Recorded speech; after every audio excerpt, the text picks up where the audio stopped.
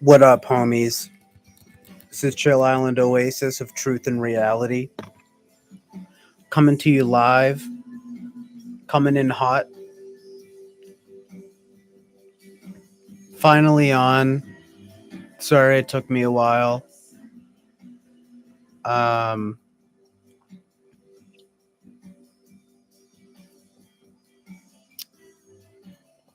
Just doing some stuff.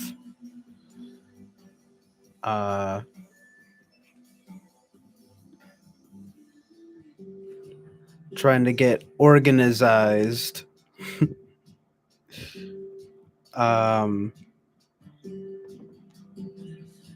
Bruh.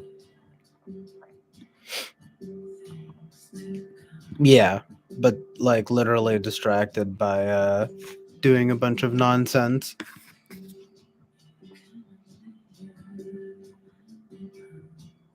Mostly OCD type bullshit. Like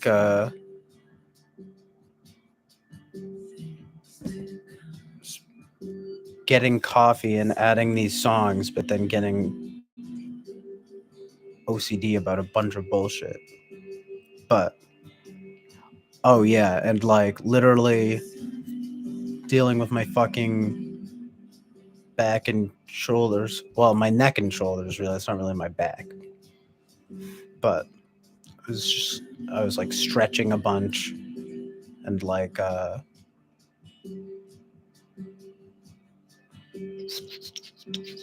just chilling for a little while. But I was adding some music to this playlist, and I'm just like, fuck it. I'm gonna get copyright strikes or whatever. I've said it before and I'll say it again. It's crucial to the vibe. But yeah, I don't even know. I barely even felt like streaming. Well, I did feel like streaming, but Eric's stream on Talking with Famous People went on for a long time. So I was just like, well, like by the time it was freaking 5 a.m. or whatever, I was like, I don't even really feel like streaming, but I'm finally here. Amazing. But man, what was I gonna say? Just like so I don't know. It'll probably be a short stream. Why did it take? I mean, there was just like there was traffic on the way from my kitchen to my basement. No, I'm just kidding. But feeling like I don't know. I just can't remember what I was gonna say. But basically, oh yeah, TWFP. Yeah, that just like put me behind. But I was like dying laughing at some stuff earlier on this stream.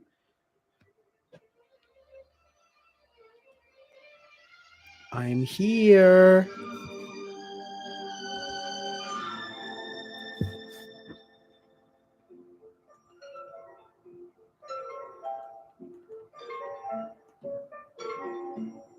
Let's take a walk together. I'm your friend and host, CJ O'Connell.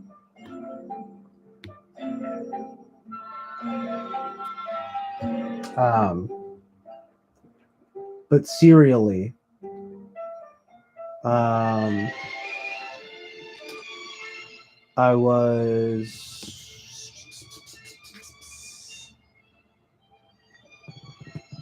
popping off earlier in the chat.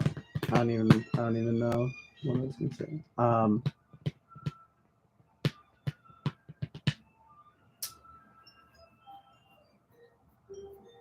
Oh yeah, right. So I was just kind of like tired by the end of the stream, but right now I'm here, popping off here. But yeah, it was amazing. I was saying I got to do a video essay on how hilarious the stuff with Eric was, but kind of stupid to get into now. What I just want to do is watch John Lurie play saxophone in Permanent Vacation. But I was also saying, funny enough, earlier that Eric is like the John Lurie of typology. Oh yeah, well it was pretty interesting because he was talking about type please stuff, and it's a unique concept to those of you that might be watching that aren't familiar with typology, which is essentially what I mean MBTI, the 16 personalities, and I've talked about typology before, but this is just an instance where there's nothing really happening in the chat, so it's like might as well just speak as if I were talking to a newbie or whatever. But I also won't over explain or go too in depth. The point is that it's a niche concept that I've to sort of to question one's type. It sort of like presupposes a next level of learning or something like that, or that you've taken the next step to be able to critique other people's typings. So in other words, all a personality type is something that you assign yourself because you feel that it fits. Um, and depending on who you ask, uh, it can be incredibly valid. Um, I mean, I think typology is probably best as like a self improvement tool, but it's also it's you can treat it as sort of a game or something like that. And right, so the point being that when Eric from Talking with Famous People says he's doing type police, what I'm referring to is a practice otherwise known as calling someone out for thinking that they're a certain type when they're in fact not. And by that I literally mean in the 16 personality types, from MBTI and etc. I mean, it's a theory of Carl Jung's that was developed into MBTI, and socionics explains it best. And I think Eric from TWFP has a great model, uh, you know, of how to approach it. But to literally type please someone is to get into sort of identity, you know, and naturally, as I'm saying, like this is about personality, and you naturally get into identity and psychology. Typology is, you know, just like psychology is the study of the psyche, which is actually the study of the soul, which people never want to talk about, but that's just modern times for you. But anyway, typology is the study of type, or more accurately, personality type. So, how your personality manifests obviously comes down to a lot of things, but type, personality type, lets us simplify something as complex as a person's personality to something, to uh, like a pretty basic system once you care to learn the finer details. Um, no, I think the finer details are more accurately expressed through socionics and how someone like Eric talks about type and how the people in the chat will talk about type, etc. Um, there's a lot to learn from it and to glean, but it's also not surprising that people attach themselves very much to these identities, and that's kind of what I'm really trying to get to here, because the more interesting thing about it is essentially, you know, Eric has crafted an entertaining niche. Um, it's almost like a niche within a niche. Um, you know, because what I'm trying to explain is that typology itself is a niche, but Eric has gotten himself into the niche of a niche here, where he's sort of taking people to task and saying you're not this type. And that, I mean, sometimes they are that type, but I would say like the obvious draw of it, the obvious like it's it makes for like good entertainment, because um I mean, if you want to know the honest truth from my point of view, even though sometimes, like I said, he will, it'll be like, oh, he gave them a pass, that's nice. The fun and entertaining part of it, and by the way, I'm not trying to make this a video about this, it's the Chill Island Oasis of truth and reality, like we talk about everything here. But essentially it's like you've got people's identities wrapped up in this thing. And yeah, what I was going to say is that, like, if I'm being honest, what I think what's fun and entertaining about it is watching, Eric kind of, like I said, take someone to task, which I don't want to be um like, I don't want to be hyperbolic, but it is kind of like tearing someone down and just being like, your conception of yourself is like completely wrong. um so I was thinking about this and just thinking like, and I've thought about this kind of stuff a lot, where I'm like, you know, calling someone's identity to or taking someone's identity like that to task, even if it is in this simple system, like obviously can upset a lot of people, um and it's not just because, it's for so many reasons, I mean, especially if they know a lot about typology.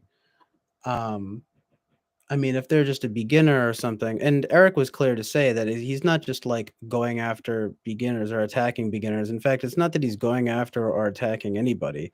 It's all in good fun, actually. And I think Boba Fett just said that. He said all in good fun, but and said true Suk and Suke. I don't know what that is, but like there's this guy Duels, I think is how you pronounce it, and he made a response to this video uh in the wake of some, as usual, people getting upset about this being, challenged on their type. And it's funny how how meta it gets, where it's like, even in this situation, you see how Eric is a classic ENTP, and they say that the ENTP is polar FI. Um, I think for many reasons. I mean, like I was talking to him earlier, and it became an interesting conversation because I didn't really expect him to. I mean, basically, what I was saying is you have to be careful about people who are mentally ill, you know? Um, like for example, I always think of like when if you go on YouTube, and I'm sure you can find them, like an ESF, like a chick who's like a blatant ESFJ, and she thinks she's an INTJ. Well, if you like, really get into typology, if you read about socionics, and or at least have a cursory knowledge of socionics, I think, because you have to have that going. What up, Ash? Um, yeah, I was just talking about the TWFP type police stuff. not that I want this to be some kind of response or something, but it's just everyone here is familiar with the Eric and the topic, so why not just rant about it a little bit? I mean, I don't have anything to say about it that I didn't already say, or at least I basically have said what's important to Eric, so it's not like I'm just like, teehee, like I'm gonna, talk bad about Eric now. It really is just to me about being attached to your personality type and being detached with to or at least having an attached approach to personality type versus having a detached approach to personality type. And, you know, ENTPs are it's funny how it all works this way. Like, again, very meta, but ENTPs like Eric are like I said, it's this idea of being polar FI and um I don't this is where it becomes it's well basically it's like not being as cognizant of one's own uh I don't want to just say feelings, but basically personal morals and values. And um ENTPs use TI and FE, which uh has its own way of working out to be morally sound. In fact, it's like Peter Dentici was just telling me how it's like there's this idea that TI introverted thinking is soundness, the soundness of an argument, and TE extroverted thinking is the cogency of an argument. um anyway, what I'm getting at here is that when you're talking about the ENTP type, you're talking about someone who essentially makes up for their uh what at least theoretically is a sort of quote unquote logical objectivity, um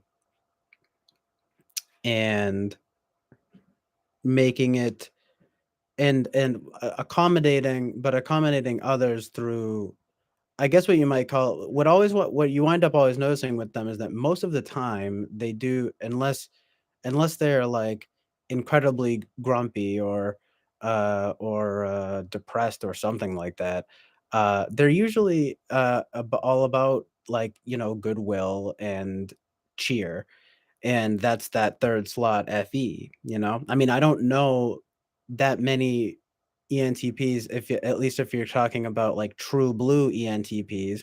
I mean, I would say Eric is a pretty true blue ENTP, and he tends to like exhibit all of those classic behaviors, right?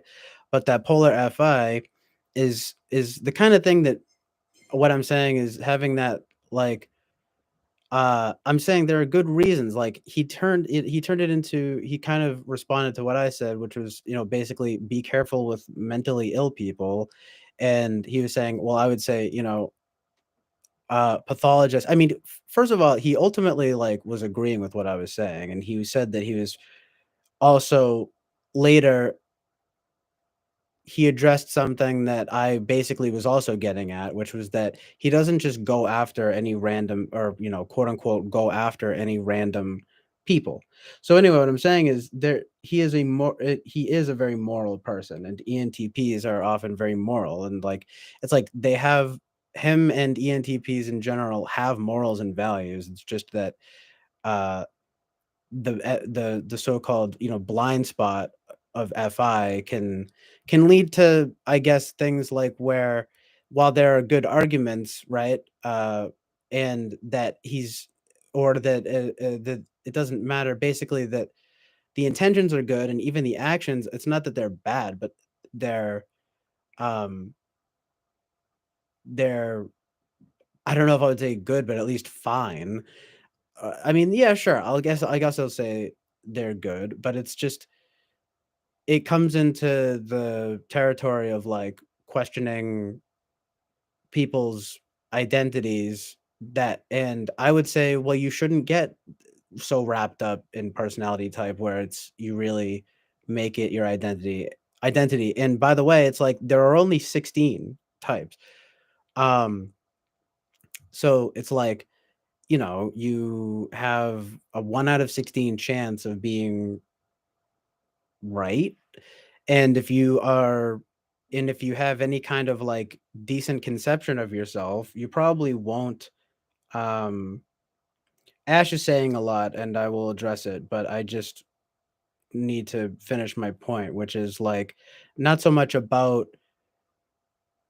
getting into the meta bit here and like talking about type, but more about the big picture here, which is that, you know, people get very attached to personality type, whether or not they know about socionics and all of this stuff is sort of irrelevant, because regardless, there are plenty of people, probably people who are, not so healthy, and of course, it doesn't stop them from posting on YouTube where they will say, "Hi, um, hello, I am I'm an INTJ." And it's just like, a blatant ESFJ chick or something, and she's got crazy eyes and everything, and like, you never know. And it's like, it could get as deep as really shaking up someone's conception of themselves, and I think the antidote to that would be to not take it all so seriously and to not get so attached to personality type. But, um I think in the case of and I think again also Eric has a pretty good radar for this, like, he was talking about this Marty Glenn guy who I'm not familiar with, but apparently and I heard some audio and he sounded pretty unhinged. And, I mean, I'd say I guess maybe not unhinged, but Eric used a good word, which is unstable, And, I mean, I don't know what exactly it is, maybe it's an ironic thing because I find myself thinking 2 things, right? I'm making, like, the so-called FI type claims of, like, "Let's be careful with mentally ill people. Let's not have people, let's not needlessly, shake people up, especially if they're not well," or something like that. But I'm also being pretty blunt in saying there are clearly people who are for basically the word who are basically they're mentally ill. And it's like you can tell, uh you know and these people who are attached to their personality type could be anything from, you know um like confused about themselves and could be told by whoever. It doesn't this is getting I'm saying that there's not necessarily Eric, but anyone. If there's this high if this is there's this thing about taking people to task about their type, I mean, unless they're claiming to be some authority on it, then I would just say tread lightly because right, it doesn't you don't know if that person, if they are severely mistyped, if they are unhealthy to a degree where they could not only be, totally, like, distraught, and distressed by being told that they are something perhaps even vastly different from what they think they are. Um, and then you could also have the added effect of literally having that person, attack you, either verbally or physically. You know what I mean? And, I mean, this may be and it's, a sort of alarmist view on it, perhaps. You can say what you want about it. It's whatever, FI, Enneagram 6. I mean, Enneagram 6 came up earlier, but I mean, funny enough with, Master Bobby, and I mean, he had a good take on it too. He knew exactly what I was saying. It was funny because even he was he was, like, almost on guard about what I was saying, like, about this, because I think people really get that way, like, about even being labeled, like, mentally unwell or something like that, you know? Um, and I mean, to that, I would just say, like, let's not play dumb, it's like, it's there's a difference between, like, the kind of, you know, quote unquote, you know what I mean, like misfits or whatever that go on here and go on TWFP and stuff, and the types of people who are, straight up deranged and, wander into typology. Uh, I mean, I would say it doesn't happen that often, and I guess I wouldn't say it would. It's probably, very alarmist of me to think, "Oh, it could get to the point of, like, violence or something," but not real that's not so much the point. I mean, I think the bigger point to focus on is, like, what someone who is completely wrong about their type is is experiencing, like, why that would be, you know? Like I keep using this example of like an ESFJ who thinks they're an INTJ. If you go by functions, that makes no sense. And, that person is probably deeply unwell. They think that their polar function is their dominant function. They think that their tool function, I mean, I don't even know. I can't rattle off the whole thing, but you get the point. Like there's no TE there, there's no FI and there's no SE. It's all unconscious and they're all in the backward slot. So it's very similar, I would think would be, like an ESFP thinking that they're an INTP. It's like completely functionally different. And I would say if you're not congruent in that regard, like if there's something going on there that's causing such a mismatch, like I said, it's only 16 types. So for one thing, it's like you shouldn't uh it's so broad, like, there's 16 types, it's not that many. So you have a choice. There's a lot of, like, wiggle room there. But when you really get into the functionality stuff, right, you learn, like, no, there's a pretty, I wouldn't say rigid, but, like, there's a system happening here, and, like, if you follow it, it really makes no sense for an ESFJ to think that they're an INTJ. It really makes no sense for an ESFP to think that they're an INTP, you know? Um, but nonetheless, those people exist, and they might be on the fringe, but they do exist, and further on the fringe are the types of people that will post YouTube videos about it. And I would say, tread lightly in that area because you might wind up either basically shattering their identity or, uh, going or like inciting some kind of battle because the person might just be delusional, you know? And these are words that I don't like to use and I feel bad to use, like, delusional and shatter and, you know, what, but because, I was taking it a little farther talking about, like, straight up deranged lunatics. It's like, I'm sure most people that's not who people run into when they're talking about personality type. Um, I mean, I think even Eric has said it before, like, well, I guess he measures intelligence as being able to metacognate, but, like, the point being, I mean, for one thing, being smart and being, mentally unwell, I guess, aren't necessarily mutually exclusive, but I don't wanna get off on a tangent here. Like, uh, I guess I'm just saying you could say that most people who get into personality type are probably, smart to some degree, right? And especially, uh anyway, I guess I would say because they're metacognating, you're metacognating about this stuff, and metacognition is basically like Erica said, it's like, basically the sign of intelligence, the ability to metacognate. And what typology is metacognition, right? Like it's the ability to recognize what it is that you do, you know, like how it is that you basically approach life. So, like, if your conception of something, of the way that you approach life is vastly different from the way that you, uh, appear to others, or how others perceive you, I mean, right? It's a major incongruence.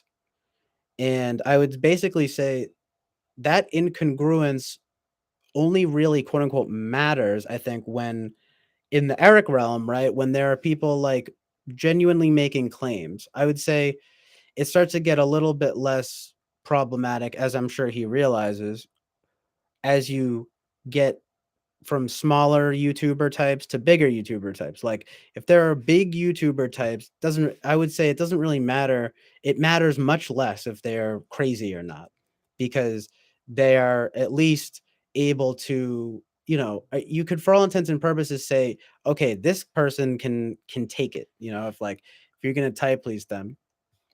Anyway, I guess it's much ado about nothing, like, as I'm talking about it, but it's just there are two distinctly different ways of looking at it here, which is like just as detached entertainment and as like attached ideology. I mean, sorry, not ideology, attached identity. Um, and like it can be both. I'm saying, like, I feel like typology can be a game, but it also turns into real psychology, you know? And I would say it would probably be wise to keep the two as separate as possible, and so I'm saying, yeah, there's a difference between a small YouTuber and a big YouTuber, because it's like, if there's claims being made, I think Eric has every right to just go after a big YouTuber, even if they're crazy. But if they're just some random person, and basically, particularly if they seem unhealthy in some regard, like if they have a vast misconception about themselves and there's a major incongruence between what type they think they are and what type other people think they are, then I would just say tread lightly, because you might, you know, really shake that person up and or cause trouble for yourself. You know what I mean? So that's kind of my rant about that. Um, And, because he'd say, and it's very ENTP, it's like, well, pathologizing, it's this whole thing of like, well, who's really like mentally unwell or who's unhealthy and stuff. And like I'm saying, like, you know, people like us who come around TWFP and everything, God forbid, knock on wood, right? Of course, it's like, um, basically, I guess you could say, like, smart enough types to be generally rational, or like interested in being rational, or and metacognating and doing all of this stuff that kind of like helps to detach one from the typology systems. But I'm sure that I can just imagine on the other end that there are a lot of people that are not like that, and that are completely, you know, um, attached to their type as if it were, you know, a deep treasure they keep close to their heart. And And I would imagine that those are the types of people who either don't know that much about the systems, or you know, they, um,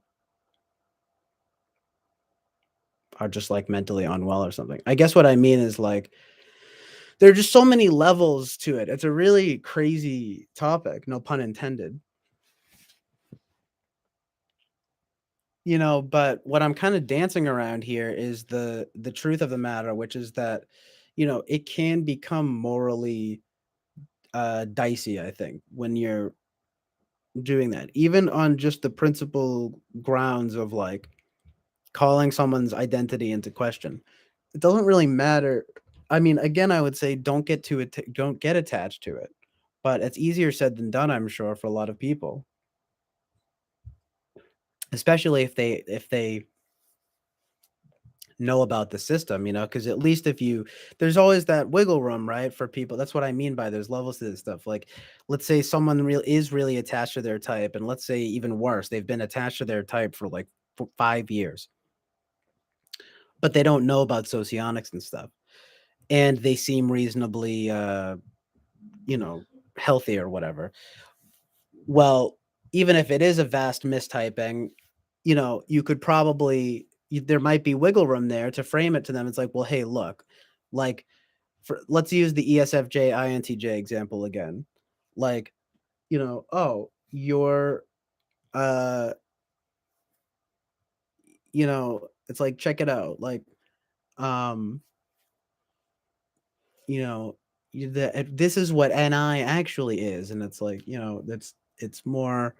And it's like, and it would be your blind spot, but it's like you're really good with effings. I don't know. There'd probably just be like a way to explain it, even though I still maintain though that like the differences are so major that you would have to wonder like if someone is dead set on them being that type and they know about the system doubly so. I well anyway, you would just think if they don't know about the system, then maybe you could teach them and they would understand. But you know, again, it's like they're probably not it's probably gonna be bizarre in some way. Either the person's bizarre or their reaction will be bizarre because yeah, or well, what I mean is like both because or that it's just not you know, I'm saying a lot at once here, which is like the person could be unwell or unhealthy, and you know, it could shatter their identity um, and or provoke anger or depression or uh, I mean, who even knows? It's just that I guess to just give the a personal no pun intended, yeah, like to personalize it a bit, like we call it FI, call it whatever you want. You know, I would probably be, you know, it is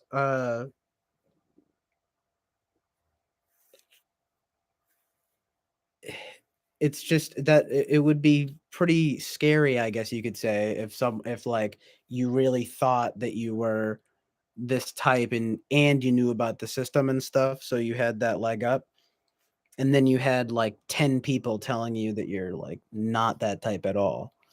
I mean, if it's I'm saying if it's a severe enough difference, you know, because like if you're a freaking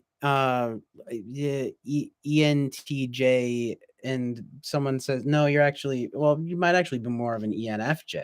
It's like yeah, that's kind of a big difference, but it's really it's like come on, you know, it's like we all know about the functions, but still, they could just be they're probably just mistaking that for that. This still because people will say, well, no, they're so different. It's like well I mean,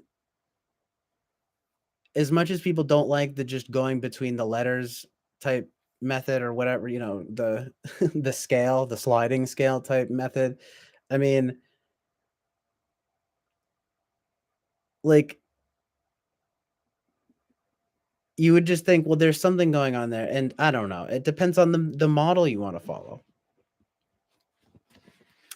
Because the sliding scale thing might probably oversimplifies it. That's definitely true. But you might even say that socionics has the potential to overcomplicate it, you know? I mean, I still don't know all the language of socionics, and I've been into this stuff for like, uh, well, myself actually probably like 5 years. The thing is that, I mean, again, to personalize it, like I've thought of myself as being like an ENFP, and then thinking I'm an INFP, but then you know, but considering all of the NF types and being open to all four of them, even though INFJ and ENFJ are in different socionics quadras, et cetera, et cetera. Um, however, it's I basically have a list, you know, and I have this the same with Enneagram. Like I can rank the likelihoods for it, and you know, the ones on the lower likelihood and the higher likelihood, basically, people agree with me. People generally, you know, agree with or my conception of myself. Thankfully, it's like knock on wood. My conception of myself is similar to that which manifest or whatever, or that people receive, that or perceive me, like it's um but it only becomes serious when you place a value judgment on it, I will say, but not I don't know if that's entirely true. I mean, we're not robots, we're human beings. Like everyone has quote unquote FI to some extent, which is to say like everyone will get their feelings hurt and, sink their identity into things uh whether they want to or not. I mean, I don't know. I mean, that's just a hunch that I have. Maybe speaks to a certain functional bias of my own. We got an FI user over here, whatever. I don't know, but I could just I would feel bad, almost, like to tear down the wrong person, about type. Um, Especially if it deeply troubled them. I don't even care so much about the whole thing of like, oh, what if they're fucking insane? It's like it doesn't. I mean, like, well, yeah, that's the point, but not so much about like caring about, oh, I don't want to get attacked or whatever. It's like, no, it's about like having someone, fucking go insane because you mistyped them, I mean, or because they mistyped themselves, or you know what I mean, because you're saying your conception of yourself is wrong, you know, like completely wrong, um, and it kind of gets into this interesting territory, right? Of like, well, you know, like if it looks like a duck and it talks like a duck and it walks like a duck, it's probably a duck or whatever, that saying. Um, and yeah, it's something about kind of like objective reality, you know, but that's the whole thing about mentally unwell or unhealthy people is that they obviously don't have that objectivity, you know, to view things in a detached manner like a lot of people who are, really into type and pros. I mean, I don't know about this Marty Glenn guy. I would figure that he's probably, if he was getting crazy about it, because he's kind of big, but right, but he was kind of getting crazy about it. I mean, it's it's um it's just not it's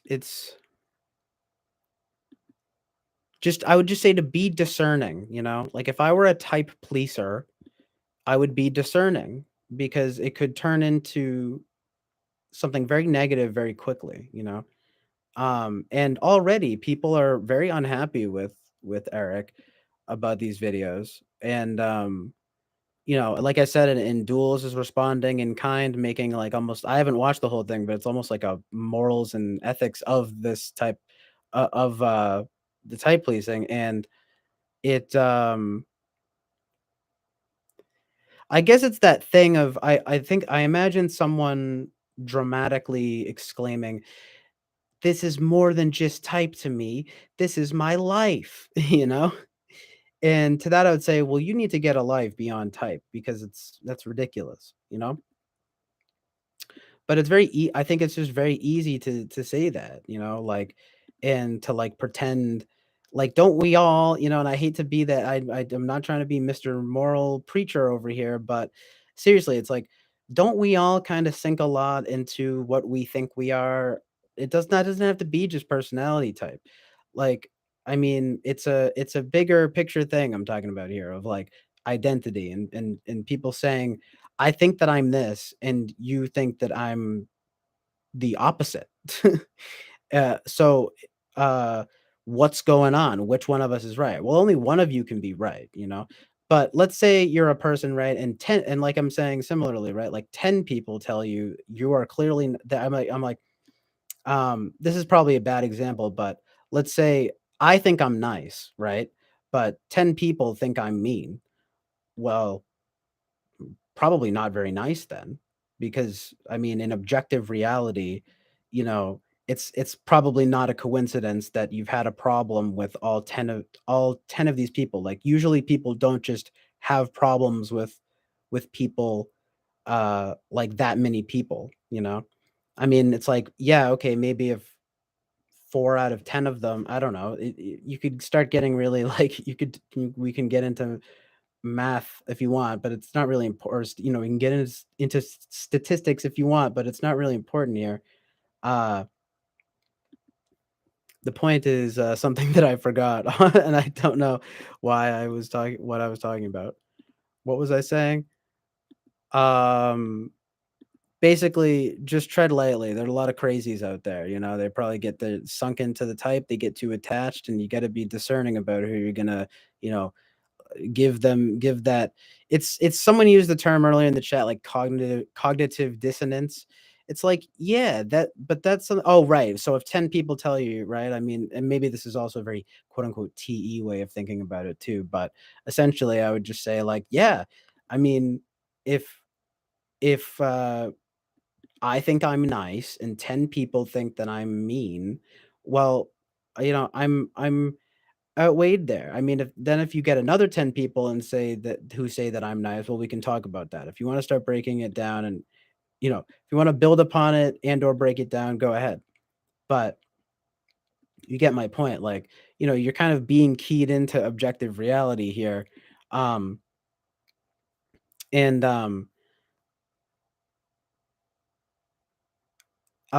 you know, I don't wanna make any erroneous claims or comparisons here, but I mean, I cannot help, of course, but to think about, you know, you know, trans identity, and that's like, yep, I don't, for anyone who might they might someone might start being like, "Oh, no, don't do it."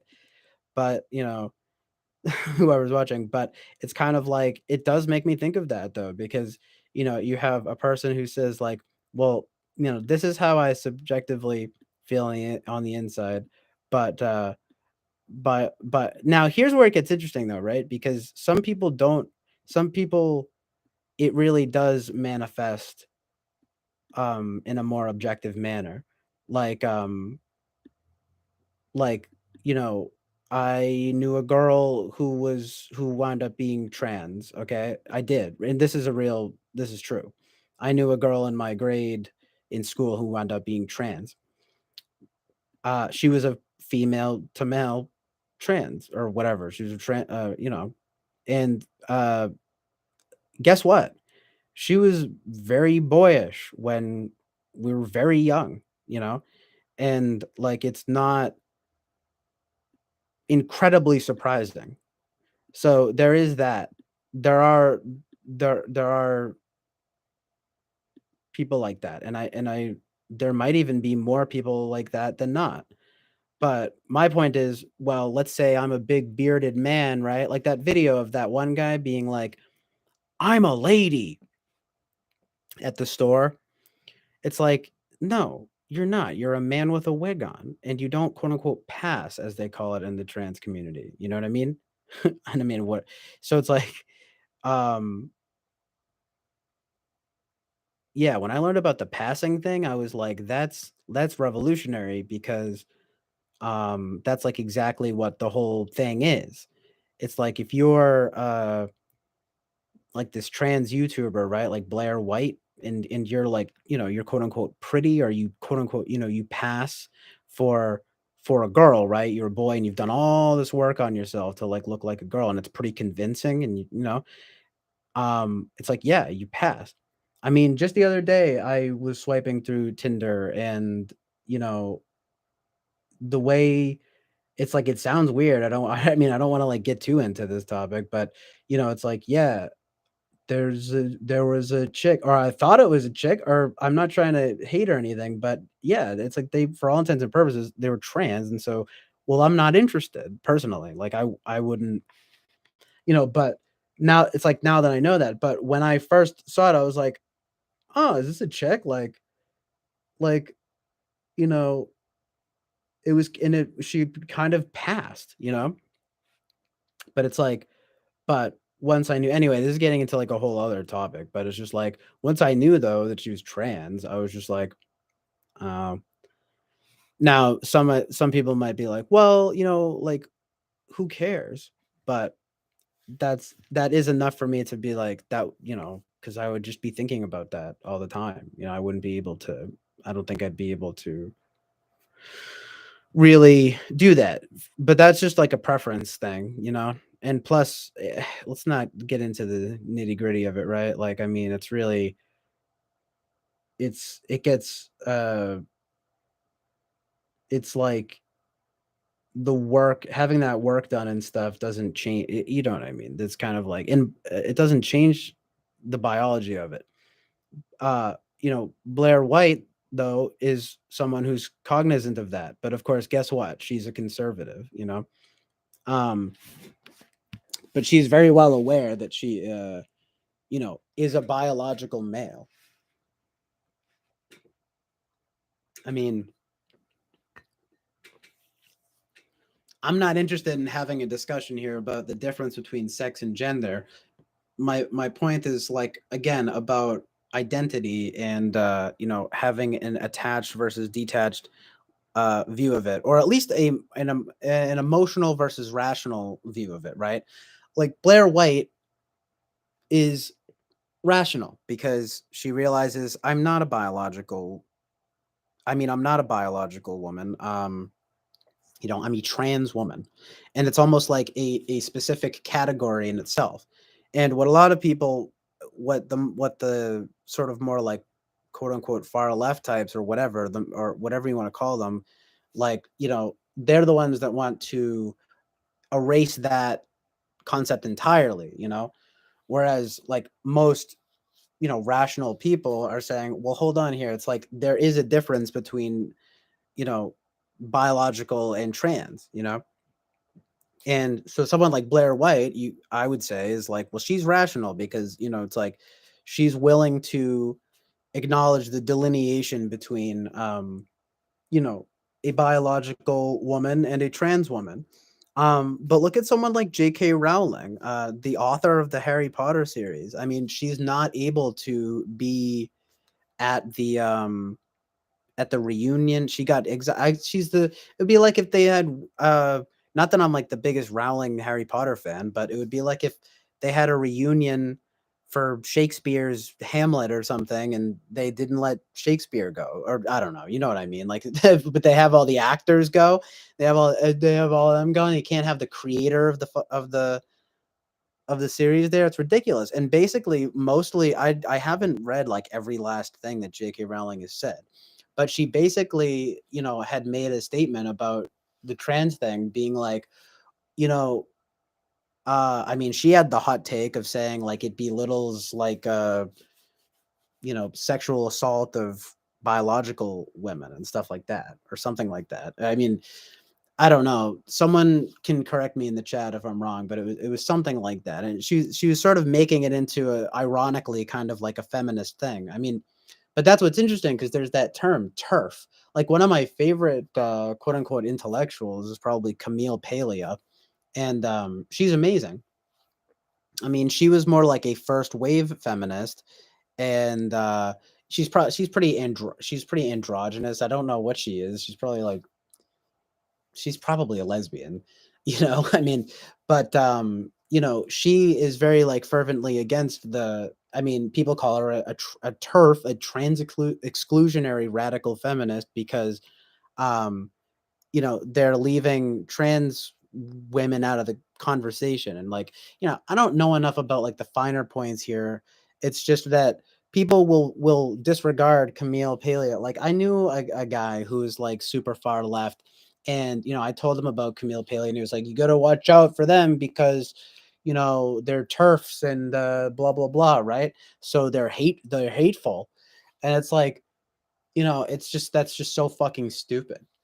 I mean, you know, Camille Paglia will be like the first person to talk about shrill feminist harpies, and she herself was an OG feminist.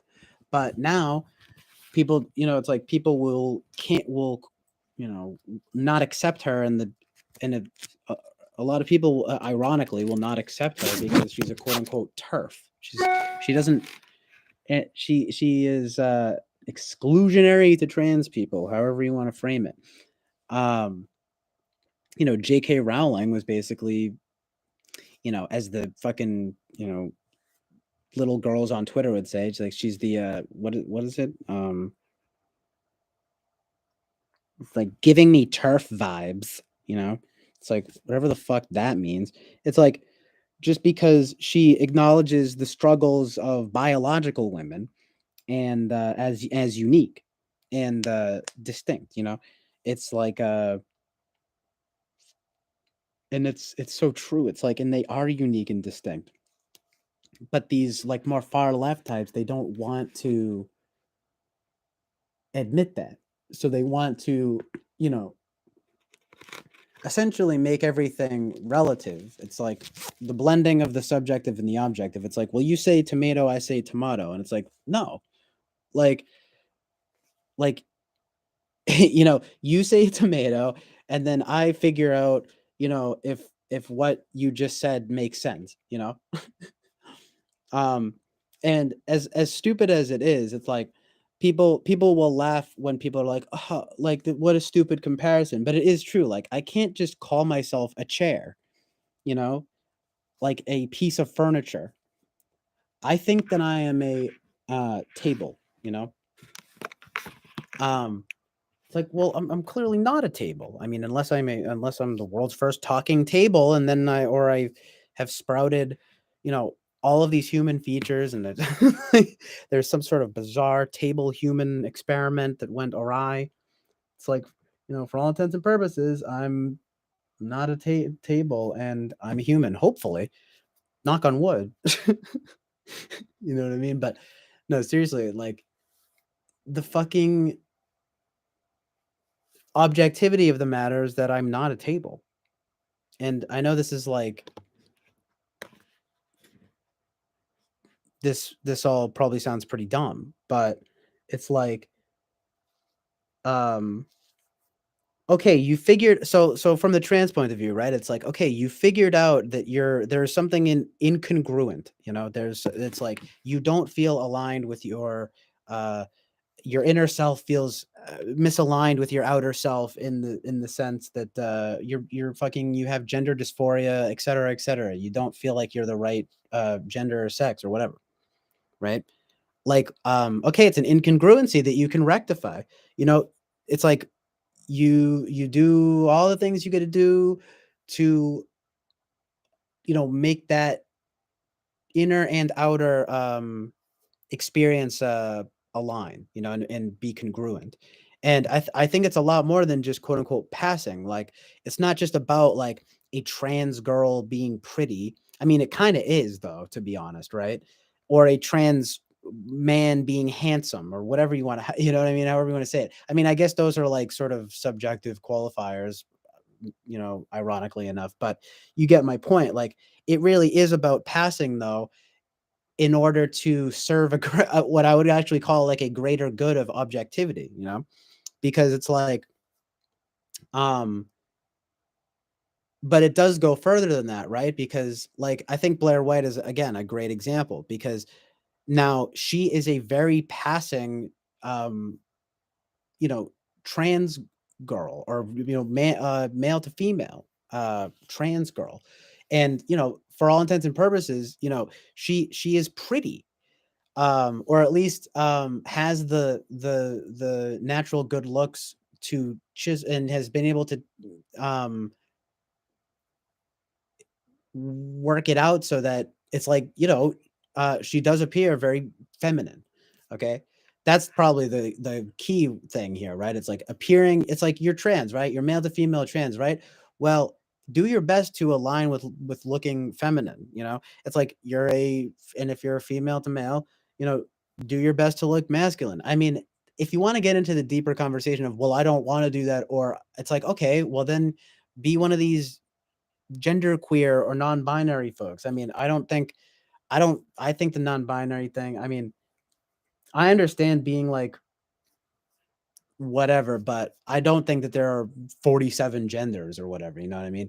So it's just like pick one. No, but I don't know. Anyway, it's kind of relevant, right? Like personality type, pick one. Like gender, pick one.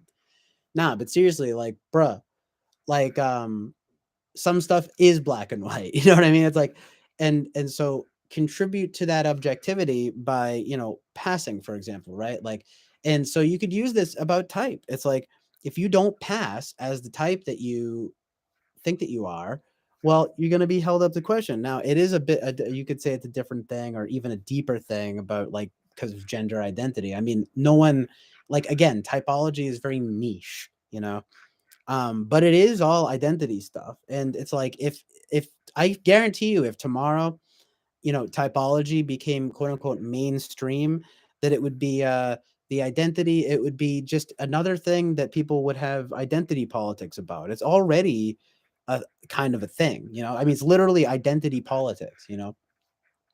So I think honestly, in all of my rambling here, I'm making a lot of sense in the sense that no pun intended, but that, like, passing, quote unquote, passing as a trans is actually a lot like, quote unquote, passing as a personality type. You know what I mean? Or you know what I mean? Like, to like like Jordan Peterson would say, roughly speaking, uh, you know, generally speaking. I mean, it is. It's a crude way of putting it. It's a blunt way of putting it, but it is true. It's like, you really are getting into people's identities. I mean, you could use race as an example too. I mean, uh, um, I don't know, kind of making me think of course, everyone's, one of the classic Dave Chappelle skits of Clayton Bigsby, the KKK guy who thinks he's black, but he thinks he's white, and I think he's blind, so he doesn't know it. And I don't know what it is. I think it's essentially he arrives to the conclusion of white supremacy on his own. But it's like, I don't know what it is. People don't have the heart to tell him that he's black or whatever it is, because he's so fervent about his beliefs, even though it's not good. But I guess he gets a pass because he is black himself. I don't know. But that's the whole thing. It's like, it's not just some, like, twist of fate or whatever. It's kind of like the movie Shock Corridor too. I just watched that movie. It was pretty good.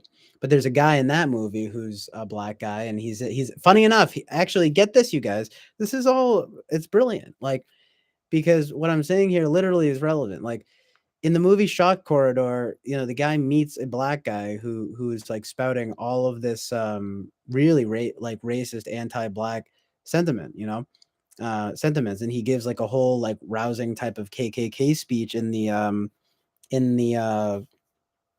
lo- uh like I don't know what you'd call it, in the main room of, guess what, a mental institution. Okay, he's a crazy guy. Okay, like, I don't know if he's blind. I think he's just crazy. Or no, I think then he does. There's some stuff goes down more after that. He kind of has like a break, and then he I kind of forget what winds up ultimately happening to him. I think he helps the main guy, but then he kind of goes back into being crazy again. Because the whole point of the movie is this guy trying to crack a murder case, and like this black guy is one of the key witnesses. So what? But the whole thing about Shock Corridor that's so great, it's basically an early type of, like, horror, psychological horror movie. Um, because the whole thing is that the main guy kind of starts going crazy himself because he voluntarily puts himself in a mental institution under cover. He's undercover. Okay, so he has to pretend to be crazy, and he has to, like, you know fit in with the crazies. But it's almost, but basically, he does it a little too well. He winds up, getting kind of like sucked in, you could say. Um, to where you might even say, yeah, he kind of like forgets his identity or something. I mean, that's another topic in itself. I might need to watch it again. It's a lot. It's a little bit like what I would imagine a really particularly awesome and stylish, like, Twilight Zone episode would be. You know what I mean? It's like, because it's a pretty simple premise. Journalist wants them. It's like he's a journalist. I think, actually, and or he's helping it's whatever, right? Journalist, detective, something, and he's gets into this. It's this whole elaborate scheme to get him in the mental institution so that he can question these witnesses, to a murder, and to find out who did it. And the whole kind of bit is that he kind of winds up going crazy himself.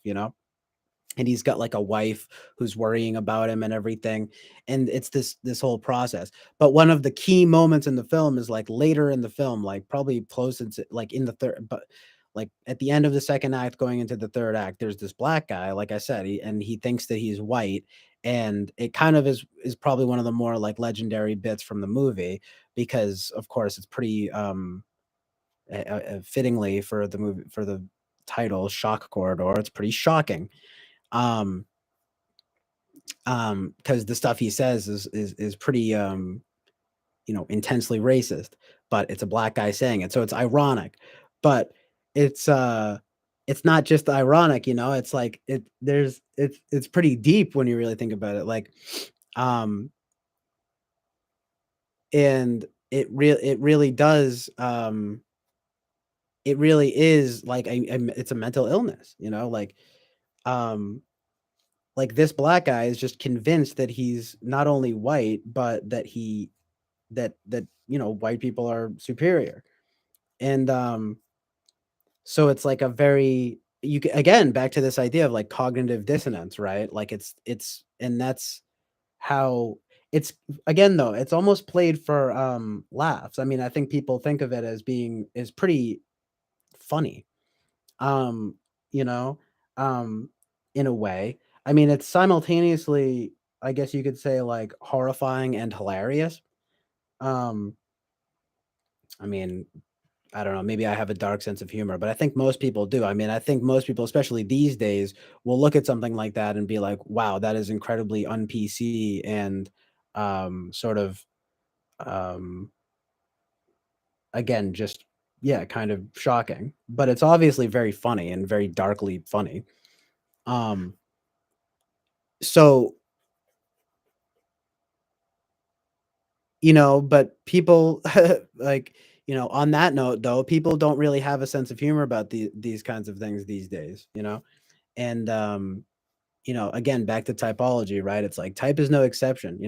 I like the idea, funny enough, similarly, it's like this idea of what type police can be. It's like giving get kind of like taking quote unquote snowflakes down a peg, you know what I mean?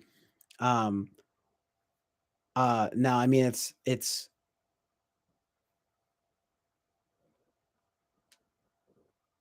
because that's what I tend to think of, and I say, "That's fine, go for it, but make sure it's people who can handle it," you know what I mean?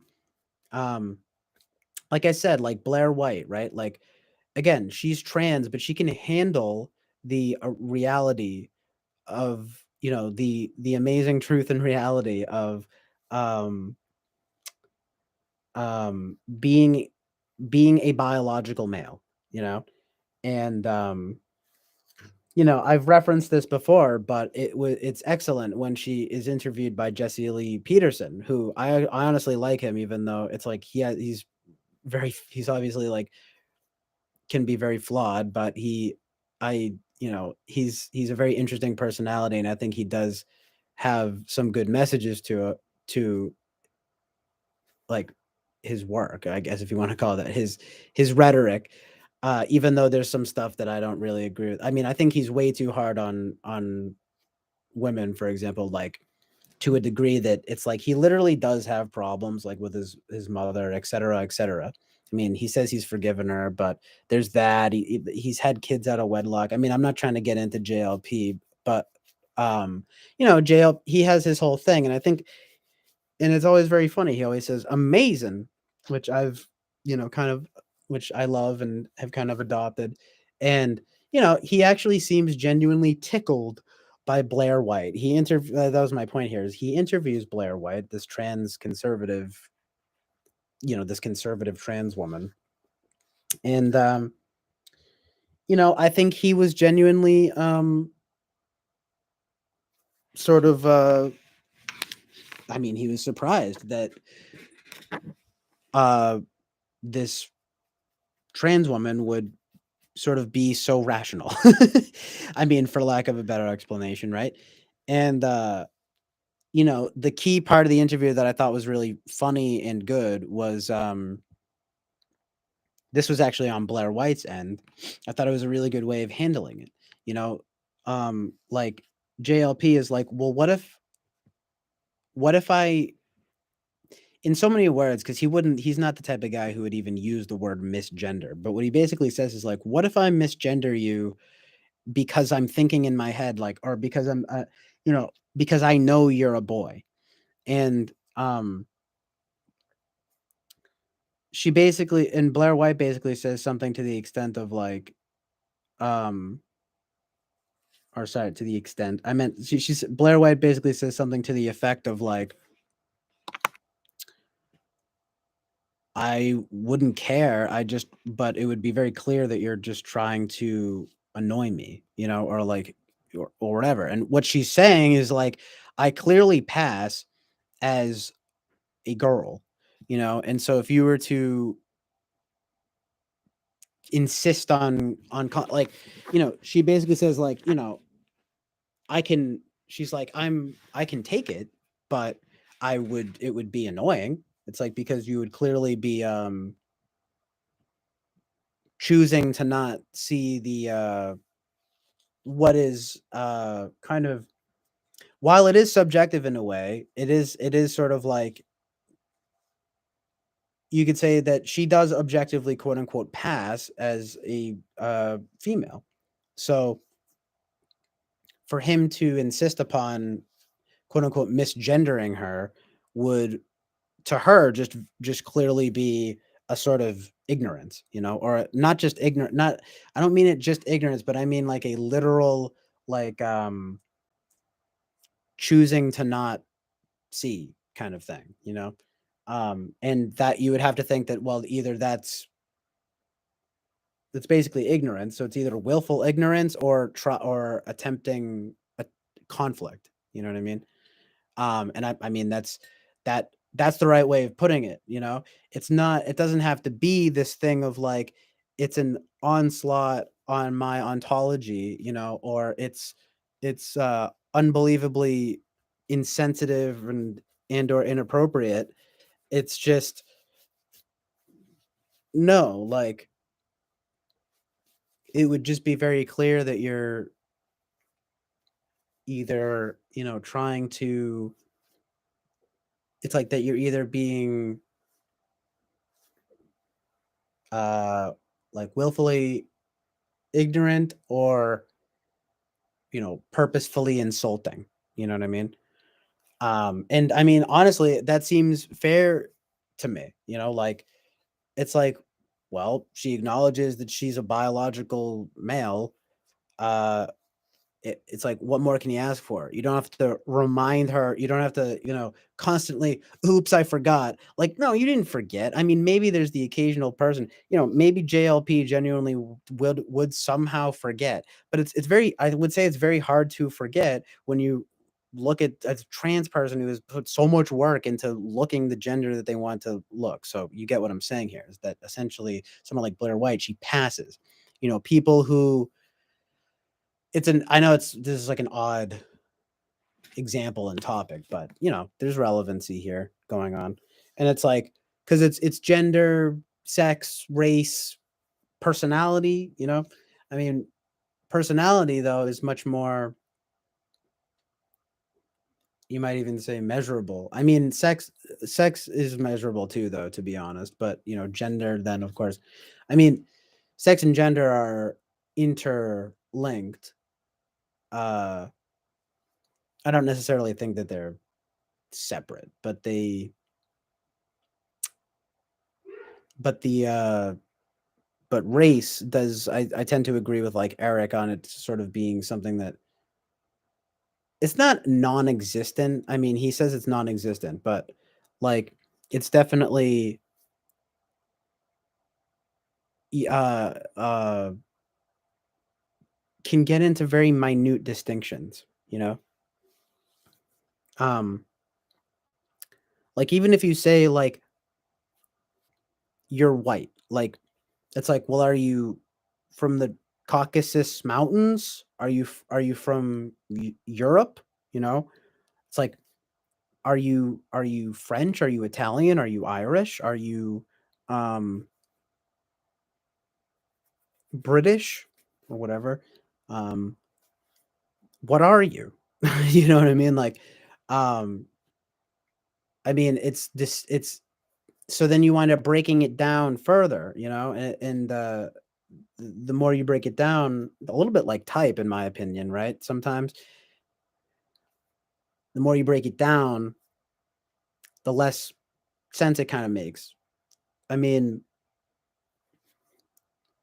um, don't get me wrong. I think there are like objective distinctions in race, but it is much less um, objective than sex and gender, if you even want to differentiate the two. I only differentiate the two because I do understand what people mean when they differentiate them. Like, obviously, because of in the case of trans people, basically, the sex and the gender, it's this idea that essentially it's like, again, to point back to Blair White, she understands that her biological sex is male. That's the way of putting it, right? But her identity is female.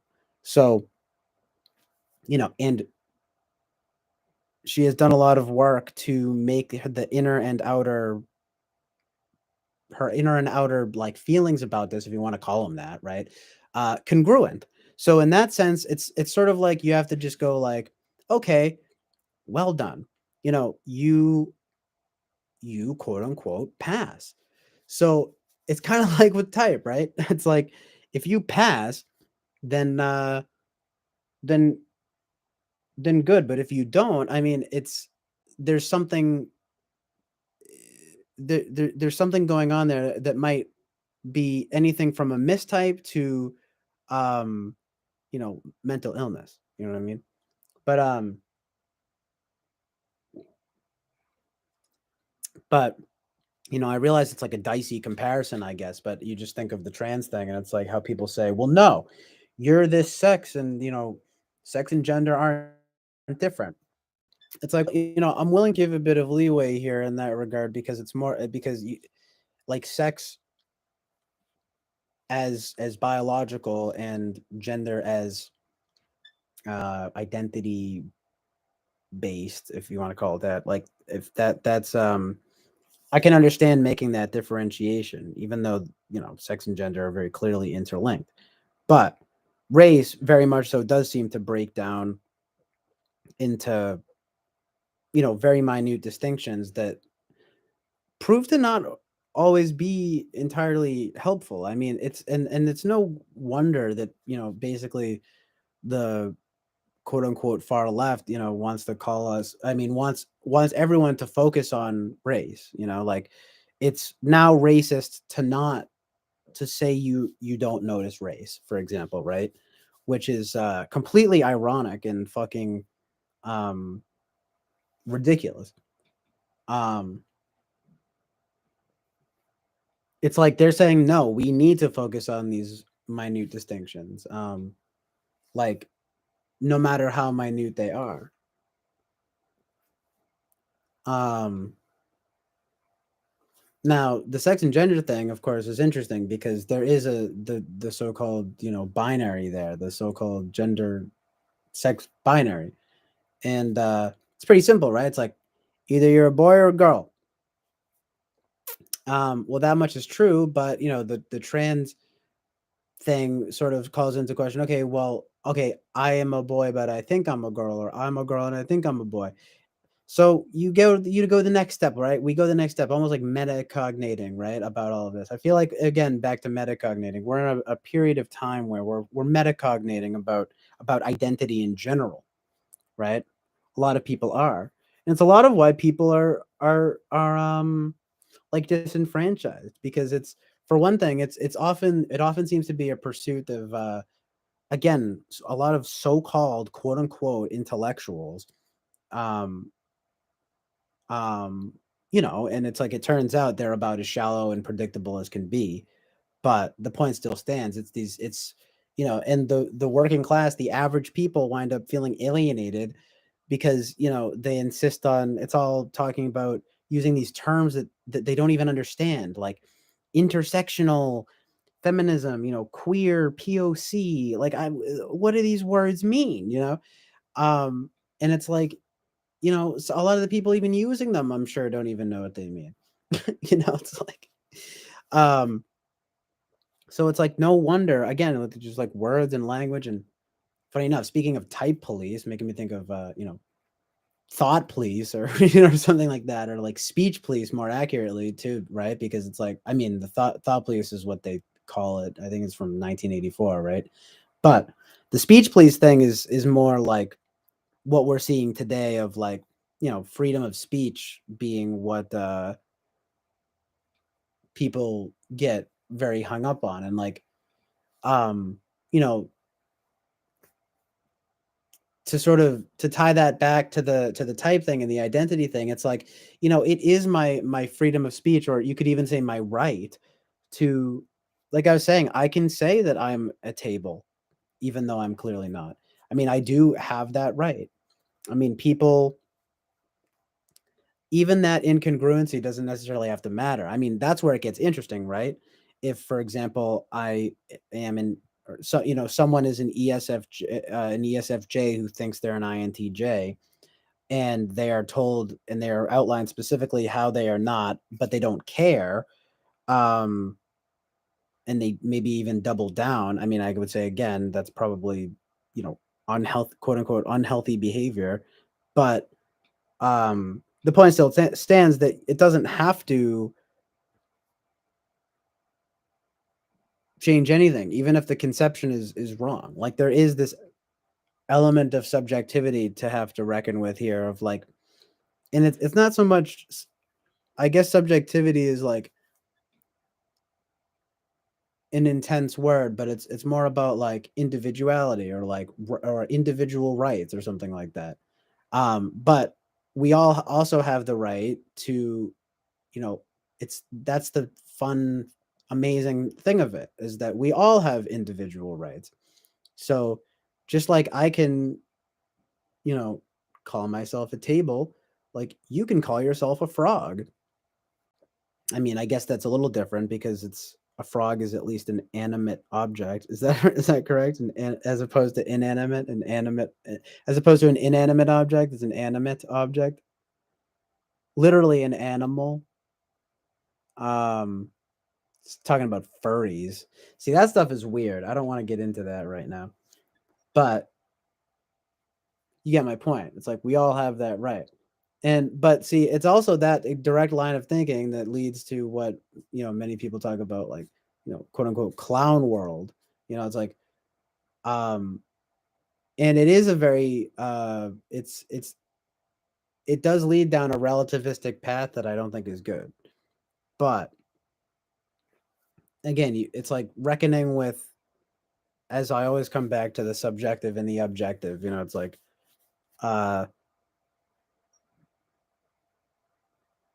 reckoning, having some kind of reckoning between the two. And you have to be, in the example of the type place thing, right? Like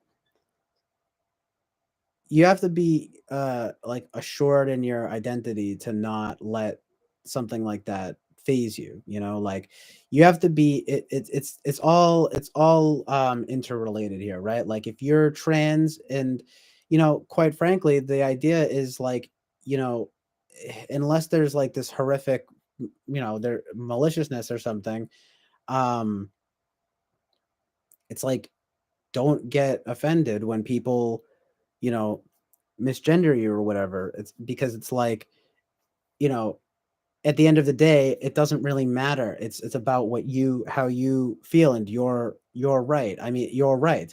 you know Everyone else has their rights, though, to say you're not that, and I think you're this. Um, so of course, in the with the concept of type, it's a little less, weaponized. Like I said, it's a niche interest. But like again, I'll say it again: if typology became mainstream tomorrow, I guarantee you this conversation would have, you know, it would inevitably become political, and it would inevitably become about identity politics. It's like, you don't have, people would literally go as far as to probably say you don't have the right to question my type. And that's what I'm saying really here. I mean, that's at the big, you know, beyond all the like, whatever, caring about people's feelings and stuff, is just the idea that there are people, if typology became mainstream tomorrow, there would be a lot of people who would say, you don't have the right to say I'm not the type that I think I am. How dare you? That is an assault on my ontology. And that's the world we live in. I mean, it's like, it's admirable to think like, let's all be rational and logical, but not everyone is like that. People like Blair White. I'm not saying it's a trend. I'm not trying to knock trans people or anything, but like, I don't know how common people like that are. Like I would say basically someone like Blair White is very confident and assured in her identity. So it's not going to phase her if Jesse Lee Peterson misgenders her. Like, because it will be very clear to her that it is only to kind of it is only out of ignorance or spite that he is doing that. She is confident and secure enough to essentially um, own that fact that there is a discrepancy between her biological sex and her identity, or gender identity. That's the word, right? Or the term, right? Um, but many people will not acknowledge that discrepancy. Many people will not acknowledge the discrepancy between the right to identify as something versus someone else's right to tell them that they are not that. You know what I mean? Like, and I'm just saying, these days, you don't know what people are gonna say next, and it's like, you know, I'm telling you, they're gonna call it's you telling me I'm a type that I don't think I am is an assault on my ontology.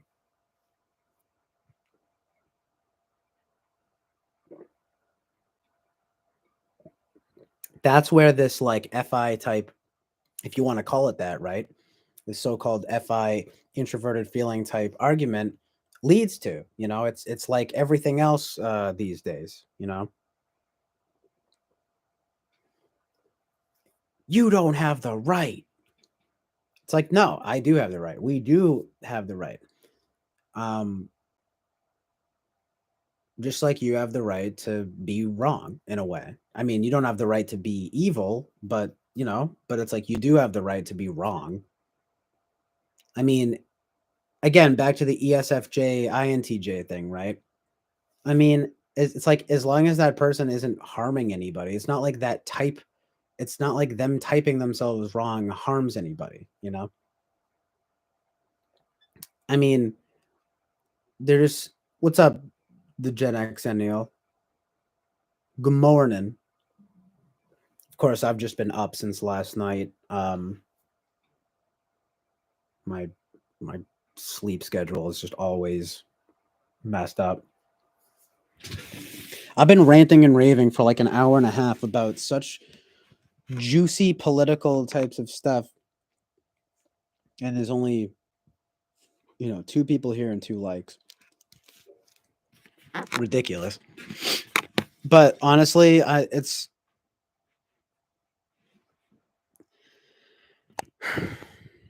I'm basically just thinking out loud. It's not like I have like a thesis on any of this.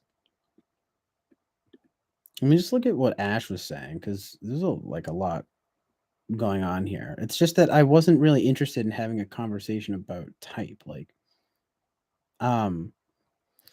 yeah, dude. Like, it was the thing about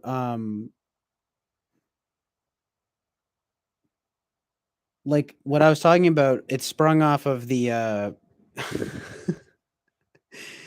how could I sum up the last hour and a half? Talking about Eric's Type Please videos, and talking about how the conclusion that I basically just came to is like that in the modern age, I think someone being typing themselves as something that they are very clearly not, and then having someone else correct them on that could literally be perceived as an assault on someone's ontology. I'm not saying that I think that, but that there are people who will who will feel that way at the very least, who will think that and they will feel that way. Um, and I really do think it all comes down to like th- basic things that kind of aren't in the realm of typology, which are like, mental wellness and rationality, or um and and logic and objectivity. You know what I mean?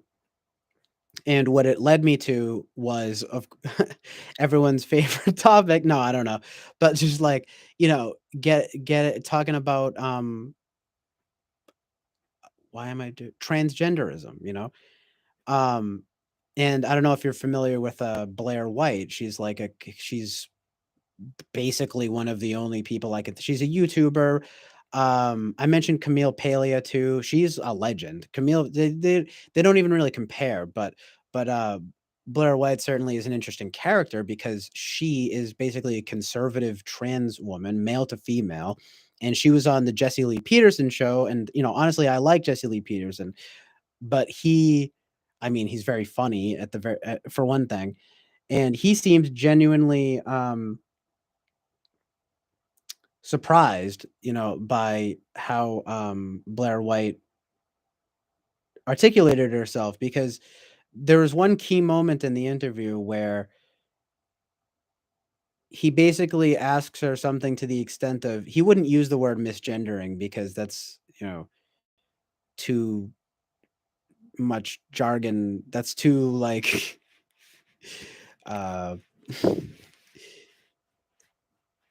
I don't even know. I don't I want to say too big of a word. I know it sounds like an insult, but like I want to say too almost scientific. It's almost like too scientific of a term for him to use. But basically, what he says is like, he asks her, what if I misgender you because I know that you're a boy, and then she says, well, it's like I wouldn't care, but I would be annoyed because like it's like she says something to the effect of like, because she passes, like it's like, well, you're clearly either, you know, being willfully ignorant or spiteful, because Blair White is what you call, a quote unquote passing trans woman. So in other words, she's convincing as a male to female because, she is, you know, has done a lot of work to manifest, to be congruent in her, you know, um, in having her gender identity manifest physically, if you know what I mean. Because in other words, she's a pretty trans girl, and but she's also quote unquote conservative.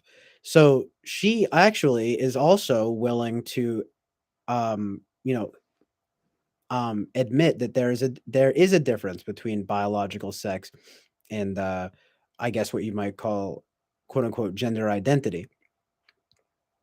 Uh,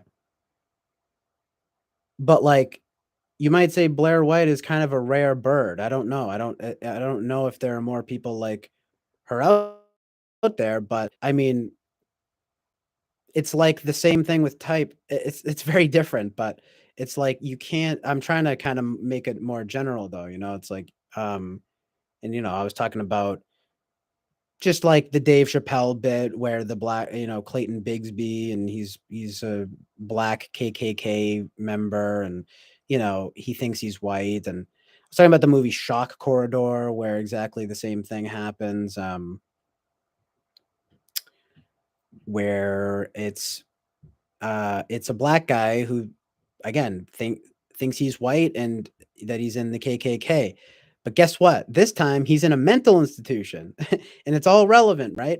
Because basically, people. That's what happens when people don't have the proper conception of themselves. It's called mental illness, like and And it's not like I say these things like trying to be like, mean or something like um, you know, um just to like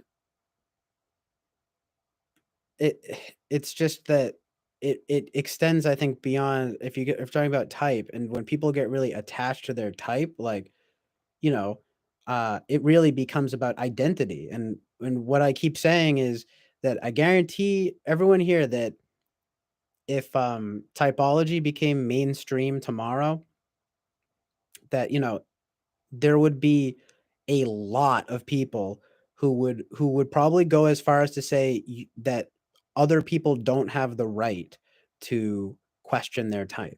You know what I mean? That's like the bold, like, I don't know if it's that bold, but that's like the bold claim I'm willing to make, just knowing the times that we live in, that like, there would be, I mean, you could say the whole thing of, well, like the most annoying people are the loudest, but still it would be probably trending on Twitter and, don't tread on ESFPs. Like, I don't know, you know what I mean? Like, be like I was saying, I kept talking about if an ESFJ thinks that they're an INTJ, it's like there is something going on there, that's not right. And it doesn't necessarily mean mental illness, but it very well could, because their conception of themselves is entirely different from what is manifesting. That's why I think I'm being pretty good at I'm being a little more concise right now. This is actually helpful that you're here, the Gen X because it's like more interactive. But I'm able to sort of sum up this hour and a half rant. But yeah, what was I saying? The ontology assault thing. It's like the Blair Whites of the world. It's like who are able to recognize that. I don't know. They might be far and few between, like, or few and far between, whatever the saying is.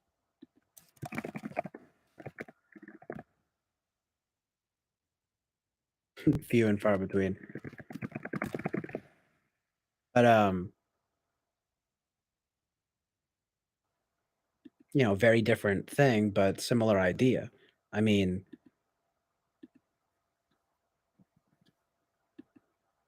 I say I'm this, you say I'm something completely different. That might completely fuck me up. How else can I put it? You know? It's like, you know, again, I'm an I think that I'm an INTP, but I'm a blatant ESFP. What's going on there? Like there's clearly, if you are to really get into typology, like, and give it, treat it seriously,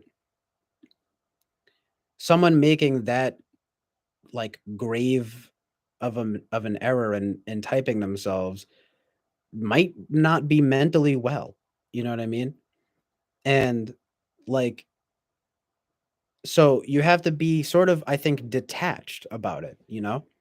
And it's just like, I don't know if I would go as far as to say that someone like Blair White is like detached from her gender identity or whatever, right? But she's at least willing to be objective about it and say, look, like, I am a biological male, but I identify as a female, and I'm doing my, and I've done my best to manifest as such.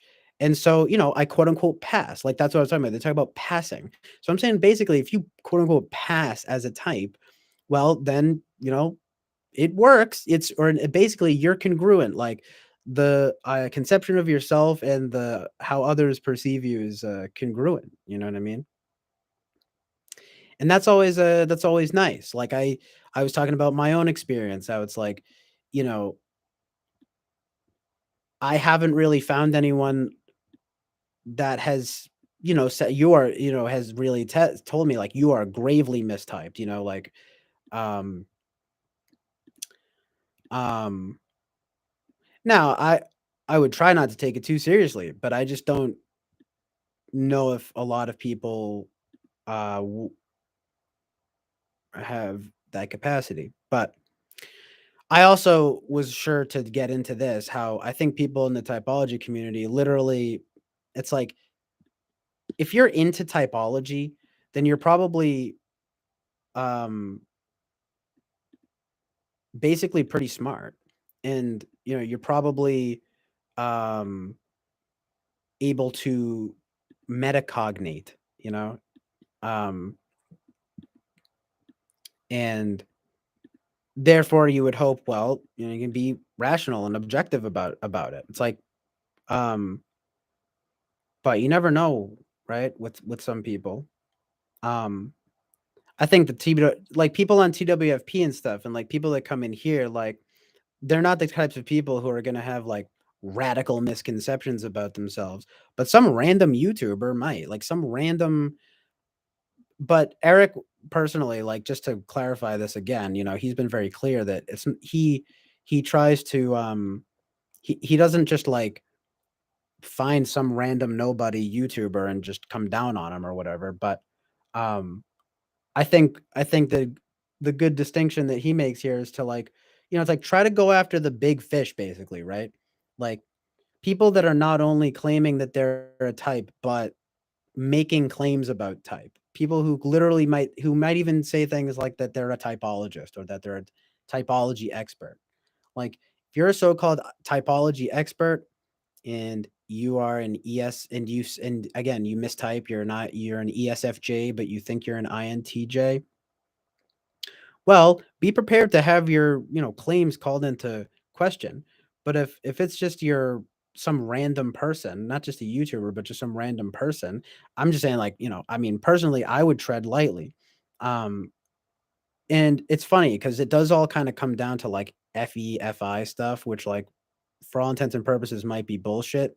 But it's I mean, to some people, but like it's also, I guess, TI and TE stuff too, especially maybe TE because it's kind of like, well, again, it's like how do you manifest though? You know? Like is your conception of yourself congruent with others' conceptions of you? If they are, good, but if they aren't, not so good. It could be bad. You know what I mean? Like it could be very bad. Like um yeah, it could be very bad.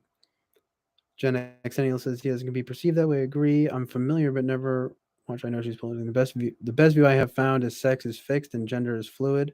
We'll know the facts when super AI can analyze and interpret our brains and hormones. There's an answer. We just can't quantify it yet. That person would be stubborn beyond their own good. I agree. Yeah, someone teaching the fundamentals obscenely wrong should be called out, but random people, who cares? Running around telling other random people who they are say more about you than them. Yeah, indeed. Um, but yeah, it's a really interesting concept. Like I guess like that guy Duels like made a response type video talking about like the morals and ethics of the type police method, and honestly, I'm just saying like just make sure the person's, stable, I guess. I mean, he was saying though, he's like, how do you tell that? It's like, I mean, it's probably pretty obvious. Like I said, that guy Marty Glenn, I mean, now, but he's someone making claims about typology, so it's like he should be called out. I mean, it's like, sorry, dude, you put yourself out there in the public arena, But yeah, random people, it's like, you know, tread lightly. You know what I mean? That's all I'm saying. Like people can be very attached to their identities, especially nowadays. You know what I mean? That's my main point here. That's kind of my thesis. It's like a very basic thesis, which is it's right. Again, like if typology became mainstream tomorrow, I guarantee you it would be co-opted by, identity politics. That would be the natural conclusion.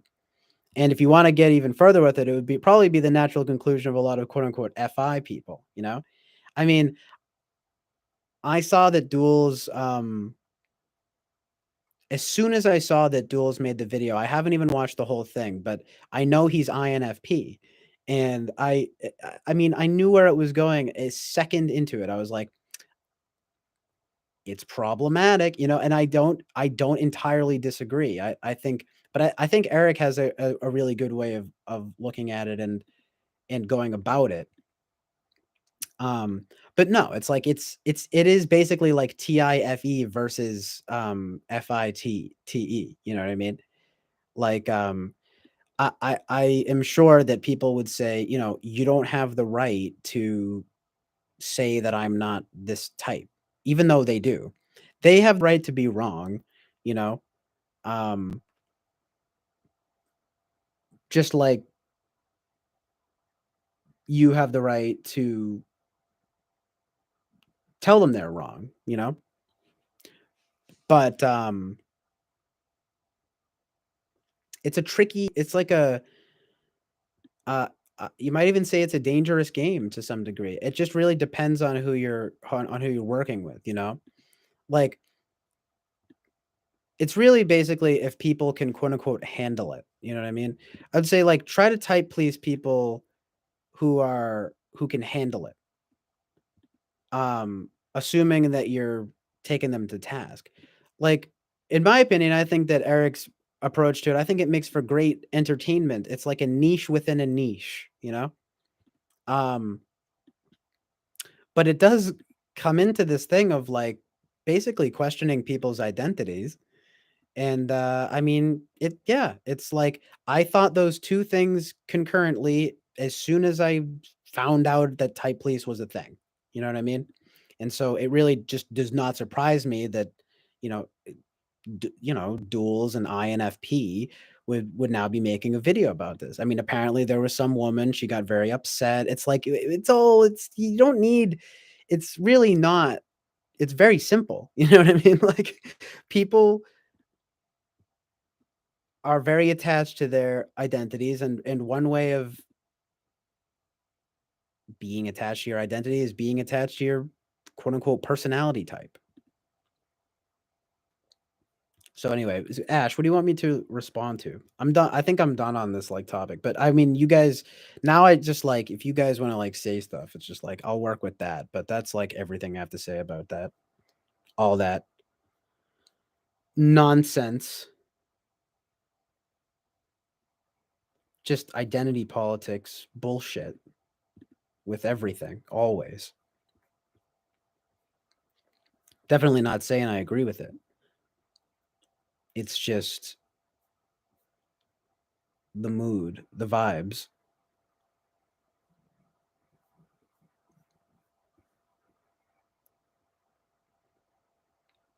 I mean, well, yeah, I don't want to like because this isn't like a response video or something. This is just like a rant and conversation. But yeah, I don't know. Ash says is a whole lot of stuff. I mean, hold on.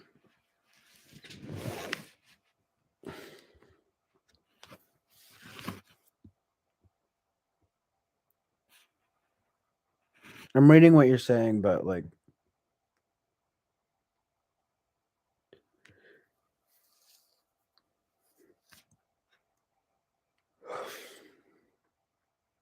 I'm just like gonna focus on a few things. ENTPs are about consistency and improving the well-being of others selflessly. FI is about hierarchically based karma. That sounds biased as fuck immediately. Whips and promotions are an FI-ish value system. FI are about all bad done will be returned. TI is about don't break the rules. Well, that sounds accurate though. That part definitely sounds accurate. ENTPs are non-transactional. They don't have karmatic functions. FE without FI, meaning there's no debt and surplus. Bullocks. I don't know what you were saying that too, but it's a lack of karmatic systems. There's nothing elevated. FETE are about infinite resource with FETE with SENI are about infinite resources through pillaging, and FETI with SINE are about the tree that keeps giving, no debts or accounting. Because okay, sorry, that's the reason they discover Eric. Because pathological, trying to fix it. Wait, yeah, okay. This is some truth and reality too. I will read this out loud too. Ash says, he says that's the reason they discover. I mean, it's not so much about Eric, but he says okay, sorry, that's the reason they discover Eric. People become conscious of things because those things are pathological. So people discover MBTI through not knowing who they are and trying to fundamentally fix themselves or having a crisis of identity. Exactly. That's another perfect phrase there. Identity crisis, right? Like, again, yeah, exactly. Probably why so many people get into typology in the first place. So anyway, yeah, that's why they latch and attach to those high end types so obsessively and stubbornly. Um, yeah, indeed. You describing conflictors? Well, I guess yeah, basically would be conflictors. You know more about socionics than I do. In fact, you might even know more about typology in general than I do. But uh,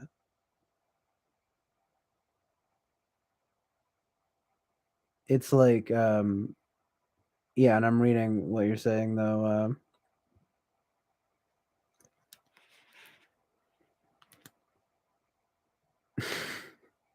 INTPs are pedantic Kantian system qualifiers. Damn, shots fired.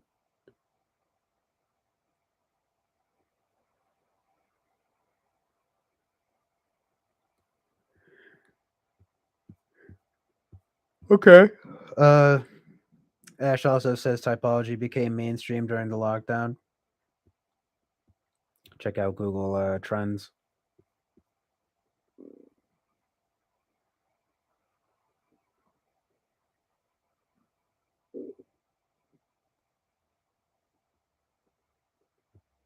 Um,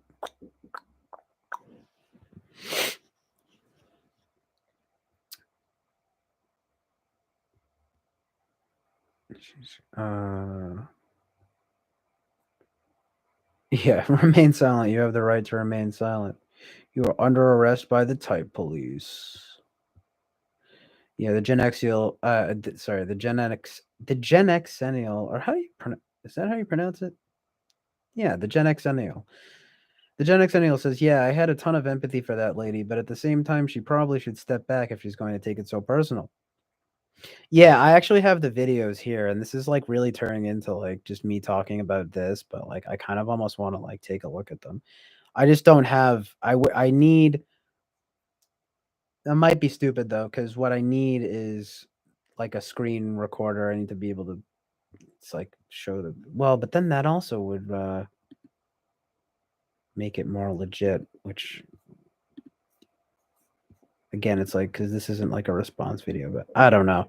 I mean, I'm just going to assume this woman got bent out of shape. Period. It's like not surprising. Um, Gen Zennial, that's right. Sorry. See, I knew it was something else. Okay, good. Well, now I know for sure. From the horse's mouth, which is such an unflattering saying. It's like I'm sorry, bro, but you know what I mean. So funny, but anyway, yeah, the Gen Zennial. So the Gen Zennial says, I only made it 1 minute and 24 seconds into her video. It was utterly unwatchable to my quote unquote tough guy brain, but I can still empathize. Ash says, I think the difference between FETI and FITE is what for some reason I guess I thought that you were going to go into something there, but you must have said that you think that it is something, I assume, responding to what I was saying. The Gen Zennial says, I have a hot take I've been pondering. Jung was wrong. S belongs in feeling and N belongs in thinking. Only thinking and feeling exist. Thoughts? Clown emoji. Gen Zennial, no worries, says no worries at all. Thank you, bro. Yeah. Um, Ash says, nah, thought the old messages were no, they all the messages are still here. The chat hasn't been very active, so I started streaming at a very weird time. It's literally I started streaming at like what 7 a.m. on a Monday. So it's like maybe the worst timing to start streaming to do it like a free form live stream such as this. But yeah, not I kind of feel like I just was popping off for a while and now I'm like trying to be on some more chill vibes. Even though like that was me, like I just definitely went in pretty hard about all of this. Um NNF are relations amongst things. S&T are marks and embodiments among things. Man, Ash, it's like there's so many like I mean it's like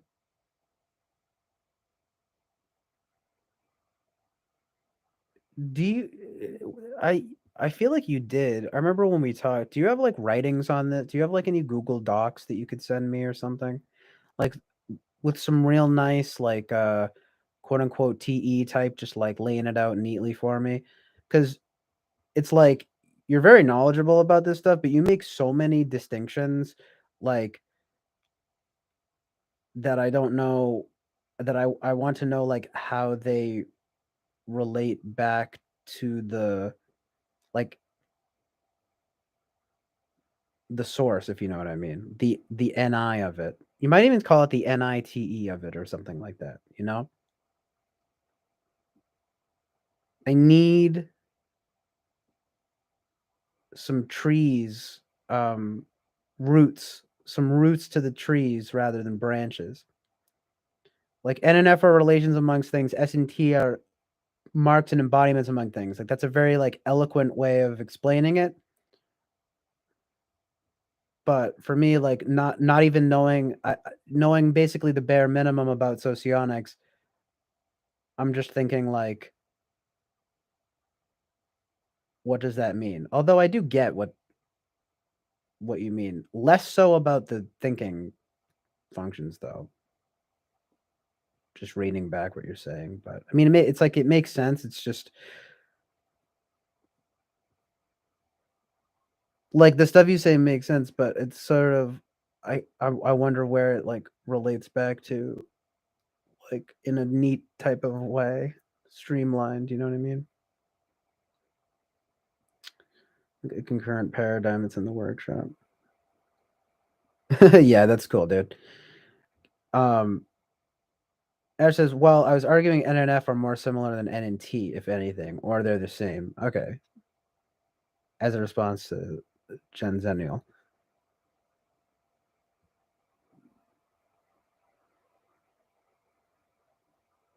Okay, yeah, I was sort of focused on the next part, but yeah,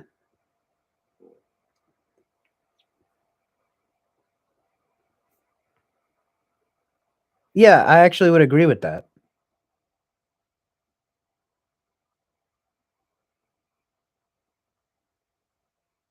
Yeah, because that also helps me to understand what you're saying here a little bit better. Like you were, saying that in reference to this, which is NNF. So, so what do you? So yeah, okay. If anything, or they're the same. Oh yeah, no, sorry, I already said that.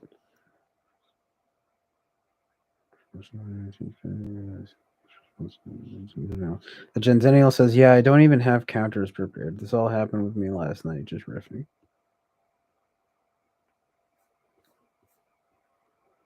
Oh yeah, nice. So the original take here was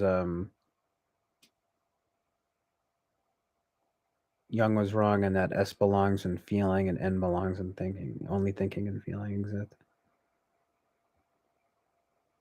Yeah, it's just funny because it's a little outside my expertise.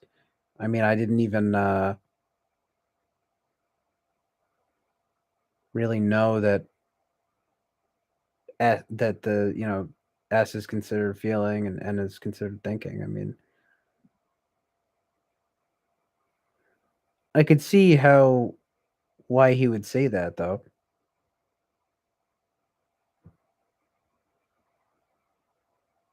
Oh wait, he said the opposite of what you're saying. Right.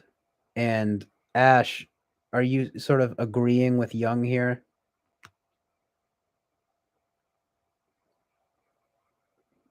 Just kind of saying, well, N and F are more similar than N and T, so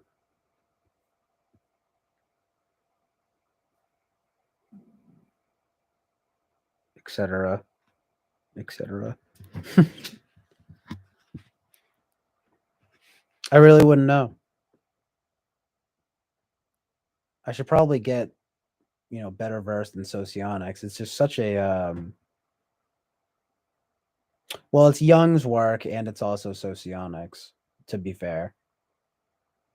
Those are my big like handicaps in terms of talking about typology. Um it's like I haven't, and I've been saying this for years. I gotta really just like get on this, but it's like I haven't read Young, and I haven't really gotten into socionics. Or well, no, I just am into the bare minimum of socionics. I'll say that definitely. But how I conceive of socionics is kind of like a digest from like via Eric in TWFP, to be fair. Like what people, like my conception of typology as of now is like an amalgamation of like, you know, like um just like what we call the cognitive functions and like their arrangements in the stacks. Um but I don't know a lot of the finer details like about the absolute value and stuff like that. Someone was explaining it earlier and I missed it because I was too busy talking about something else. But you know, or yeah, like absolute and relative values or something like that, and just like all these, you know, um the language of it, some of the language. Although I do know what each slot does. I would say that's as far as I've gone, you know. The deepest like knowledge that I have so far about it. And even still I always have to be like, "Wait, what exactly does that slot do?" But it's about basically the slots, the function placements, you know. And then after that it's just like, you guys probably know more than me about it, you know. So yeah, that's my disclaimer there. Ash says Young's a punk ass edgy teen boy. Wow. Amazingly hot take. N is to have a point, F is to know what you want, S is to be embodied, and T is making sense of things. Another good way of encapsulating it. As usual, you sort of poetically encapsulate what it is that these functions do. Uh, says, nah, fuck socionics. Young was a schizo symbolism fanatic. Yeah, he's obsessed with like dreams and all that. Fucking, what does it mean? Yeah, get out of here, Carl. What kind of name is that? What kind of first name is that anyway, Carl? Young is pretty badass though. It sounds Asian. Is Carl Young Asian? Food for thought. A large portion is in consequence of some Christian Bible associations, and socionics is a Russian process. Yo, true about the Russian influence. Scary and true. No, I'm just kidding, but for real though, right? Hashtag relevant. It says, nah, socionics is literally just MBTI mathized to shit. True though. Well, I was just saying I think uh the sliding scale method that like the 16 personalities test does, where it's like just for example, sensing and intuitive, like you're either, one or the other. Like that's overly simplified, right? But socionics might be overly complicated in my opinion. And it's like it kind of, points to why I haven't learned so much of the language. I mean, it's like, is it even worthwhile? And funny enough, you're telling me it's not. So where do your conceptions? I mean, who like Ash? Like who do you look to um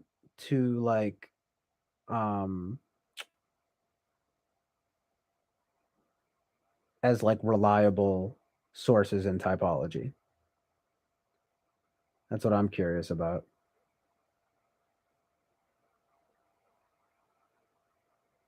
He says socionics trash. Embrace pure wisdom. It's within you. I knew you were gonna say that, Ash. Ash says me. The Gen Zennial says, I can't talk about any of this as definitive reality, only inside a sandbox.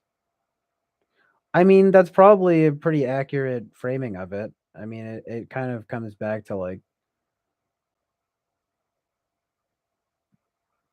I guess having like a healthy, sense of detachment from it. Like,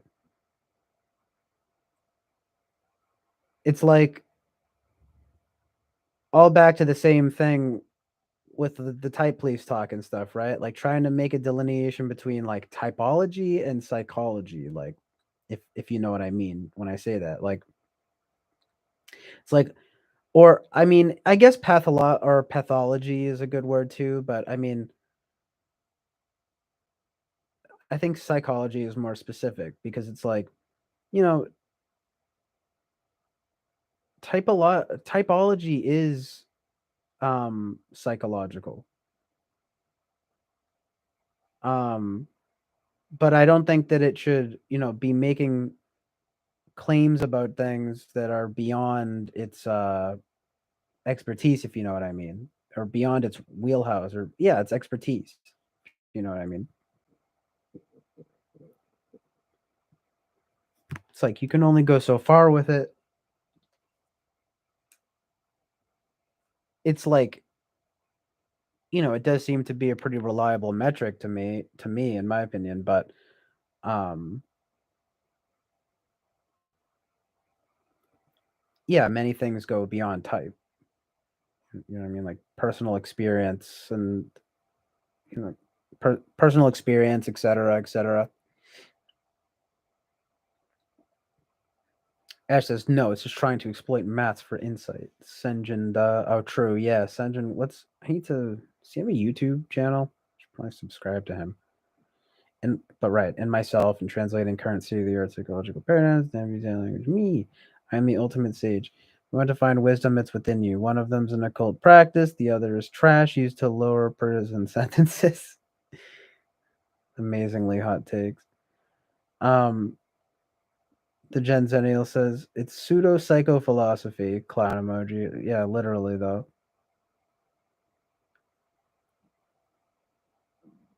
All right, I gotta get more coffee. Oh man, it's cold in my basement too. Fucking feel like I'm getting a cold. I'll be right back.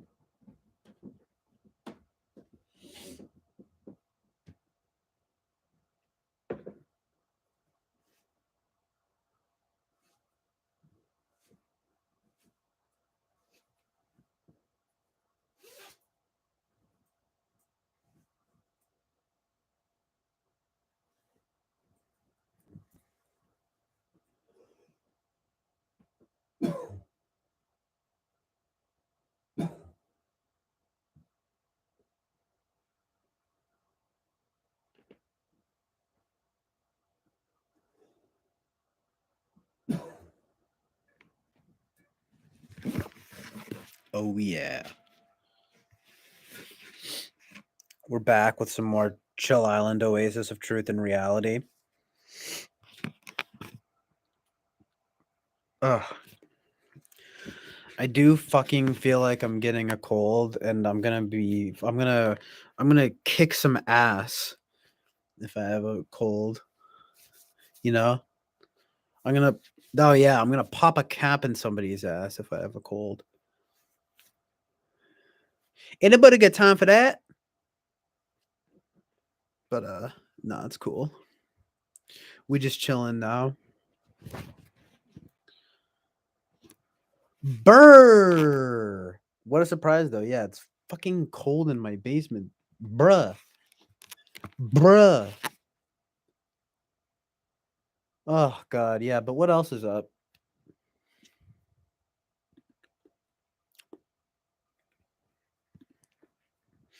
Fucking. Fucking.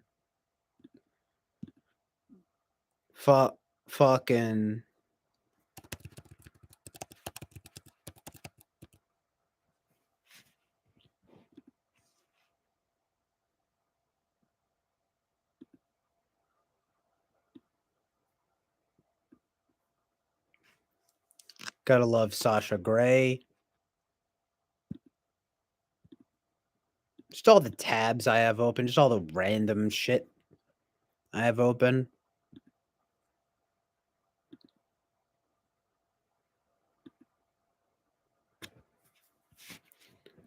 Yo.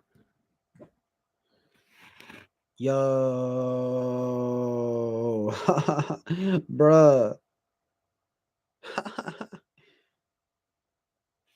It's the magical, fantastical the slackable.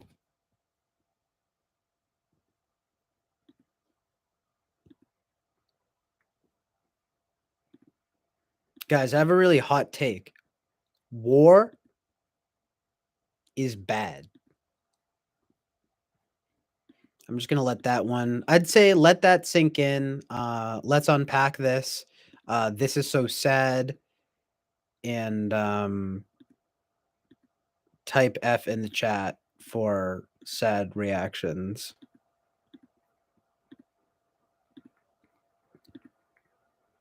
Also, though, I really need to up my production value. We're gonna start watching stuff together, you guys. I'm gonna be watching and listening to stuff together, and it's gonna be beautiful. I mean, for now, though, let's see we're deep into the stream, so it's only gonna be like it's just us guys. It's just some friends. This is gonna be a secret. But right now, I'm about to see what this Melissa Talks woman says about MBTI harassment. It's 18 minutes. I'm not going to watch the whole thing, but I just want to get a sense of what's going on here. Hey guys, Melissa here. So I just wanted to come on and honestly just talk about online harassment within the MBTI community. If you follow me, then you probably saw my earlier community post. Unfortunately, this has been a horrible week in my life, and even after I asked basically the people to stop, they continued. So I actually just wanted to directly just share my perspective with online harassment. There's multiple people. My whole channel is just me sharing my perspective. So I thought, why not share my online experience with the MBTI harassment? So that's what this video is. I am going to be continuing my interviews. I actually have one in a few hours. I just haven't gotten ready yet because there's a reason I'm doing this video in this getup, and I will tell you in a second. So let me just begin. First things first is I've been making MBTI content for a few years now. When I first started getting into ENTP content, in the first 6 or 8 months, I received a ridiculous amount of DMs, emails, and just comments. You're not an ENTP. I don't want to imply because I don't like to assume anything, but there was a lot of anger towards the fact that I was identifying as an ENTP and I was a female. Exactly. It was a factor. Like the factor that I was a woman. Women can't be ENTPs. It was an issue. How do I know this? Because no woman has ever brought up a complaint regarding me being an ENTP. A lot of men want concrete proof on why I can identify being an ENTP. Now, regardless, you might be like, wait. I am a man and I want concrete proof of how you're an ENTP. Give me the evidence. I'm also I'm a TE user, so I need evidence. Kind of harassment you've been receiving for the last week? No, I'll stop you there. But I wanted to give you a full overview. Since I'm making this video, I wanted to give you a full overview. Well, I don't need it. Because he's like 70 or 80, like literally. Everyone else is in their 20s. Everyone else is basically doing this full time for their job. This is their employment. This is their means of living. This is their income. This is what they do in and day out. This is what we do. We build a community for MBTI individuals. What did I say?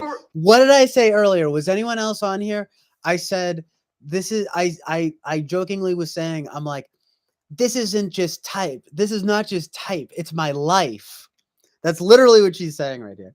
We build a community for people who want to study MBTI, who just right, want okay, to get the community, public posts, explaining how she's getting harassed, explaining how she's not having a fun time, explaining how even though she makes her revenue from online, she had to take a week off to literally separate herself from the toxic negativity that's coming from online. Let that sink in. And you made the conscious decision to make another video about me. Use my name in the title. Oh shit. Was she gonna like cry? Have you talked to me? Have you asked how's my harassment? Yo, damn. I didn't need the first one. I never asked for the second one. I literally asked you in the kindest, most non-direct way to stop. And you literally decided, no, I think it's acceptable to continue my behavior, even though this person who's a fucking human online and has to deal with all of these things from your actions. Yo. Let me continue. Let me just keep making content about a 20-something-year-old female after she has Fuck yeah. made it very public that she's receiving harassment because of you. You made the conscious decision to Is this continue. all towards Eric? This is insane. So yeah. Harassment within the MBTI community, I'm talking to my subscribers now. Yeah. It's all over the place. It's running rampant. And a lot of people think you shouldn't encourage this behavior. You shouldn't respond to this behavior. But out of all the people, I'm going to be the one to respond to this behavior and talk to you directly, Eric. Because I'm confused on why you think this is appropriate behavior. When every single content creator basically within the MBTI community is making positive content, trying to make positive change to help with personal development. Negative. All right, I get it. Maybe that would be a better idea. If I think creators that are actually trying, I think you think you're actually funny when you're literally amazing. You're definitely not supposed to be doing online. I would look at the full optics on what you're doing, sir.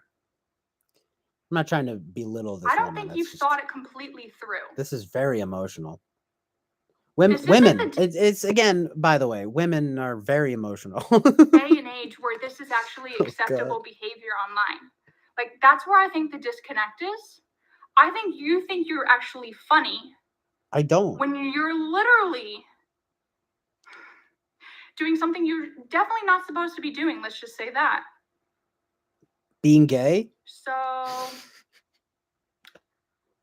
I'm back with the interviews this week. I'll probably have another video out. And fuck yeah. All right, well, that was badass.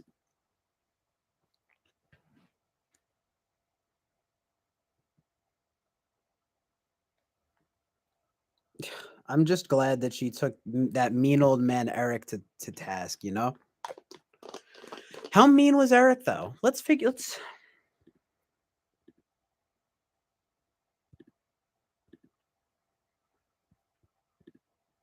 Do I really want to go there? Do I want to? I mean, because I'm already making some commentary here. I don't want Melissa Talks to come yell at me. manipulated the situation to best suit our needs by making you. Honestly, I can't even listen to this woman anymore. Yeah, she probably is ESTJ. That is what that is, right? It's like so forceful. I'm not even gonna get into the watch. I'll watch Eric's thing later, but I mean, it's like, of course I'm biased, you know. I mean, it's like, you know, am I going into this video with the best of, you know, with good faith? Not necessarily, but you know, I'm inclined to you know, I just ranted all about this for fucking like an hour and a half at the very least. Like, I understand that people get their identities very tied up in it, but maybe try to be a bit more detached about it, especially if you're like a famous. I mean, not famous, but I mean, you know, this chick has like almost 6K subscribers. I mean, that's pretty good.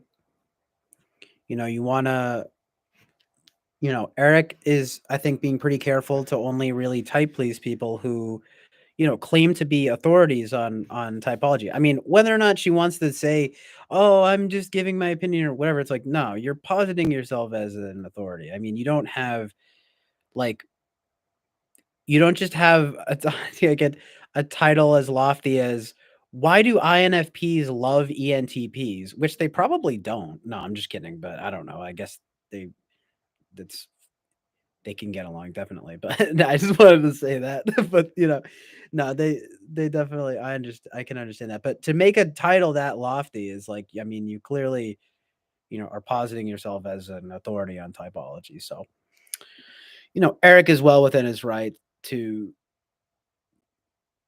call her out and say it's like no, you're not an ENTP. You're not this. I mean, honestly though, I don't know enough. I don't know if she's an ENTP or not, but I mean, you know, I don't like to resort to that immediate thing of like, oh, like, you know, it's FI because it's like she's mad. You know, Eric gets mad all the time. I don't think he would deny that either. And I will admit I can understand the whole thing of she's a woman and it's like, oh, you're not a thinker because you're a woman lols.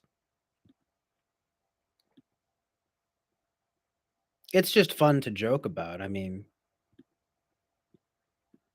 but you know, I'm sure people. I'm sure that there's an element of truth there, but really she's really upset.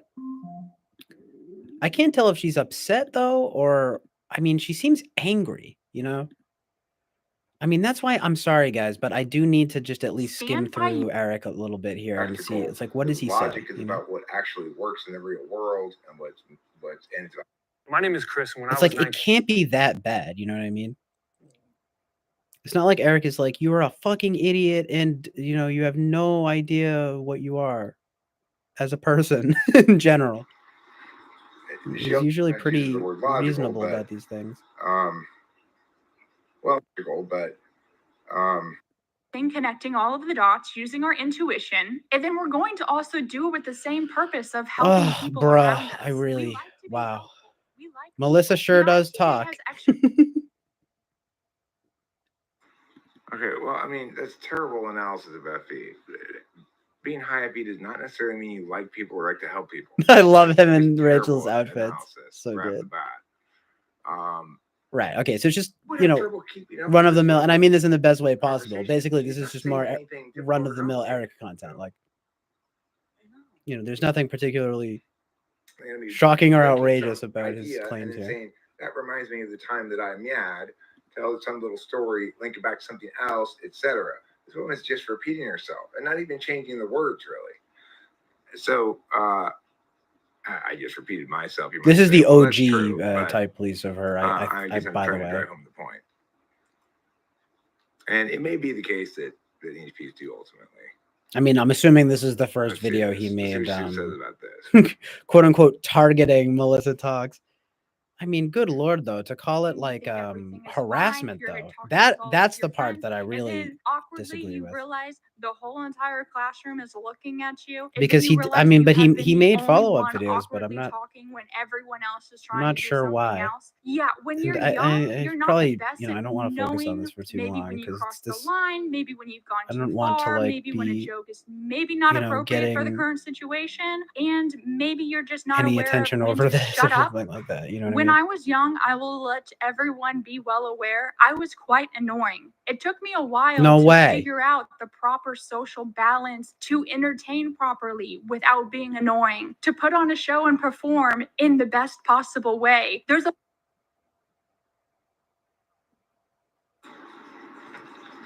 Thoughts?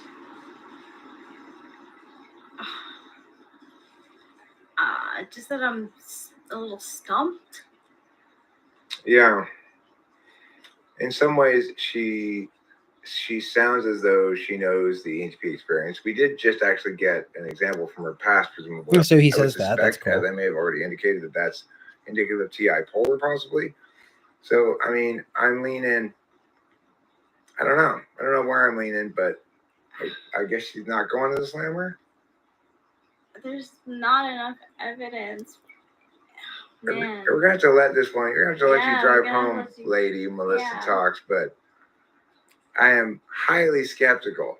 All right. I am too. I have to say, only Okay. because you do not remind me of Eric at all. The things that you say about ENTPs remind me Or they're accurate of descriptions of me, ENTPs. Yeah, but they right. don't seem like accurate descriptions of you. Accurate descriptions of me, not accurate descriptions of you. I don't think we have sufficient evidence. I will That's fucking offer hilarious. if you Right. Yeah, someone read all about the ENTP and figured it out. Nah, but I really don't know. But this is really funny though. It's not bad at all. And then this Aga Anim woman posted something. Oh no, she didn't. I don't know. There was something about that, but whatever. Anyway, what's going on in the chat?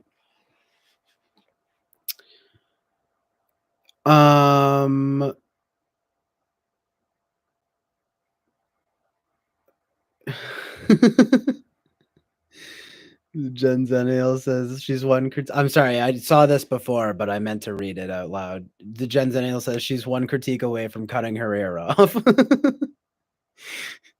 So fucking good. Yeah.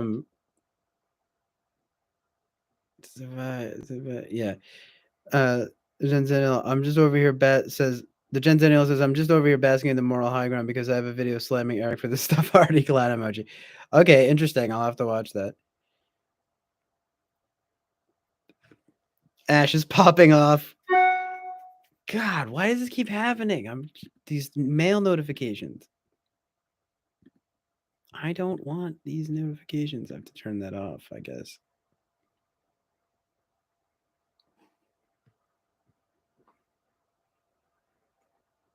Amazingly based typology analysis. Women can't be ENTPs. Period.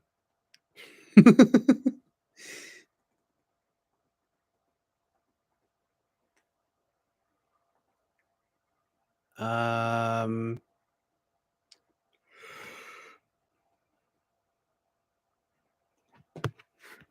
right, what's the... What don't I get, Ash?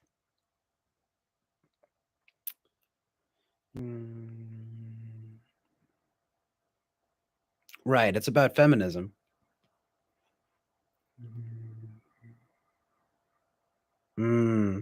Indeed, yes. Also toxic man children existing. Truth. Amazing truth in reality. Normal seeing adults, blah, blah, blah. Yeah, it's like most people don't. That's what I'm saying. As part of it, at least, is like most people don't get into typology. So it's a niche. But what Eric does is a niche within a niche. It's typeception. No, I don't know. It's just wow, it's you know what it is actually? It's metacognating about metacognating.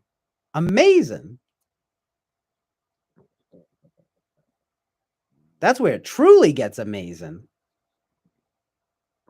You know? Bro, CJ, you don't get it. It's FI because, well, first of all, I said the thing about how people usually don't get into this stuff, basically. But yeah, bro, CJ, you don't get it. It's FI like it's FI because she's describing his guilt and how he didn't discuss shit with him.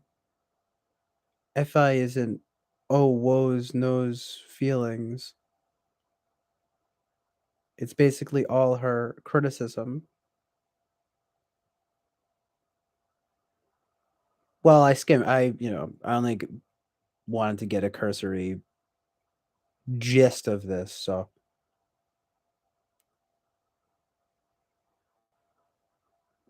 but I think I can safely say she appears to be overreacting.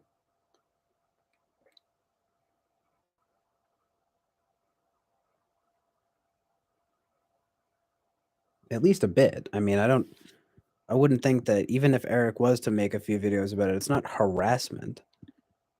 I mean, that seems like again, it's all identity stuff. But if anything's identity, it's going to be FI type stuff.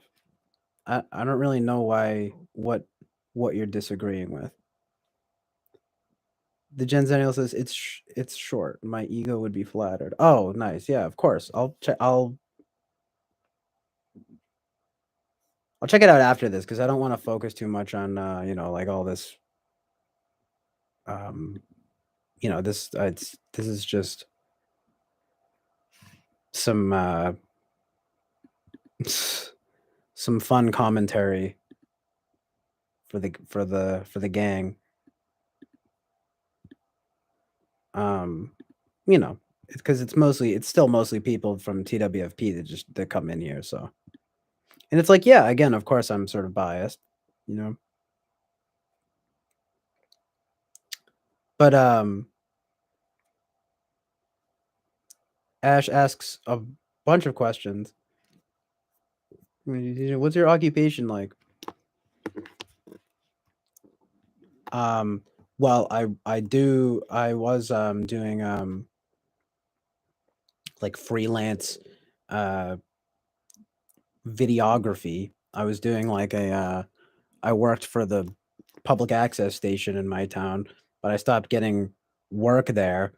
It was like slightly before the pandemic, and then like since the pandemic hit, I've kind of been, as you're saying here, you're kind of elaborating here. Yeah, it's sort of been in limbo, but I need to figure it out. I need to figure out my situation because, luckily enough, I still live at home with my parents, so like I'm literally in my parents' basement right now. Technically, I mean it's I grew up here, but it is my parents' house. Um, um, my financial situation essentially that follows. I mean, it's like I don't have one. No, I don't know. It's like, what's your health like? Um, mm, debatable. I mean, I've been dealing with some issues, like I mean, especially lately with my neck and shoulders. But I mean, it's not. I mean, knock on wood. I mean, in terms of like, I've never been. Again, knock on wood, but I've never been diagnosed with anything really horrible or anything. But I do have some like issues and stuff. Um, so it's not that great. My dating life is not great either. It's all bad. So thanks for asking. Just want to make me feel shitty about myself. But he says you seem to waste 8 hours a day on a regular basis being a deadbeat bum like Eric. I'm curious why. Deadbeat bum, jeez. I'm just trying to do me over here. I mean, I do need to get more. I do need to get work. That's like my main thing right now. Um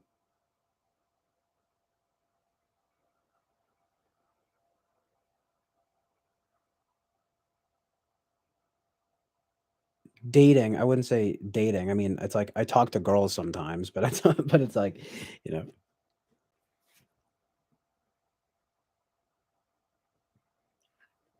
it's the next step. But yeah, it's funny the Eric comparison. I mean, he has found a way to monetize his situation. I'm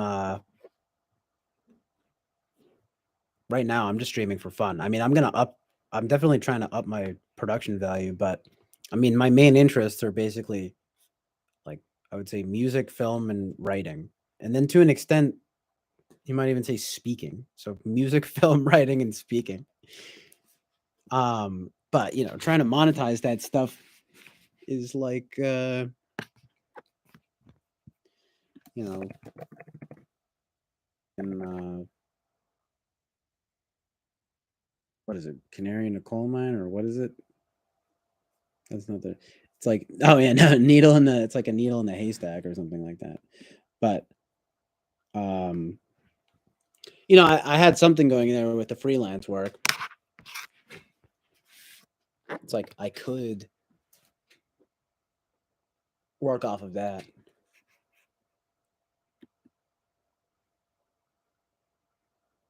But lockdown certainly didn't help. "Quote unquote" lockdown certainly didn't help. I mean that delayed things by about probably a year at least. But at this point, though, I probably don't have much of an excuse. It's like, you know, you can only use that excuse for so long, right?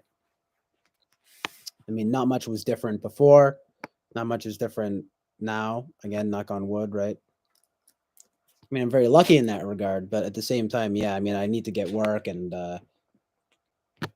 get out there more, you know. Especially talking to girl, going on dates. What even is dating? You know what I mean? What even is dating anymore? Not just it's not in general. In general, though, I do have to say I'm not blaming the. I'm definitely not blaming society, not entirely, but there is truth in that, right? But he says TWFP is a limbo in between lives.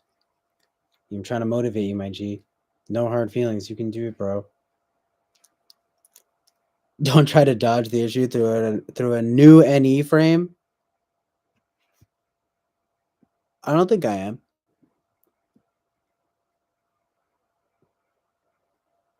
Use fucked, dude. Get your shit together. I mean, I'm not fucked in the sense that, well, I mean, you know, I I live at home, but I don't. But it's like, I mean, in limbo is probably a good way of putting it. I mean, but listen, I didn't come here to talk about myself. I came here to um get up on my pedestal and preach at everybody. Okay? No. That's not even what I'm trying to do here. There isn't really a concrete goal even with this. I mean, there is truth in it's like you have to have aims.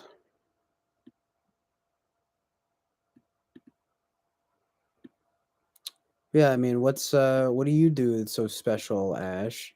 I mean, you a rocket scientist or something? You going to Harvard?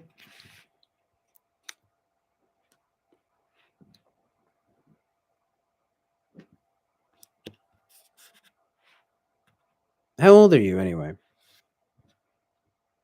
The Gen Daniel says, Ash, I'm supposed to literally kick people when kicking them into gear.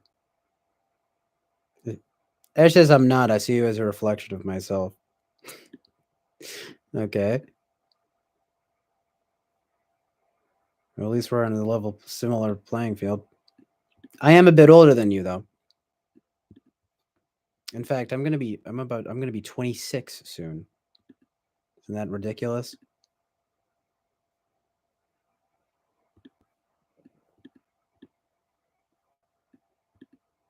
Um, do you feel like you're prone to wasting time? Ash goes, which is bad. I may be in the same situation, but I have 6 more years. Well, not well, put it this way. Now that I'm on the I'm about to be on the other side of 20. I definitely, you know, there is a sense of gravity to that, you know. I mean, I think when I was 20, I felt like, okay, it's like I have until 25. And well, it's actually funny that you would say that, that you would say what you are now. But it's like, and then when I'm 25, I think, okay, well, now I have until I'm 30. But you can't just do that forever, you know? I mean, so now that I'm about to be 26, I definitely consider the gravity of the situation. It's like, you're on the south side. I mean, it's like, you know, approaching the I mean, it's like the first act is is gonna come to a close soon enough, you know? It's like where do I don't want to be starting my second act in a really low place.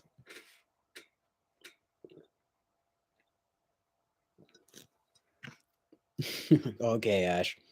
Ash says, I'm super fucking cyan wise, bro. I told you I'm a sage. You just need cash and bodily health.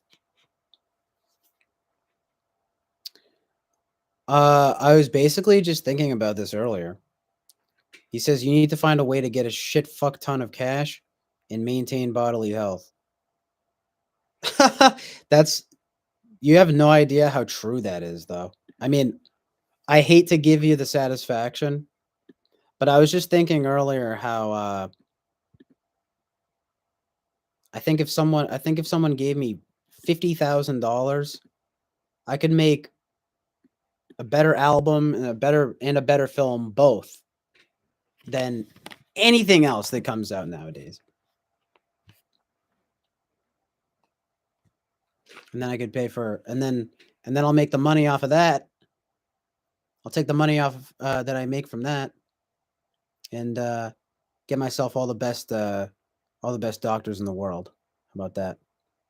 Be a fucking millionaire. No. I mean, who knows? There's still time, but there's also the ticking clock. I mean, like I said, when I was 20, I was thinking, I have until I'm 25. Now I turned 25, thinking, I have until I'm 30. Although it does occur to me that it's, you know, 20 and 30 are quite a notable difference. I mean, a lot of people have homes of their own by the time they're 30 for one thing, right? Um so like I said, I'll say it again. I mean, it's like, bro, knowing that now I'm about to be 26, it has a certain weight to it. It's like, I mean, it feels just like how 25 felt a bit different from 24. It's like 26 certainly feels different. I think honestly, and you might find this too, Ash. I don't know, how the cards will unfold for you. I mean, what are your plans? I mean, I'd be interested to know. But I think between the ages of about 20 and 23 or so, it's kind of like you're still figuring stuff out. It's fine. 24 is somewhere right in the middle, it's about at 25 where I think a sense of maturity starts to hit unlike any other time. And now that I'm about to be 26, even that number has its like own added weight, because like I said, now I'm on the other side of 25. So, it's like you can't keep playing the bullshit game of like, oh, 30. It's like, no. You want to I like what Sam Hyde had to say about it. He said something about like by the time you're 28, you should have your vision of yourself and like how you want to sculpt your vision of yourself and what you want in the world. And you should be he says something funny like smashing it, you know, carving reality into the face, of what you want it to look like. You know what I mean? And I think that's reasonable. 28. But you do want to be that essentially requires a certain level of independence in order to really do that, you know.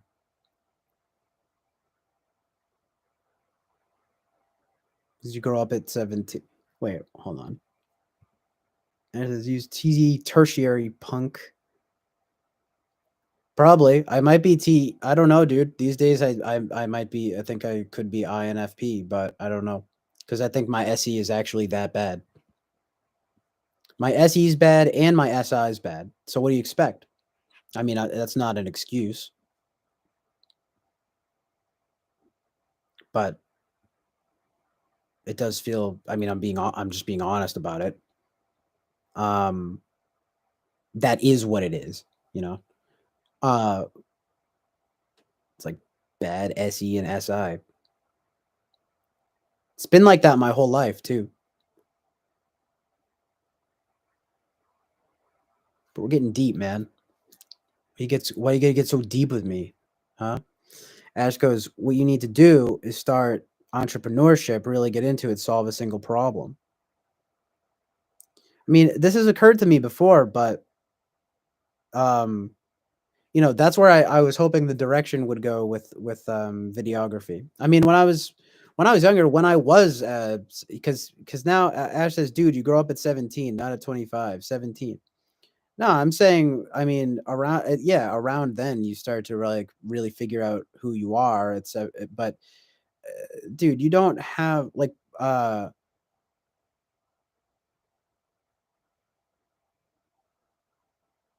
the development process is still occurring though. I think going into your early 20s, like there's still this sense of like, there's potential there for identity. You're trying on different hats, so to speak, like with the type thing, right? I mean, not everyone's like you, Ash. Not everyone's even like me, even though I don't have anything right now.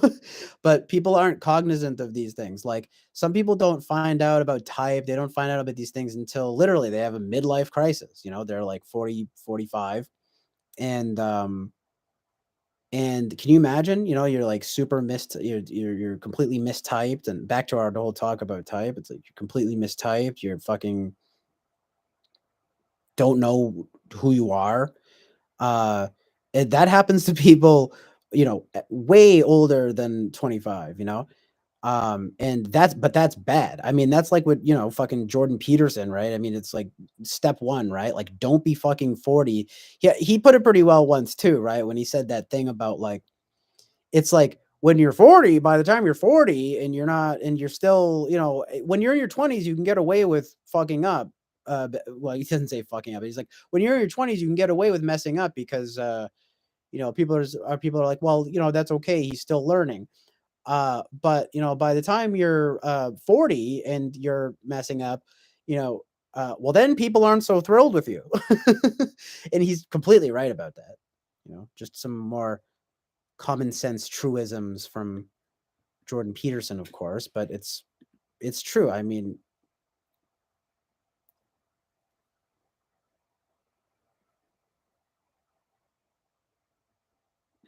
Anyway, Ash says, you wasted a decade of your life. I wouldn't say it was wasted at all. I mean, I would say though that like at least like half of those years though were pretty wasted though, for sure. I mean, is it playing semantics to say that? I would say 5 out of the 10 years that comprise a decade have been wasted, definitely. You know, but um solid of those 5 years were focused on, you know, getting work experience, making some money, you know, being creative with art, and finally, I guess I would say, you know, figuring out, I guess solidifying uh what I know about myself, about my knowing myself, you know. I mean, I only got into typology probably around, I mean, funny enough, around, you said you're 20? I was probably like 20, 21. So it's probably like 4 or 5 years ago. I mean, 4 or 5 years ago that I took the 16 personalities test. I mean, 2 or 3 years ago getting into the deeper stuff. Or let's say 3 or 4 years. But let's call it 5 years. Funny enough, again, 5 years there for learning about typology. And it's like I've gained a lot of knowledge, not just about typology, but about like art and morality. Those are two of the big things for me. I mean, it's important to hone your skills. Like I'm definitely well in tune with like what it is to hone skills, but in order to hone skills, you need practice, and in order to have meaningful practice, you need to essentially be doing, at the very least, more SE shit, which I mean, honestly, I felt limited in those regards. Like I said, feeling like I have bad SE and SI. I don't even really feel like I have bad TI, and I think my TE is decent, or at least it's gotten better. But I still do live in NF land, you know. I think I'm best at the NF functions, and I mean those are easily the least, you know, practical functions to some degree, right? And they're easily the least commodifiable to some degree, you know? Um, in other words, it's true. It's not like I've ever been known to be the guy that gets shit done, you know? I mean, it's like, no, I've always been the guy who, like, you know, I work on my stuff and I do my own thing and whatever. And it's, I mean, but it is sort of a nice way too of also just saying like, you know, fucking NFing NFing around. How do you like that? Good pun. See, but that's the type of shit, that pun just then, this is that shit they don't pay you for. You don't get paid to do this shit, you know?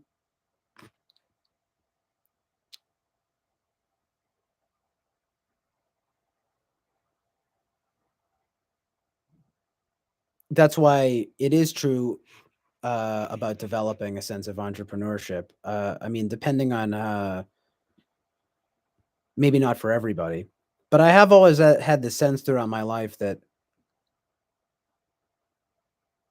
I wouldn't necessarily call it being an entrepreneur, but being something like some kind of like independent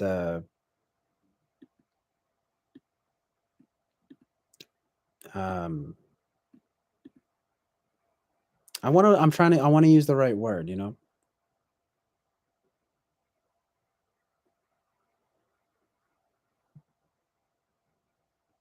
Hmm. Some kind of like,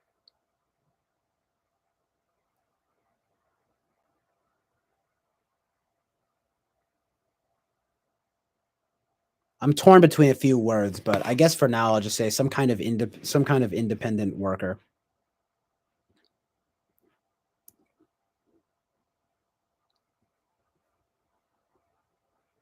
God, Ash, you're going so hard.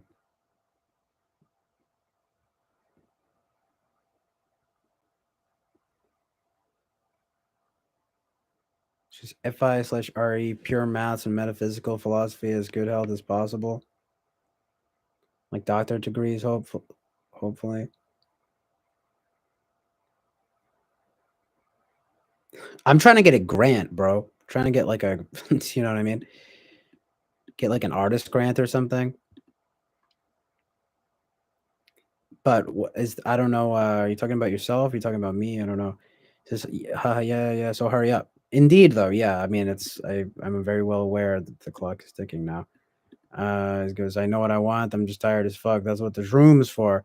Yeah. Well, hey, let me give you some advice. Don't fry your brain with drugs. You know.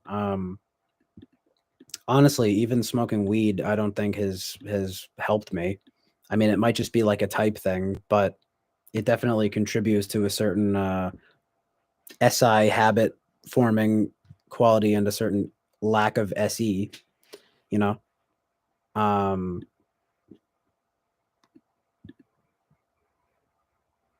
that again though it could just be sort of like a different different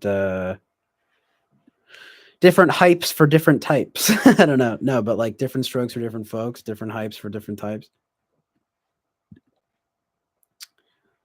Um I've never even really done psychedelics. I mean, not true psychedelics. But yeah, you do not want to fry your brain with drugs. You know, even weed, even fucking just medication, substances, materials. Not I don't know, maybe that's a stretch, but yeah, to some extent, you know. Because it really does wind up being like materialistic. Well, at the very least, it winds up being, you know, again, some fucking Jordan Peterson shit. You know, nihilistic hedonism. It's so true though. So many people succumb to it. I mean, you don't seem particularly nihilistic nor hedonistic. I mean, I don't doubt that you have a decent head on your shoulders. You could probably handle it, but you'd be surprised. I mean, people fall off, but you do. It's like fuck you. I'm just kidding, but fuck you. But yes, you do have some time. Just don't waste it doing drugs. That's my advice to you. And I say that as you know, as you give me advice, I'll give you some advice, you know. It's just that the difference in term 1725, the difference is in terms of the wiring of the dorsolateral prefrontal cortex and influence of the rest of the brain. All parts are developed. It's just that dorsolateral prefrontal cortex doesn't have white matter projections on the rest of the brain. Well, yeah, I mean, you already knew I was going with that too, by the way, which is the whole idea of like your brain isn't fully developed until you're around at least around 25 years old.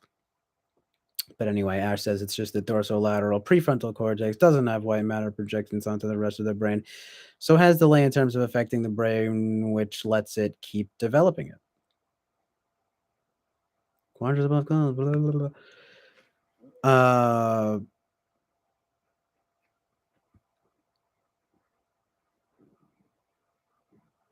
Hmm.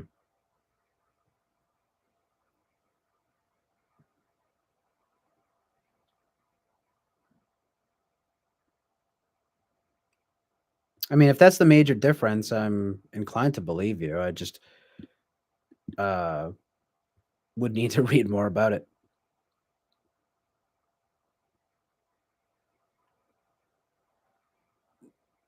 But it's like the point still stands that it does take until I guess you could say around your mid 20s for your brain to be fully developed.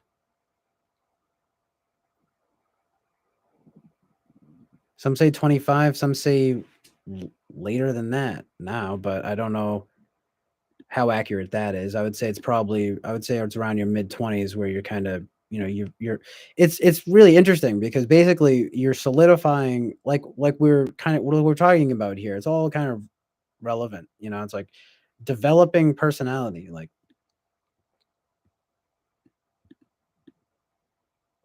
I mean, I still maintain the point that, you know, you are again, I don't know, maybe not. I mean, I thought that, dude, I felt like I was pretty much grown up by the time I was 13 or 14. Okay. And I mean, I've definitely gotten smarter. But my basic like conception of myself since around that, I mean, it's not everyone um can be so mature. No, but not that I was that mature then. It's just I imagine Ash. I mean, you seem like someone who probably, you developed your sense of yourself, you know what I mean? Yes. You have a conception of yourself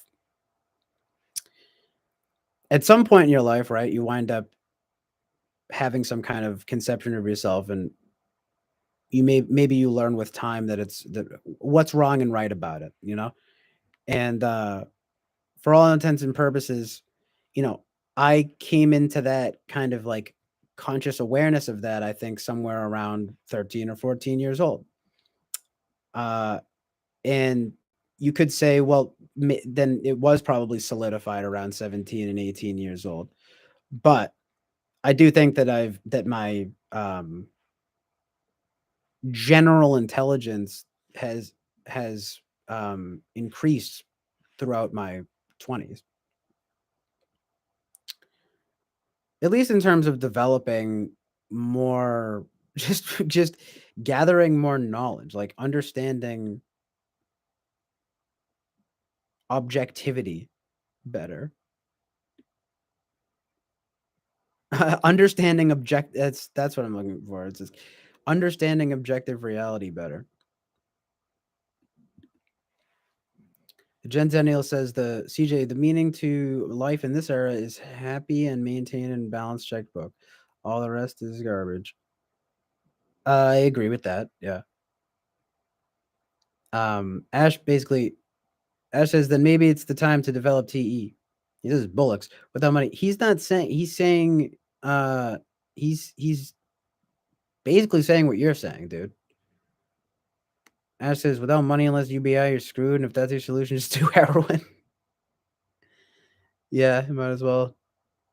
It's like fucking train spotting, right? Choose, they say choose life, and it's like he chose something else. He says I chose something else. I chose heroin. That's literally what it is. It's death. It's insane. It's choosing death. And it's no wonder. By the way, I was just thinking about. Obviously, I've been thinking about it too, like the 27 Club and everything. I mean, that's literally what happens. Like, there's even an element in like astrology where people talk about their ages, literally like their eras, and yeah, it definitely appears that it's somewhere around 27 that you mark your transition into something like the next act. So it's really not far off for like someone like Sam Hyde to say that at around 28 years old uh you are. I mean, it wouldn't be. I think it would be a little naive to say fully realized, but you are basically have now leveled up. You have now achieved. You're now and it's kind of entering your second act, and it's like you ought to have a good idea of your directionality, your aims and your directionality. So yeah, but I wouldn't have. It definitely took my early 20s to figure that out. It's just been a fucking slump. I've just been in a fucking slump for a while now. I mean, and yeah, I definitely have wasted some time. I'm not gonna lie about that. I don't know if I would go as far as to say I wasted an entire decade though. I would say I probably wasted you know a good 5 out of those 10 years. But yeah, that's being pretty honest about it, I think. You know what I mean? It's not good, but I don't know if it's horrible. Um, this is where entrepreneurship is the tertiary. Wait, yeah, tertiary punk. That's where entrepreneurship is. Tertiary. Yeah, you tell me, man. I mean, some people think I'm ENFP. Some people think I'm INFP. Some people think I'm INFJ. One person even considered ISFJ. One person who didn't know me at all thought ESTP. I don't know how they got that. It's like the least likely type I think I am. But your guess is as good as mine at this point. Actually, but I would say I'm probably some kind of XNFP. I still maintain that. You know, I have from the very beginning, and I do to this day. But I could be an INFJ or even potentially an ENFJ. But I think they're personally, I think they're at the very least less likely.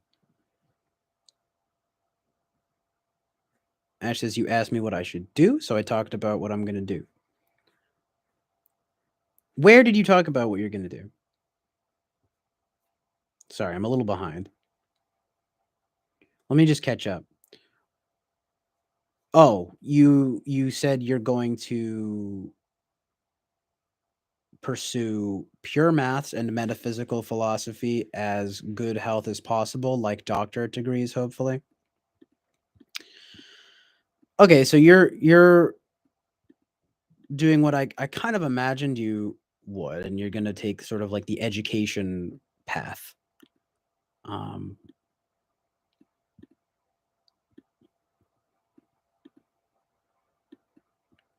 I get that.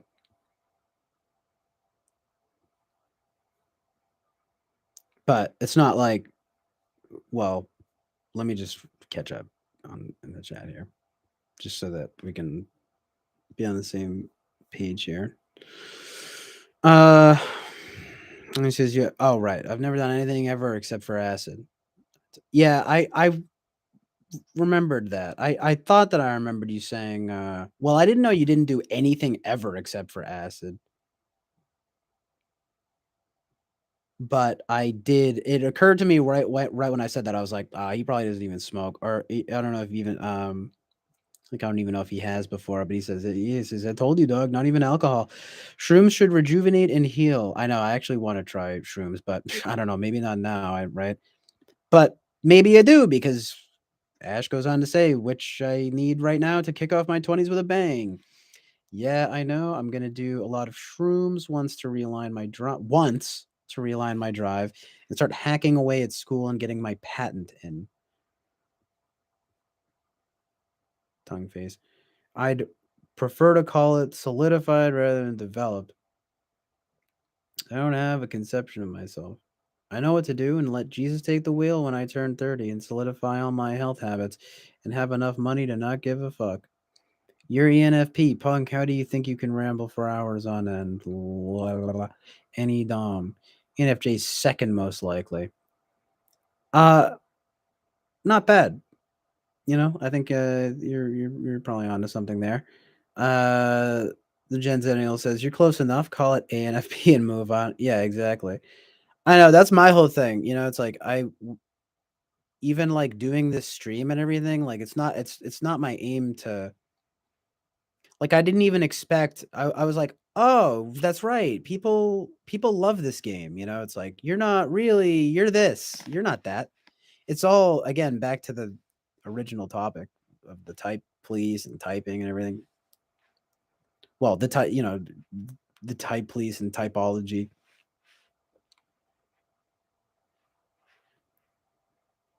But yeah, I mean, I've always been inclined towards this kind of like any-centric thing. I mean, it all kind of checks out. You know, I've always been very verbal, preoccupied with language, etc., etc. You know, I'm not gonna fucking sit here and I've spent plenty of time in the spirit of this conversation, right? Let me not waste more time just talking about. That's the whole thing, right? Gen Zennial says, you know, it's actually kind of like what I've been saying too, which is just like it's like choose one and move on. Like, no, again, it's like you have a 1 out of 16 chance of being right. And it's like if you have any proper conception of yourself, you probably are right. And assuming other people that's the next step is having other people validate that for you. I mean, you don't necessarily need that, but again, like it is good to just have that congruency. It's like it is at least a good sign to have that congruency going on, because, or should I say congruence? I think I'm making up a word. I always think it's congruency, but it's congruence, isn't it? Or congruence, whatever.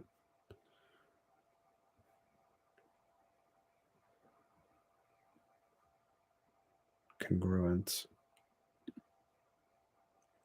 But you don't care about what, Ash? Skirts back it up for Briar. You know what I'm doing. I'm just too beat up and down to struggle with it.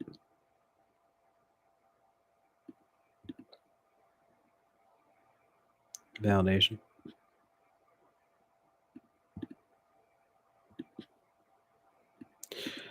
I mean, fucking, validation. I mean, it's like this word that is like such a weapon word, It's like it's you don't have to act like you're too cool for school, Ash. Like everyone wants to be.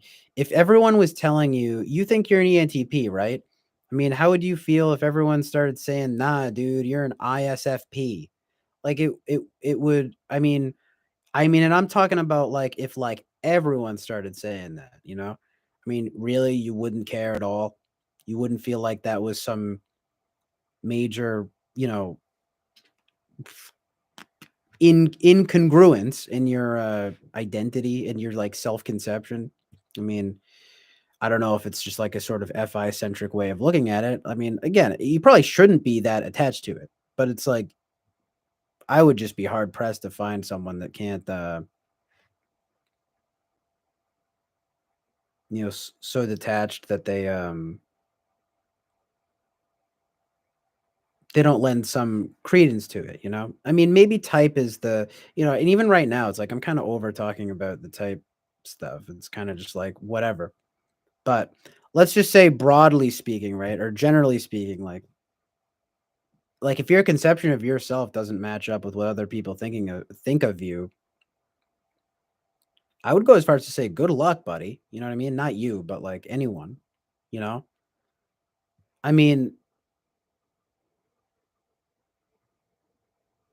um you're lucky in a sense that you are clearly not dumb. I mean, you seem pretty smart. So you have that advantage, but not everyone has that advantage. Like me, but in different ways, you know? Everyone has their different skills. Uh if I am any dom though, I mean, we do share that. Um my point being that of course intelligence, right?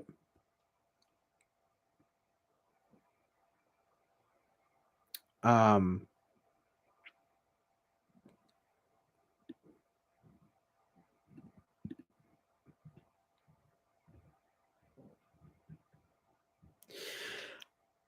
it's like basically um I mean, I wasn't necessarily saying, because I said, oh, if people are saying you're an ISFP. Well, I'm not saying ISFPs are unintelligent, but you could certainly say they have a very different, you know, their type of intelligence is more emotional. It's not the conventional kind of intelligence, really. And what I mean to say is like, um,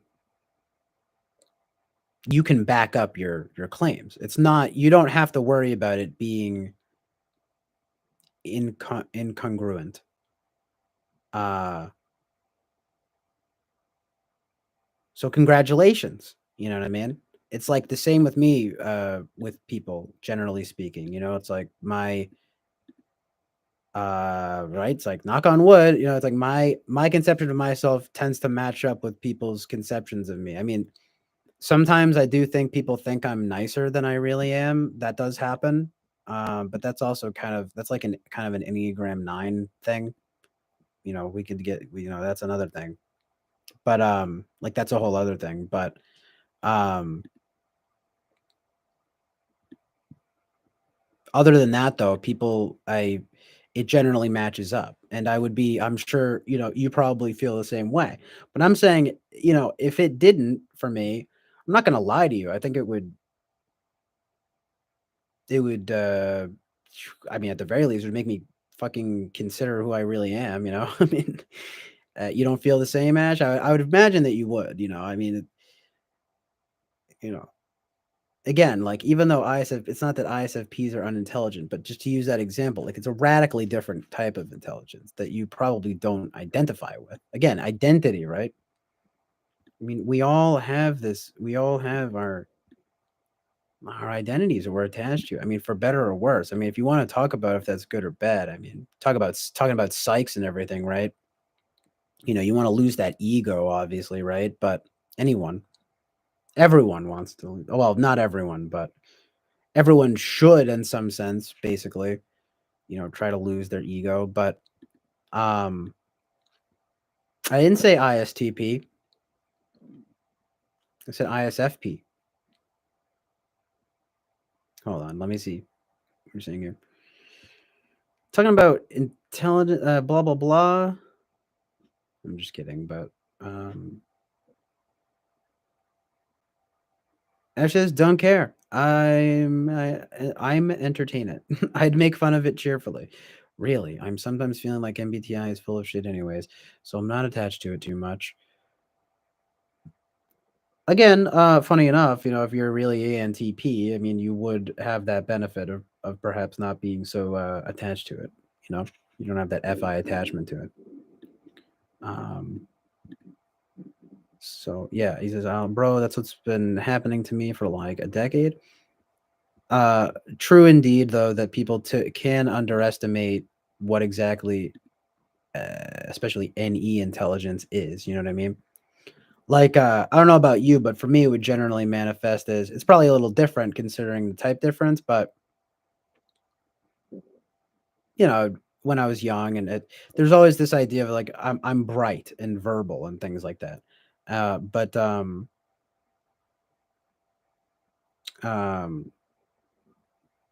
smart and bright don't necessarily mean the same things. You know what I mean? So I would wonder if you always would hear that from people. Oh, it's like Ash, right? He's very bright. Because Ash says my dad keeps making jabs at my. I don't know if I already said that, but Ash says my dad keeps making jabs at my intelligence. So yeah, I mean, I wonder what his type is. I mean, what is it? What is he, an ESTJ or something, right? You know what I mean? He says, "Don't care if I get rich." The Gen Zennial says, "Ash, I'm going to be serious for a moment. Everything you're doing here today screams need for validation. Let it go, brother. Let it all go." Well, he did say that he was, he's essentially using me as a mirror for himself. I mean, but it's like, we can go tit for tat, brother. As Jen Zenil says that, brother. I mean, I don't know though. Let's just see what else Ash says here, because I mean, it's like, I don't know. It could be that it's not like that he's searching for validation. It's just, I don't really know what he's searching for here. I guess it's just, I mean, let me just read more here.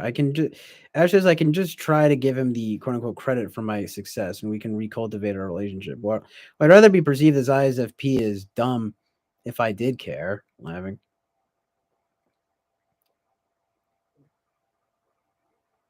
Perceived as angry than as dumb if I did care. True. I guess it's a different thing. Even like I said, it's different types of intelligence. Says, yeah, but people don't believe IQ because fascist Nazi propaganda. Haven't you heard? Lol. So can't break out my claims. Oh yeah, that's true. Oh yeah, believe me. I got a like a study done at like Children's Hospital, because it was like you get paid for it. Not it's like I was too young for it to matter, but Oh yeah, I mean I think I had like my IQ was like 135, you know. Um Again, you know, bright kid. Is it true though that you I think you could lose a lot of those points, so who knows? I might be retarded now. I'm my IQ 70, dropped 65 points. But yeah, that was when I was young, you know. I mean, that's when I was Carl Young, you know what I mean? But yeah, you know. And you can't coast on that forever, bro. Again, Sam Hyde type vibes right now. He'll tell you that. I act like I know him, you know. It is funny though, because him and that whole gang are from fucking around where I'm at, which is like Massachusetts and uh, so anyway, so yeah, in Massachusetts, but you can certainly. Well, anyway, he says that's an ENFP thing. Again, use Delta Quadrant. What's an ENFP thing? You don't know. So you need to use that TE tertiary. I alternate between saying young and young. Don't give me a fucking hard time, Ash. You're already giving me a hard time. About the fucking. He's spamming my chat here with your nonsense. No, I'm just kidding, but it's it's good stuff.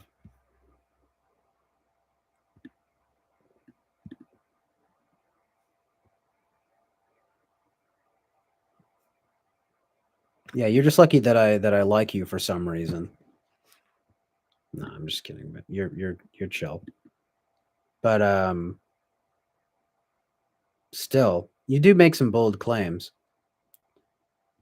Ash says you'd rather be perceived. Yeah, that's why you need to use the TE tertiary. You'd rather be perceived as dumb than as an ISTP. Lol. Yeah, but I'm talking about your conflicted humor, different type of assuming imagery. Jackson Jen Zennial says, I'm only ISTP when talking to type people. I'm Brian, not ISTP. I didn't know that was your name. Good to know that.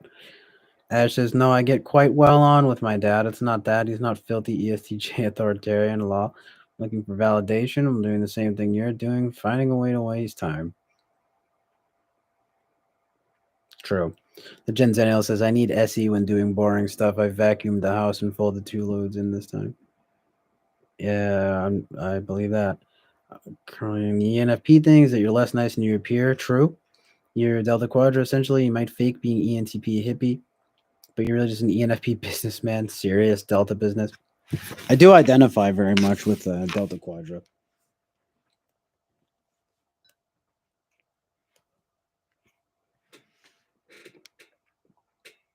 But yeah, I think it was like when I first got that studied, it was funny enough. It makes me laugh every time I say it because it's a study for normal brain development. What a laugh, right? No, but it's like, you know, they had me do a bunch of tests when I was like in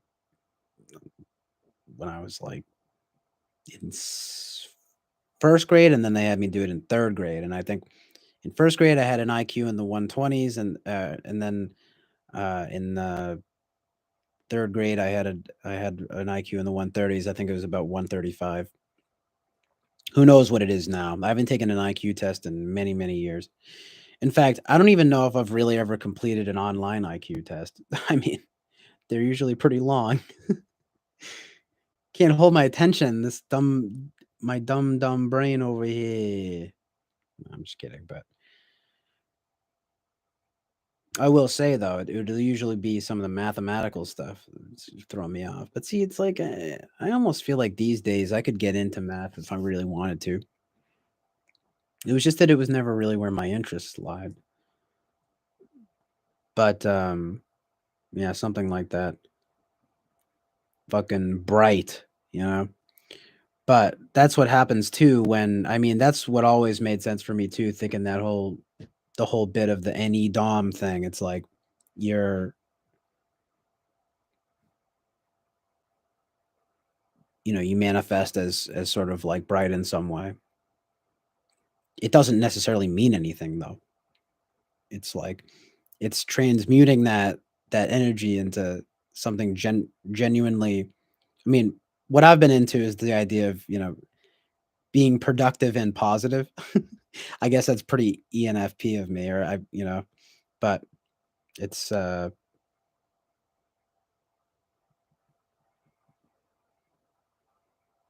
it's part of that whole thing of having like good aims. Having good aims and directionality.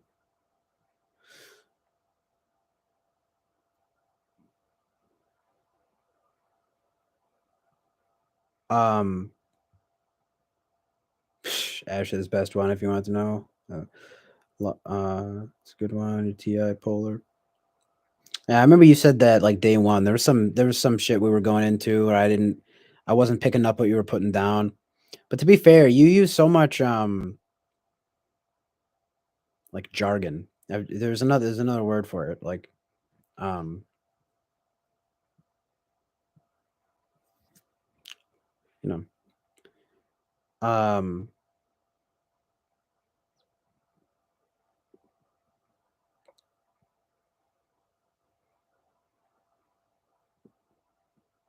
I was probably getting hung up on your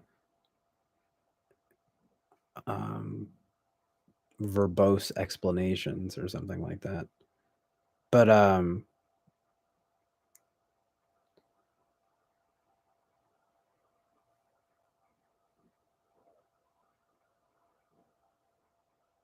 remember the exact interaction, you know. It's like I was failing to register something or to figure something out, and you were like, "Oh, TI Polar." In your voice, well, I don't mean to put you on blast. I don't know if you care if I mention that, but yeah. Well, no, you talked about it being in the whereabouts and everything. So yeah, fuck it. That's right. We fucking talked, dude. We were talking. We were talking, dude. But it's like, bro, it winds up. I don't think my TI is that bad. That's always been what made me reconsider ENFP, especially with the whole INFP Polar SE bit. And it's not like I haven't looked into it. Like a lot of the other stuff adds up too.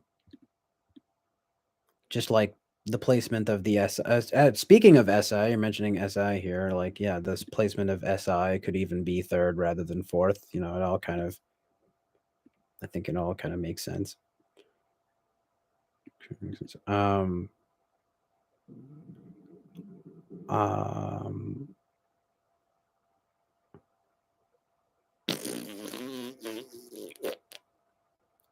Ash says, yeah, well, SI and TI are jargon. Yeah, that's TI to you. Any DOM get it. They just don't TI it. ENFP or any ENFPs are any DOMs. No, ENFP or any DOMs, they get it. They're TI Polar, INFP, TI it, but they don't get it. Well, if you're not TI Polar, you're ENFJ, but I think you're ENFP more likely.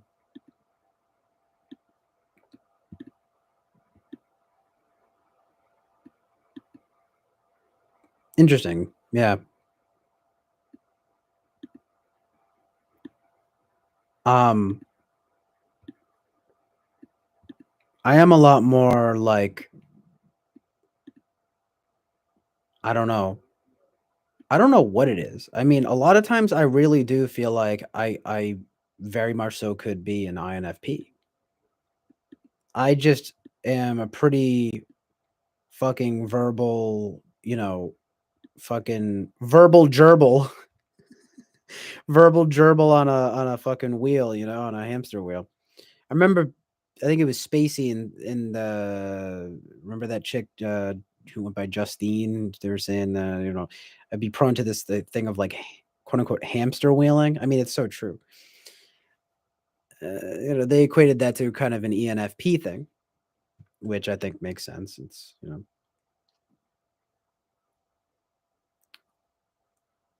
but I just wouldn't think that the INFP arrangement would be so vastly different. But I've heard it's, I don't know, my affect, I mean, I don't know. I think some people might be more like surprised, and maybe not so much. Not the people that know me, though. I mean, the people that know me would be like, "Yeah, you could be INFP," but of course, they don't know about type like people like us do. I mean, what's really at the root of it could be something like an ENFJ. Although I don't think I'm FE Dom, but I do understand what you mean when you say that, or like the what you're getting at, because my affect generally, like socially, I'm not assuming things are quote unquote good vibes. Uh, I'm pretty like go with the flow in that way, and my preferred mode of flowing, quote unquote flowing, I think tends to be something like any. That's uh the long and short of it. But like, why? Yeah, so that energy, there's an energy there, and it's I get what you're saying, but anyway, Ash says TI Polar, unlike what Eric says, aren't stupid. It's just that, dude, so many messages. I mean, I don't mind, but it's like, good lord, so many messages here right now.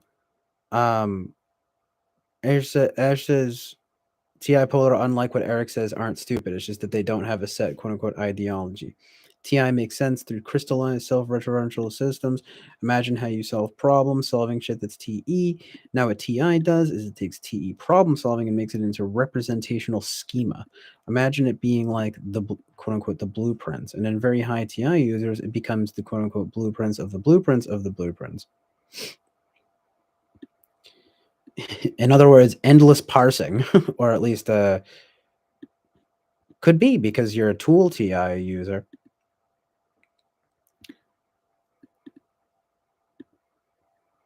Kind of in the way that tool NE can manifest as a sort of endless parsing of or not parsing, but well, it's an inconclusiveness, But TI is very conclusive.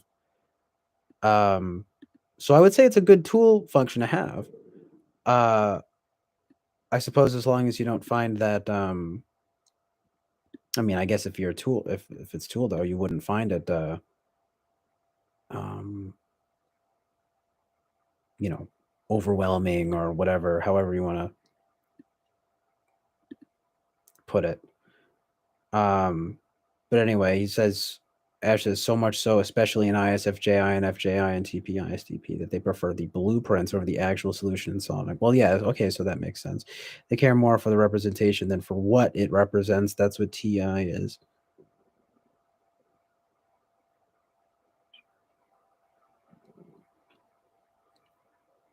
Yeah, that makes sense. Everything you're saying, I mean, yeah, checks out. Yeah, the Gen Zennials has good synopsis, Ash. Indeed, I'll give it to you there. It's a good synopsis. Synopsis. I mean, you know your shit about type, is that's for sure. Um, you should definitely compile that. You gotta work. Send me your You gotta send me some Google Docs or something. Some work, some of your work. But I mean, because that's what it is. I mean, I don't know what it is work. You know. Ash says, well, in TI auxiliary, it manifests less because TI and TE go to each other more easily. ISFJ, INFJ, INTP, and ISTP struggled more to go between the two than ENTP and ESTP.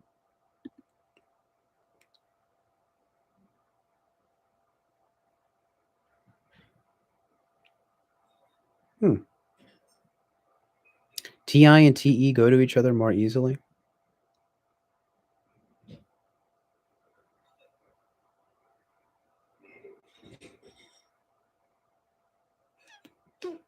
But the introverts struggle more to be fluid in that regard. That makes sense.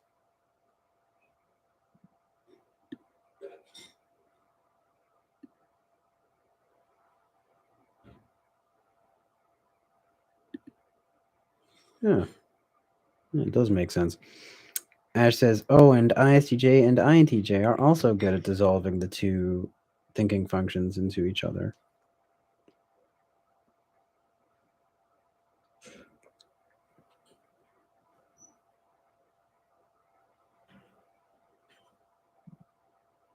Well, thanks for helping me kill some more time here, Ash. I hope we can be mutually beneficial to each other in that regard. Connected to Bluetooth.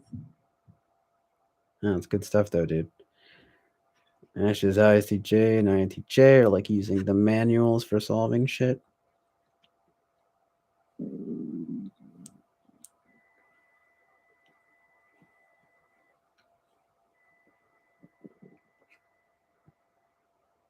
Yes. ENTP and ESTP are like theory and expectation versus the nitty gritty reality.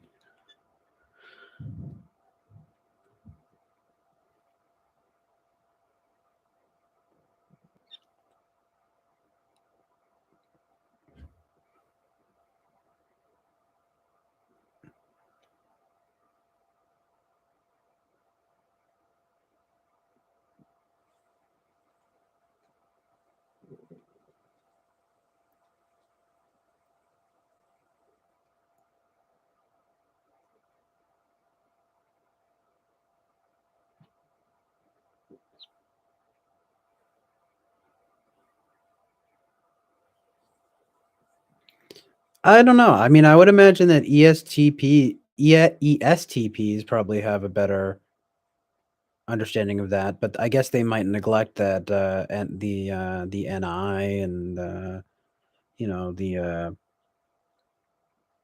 but I don't know the nitty gritty reality. I mean, I tend to think of that stuff as being literally like again back to my fucking problems. Like SI and SE stuff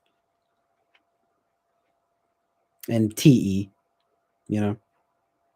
Which again I think I'm decent at, but I mean it's a matter of applying it though. Which that is. I mean TE basically is like logical application, but so um but I think I'm good at it when, let's put it this way, right? When I apply a directionality to it. I'm definitely good at it. Especially with I mean, it does come back to the whole kind of ENFP thing. So, I mean, you can imagine, it's like NE and TE working in tandem and et cetera, et cetera, I mean, but of course, FI and TE being on the same axis, so you have an FI goal, and then the SI is satisfied, I suppose. I don't know. And then the other four functions fall in there somewhere. I mean, because that's just the conscious functions, but then the unconscious functions, I mean, I guess I can't tell you as clearly how they fall. Oh, well, TI polar, obviously, but see, as you know, I have a sort of problem with that. I'm not sure about that. But NI ignoring, I mean, I don't think it's possible to some degree, though. I feel like I've been much more NI in recent years, though. And the FE, but the FE demonstrative makes sense, though. And again, TI polar, I take issue with, but SE role function kind of makes sense.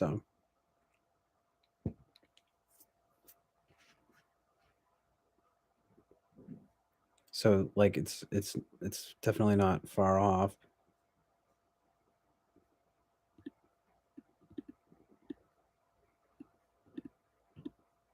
I mean, it's interesting when you say it could be ENFJ too, because I could sort of see SE seeking, but not really though. I mean, like kind of, but maybe.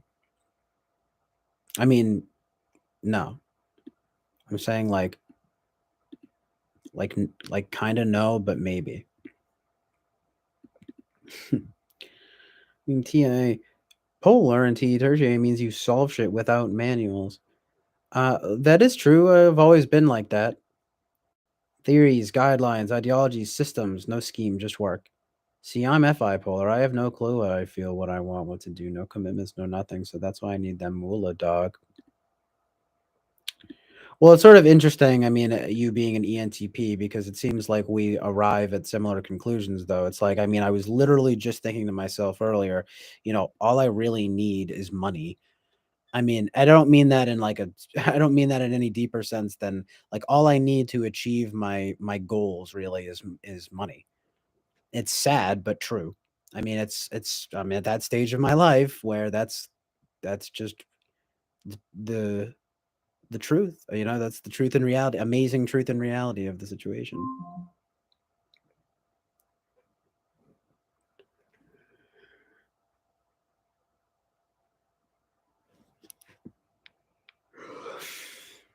ENFJ would be TI seeking. Oh yeah, you're right. SE tertiary. Well, then that makes even less sense. Yeah, you're right. I don't know why I mistook it for I mistook ENFJ for INFJ, which also could make sense. But ENFJ being TS, actually that kind of makes sense too, though. See, this is when it gets it's not good. I can't keep entertaining all these different types, but no, I know the top four are definitely the NF types for me. I'm almost certain about that. Knock on wood, like so good. But anyway, it's just well, let's see SE8. I was thinking about the idea of like having my SE and TE working concurrently, like that being a certainly a pathway forward. Not just working in tandem with NE. It's like it's a real SE thing. It's follow through. It's as Eric puts it, quote unquote, pulling the trigger and essentially follow through. That's SE, but it's also I think TE to an extent. So having those two working in tandem together is pretty crucial. At least it would seem that way, at least to me. I don't know if that's. I mean, that is though how essentially you affect the objective world most impactfully. You might say. But again, that could just be my conception of it because, as Ash says here, SE and TE work concurrently in ENFP. Interesting. What's up, Peter Dentici? Peter says ESTPs are looking too many steps ahead of themselves, overextending their NI inclinations, which causes them to have to be as attentive as they are, and thus on their toes all the time.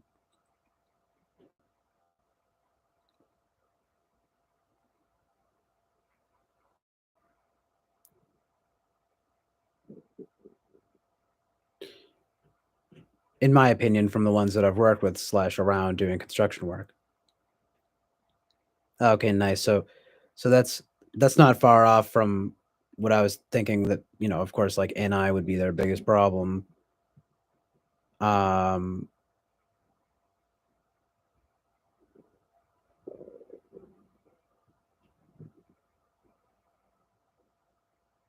Wait, actually no, it wouldn't be. It would be. Oh yeah, why am I blanking on what the ESTP polar function? Oh, it's FI too. Yeah, right. So but I can see that. I don't see that as being. I mean, no, that could be pretty problematic too. But anyway, it sounds like what you're saying though is like an elaboration on what I was saying, which is pretty good.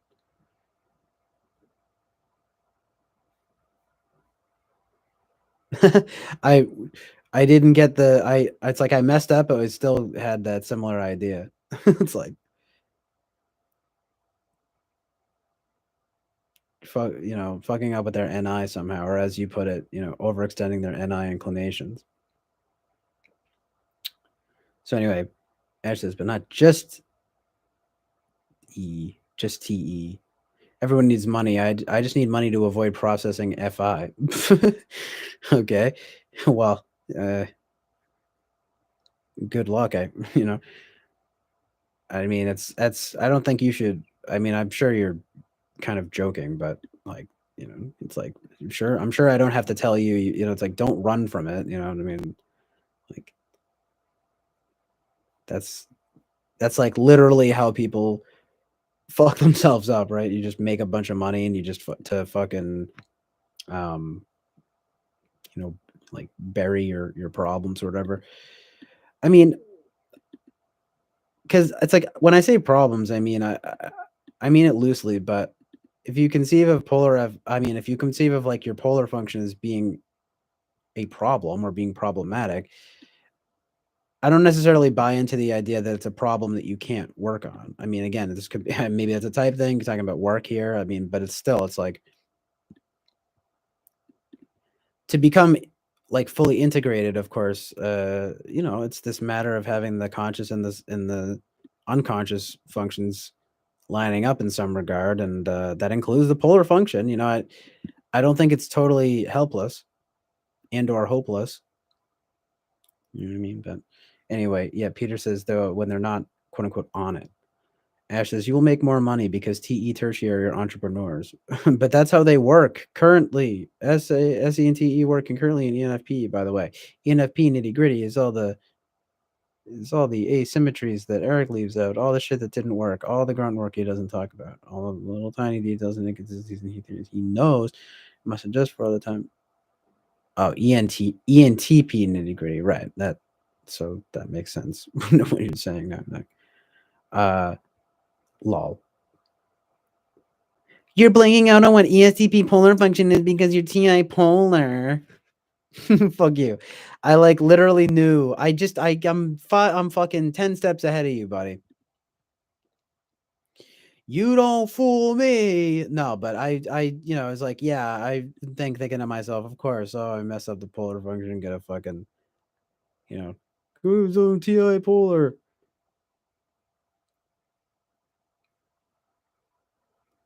It's not mathematical though. It says you can't do math, you must learn it as hard facts.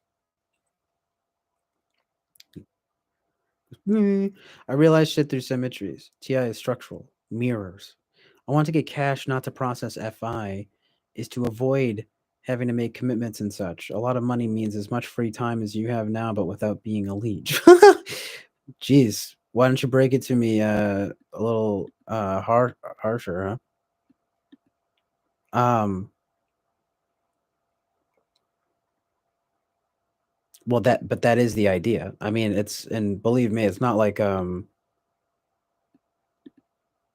not on a certain leash. I mean, not a leash, but it's kind of like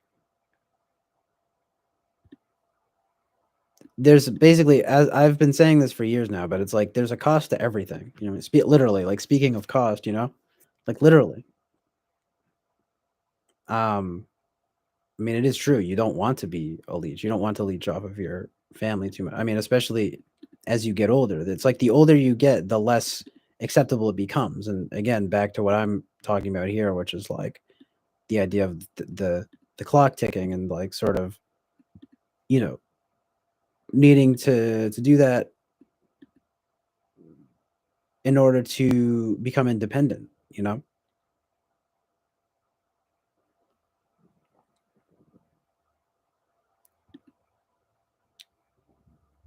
Anyway, Ash says MBTI. Well, it's like, yeah, you don't want to be dependent in any way, really. Like, so it's like independence is the goal. I don't think that's just a type thing either. Like that's sort of just like a human thing. MBTI is very mathematical, especially socionics. If you're FE too. I mean, I believe that there's a certain it's like I tend to conceive of it more of as a science rather than math. But I mean, I know what you mean. If you're FE tertiary, you're FE bipolar. Cracking up laughing. Is it funny? Is it funny, Ash, Mr. ENTP? Holier than thou. Fucking Mr. Mathematics over here. Nah, but I get what you're saying. If you're FE tertiary, you're FI polar. If you're TI auxiliary, you're FI polar. Math and symmetries all around. That's the TI part.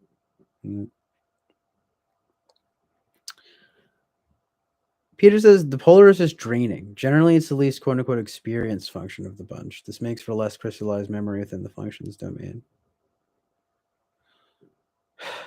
Well, that's why it's easier for me to conceive of it as like, again, just like being SE polar, but I don't know.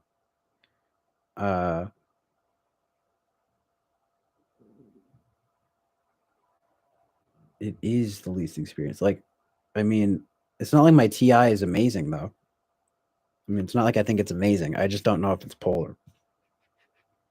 This makes for less of, oh yeah, okay. So a greater cognitive load is needed to engage it, making a less preferable way to think.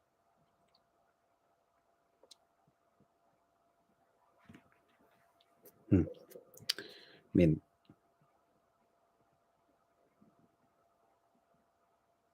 it's interesting to think of it that way. Like talking about polar SE, because it's like thinking in an SE way. Yeah, I don't know. But that's why I could also see ENFP roll SE, because it's like I could assume that role. But man, I'm pretty fucking shitty with my SE though, and to some extent my SI.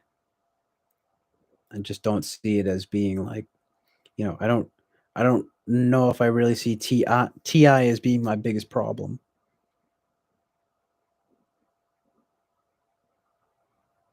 And yeah, again, my TE is pretty good. When any the Gen Zennial says when any is truth, but the SE results never arrive. Hashtag INTP problems. Right, it said Tool NE and Polar SE. I mean, it's like I relate to that. Ash says, yeah, and that shit is TI. It's hilarious, but as I said, I'm FI Polar.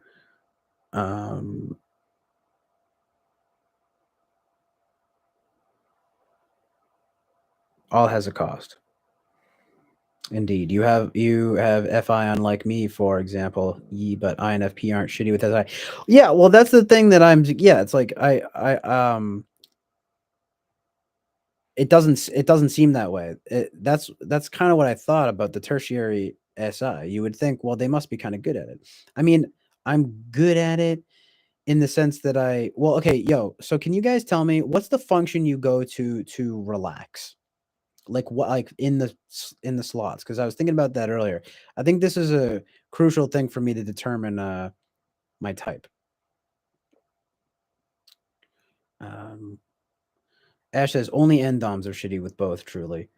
Well, yeah. I mean, you might be onto something there. It's like that's again kind of brings me back to ENFP. Peter says you doing these streams is SE with Eric's meaning of SE when he says pulls the trigger.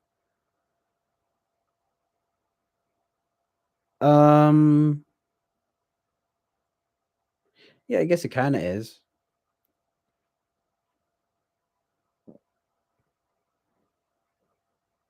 I tend to think of it as a lot of and like depending on what I'm doing on the stream. I mean, right now is all like I feel like all I'm doing right now is just like in like some odd concurrent NE and SE going on. No, sorry, NE and FE going. It's like NE and FE going on. But streaming in general, SE streaming, similar letters. I don't know. I mean, they're not. It's right.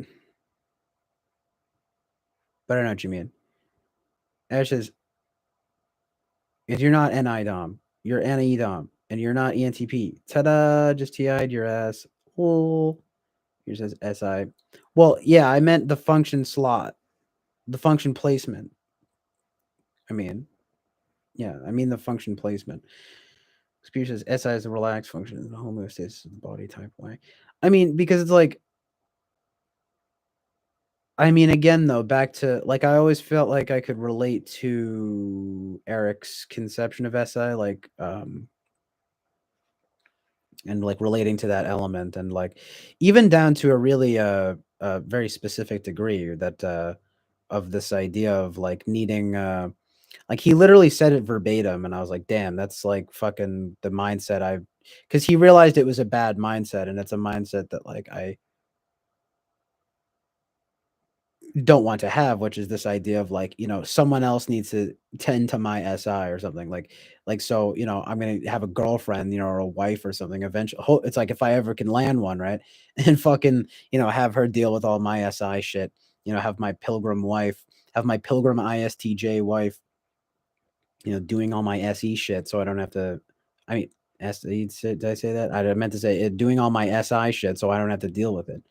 But like SI is inherently, I guess, pretty personal, and it's just like it's not a healthy way to approach a relationship, and that's what Eric realized, and I felt like that's like but he also says that he goes to he enjoys his SI pleasures um when it comes down to it, and I just feel like I can relate to all of that very much, and I think, I mean, it's like I lose track of time. I don't have, again, it's like I don't feel like I have the best handle on it. So, I mean, SI fourth makes sense. That was one of the main things that first sold me on being ENFP, actually. I was like, wow, SI. I was like, this is all on point. The only thing I had a problem with was the fucking TI polar. Really. So it's like it gets me looking at INFP and considering honestly, considering a reality where I have just I don't know, have been maybe a more maladaptive INFP or something, like just fucking all up in my tool NE when I'm really just an FI Dom. But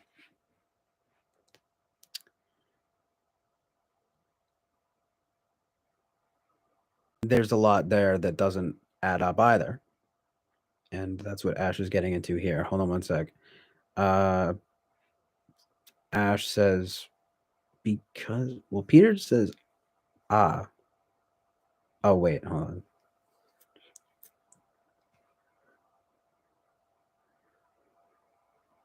Oh, Peter says, what's that now? That indollars be shitty, but oh yeah, shitty, but this tertiary. Since they're rather good at both, their dom or one of them. Think it's more workable. Move forth.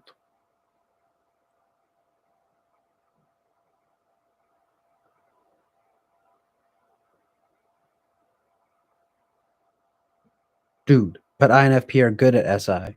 Your ENFP, no. Yeah. I mean, yeah, I hear what you're saying.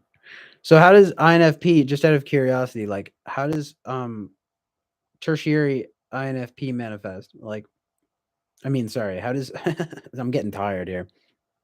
How does third slot SI manifest in INFPs? They don't have any problems with it. It's mostly just TE for them. And SE. INFP, no. Are you supervising my I5 polar? You're not INFP.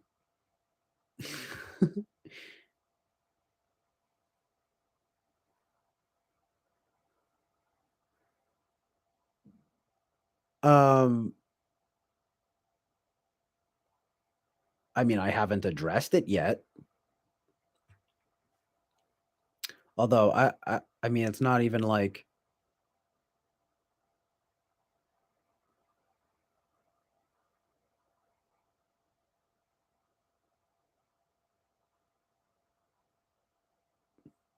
it's not even like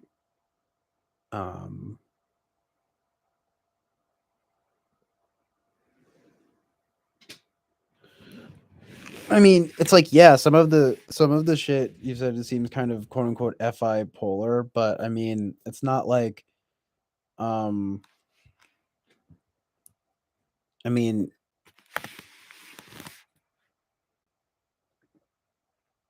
I honestly don't know if it's just like a you thing though. No offense. I don't mean that in like a bad way, but like Eric, like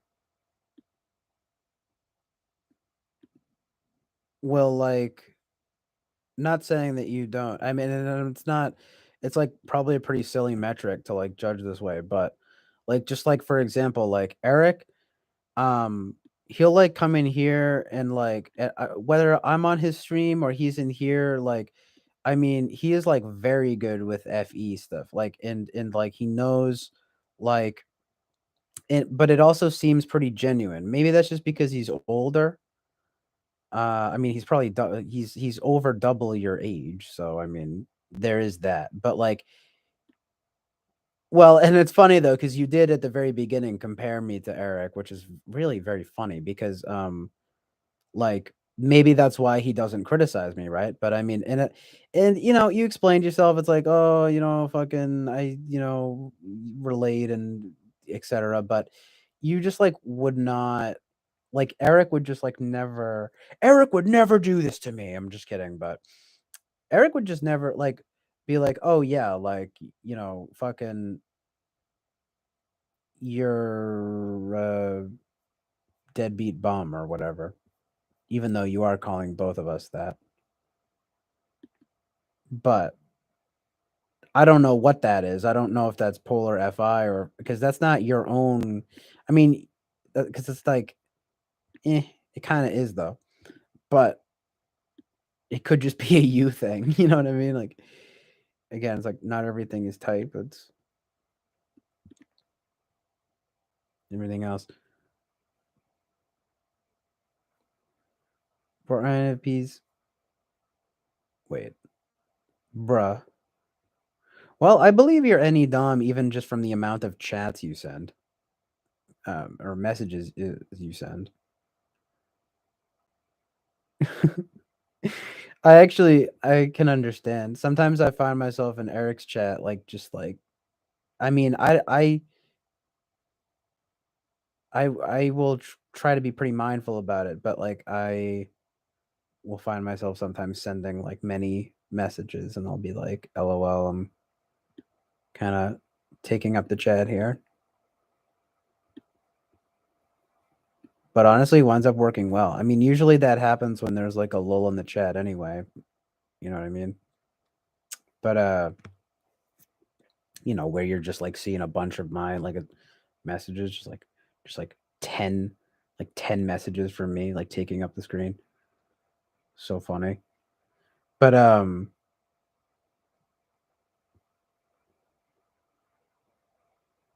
just gonna skim through this. Get talking about Enneagram. Okay, yeah. For INFPs though, I wanted to know for INTPs and INFPs, SI tertiary is about being very, very careful with the sources. The shit that's cited, comprehensible sources are SI tertiary, scientific reviews, encyclopedias, and such. Interesting.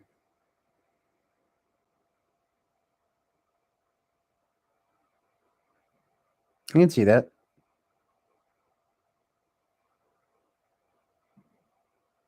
Because it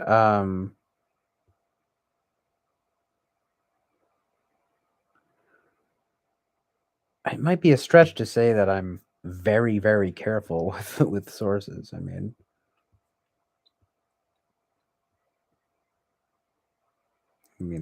TE or tertiary. I don't know.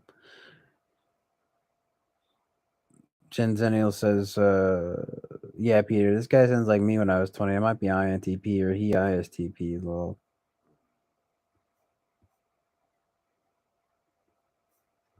Ash says, and myself. Well, at least you include yourself in that bucket, in the bucket of deadbeat bums. I'm just kidding, but you know, but yeah, it's like, I mean, because I mean, you've been prone to this. I mean, you'll come through, you come barreling through with some hot takes. It's like, and I think maybe it is just like a young buck, like ENTP type vibe, but like still, it's like whether it's polar FI or not. I mean, well, because you're saying like, oh, like I haven't criticized your polar FI. It's like I could. It's like at what point though does it become, again, back to this whole thing, right? Of where it's really just like ontological. But maybe that's just my FI framework regarding it. Sorry, I'm so nice and considerate. No, I'm just kidding.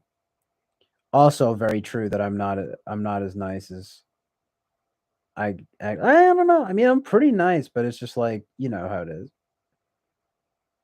when the truth and reality come through. About to hit him with some fucking TE real fucking quick. Um, but yes, Ash says myself, yourself, Eric. Eric is insane, not a good source. Well, yeah, you saw us mad. Eric's not a good only source. That said, all info is some sort of utility. Those are OG ENFPs. You're the sanest among them. Oh, thank you. I'll take that as a compliment because I know the vibes you're talking about with these people. I never really talked to Sauce or Mad though. This is you're not SI tertiary. You're babbling and bullshitting. Classical SI in very any dumb way. You could, but you didn't.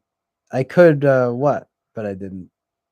Because but I criticized you because you're not FI dom. You're NE dom, so you don't mind.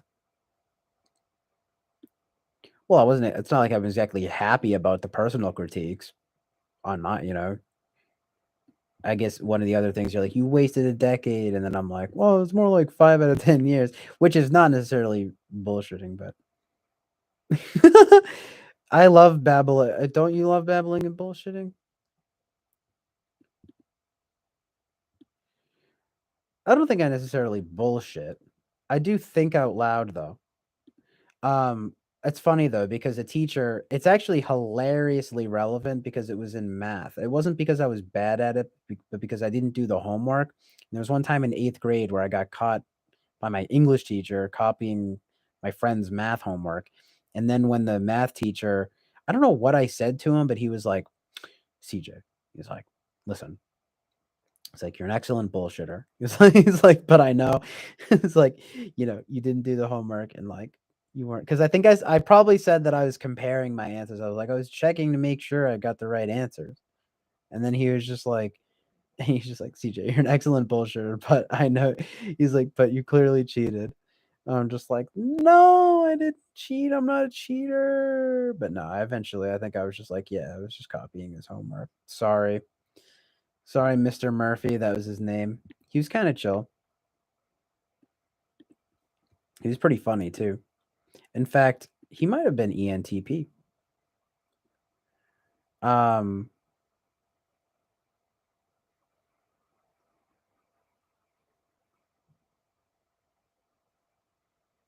Right. Ash says, yeah, we're kindred. We're both any doms. We're any doming in different languages. You're any doming in FID, Delta territory. I'm any doming in Alpha territory. Oh, wow. Stories for children versus armchair philosopher. Goodbye. Good night. I was going to say it too. Good night. Reading a good night. Good night, moon.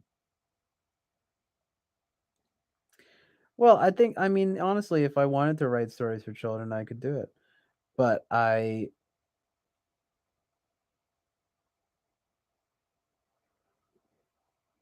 now, I'm armchair philosopher. I am the armchair philosopher. The armchair philosopher. I created it. I created philosophizing from the armchair as opposed to, at a desk in professional offices because that's where the big philosophers live. Big philosophy, the industry, the most lucrative degree, the most lucrative career. Peter says, from what I've seen, you don't hold FI relationship ethics on a pedestal as the supreme authority, like I've come to see FI first. Yeah, I don't know. Maybe I don't because it's like, I mean, I don't know what the deal is with INFPs, I guess. I don't know how to explain it. Like, they do seem pretty dead set on a certain subjectivism that I don't subscribe to, but honestly, ENFPs seem even worse. And like that's just not something that I ascribe to. Like I mean, like, for one, I think I'm a lot more like conservative than a lot of NFPs. Um,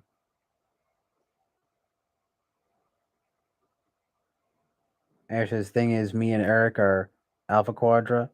We can afford to be bums, even though Eric is pathological as fuck. Okay, but you're Delta, dude. You're supposed to be this big bad FI judge, TE work ethic, Delta business magnate slash empire. I'm screaming. I'm fuming, dude. You're ENFP. Just accept it. Too bad, I guess, or good. A lot of quote unquote ENFPs or ESFJs. ENFPs going to get it, dude. Don't conflate.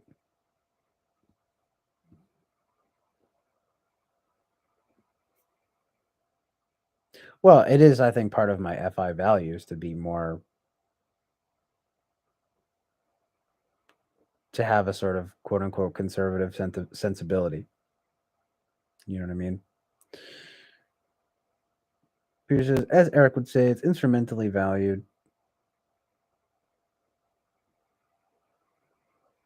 FI? Well, that makes sense. I mean, Peter is someone who also, I don't think I think you thought I was ENFP since day one. He's going to add another, um, tally to that collection. But right.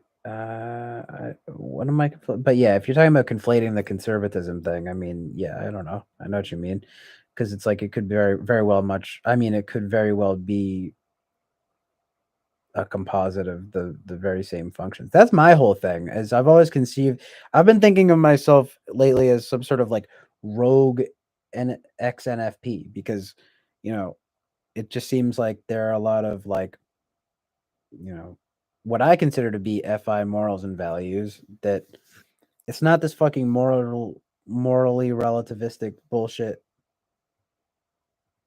It's not this subjectivist bullshit, you know?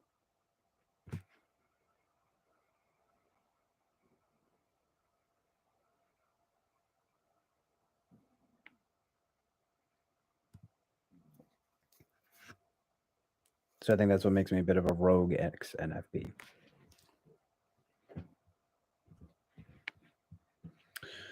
Peter says, I know he's not an ESFJ. Can't miss that one. Yeah. A says you're an NFP.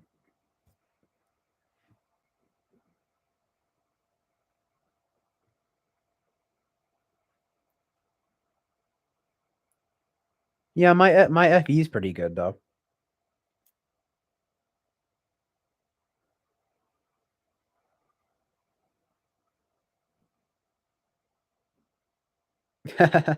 The Gen Zennials is the trick is you're not a bitch like most ENFPs. So yeah, rogue ENFP. Well, kudos. I mean, I'm down to embrace it.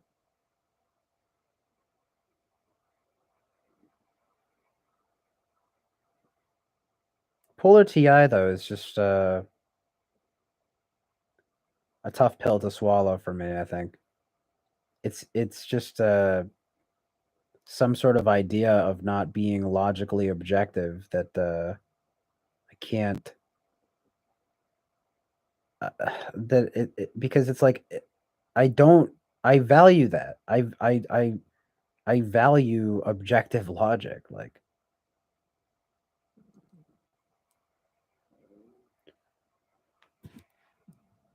I said, it's like I don't subscribe to this like relativist subjectivist bullshit. I mean, I do when it's like appropriate, but not with fucking philosophy and psychology. You know what I mean?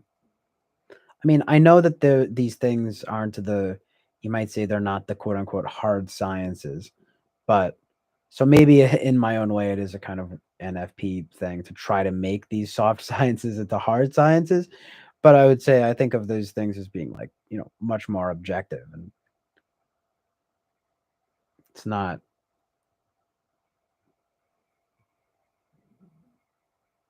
I'll leave my NEFI inclinations for the. I mean, for whatever it is, but it's for creative purposes, though. It's not some fucking ideology. I mean, maybe that's the mistake that a lot of NFPs make. I mean, what do you guys think about that? Maybe, especially ENFPs, maybe they make the mistake of, you know what they do? It's taking their, it's it's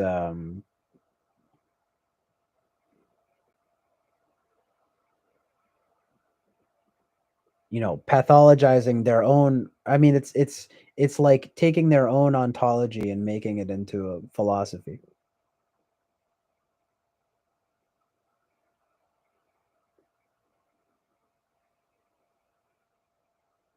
I would say probably both NFPs are guilty of that. But, ENFPs are probably most likely to, because I mean, you've got FI tool, and there seems to be this very unflattering and unsavory inclination to browbeat other people with your own personal feelings. And it's like, um you know I I mean, I try not to do that. You know what I mean? Like, and in that way, at the very least, I'm very FE conscious in that way. But I suppose FE demonstrative, like I've said, I mean, I always thought FE demonstrative made sense, though, too. You know what I mean?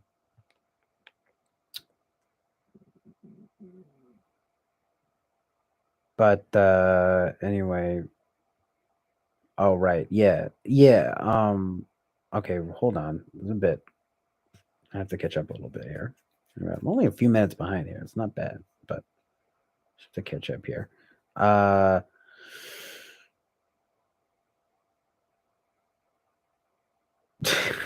isn't swallowed up.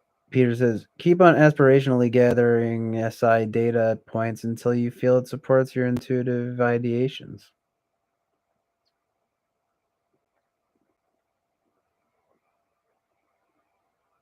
Interesting. Yeah. Okay. I mean, we'll have to consider that. I mean, it does sort of seem to be how I move through life in a certain way, but I mean, but like, is it, well,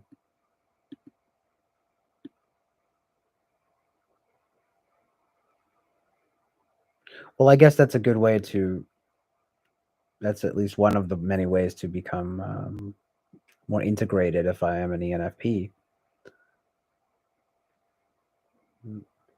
But that could indeed be the best way to. I mean, they work in tandem, right? So it's kind of just like. I mean, I suppose they support one another.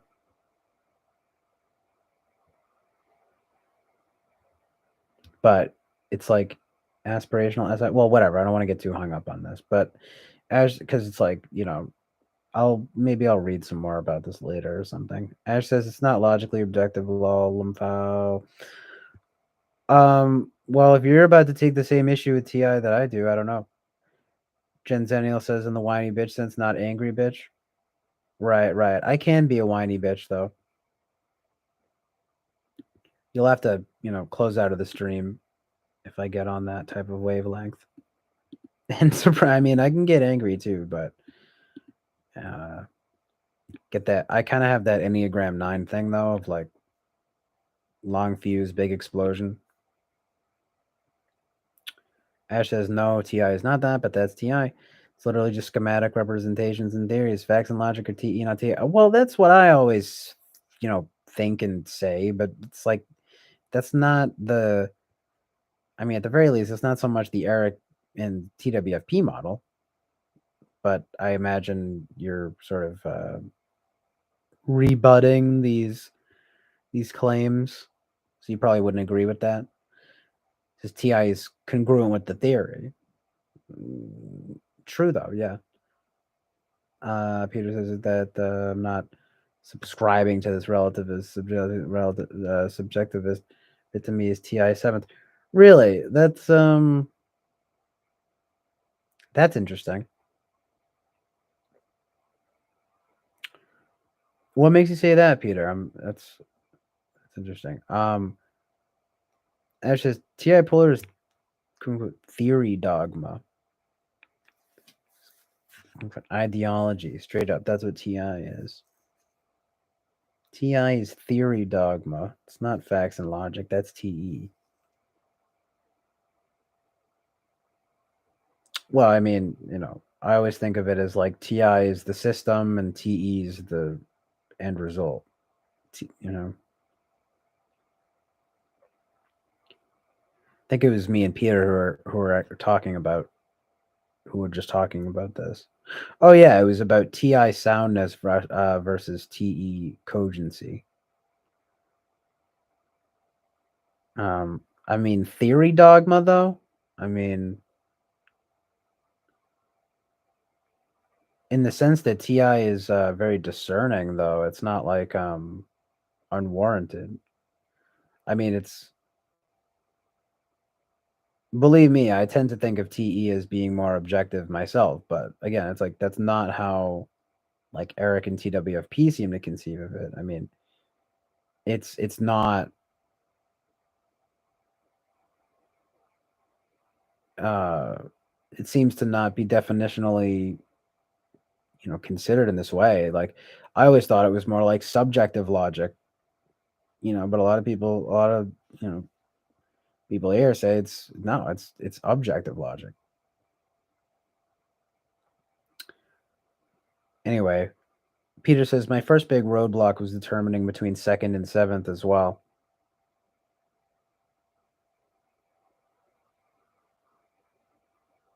Yeah, yeah. Nice, that's funny because I guess that is sort of the big. I mean, especially the seventh for me to figure that out. I mean, um,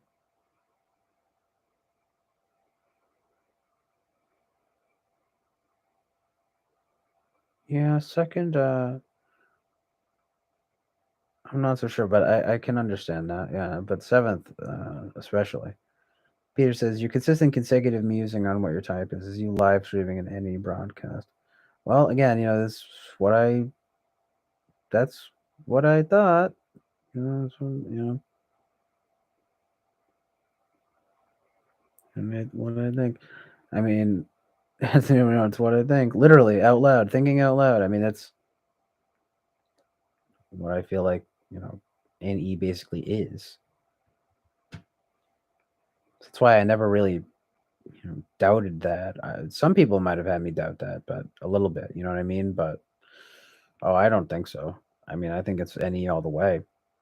NE all the way. Even that just done with NE. I'm so smart and creative, so bright and talented. No, but anyway, I'm just kidding. But anyway, Ash says, yeah, but Eric's wrong. TI auxiliary is tentative. TI DOM tinkering. Peter says an action type lead. Ash says, no. TI is not objective logic, lol. TE is. Jensen says, Ash, you suppose because I TJ for that reason. Peter says, tentative. That's not necessarily a thing of a person's cognitive type. Ash says, no. Eric is ENFP. Amazingly hot take. Honestly, like some truth and reality to consider. But I don't know. I still tend to,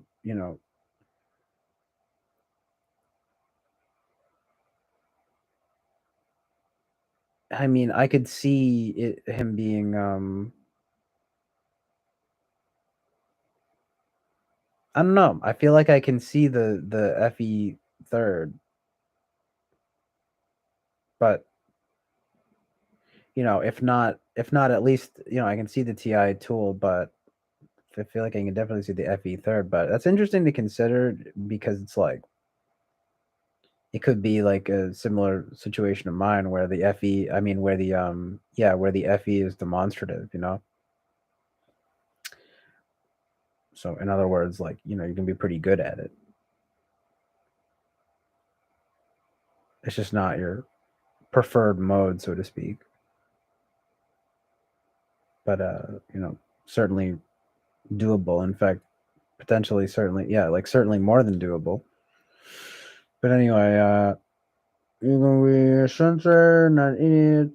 This the censor bias, the anti-censor bias, or the pro-intuitive bias, or the intuitive bias.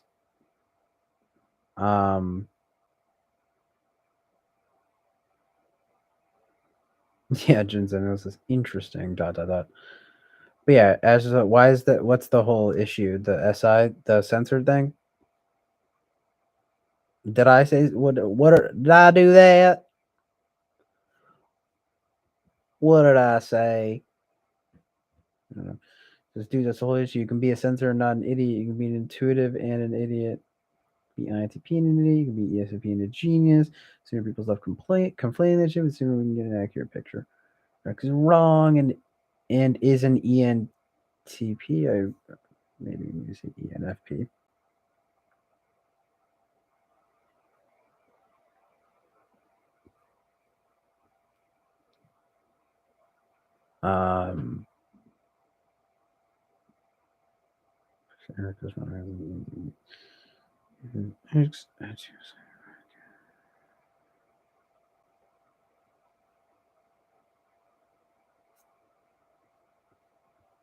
Who is saying this thing about the NPC? Like, who's talking shit about censors here? No one. I don't think anyone here is. That's going. What the fuck is that? It's funny. See, that's TI. All these fucking random ass motherfucking systems and those random ass structures all describe the same shit. ISTP latch onto the systems and are anal retentive without ever getting it. ENFP never get a single system, but get it in spite of that. Capiche? I mean, I know what you mean intuitively, funny enough, right? Like, no pun intended, but I mean, it's like I know what you mean intuitively when you say that, because I've sort of found that to be something, an interesting quote unquote quirk of mine throughout my whole life, really. Is like, I've never really felt like someone who's, you know, versed in systems, you know? I mean, it's like that's why I never got into like computer programming or anything like that. I mean, I could understand like the basic gist of it, but I can't. I'm not a fucking, you know, HTML coder. You know, it's like there's I can think of a million examples, honestly, but no, it's like never, you know, trouble following rules, and it's like, but somehow some seeming to manage in some regard. It's hard to explain, but I think you know what I mean. Sort of, I don't even know, like just blunt fucking TEing the shit out of it, like just like fuck it, make it work. You know, we're gonna make it work. Fuck it, we'll do it live. Kind of vibrations. You know what I mean? Literally, though. As Bill O'Reilly, probably ESTJ, when he's in an ENFP grip, he's like, fuck it, we'll do it live. I'm like happy. I'm like, fuck yeah, fuck it, we'll do it live. Smiling. Amazingly truthed and reality. I mean, because I tend to feel that I, in many ways, thrive improvisationally. That might just be a fucking drastic misconception about myself, though. But I like the idea of, like, for example, like first thought, best thought. You know what I mean? Although things take fucking cultivating, though. I mean, it's no joke. Some fucking JP for you.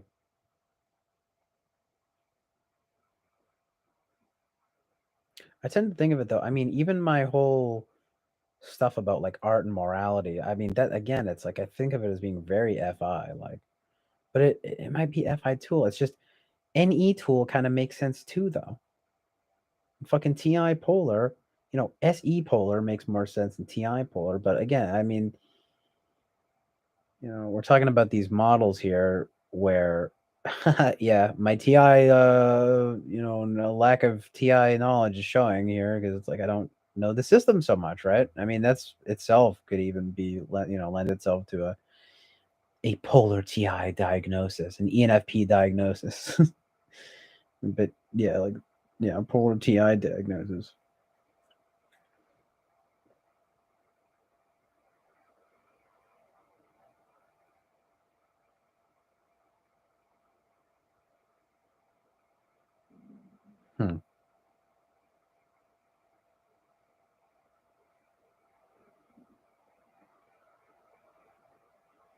I mean, one thing that makes me consider that I'm ENFP over INFP is that I think that I want to be INFP more than I want to be ENFP at this point. Actually, that's not even necessarily true. I feel like there is some element of it where I'm more INFP than ENFP, where it's not by choice. But part of me does feel that way because it's like it places my TI in role and it places my NI, in fucking demonstrative. So it's like NI, and it places my NI and demonstrative in my TI and role. So I'm like thinking like, well, this is preferable. You know what I mean? I mean, it's at least, and it also, I mean, yeah, it's just the fucking ENFP polar TI thing. It's just very, I don't like it. You know what I mean? But anyway,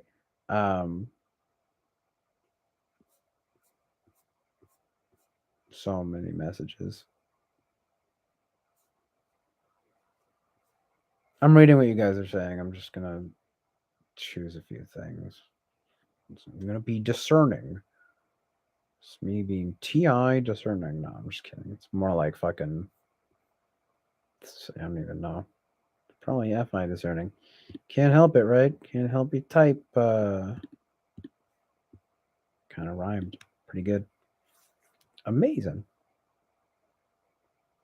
No, but it kind of. No, it's not. It's just me trying to fucking catch up with the chat, really. You could even say it's TEing it. I don't know. So funny, but yeah, like. Because you guys are just going back and forth about type. I mean, it's like, okay.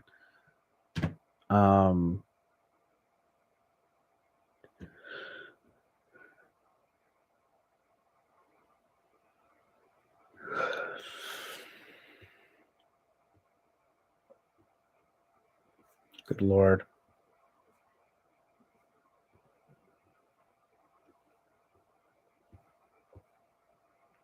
TI Polar don't do exactly. TI Polar don't do systems. They fuck you raw insights, amigo. True.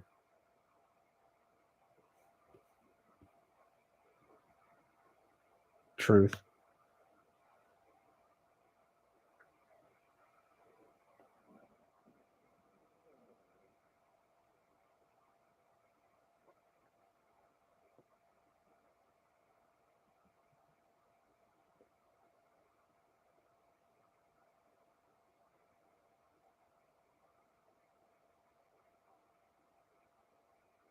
Like I said, TI is an intelligence. Throw that nonsense away. You're smart AF.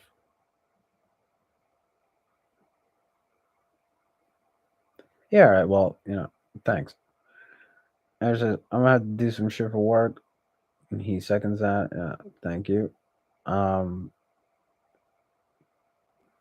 It's not like it's just this conception of TI as objective logic that sort of makes me wary of identifying as ENFP, having it be polar TI. Plus, it's like I don't know that it's my biggest weakness. You know what I mean?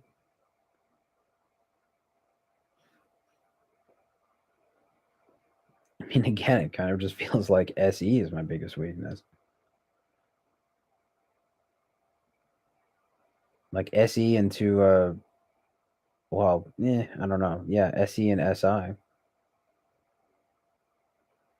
But the idea that Ash proposed is pretty good though. There of how it's like if it's like only an any dom is bad at both or something like that.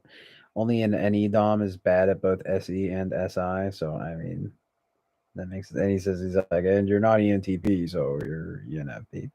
It's like fair enough. I mean, I can understand that.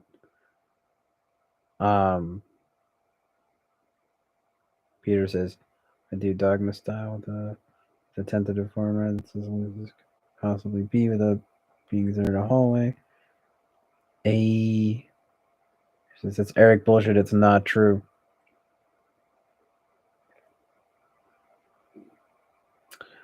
Well, one thing about that I always think is like with TI, right? It's like you can't have your cake and eat it too, right? So, I can understand like viewing TI and FE as being more objective than TE and FI, especially when you're viewing them on axes.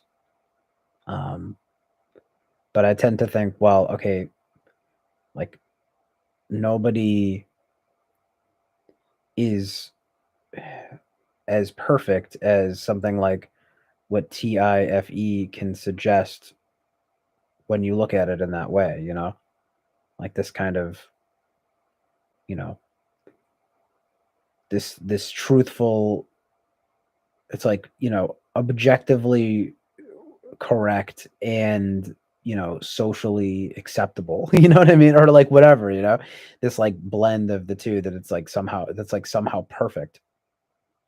Whereas FI and TE is just some sort of just completely subjective execution of goals. I mean, I definitely don't buy that, but I can see where the idea comes from. So it sort of lends some credibility to it, but I wouldn't. I mean, maybe I guess you could say that quote unquote objective logic is a strong term. I mean, I've heard the term used, of course, though the TI. The people say TI is conditional logic. It does also seem to be some kind of like systemic logic, but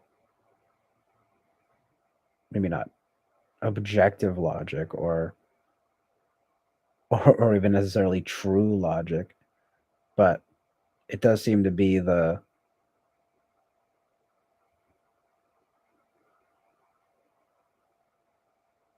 systemic function as opposed to the result oriented function, which would be TE, like TI opposed to TE. But yeah, it's like they're going in opposite directions. So to me, it always made sense that like TE was in some sense more objective, but it gets I mean,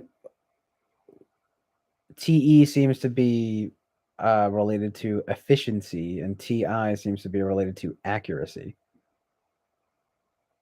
So yeah, the TE bulldozer, versus the TI crane, you might even say. I was like, I don't know, I never even thought of that, but I've heard the TE bulldozer thing before, but not so much the TI crane. But that kind of makes sense, right? Because it's like this idea that essentially TI is more discerning and therefore more correct, more objectively correct, more, objectively right.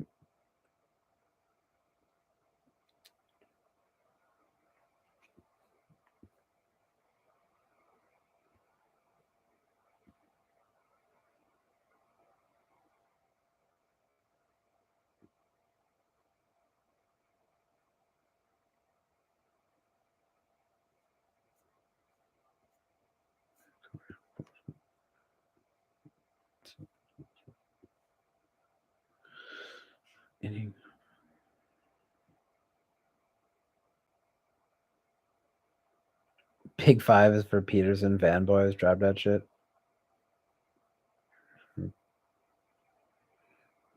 Peterson's Big 5 model. Until like the assertiveness and all. Until like the assertiveness, all that shit. Exchange hundreds of emails behind that shit.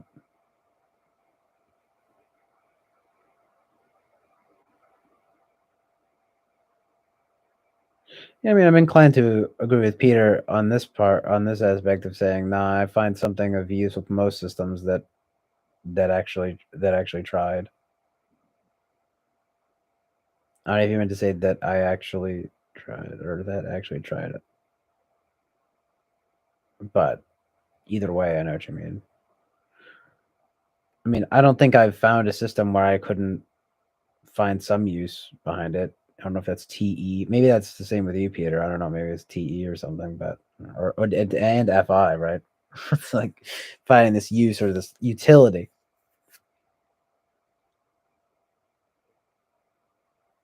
You can hand me a fucking cantaloupe. I'll find you some fucking. I can eat it, you know. But yeah, I'm getting almost, like 5 hours in here, so you'll have to forgive me. I'm not fucking as sharp now, but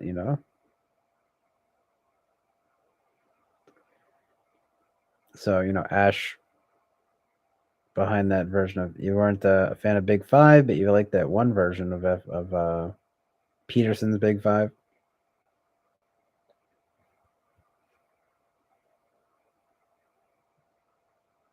Yeah, I never even took his fucking test. To be honest, I thought I don't know. I like Jordan Peterson, but I didn't know if that shit was like I just for some reason found myself more skeptical of it than I mean, it's funny, right? Because it's like I don't know. The Big 5, the established model, but he said himself that he was behind the Big 5 theory. I mean, he's all like fucking Mr. Pro Big 5, anti MBTI.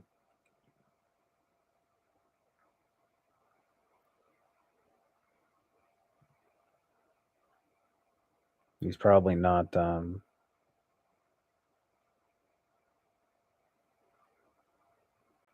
but he did seem to develop his own theories on this stuff, like, which is kind of funny. I mean, it's like whatever, apparently, but you actually thought it was more accurate. I mean, that's that's interesting. But well, he does say, and I can say, Ash does say, who did it under Peterson, and I can say, stick to MBTI or nothing at all.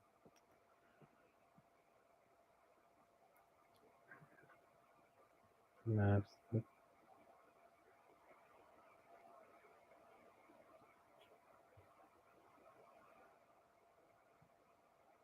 Oh, peace out, Ash and the Gen Zennial. Thank you guys for coming through. Good times. Good times were had by all. Oh, yeah, good times. Good times.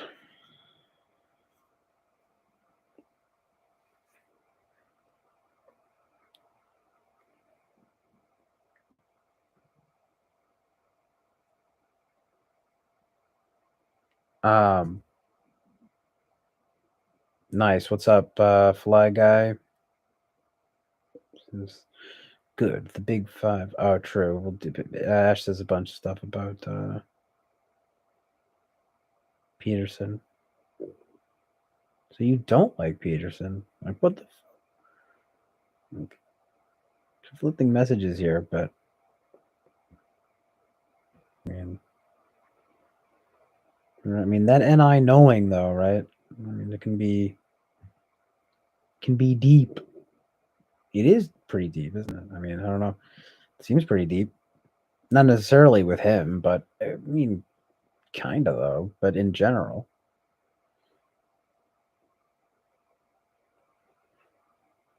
Anyway, yeah. Peace, Ash.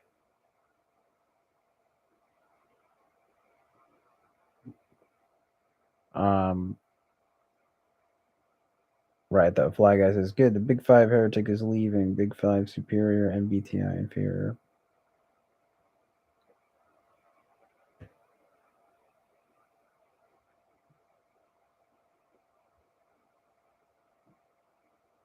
Well, it's back to the Peterson thing. It's like Big Five is just more. They say it has more valid retestability.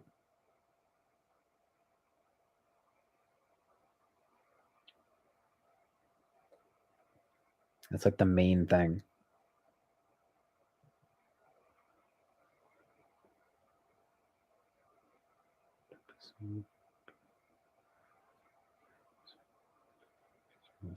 Piece of ash.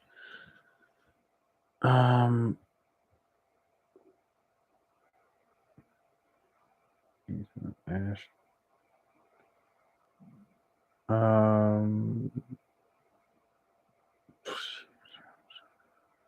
Five. Right. Dooley.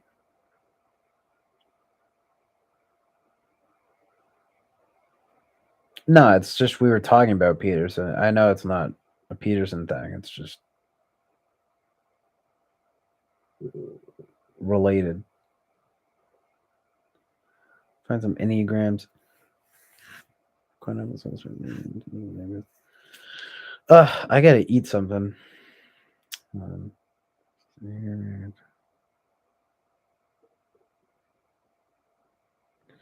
Oh no, Larissa Werner. Nice fake name. Flying Guy. MBTI is tricky. Well, yeah, I'm pretty sure I literally said the same thing, Boba Fett. It's like, well, you're probably not going to find too many ESFP 5s. You're not going to find too many so and so. You know.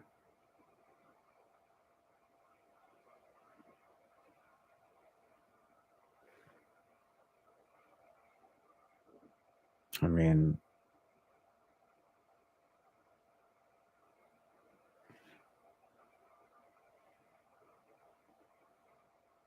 yeah, INTP 8s. And especially, perhaps even especially INFP 8s. I don't know. But, like,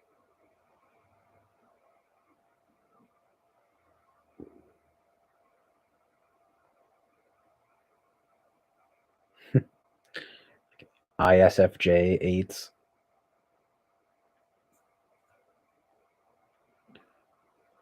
If your SI was 30, you wouldn't pass on feeding yourself or keep on remembering and not doing. Truth.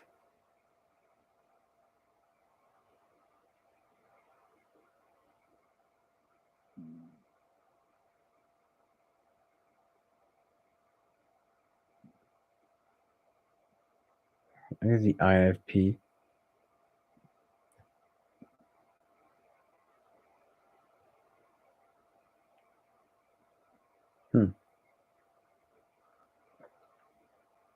I mean, yeah, just right. It does seem less likely. I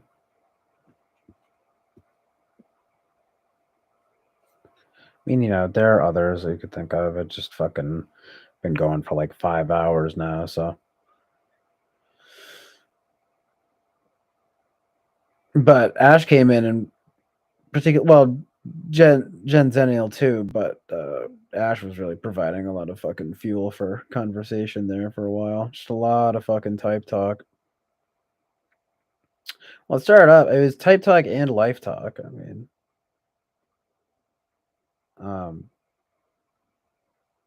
fucking Ash, man. More.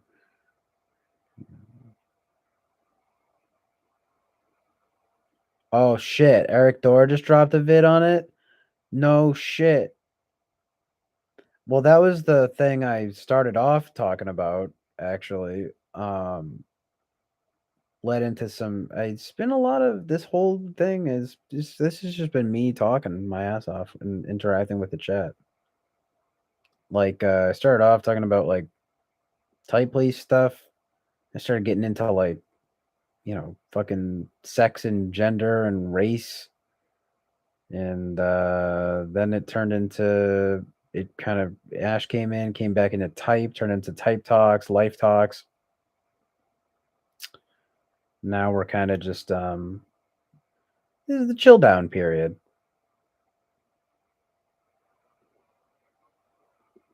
I'm gonna have to watch that. I gotta watch Duel's video and I gotta watch Eric Thor's video. INFEA.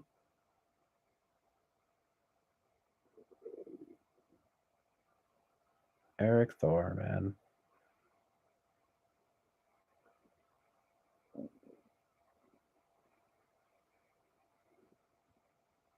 He's an OG for sure.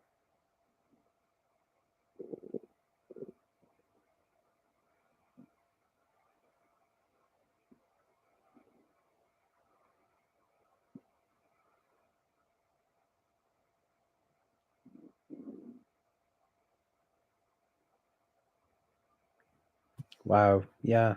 I didn't know this is history repeating itself. Getting in trouble. I mean, it doesn't surprise me that it's fucking people don't take kindly to it. You know, you would think that wouldn't really need explaining. But I didn't know you know. Anyway, it makes sense, you know, that it's a recurring issue. But I was just watching that Melissa Talks video. Oof, that was another thing too. That was pretty funny. That was rough. And you know, Eric's analysis didn't seem, you know, like overly cruel or anything like that. It seemed like kind of a wild overstatement to call it harassment. But yeah, man, I mean, I was, you know, talking about this for mad long. I brought it up in the chat to him earlier. It's like, you know, it's like, watch out for these for mentally ill people, you know? I mean, it's like, no offense. I don't mean that in any like derogatory way. It's just fucking facts, truth and reality. You know, some people are just delusional. I mean, is that your place to give them a fucking identity crisis? I mean, I would just say be careful, you know, just fucking tread lightly.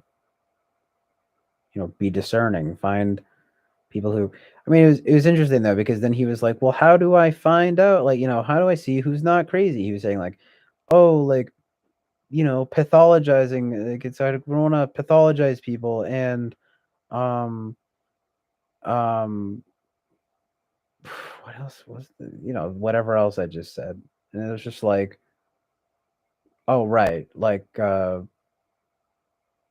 how do I determine who's unstable? And it's like, and then but then he proceeds to explain like, well, Marty Glenn like kind of seemed unstable, and I'm like, well, it's like exactly, it's like, so you know, try to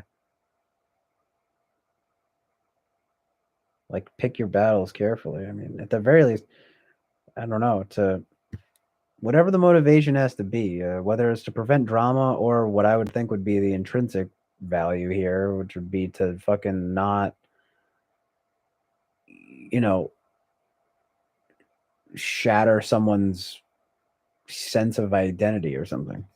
Not saying that it's a good thing to do. I mean, but like it seems pretty typical ENTP type, like detached FI kind of thing, right? To just be like to even type police in the first place, you know.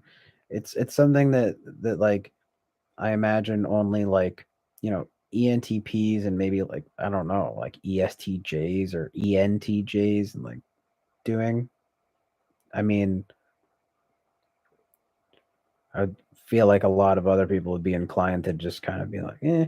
I mean, unless they're an authority.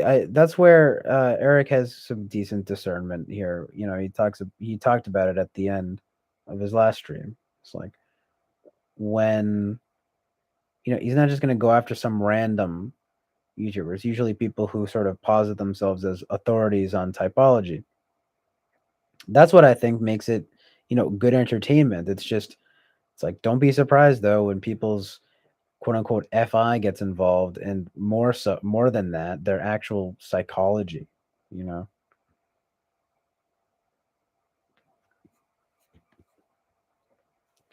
Beyond typology in a sense.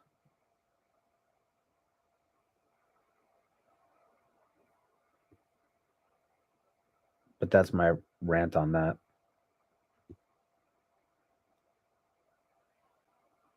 You're assaulting my ontology, etc. It's the times we live in.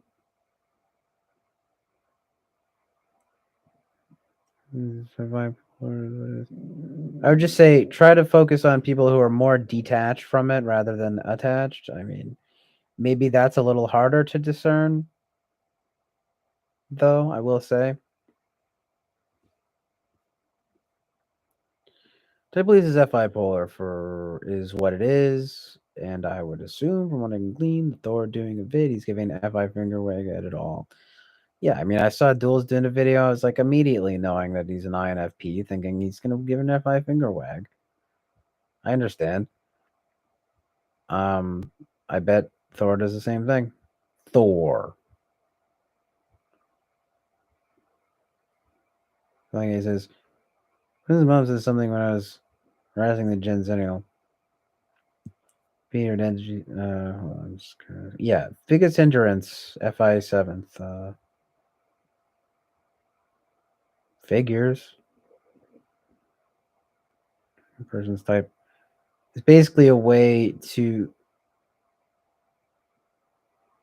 Visioning a person's type is basically a way to weaponize MBTI. Well, I mean, what I'm saying is like it can be. I mean, it has that potential.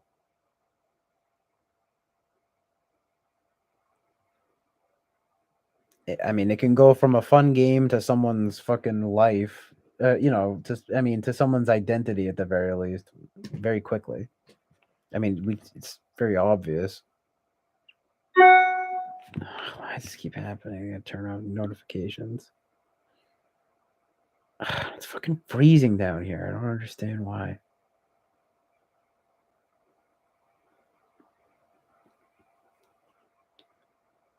The thing about it, though, is Peter, is that it's not a shit post in jest. You know? I mean, I don't know. Maybe it is more than I don't know. Maybe, kinda. What was this young dude warn against it? Yeah, exactly. It's the whole thing of him saying it's a parlor game. Skeleton is an idiot.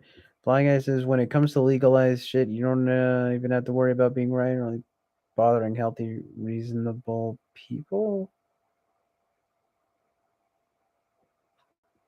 Legal?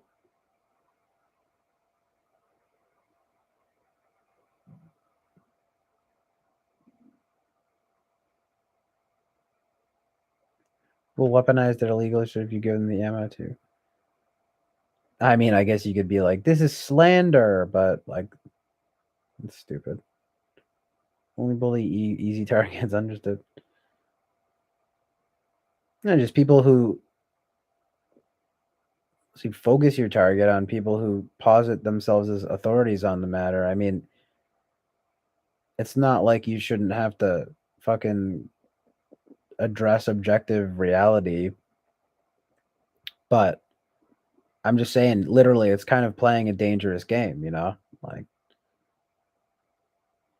you might get a guy who's like, haha, oh yeah, I don't know, maybe I am.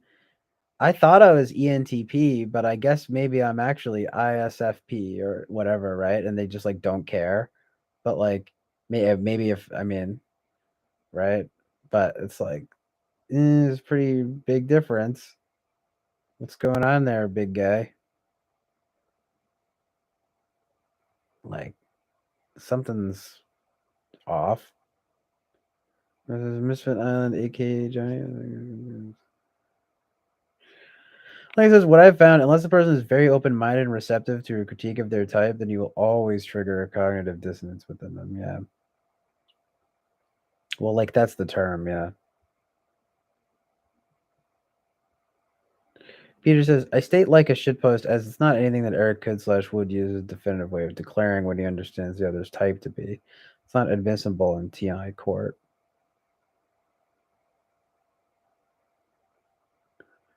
I mean, okay.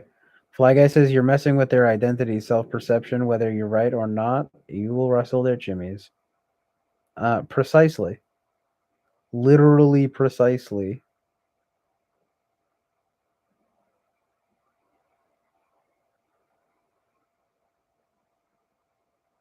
Peter says when identity is tied to their type.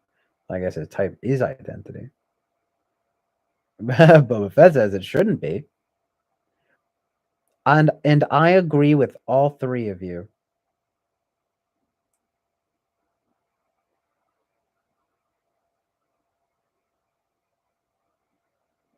It's like I'm saying all of this.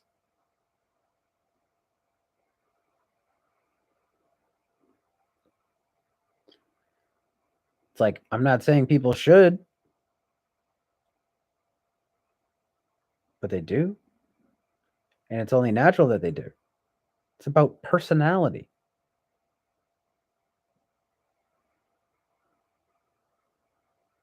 You know, if yeah, I've said it enough. I've been talking about it enough. So good, right, Fly Guy. It feels so good to finally be understood. Exactly. Kiersey, please understand me, etc. I I I have this sneaking suspicion. Maybe it's my FI or whatever, but it's like, people don't just fucking stumble onto typology like for laughs. I mean, most people don't. Maybe they take the 16 personalities test and they don't give a fuck. But anyone who is even remotely interested in typology, who even knows the term typology, you know, is probably on some level invested. I mean, whether you want to admit it or not, I mean, it's fucking all about it is identity. I mean, it's just it just shouldn't be. Because it's not the full picture of someone's personhood, but I mean personality, personhood. I mean, what's the difference? That's a good question, right?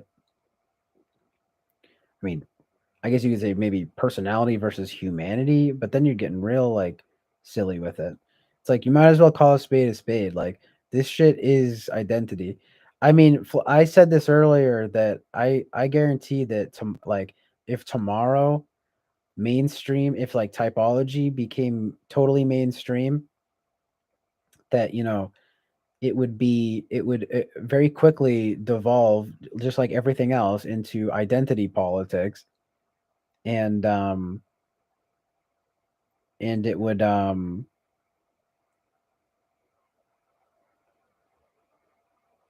from there it would become a question of it would become you don't have the right to type me differently, to question my type, which is stupid, but that's what would happen. And that's basically and then literally when I watched that Melissa Talks video, she said exactly what I said people would do, which is basically, I mean, she's talking about people who are invested in typology in general, but the point still stands. It's like this idea of like, it's not just type, like it's my life. You know what I mean?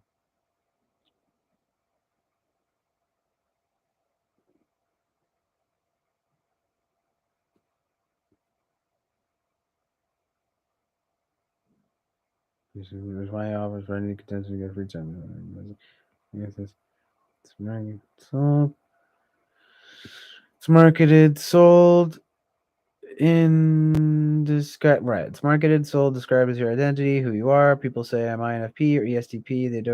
They don't say they have the INFP.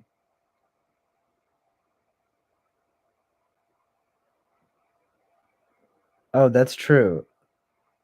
Yeah, unless they're Boba Fett. I always thought Boba Fett was saying that as like a joke of like you have it, like you have a disease, you know, you have you have the INF gel. I literally thought that was like a joke. That might be the proper. That's a more detached point of view though. But Boba Fett says though himself right now, it was about what the hell is wrong with me. Found a few answers, still searching for others.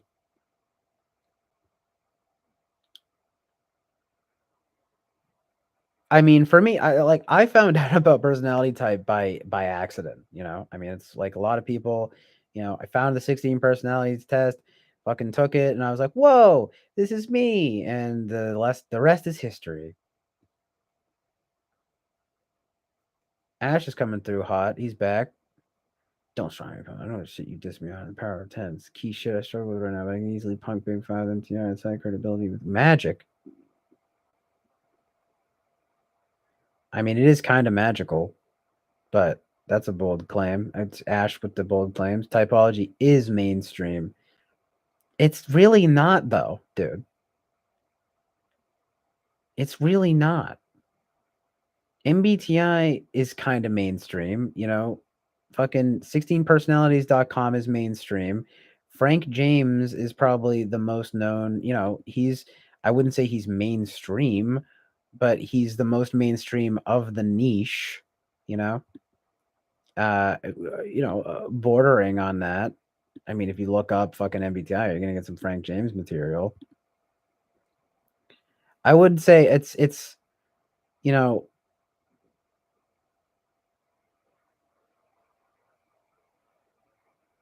most people don't really care about it, dude. Like, it's kind of a specific, you know, brand of us types, I guess. You have no pun intended that like actually care about typology, you know. Like this nice word salad. I don't know if you're talking to like me or Ash, but I assume you're talking to Ash. It's basically just agreeing with what you were saying and you know, I guess elaborating on it. It's just anyway, I just went to check. Peace.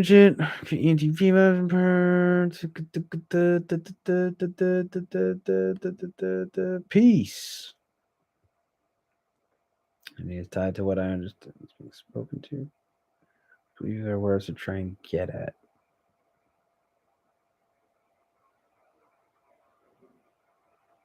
Different letters were what's used to convey the type. I see myself as something that I'd state those letters.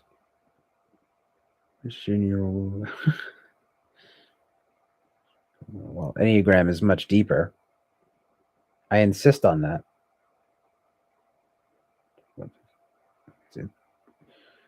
Let's stand by that.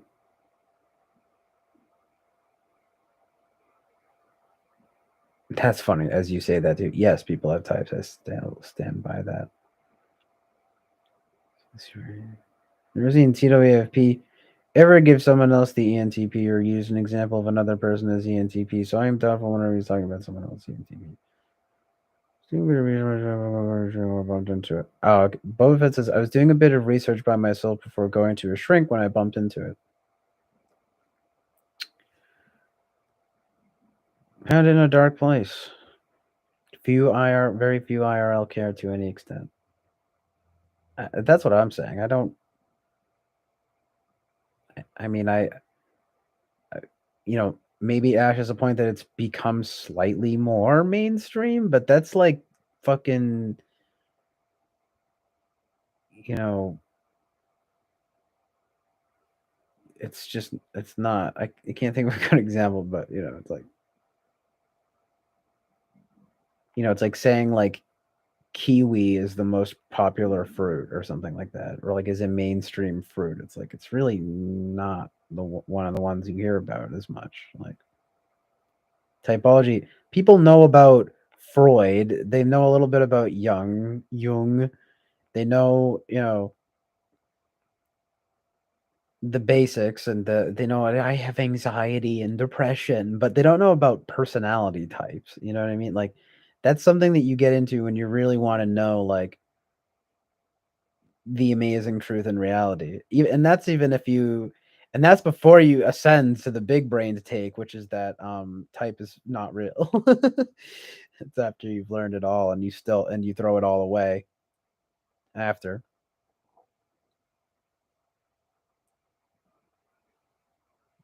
I do think it's useful though. I wouldn't spend so much time talking about it if I didn't.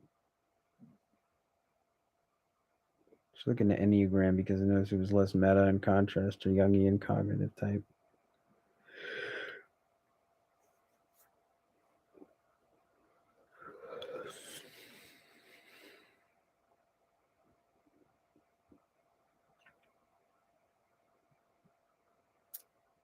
That's true though. Boba Fett says MBTI is still pretty widely used when looking to place people in jobs. But yeah, right. Again, though, it's mostly just a workplace conversation. It doesn't really like go beyond that. I mean, it's fucking crazy. Like, I mean, astrology is like some people's fucking religion, but they don't even know about MBTI. It's fucking. I mean, it's ridiculous. Although Fly Guy will tell you astrology is where it's at. I don't know. I don't know. I mean, it's MBTI is at least more measurable.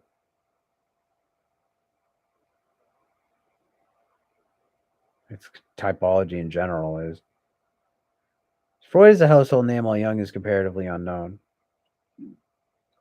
Astrology is based. That's a hot take.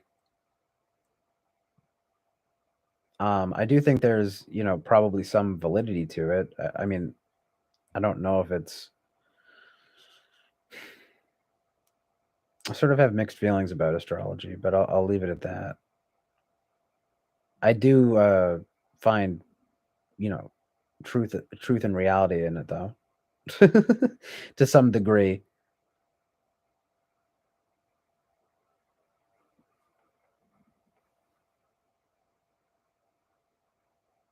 Oh yeah, that chick is not a. I mean, I didn't see that much from her, but it's not an ENTP.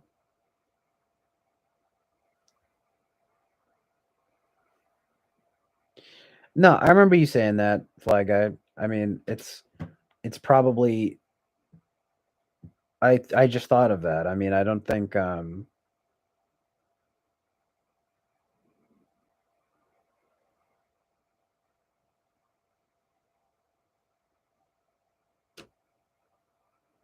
it's sort of just interesting that he would work from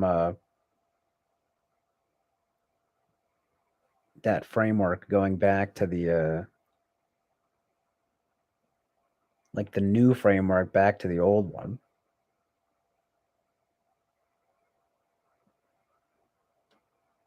But there is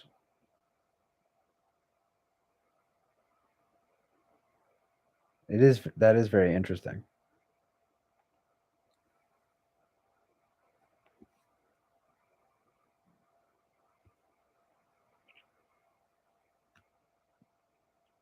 Yeah, and his type pleasing was not brutal at all.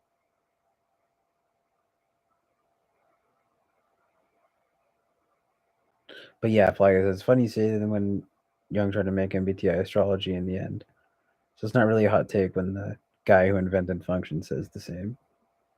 Right. And that's why it's like, I mean, it's almost like he worked backwards, but, you know, the roots of it, I mean, astrology's been around forever, so.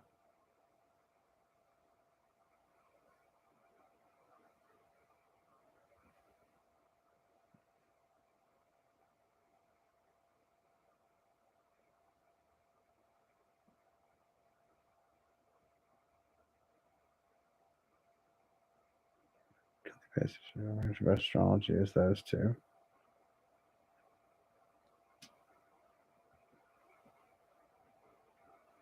What about high ET folk? What's sort of our file of all the woo astrology bring about that?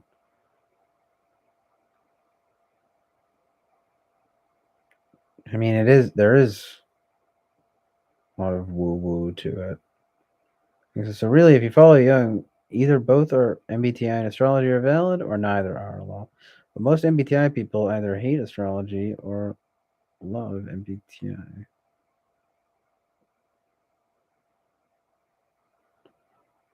Yeah, well, it is pretty funny when people get up all on their high horses.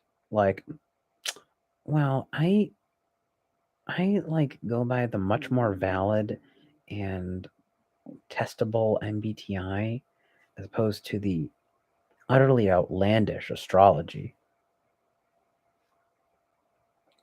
I mean, it is kind of just like, why? But it's not totally unreasonable to assume, like, I mean, yeah, the cognitive functions at least provide some kind of framework that's much more like fucking concrete, I guess. So it just appeals to people, especially people I think who consider who fancy themselves so-called quote unquote rationals. Well, I'm rational, so I'm more into this MBTI, but it's a good point. There's probably something to it. Well, I like your Redditor voice. Yeah, it's kind of a Reddit vibe, I guess. I mean, it's basically just like pseudo intellectualism at its finest, but it's not like it completely escapes me though why that is. I mean, why people feel that way.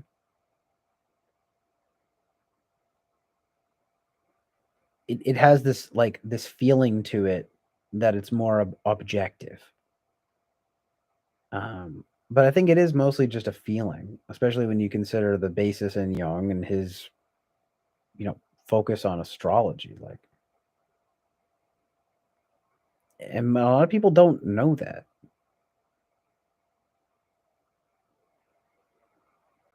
I mean, I knew Jung was into astrology, but I didn't know, to be honest, that in the end he was trying to like that he came back to it or something. It's almost like he went forward into some kind of more testable territory, and then he went back to the the archetypes or whatever of the astrological archetypes. I mean, that's pretty. I mean, that's very interesting. It's all fucking occult nonsense. Evil. I don't know.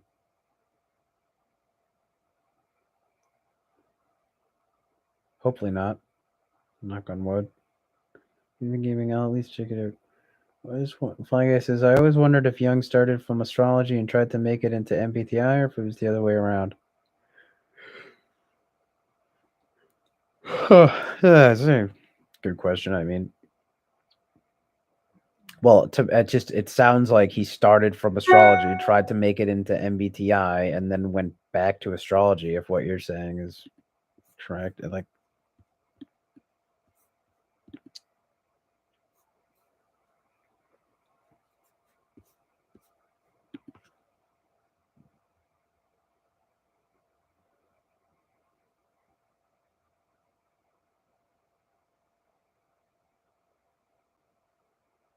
all right, I need food, so give me a minute.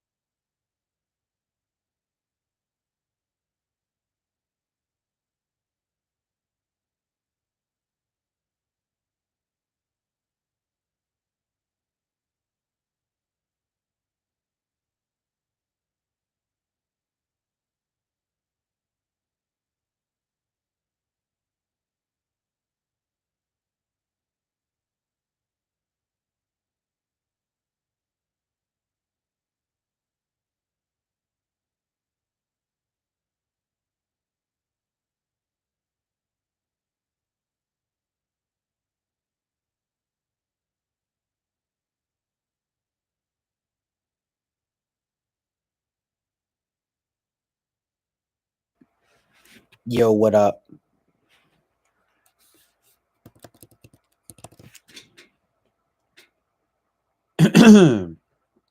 World news on YouTube. Russia declares ceasefire to allow citizens to escape. What's the full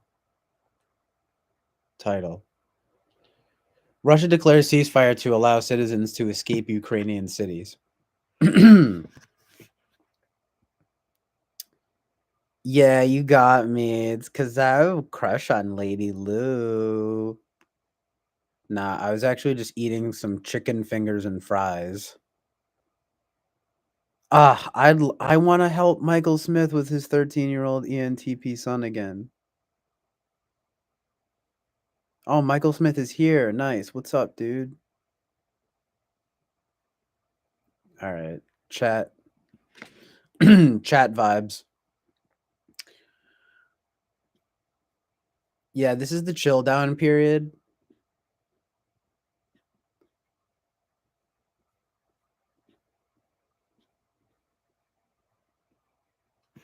I was popping off.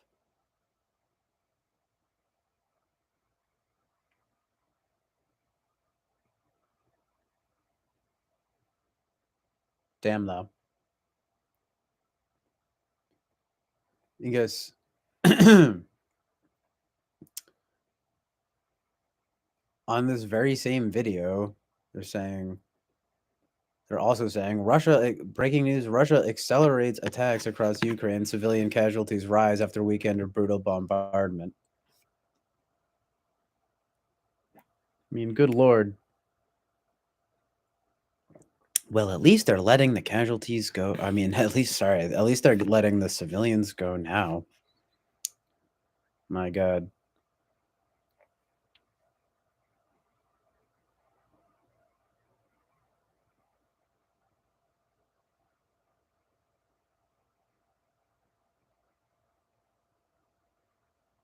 Interesting, though, about the young narrative.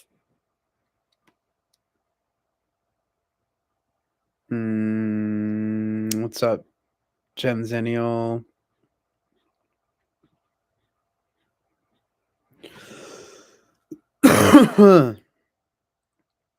Jordan Peterson, MBTI. Specific brand of MBTI.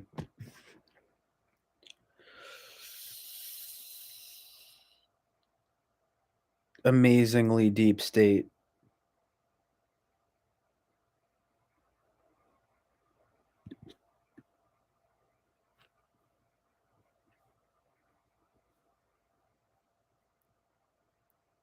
It's the thing about 80s glam metal too. It's like just one of the many reasons to just like not be a huge vibe for me. I don't know. Not like everything from that era is bad, but I don't even know what that's all about. It's pretty wild. We get wild, right, fellas? This is what men do, okay? We get wild.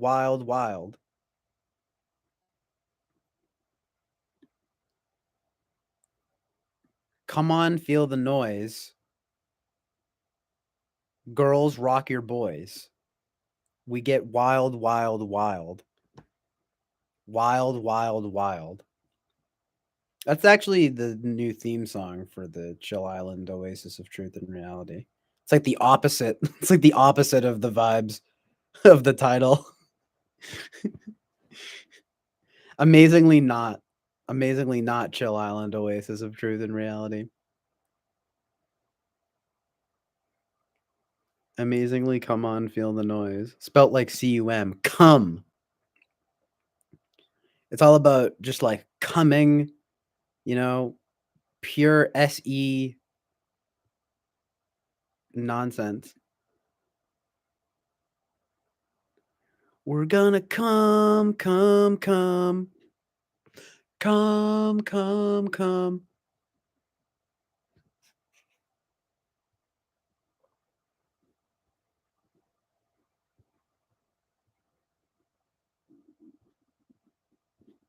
Amazingly jokes.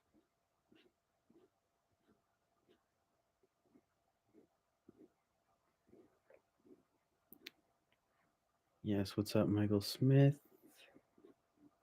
Says, no, that's okay. We don't have to talk about that.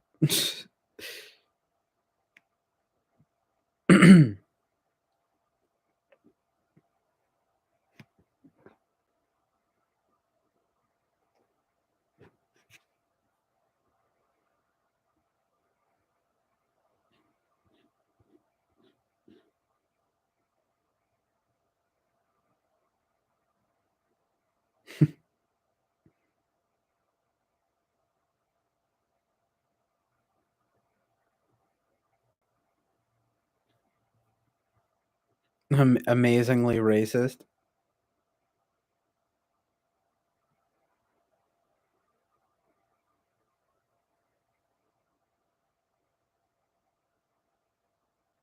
Yes, it is, Michael Smith.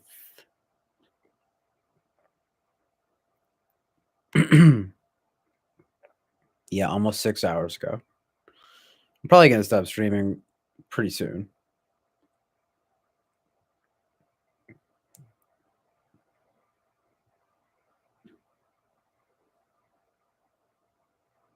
Oh, yeah. Hello, Lady Lou. Good to see you. I'm supposed to be working, but I'm supposed to be not too bad, thanks. How you doing? Where I work when you could neat. Indeed. R.I.P. SMH.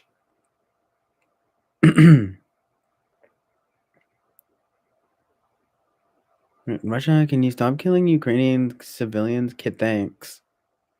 Ugh. For real. Fur. But yeah, why work when you can neat? Need. Repeat. SMH. Freak out. Doot doot doot doot doot doot doot doot doot doot. Quiet Riot though. It's a good name, you know. It's a really good band name. Props to, you know, the whoever came up with that name.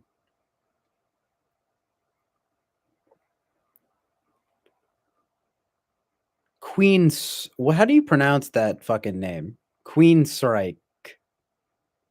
Queensryche. Okay, I think I just figured it out in real time. I think we exited Michael Smith. Oh no!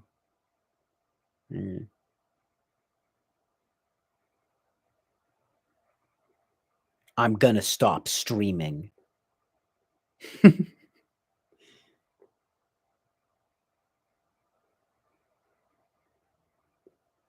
We get wild, wild, wild.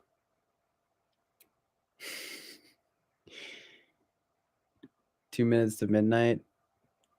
I'd probably know that if I heard it.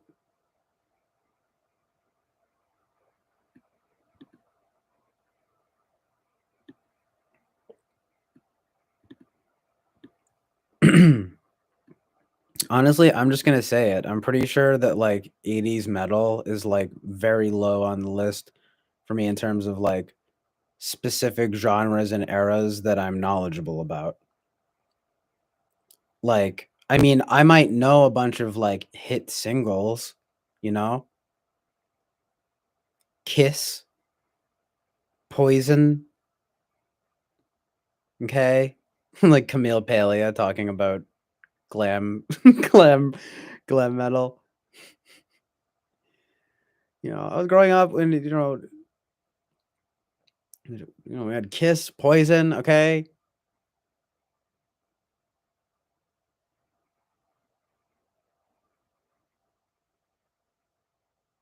The stream is just not gonna happen, yeah. True, Fly Guy. It's like sometimes it's just a chat experience for a while, you know. Queensryche, that's offensive.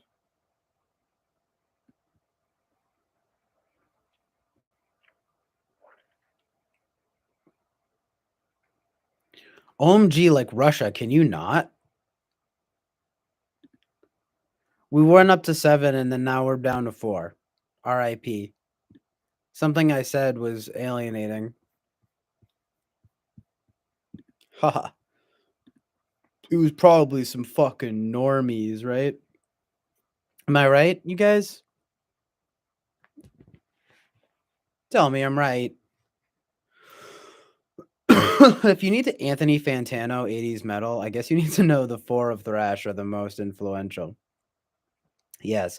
Megadeth, Metallica, Slayer, and Boba Fett. As Boba Fett said, lol. What's the other one? Oh,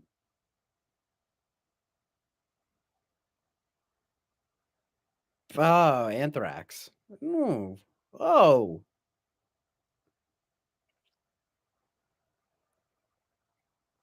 Pulling that's niche, yeah. I mean, I know Anthrax. I mean, I know that guy. Again, these are all it's all like personalities. It's like I know about these things. It's just like I don't know, man. Dave Mustaine is pretty based though.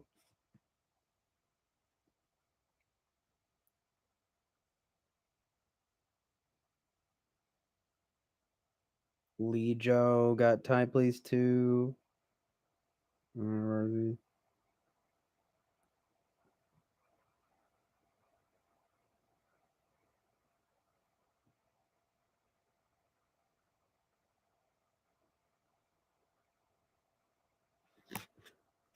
The end times of the WFP.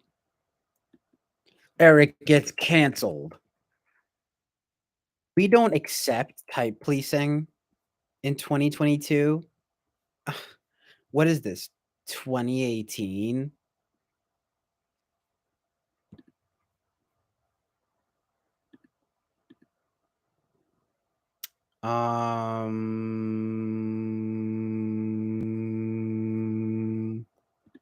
Didn't Lee Joe get type policed like forever ago though? It seemed like she was a good sport about it. Please don't tell me Eric said that she's ESFP instead of INTJ or something like that.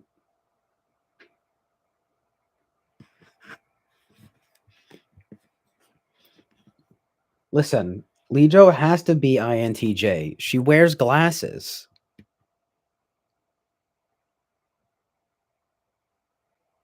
I mean, you don't get more INTJ than that. You just don't. You just don't. I got drunk when I was eating. And now I'm fucking drunk. Fuck you. Fuck MBTI. It's a bunch of bullshit. It's fascist somehow. You could probably make that argument. You could probably make that. Someone is gonna make that argument. Eric is a fascist for his type police videos. Do you guys realize that? We live in a police state. Okay. I don't even know what that means, but we live in one. Okay. And like I don't know what any of the things that I'm saying are, but you know, I'm fervent about it. So that's all that really matters.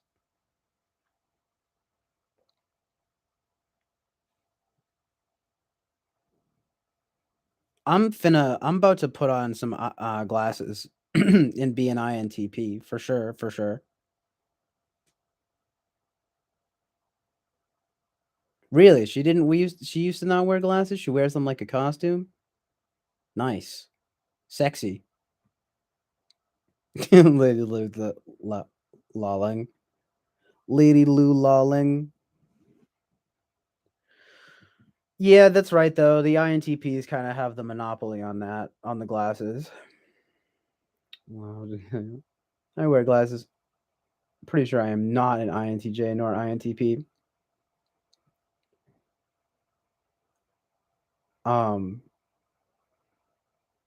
True. There are only a few types allowed to wear them. I guess the other two would be INFJ and maybe INFP. That's it. You don't wear glasses otherwise.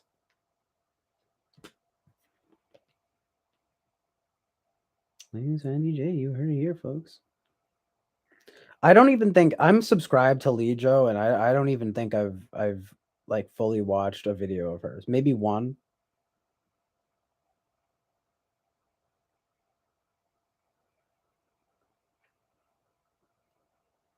But she's very pretty. Sincerely.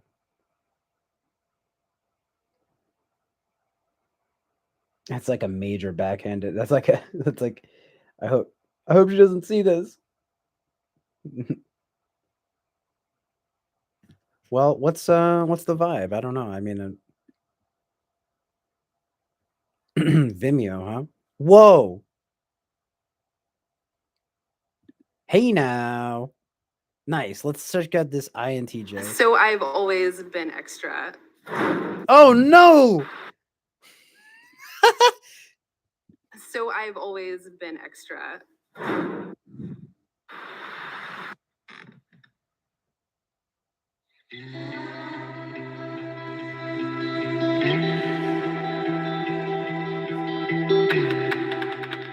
Anything that's worth doing or anything you dream to do is going to require extra. Your hopes, your dreams, fuck is your this? passions, it's always going to require more than the original plan. When I was younger, I would put on these shows with costumes and makeup and glitter and feathers. You know, I liked creating something that was cool and like visually stimulating. It was for me, it wasn't for other people. Like I wasn't trying to impress anyone or show off. I just liked being that way. I saw the value in creativity and that process and how it can really produce something really beautiful. Oh my god, this fucking music. What you have to determine before walking into that vision is, am I ready to give everything extra to accomplish this? And if you do, your next step is to take the first step. She's doing like a dance. This is crazy. Take advantage of What is the this? things that we're physically capable to do, the things that we're mentally capable to do. It is pretty well shot. Like who made this? This is good budget.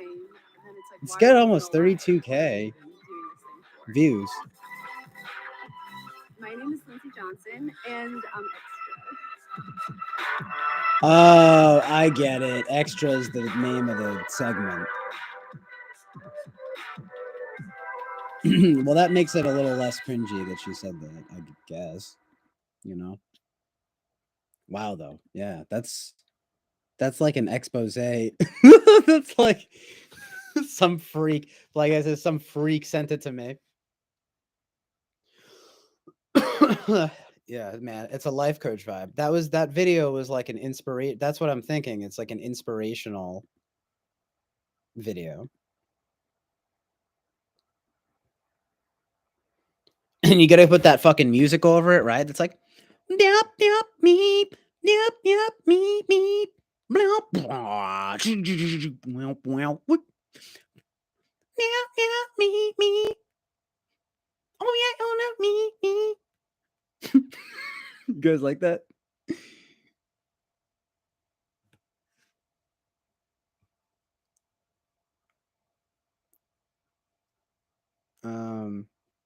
That was funny. Oh yeah, oh me. Oh.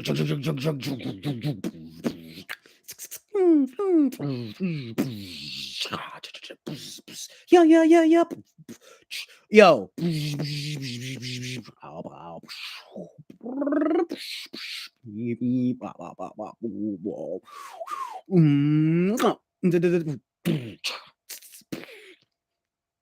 Ba ba ba ba. Me.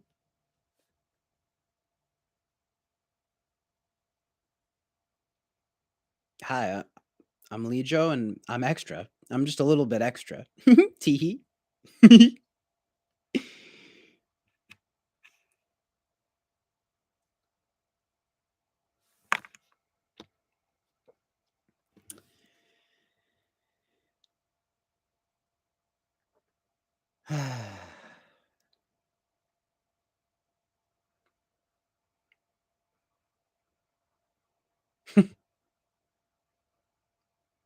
It's snug and tug.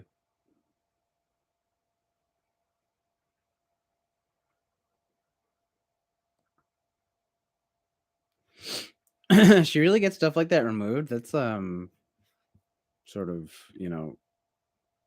disingenuous, to say the least. That's too bad. Lee Joe exposed.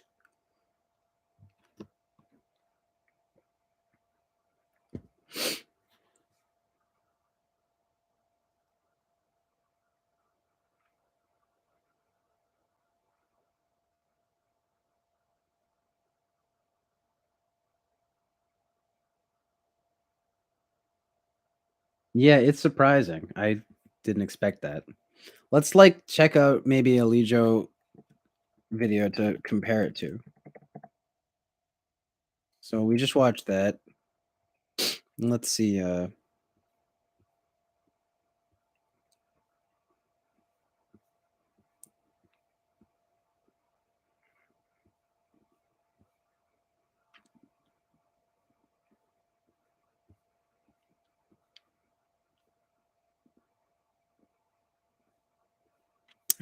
I don't even know what a good.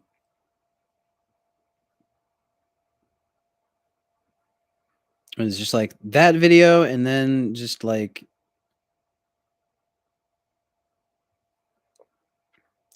Oh, it's actually perfectly relevant. INTJ approaching the sensory SE, because I was just thinking that. How is that? He's just SE seeking. Okay. By experts all over the world.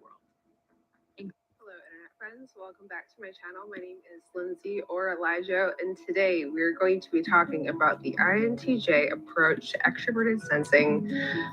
What is it about? That's right. She uses the song Fortet's that the Lush. It's a good INTJ song. may be better at a specific sensory than those who are sensory saviors. Well, we'll be solving these mysteries. If you'd like to talk to me about this subject or anything related to your cognitive journey, you can book a link, or you can book a session with me via my link below on Snug. Let's go. All right, so there's a particular lens that INTJs are looking through when they're viewing the sensory. And this lens will generally be crafted by a particular outlook that the INTJ has towards some destination that they want to achieve. So here's a nice sensory example for you, okay? So in the past year, I have gotten an increasing amount of compliments on the aesthetic of my videos.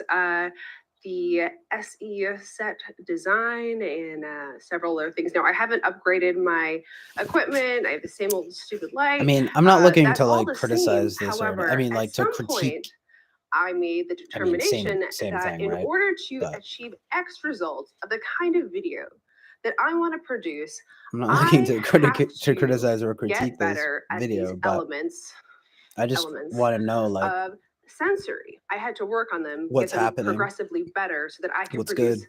a more well-rounded video, which is what my desire was to do. It has to be well-rounded in the content and visually. That's just how it works. And I realized that. And I realized at some point, What if some dubstep just came in and was just pow, pow, choo, doo, doo, doo. Now the content, the script writing, that was always easy. I have videos written far in advance because the information is just there. It comes down on paper. Me. That's the easy part, right? That's the savior state. But go back to my earlier videos if you dare, and all right, so just Dave Superpowers type vibes, savior vibes, scary, very biblical. You guys notice that? What is up with that? Crazy sacrilegious nonsense. Talking about angels and demons.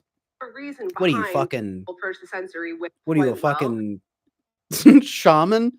SE saviors. So SE saviors can navigate the spectrum of sensory better and with more ease across the board. What do you think? You're whereas godly, in Joe? I'm person, just they kidding. have narrowed down a specific area of sensory that they rework until they've become. I mean, she's really not that bad. It's not like it's not like that's it for this video. outrageous, This is a but little bit yeah, about I think how it's probably INTJs the functions are backwards. You know, it's like approach I don't know. sensory and why we can, slowly but surely. It's like over that's time. why you're so good with aesthetic. It's not like it is SE. You guys see that dancing? Like what? To do that. So that's it for this The video. aesthetics and the Nice dancing, the stuff. If you have taken performing, YouTube, you know, I see a lot of the sensory saviors, and if they do end up practicing the a artistic specific attempts, you know. Yeah, did I already say that? The aesthetic? I already said that, but category, they get good at it so much faster than I ever will. who does? Wait, what did she just say? So we love them for that particular area of sensory. I would challenge you to ask them, how long has it taken you to get good at blank? I would guarantee you that number is not small. I see a lot of the sensory saviors, and if they do end up practicing a specific category, they get good at it so much faster than I ever will. I don't get it. So we love them for that. That's it for this video. I will see you in the next one. Goodbye, internet friends. I don't get what that means.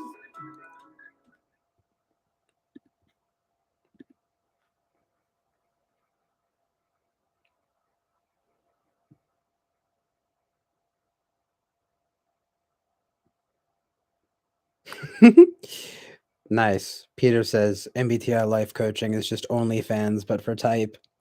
So fucking true.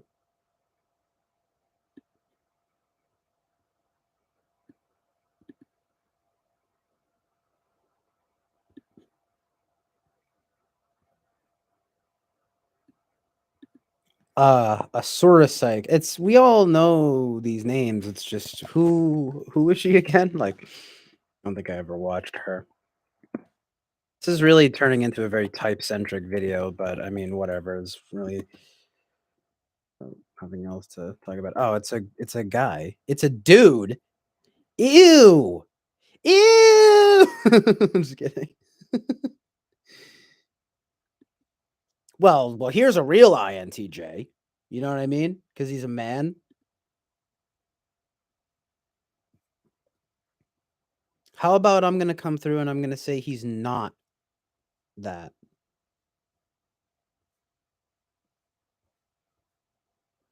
Actually, no.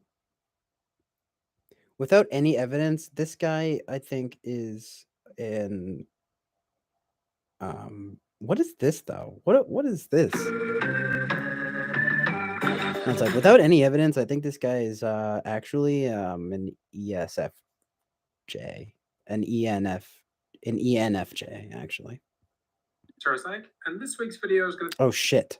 Hello everyone, welcome to Sarah and this week's video is going to be a little bit different because I'm not going to be teaching you something. I'm just going to be talking to you and asking. Didn't call that questions. voice a mile away. I saw this So thumbnail I with the wanted to shirt and talk everything. about The birthday idea massacre. of It's what awful. would your mind, what would your psyche look like if it were a place that Awful you could visit? music. Like if you could step into your own mind, what would it look Awful like? voice. This is something that I'm I may just have kidding. talked about It's in previous alright. videos. I He's posted fine. this as What's a question on forums before, and I've gotten lots of different responses and answers. And I wanted to talk what do you about guys some think of those about this responses guy? that I've gotten, how they related to like MBTI type, and how there might be common themes around how people view their own mind based on the kind of person they are. Asura Psych. I thought the name like Asura. Honestly, I don't know why. I just assumed it was like a girl. What is Asura? What even is that? Ways that you could answer a question like this, right? Because this is going to be really subjective to you as a Asura person. Psych. But I do think there are themes that you can Name's see Chris. when you're talking to I go by the alias people and Asura. their personality and their personality type, Like... and how they might answer such a question. So, for example, when I posted this question like 4 or 5 years ago on Personality Cafe, I mean, he seems chill. Some people answered. A lot of the people who are introverts or INTJs said that their mental space, how they visualize their own mind, looked very solitary to them. It was this very detailed and like high imagination place where they were usually alone. So, for example, someone said that they would be falling from the sky and landing in an open field, and there would be these towers of wondrous things around them, and they could go explore these towers. Okay. Someone said that they like to, it was like they were walking through a forest, and there was these nice little secrets that they could discover, or they could just kind of walk around and interact with the animals and the trees, and it was Nice. quiet and solitary.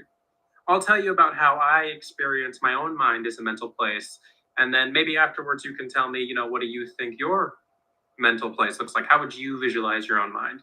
So for me, I say that my mind is kind of like this dim but dark, blue and gray open space. Like there's no scenery around. It's just this blue. Who Gray am I area, insane? very Do dim, people very think dark. this And then way? there's Is this? these I guess this is what orbs that are NI floating is, in the right? air very I mean, gently. Everything's moving slowly. Like there's not much movement going on. But I'm in this dark open area. There's these small orbs around, and I'm just kind of wandering through this open space. what And my mind occasionally would look like as a I stumble place. It's listen, I'm pretty imaginative, but I can't even. I don't even understand the question. No, I'm just kidding. I do, but I just like. I feel like that's just an opportunity to say like whatever. My mind would look like an open field of grass and dandelions, and there would be some lions, some tigers, some bears. Oh my. My mind would look like a on one fucking prison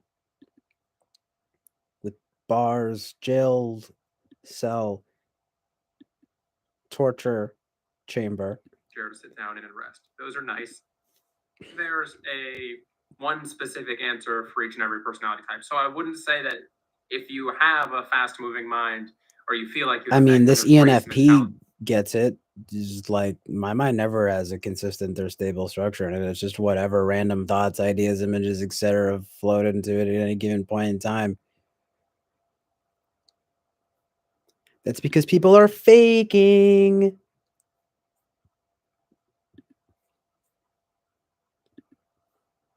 My mind kind of looks like it's a pink glow radiating in the dusk. There's a fox nearby. He's whispering something to me. Hold on, it's the secrets to the universe, you guys. And I'm walking and I see your grandmother. I see your grandmother, and her name starts with the letter C. Yeah. And she's saying, "You're doing all right. You're doing all right, kid." That's what I see when when I'm in my mind. How about you guys? You guys having fun in there? You guys having fun in there?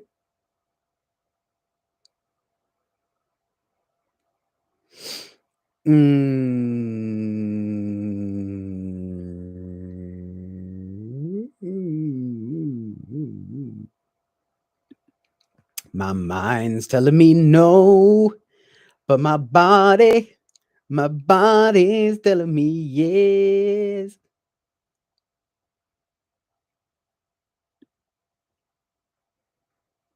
I do joke, and the subconscious does speak to us in images, and there is a lot of wisdom to be gleaned from understanding of sort of personal symbology.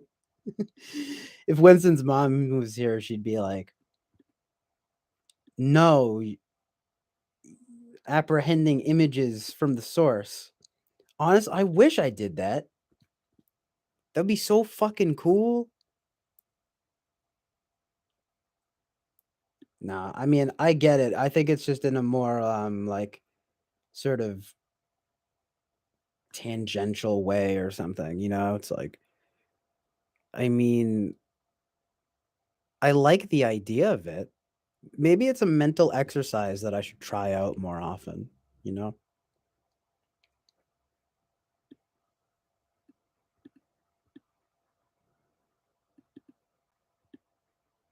Envisioning a healing ball of light and so forth. Rational typology.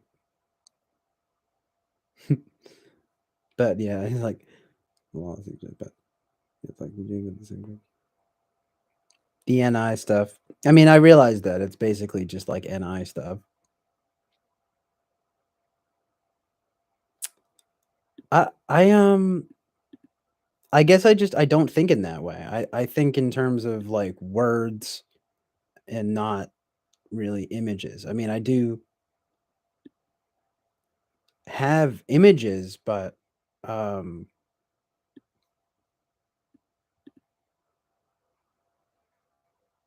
hmm,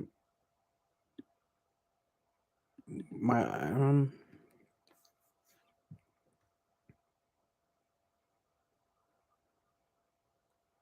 maybe I really am NI ignoring or something. And then it all comes crashing down. That's why I'm saying maybe it would be a good mental exercise to consider.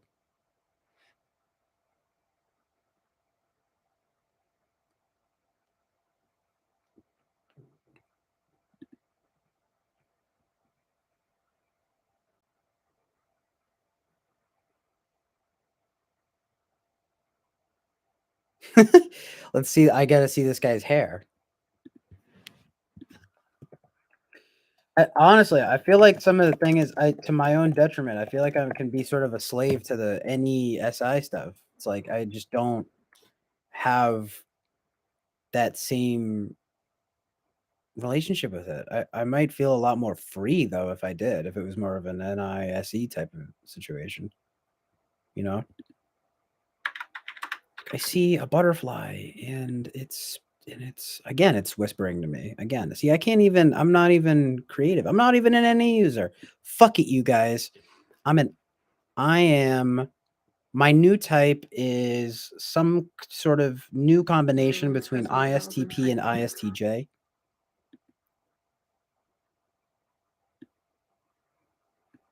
It's an Socionics LMNOP. Yes, also themselves. Yeah, I've seen this what are they, a couple? What are they, brother and sister? What's going on over here?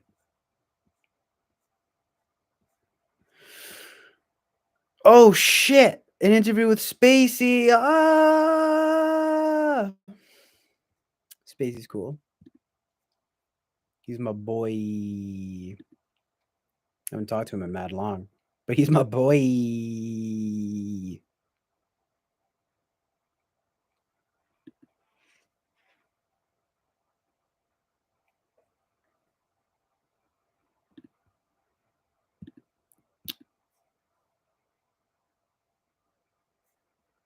I mean, I haven't seen this guy. What? Just because he's got long hair?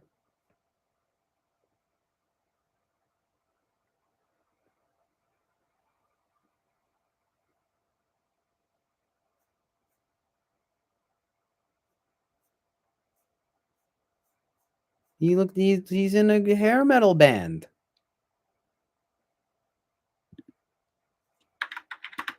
Oh, we have a new main channel. Nina and Gabriel. Oh, it's what the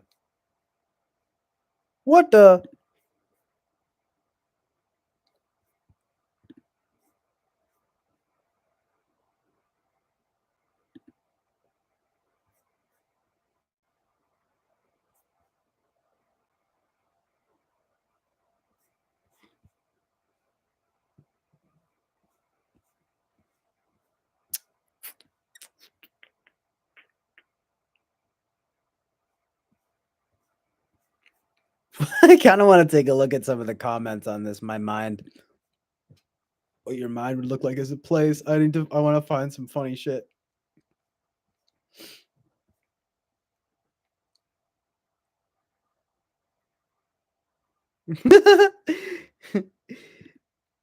My INFP roommate says hers is like the episode of SpongeBob where there are a bunch of mini SpongeBobs running around and lighting everything on fire to get rid of the evidence of bad memories. Fuck me. Hashtag relatable.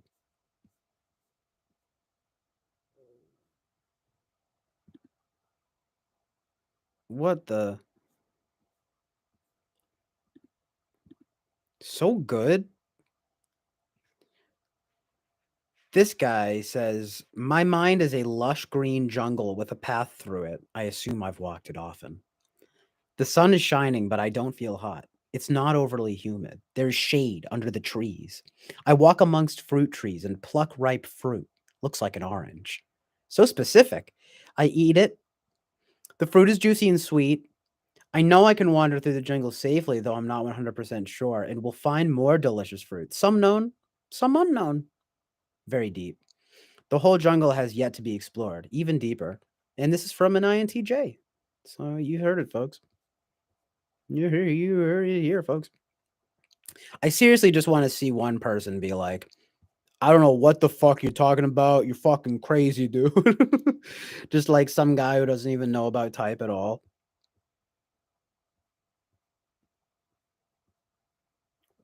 What the? My brain pulls up 3D holographic images of other brains. Oh, and there are spiraling staircases, deep oceans, intricate tunnels, labs with databases, and perhaps an infirmary. Oh, very practical. From an INTJ.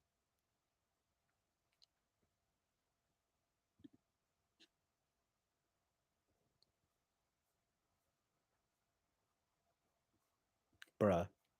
Yes, me. Someone goes, finally, someone goes, I have no idea. Fuck yes.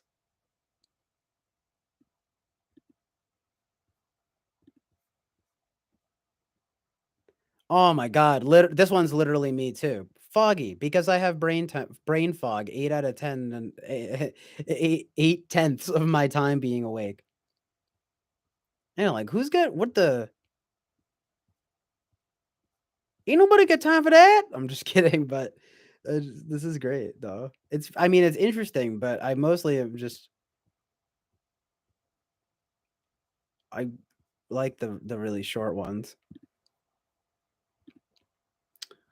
What guy should I be? The one that I was just really doing. He's not girly enough for a him real bad. My heart is wrinkled and gray. I feel that. Should I be that guy? I lost DJ. I think all of his first like crowd not thoroughly roasted. It's not an Asuricite thing. It's just I mean, it's just begging for the, interesting comments. You know what I mean? I mean, it's cool, but it's also just like, oh man, this one's kind of relatable too. Mine is like TV static soup that I'm waiting in, always searching. Then for some reason, someone responds with a bunch of snow emojis. I guess that kind of makes sense. Oh, right, like snow. That's clever. Okay. And then this other person says, that's hilarious to imagine, lol. Really? Is that hilarious? Sounds like fucking hell. No, I'm just kidding. But that's I get that, but I don't know if that's good. I mean, it's relatable. It's sadly relatable. That person said that's hilarious to imagine. Lol. My mind being like TV static soup that I'm waiting and always searching is hilarious to imagine. Lol. Oh fuck! Our queen herself, Winston's mom, commented, but luckily it's actually not cringy, and she's just like mentioning like she's like talking like around the video about like other stuff. She just goes like, fascinating. And then she timestamps some stuff. Classic Winston's mom. She references like a video, another video, and then Stephen King, and it's like, oh, thank God she didn't talk about her deep forest mind or whatever. I mean, no offense, like I get it, but you can say whatever you want. But amazingly truthed in reality.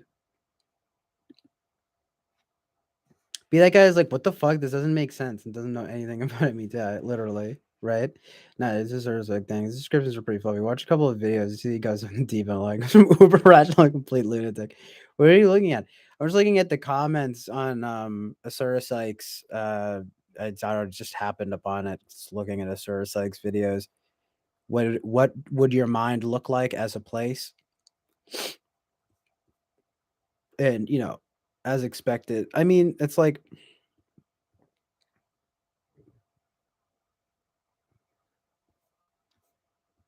basically the comments actually aren't as bad as I thought they would be. But they just go from everything to like super flowery descriptions to like just it's all mostly that, right? But there's like one guy right here who says, I have no idea. I read a few others that are just like on point. This person goes, ever been to Cleveland? It would look like that dump.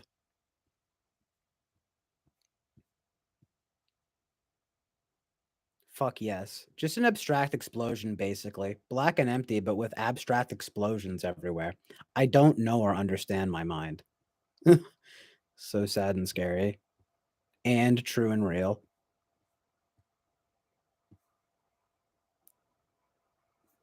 Like, can this person has amazing truth and reality.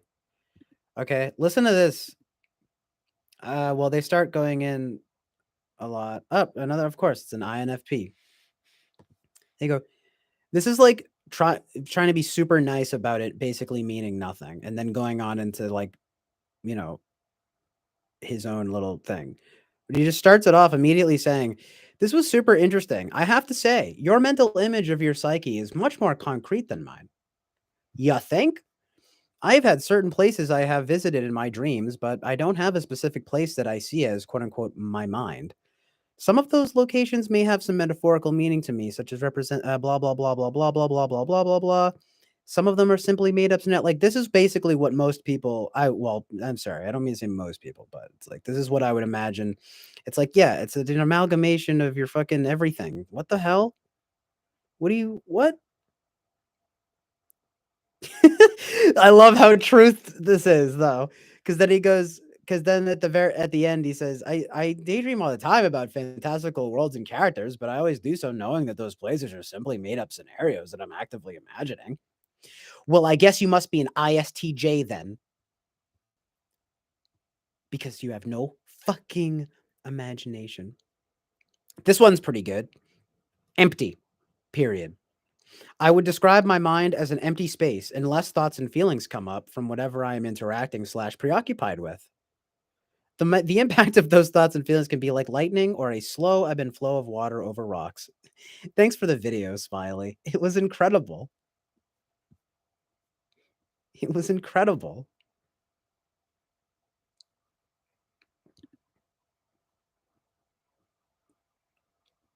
Oh, nice. This guy just coming through with fucking a whole life story. I would have to think more to describe now, but I know when I was parting ways with that cult, it was like there was a long, locked, boarded up, dusty door in the back behind, which was basically all of quote unquote me. ... And I am forever grateful to the individual that handed me the crowbar. Also, your quote unquote INFJ door sounds more like an ISFJ ... XD. Then someone goes eyes emoji heart, and then they go stars emoji. These people are all fucking insane. No, I'm just kidding. But I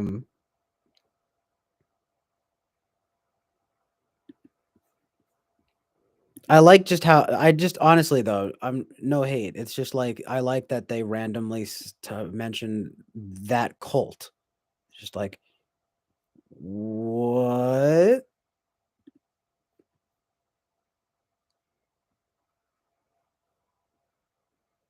Right. My mind is a place I think about stuff sometimes. Nah, but let me sincerely, Lady Lou says, I took a psychic class in 2020. It was interesting looking at the images that appear in our minds and trying to suss out the connections. Analytical mind sometimes misses what the intuitive mind knows. Might be true. Yeah, I like that. It's a little blockhead. Yeah, it's not the Asura psych thing. It's just the comments, really. StreamYard. I probably should. Right. I visit the same place in my dreams sometimes, but I wouldn't call it the place of my mind. Call it the place of my mind, more like an image my mind conjured. Yeah. I guess I'll help you guys find the videos you just reading comments from because you guys keep asking. Oh, sorry, Boba Fett asked too.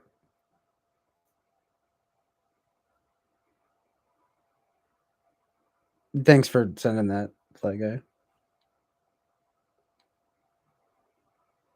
It's not a secret. I can tell you about all of these places. Jen Zeniel says, most INTJs are just serial killers with a lot of self-control.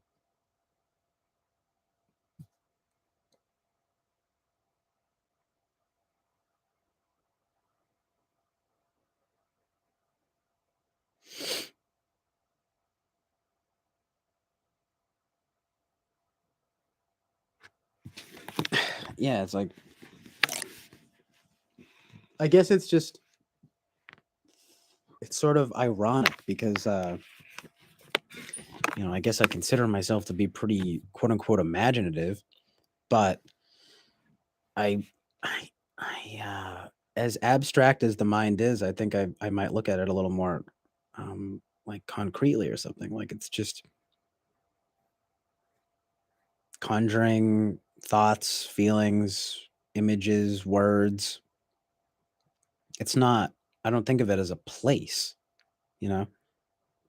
Um, I mean, I guess you could. I could envision it as a place and I could try, but I almost feel like envisioning that would be again outside of it's being conjured by it. Like the mind is like a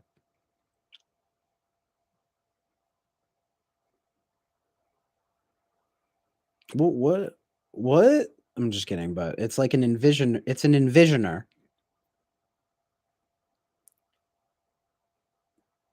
So it's like, how are you? It's so like, how can you envision your mind as? I mean, I don't know. It's a very deep.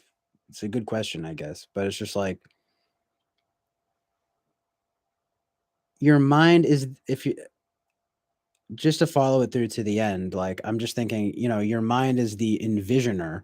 So like sure, you can envision your mind. I envision my mind as a pinball machine. It kind of is, though, funny enough. It's a pinball machine, and, you know, whatever. I envision my mind to be a unicorn floating through outer space. It's like, but my mind is the envisioner after all, you know?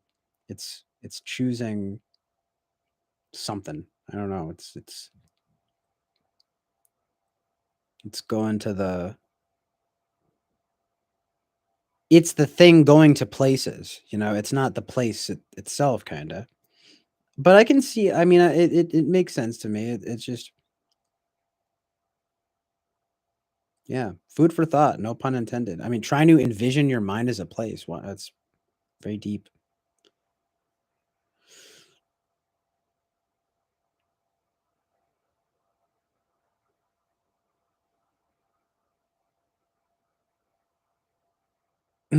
Yeah, my dreams always feel labyrinthine.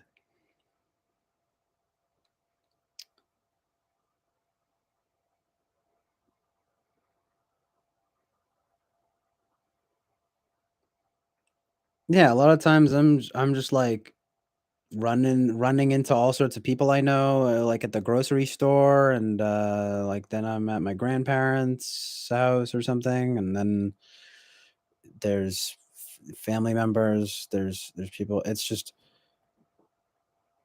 storylines. What episode is on tonight? What random amalgamation of, you know, existence will I come up with tonight?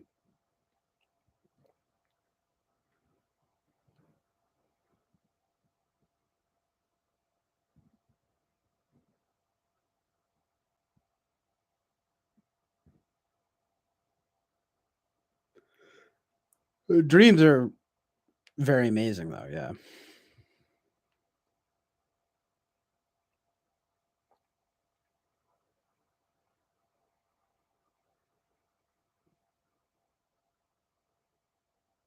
Atonement?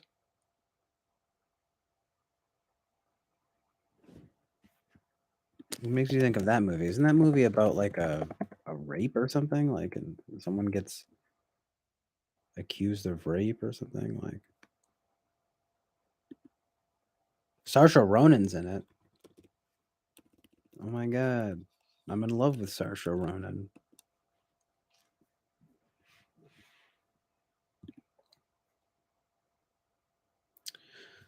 Some people can't dream about other people. Some people can dream about others but can't have It's just a whole bunch of examples. Just gonna have one way.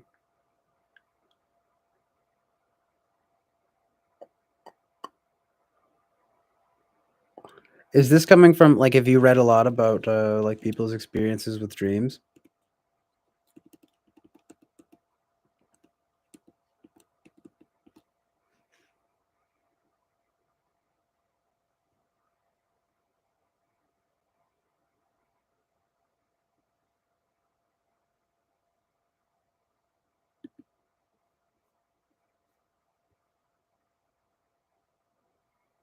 For real, Jung and Freud are just both on mad coke, dude.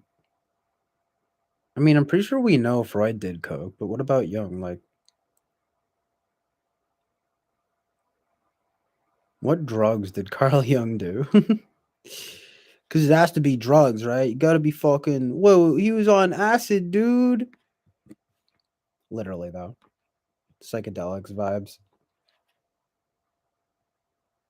But I don't even know. I was talking about, yeah, I've never even done psychedelics. I mean, I guess weed has psychedelic properties to some extent, but it doesn't really count as a psychedelic, you know? I mean, at least not generally, not technically. Funny as is, yeah, I'm into lucid dreaming and microsleeping, and I have sleep paralysis and narcolepsy, so it's an interest of mine. Really, narcolepsy, huh? I mean, sleep paralysis is, I feel like it's surprisingly common, but narcolepsy, I mean, maybe it's more common than I think it is, but it's not. That's not exactly common. But that is very interesting. All of that.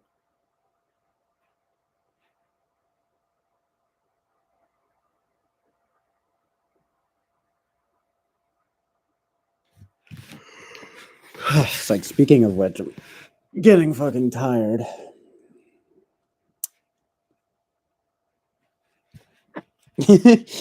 Oh, Eric, that's what we call this stream now. It's the Sasha Grey Acting Skills Appreciation Society. Things are going great here, you know, just appreciating Sasha Grey's work, her great contributions to film and television.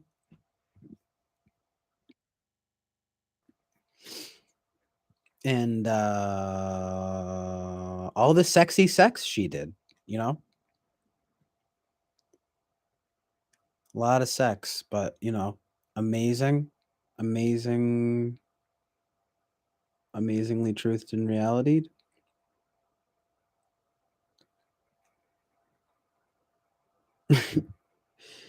I mean, I know it's hard to believe, but before she was an actress, she did I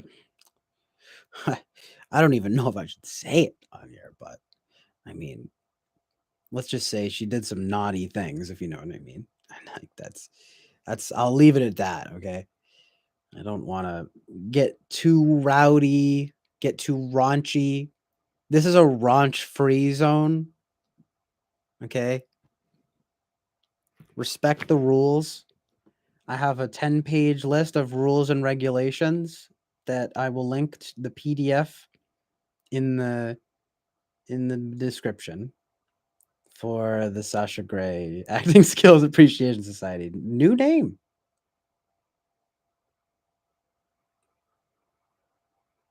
We've rebranded. Connected to Bluetooth. The YouTube Sasha Grey videos? What? Guess I have to subscribe. Ah, man, that's too bad. Why is it's all like just clickbait? I thought she was cooler than this. Oh man.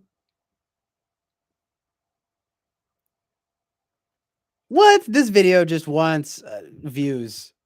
I got sent my biggest electronic toy ever. And then it's her like, and it says, it is so huge. And then you just hover over it and it's like a squirrel stuffed animal. Honestly, like, I barely even know what her voice sounds like. Sorry. Oh, man. No, it's fake. It's fake. It's totally fake. There's no way. Why would she do this? Outwitted 101 cunning stratagems to reduce dramatically the egregious misappropriation of barbecue UFO cat. Honestly, though, No, it's fake. It's fake. what It's that's totally fake. was the clip There's that no was at way. the beginning and there There's now that. again. Nah, I don't believe it. Nah, but she's a Coasters. smart and This is sexy what- legend.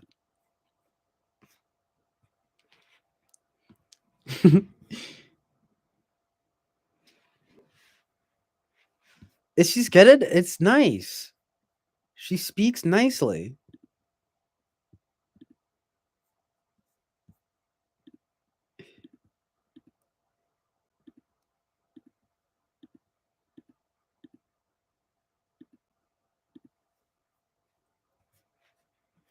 Good woman, comrade.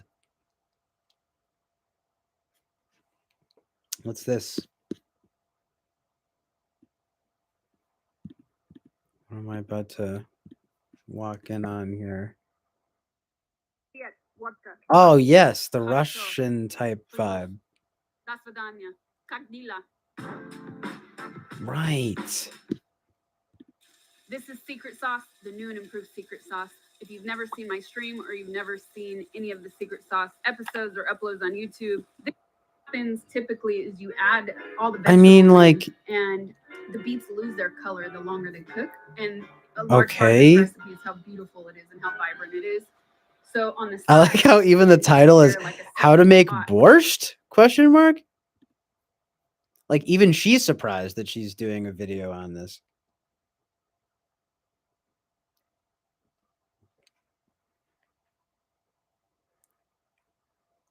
Fly Guy says, I don't like how she flaps her lips.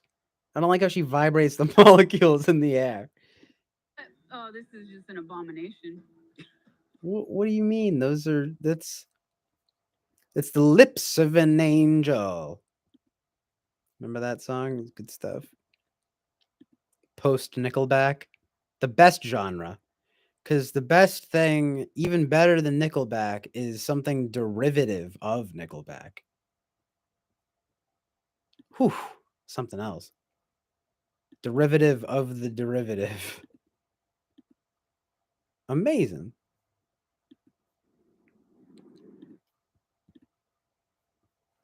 Yeah, it's really like too bad that, Sasha Gray's YouTube is so boring.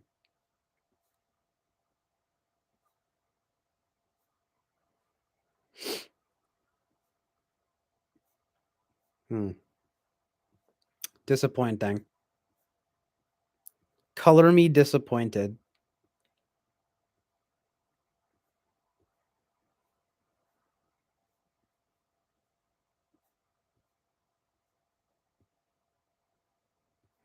Damn.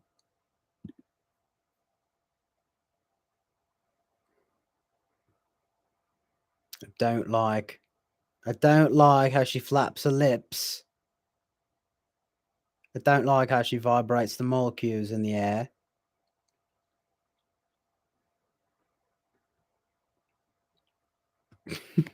I get uncomfortable when women say the word stream. Meh, probably nothing. Nickelback cover band. Oh man, that's kids from my generation. Maybe I don't know, guys. Maybe a little older. People, a little older, being like, that's probably happening now. What would be their name? It would have to be a title of one of their songs, and I don't know enough of the titles to give a good one. Maybe it'd be just the name of that album, Silver Side Up. Yeah, man, we're going to go see Silver Side Up, the Nickelback cover band. The Nickelback cover band, yeah.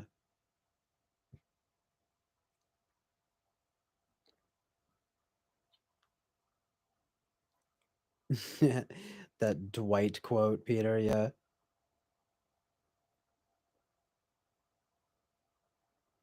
Milli Vanilli sings Nickelback songs.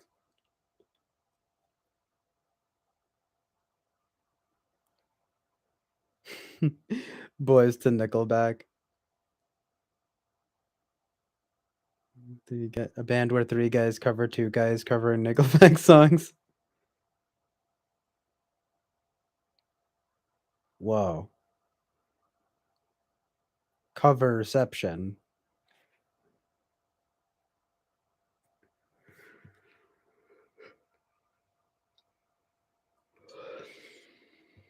Back streets back, all right.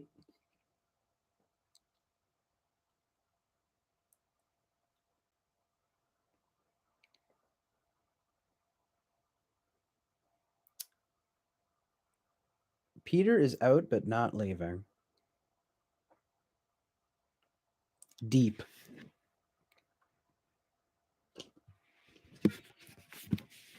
Just remember, kids, back streets back, all right?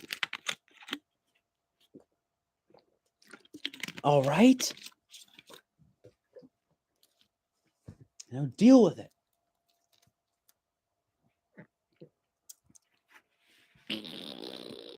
Ugh, man. Almost 7 hours. Wow. We did it, gang.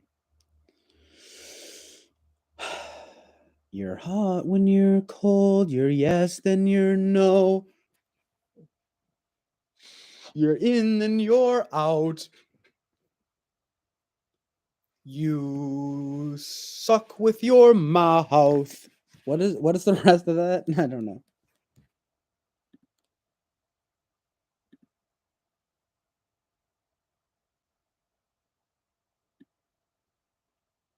There is no time here on the Chill Island, Oasis of Truth and Reality.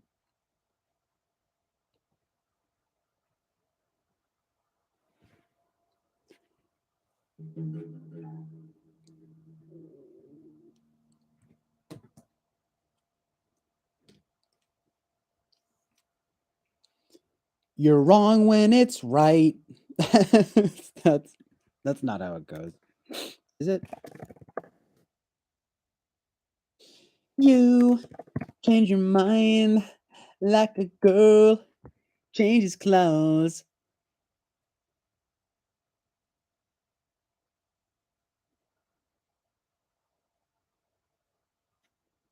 Yo, this song's crazy, dude. She says, you change your mind like a girl changes clothes? Yeah, you PMS like a bitch. I would know. And you will overthink, always speak cryptically? Oh my god, she's talking about an INTJ. Oh my god, guys, she's an ESFP and she's talking about an INTJ dual. This song is about socionics. It's about duality.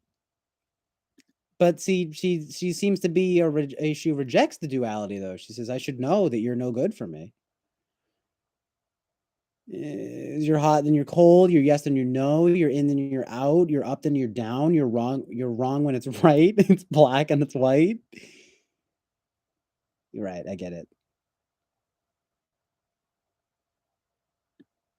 We fight, we break up. We kiss, we make up."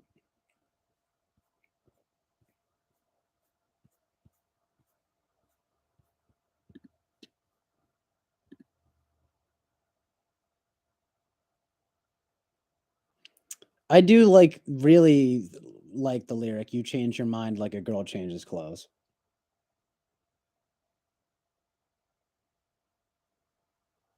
Yeah, that would be funny if she was talking to if she was talking about Russell Brand. you imagine that? I mean, it would kind of make sense because,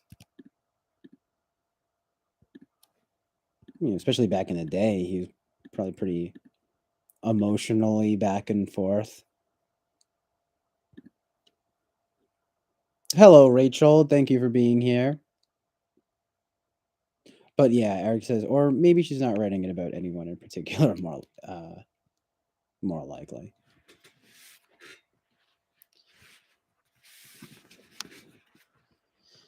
Katy Perry is sort of like, I don't even know, like a pop star that I'm kind of indifferent towards.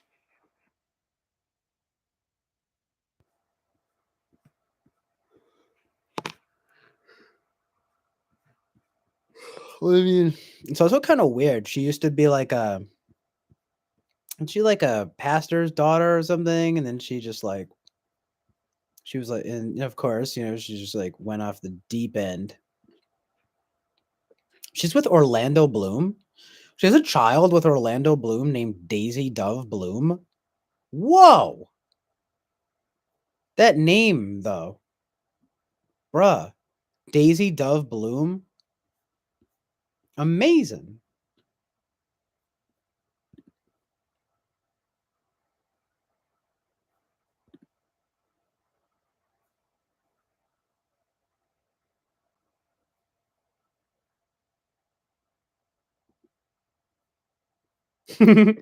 I like this article title. Katy Perry to quote unquote introduce Orlando Bloom's ex Miranda Kerr to baby Daisy Dove. I just like that it puts introduce in quotes because it's like you can't introduce a baby to someone. Well, it's like they're gonna shake hands and meet, quote unquote introduce.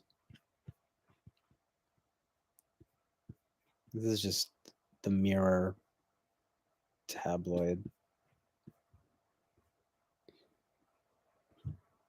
Uh-oh, guys, we're on the tabloids. This is what this stream has become. No, yeah, Daisy Dove Bloom.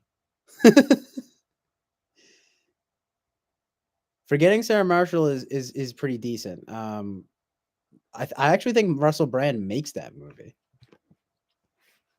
I'm sure a lot of people feel that way. I mean, I know at least a good friend of mine feels that way too. Like, he definitely kind of makes that movie. He's basically just playing himself, which is really funny. Him with the Jonah Hill character. Like, this odd fellow here. This odd little fellow here.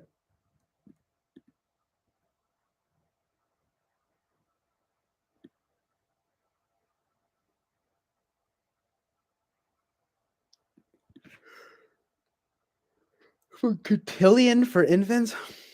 What even is like a cotillion? Like a I thought it was a dance. It's like a social dance. Oh man.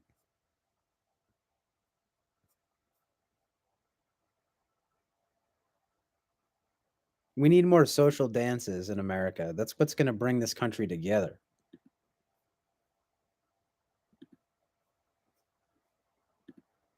But it has to be strict, routinized dance that is very difficult and intricate. Otherwise, no.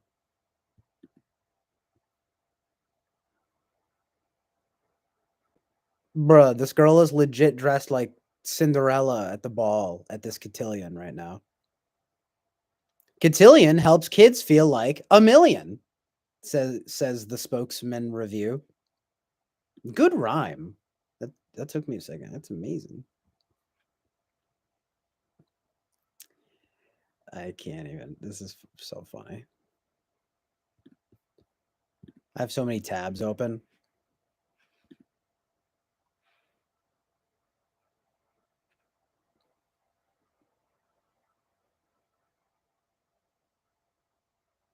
Yeah, he is basically playing ESFP.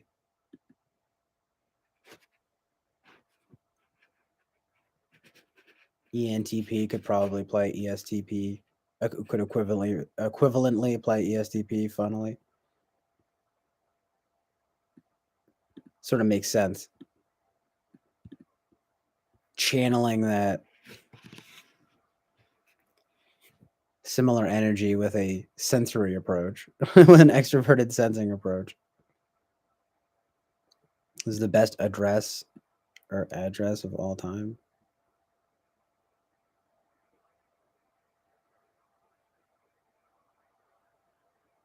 Oh no. That's a real place. Oh no way.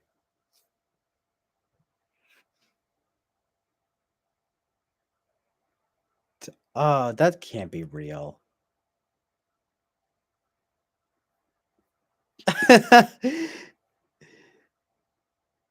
There's a mail. The mail address is Linda Likes, The Cock Inn, Urbum, Tillet, Hertz. And it says Google it. This is absolutely true. The postie still laughs with every delivery. There's just like one postman, the postie. And he's just giggly. He's just like jauntily giggling to himself every time. I think I actually have to Google it really quickly. Fucking. This is not real. Restaurant Guru? No, it is. There's a menu. Except it's not. No, yeah. Get the fuck out of here. No, it's not. What is this?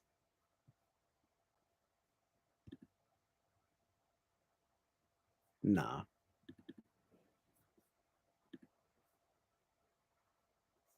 I think it's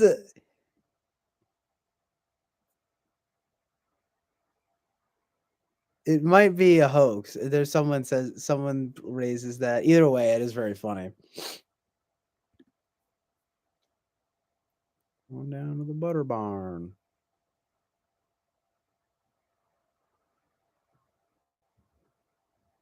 Oh, right. Like so a cotillion really is right. There's a lot of ins and outs. A lot of cement. No pun intended. There's a lot of puns. I mean, there's a lot of technical work. Eric says he hated it, so he had to go to a cotillion as a kid. I hated it so much.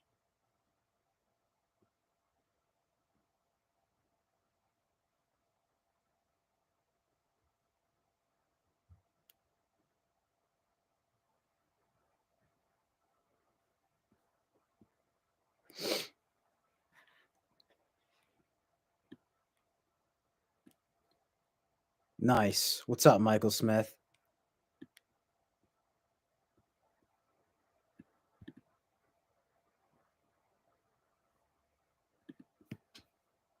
You're Mike, then you're Smith. You're like, and then this. Ring ding dong, ring ling dong dong. Bruh, I gotta close some tabs.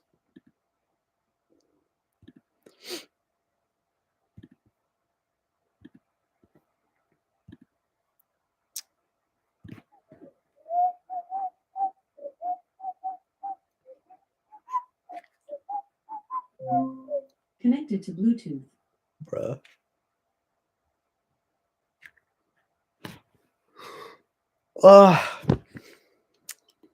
Boy, it's somewhere around the 7-hour mark that the fatigue really starts to hit you.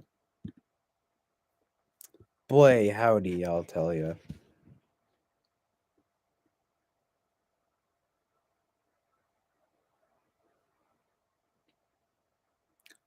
People seem to very like universally agree that Russell Brand is an ENFP.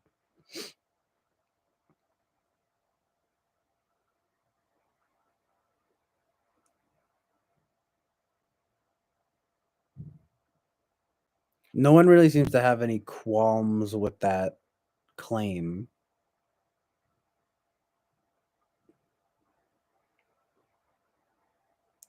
keep going like buds. I don't know if you're encouraging me, but that's like leave it to Boba Fett to encourage me to keep going. I swear you're always like, keep streaming. Stream forever.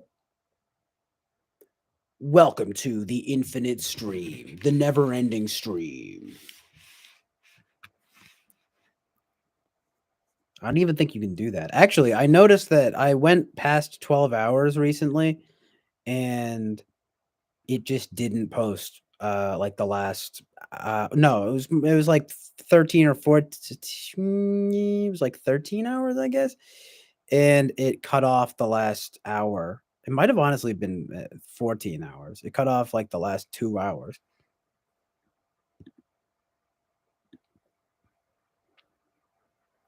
Boba Fett is the one with real endurance. He could back and forth between your stream and mine indefinitely. The true champion. Just marathoning. We're taking shifts. Boba Fett is just never sleeps.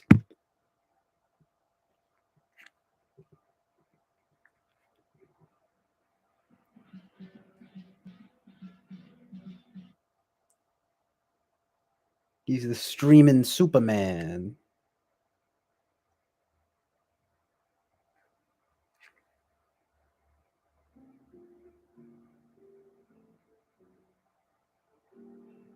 I like all of these names, Michael Smith, and then just Nancy Pelosi at the end, randomly.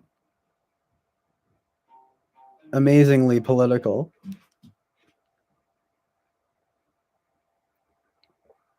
I mean, everyone like these are the big questions though. Like who like what are these people's types?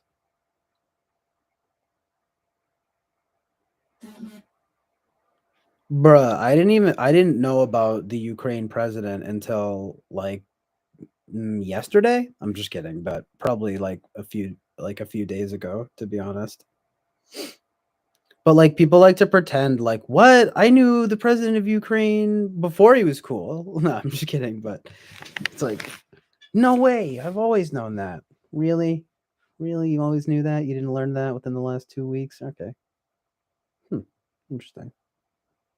Suddenly everyone's an expert on Ukraine, Russia and Ukraine.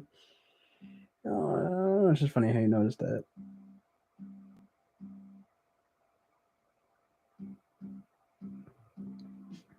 Oh yeah, of course. Zelensky. What's that guy's long ass name? Volodymyr Zelensky. Bro, he's got 2 Y's at the end of his name. That's for extra badassery.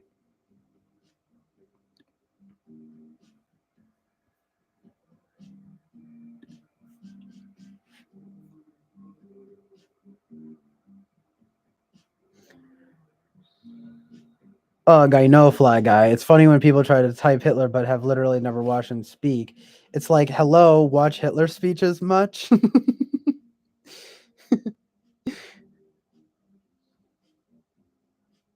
I mean, it's funny because I know what you mean, but it's also just like, low. Keck. Hashtag Keck. Pulled for alt-right affiliations.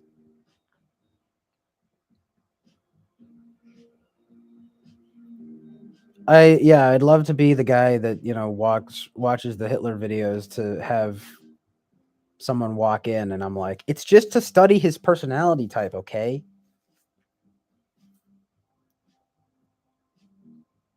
It's a psychological interest, an experiment.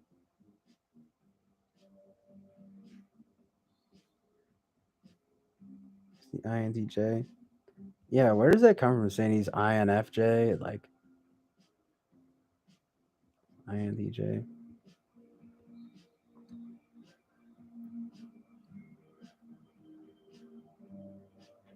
Only right. All these normies. Right. Michael Smith says, I'm an INFJ and I'm a hardcore skeptic about Hitler being INFJ. Exactly. Like what? I mean, I don't know really, but still, it's like I would understand being skeptical about that.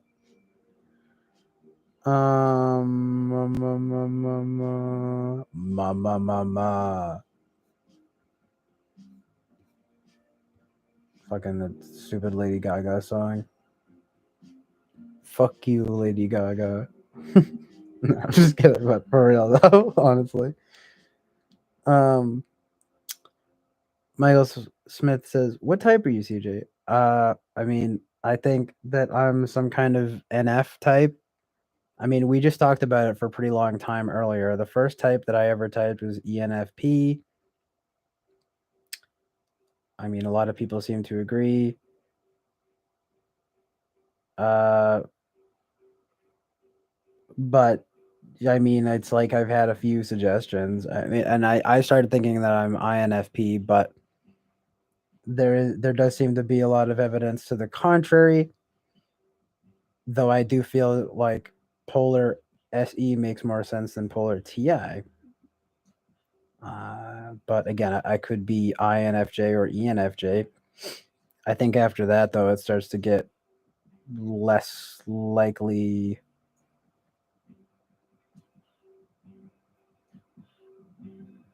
I have a list. I have a list.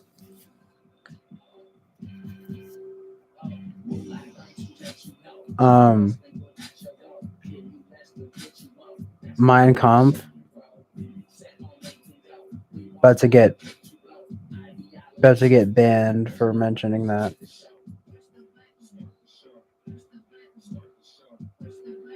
Boba Fett's behavior can be possibly attributed to the set market and CJ streaming habits work like meerkat hierarchy.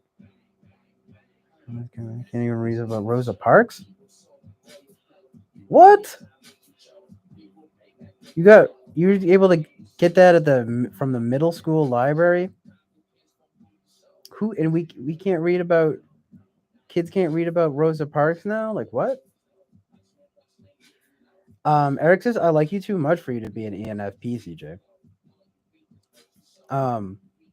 Yeah, it's funny because like I thought of what I was wondering what you would think about it earlier, Eric, when we were talking about it. Is Ash and Peter. You get a hold of your responsibility or something. They know the same patches though. I hate them. And Homeland Republicans, why they fuck the country up? Oh geez. Eric says I can't really conceive of my wanting to participate in an ENFP's stream.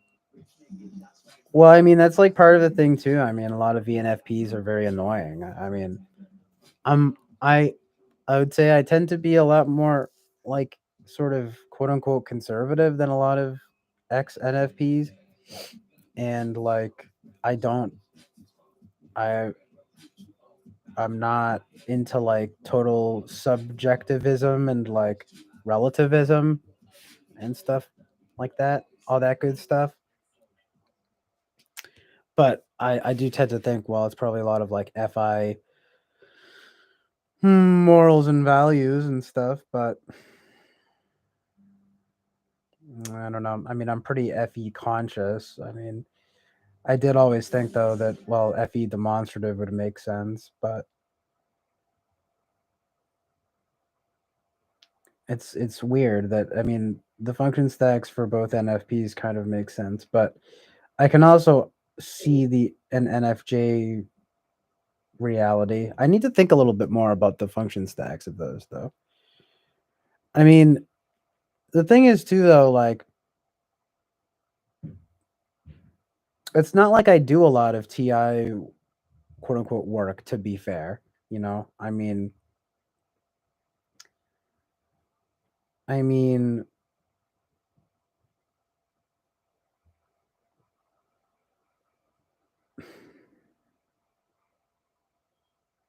I tend to think of where I lean more towards being as like a TE type framework, like not so much concerned with the system as opposed to the end result. But I mean,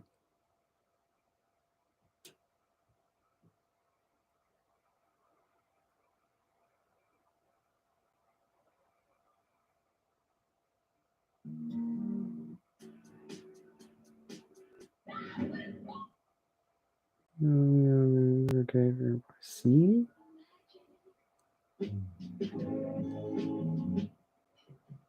Type, please.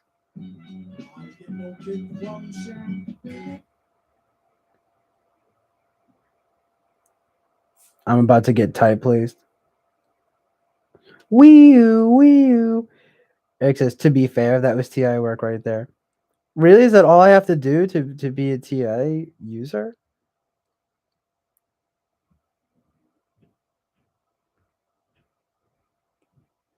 I just hashtag try my best, you know what I mean?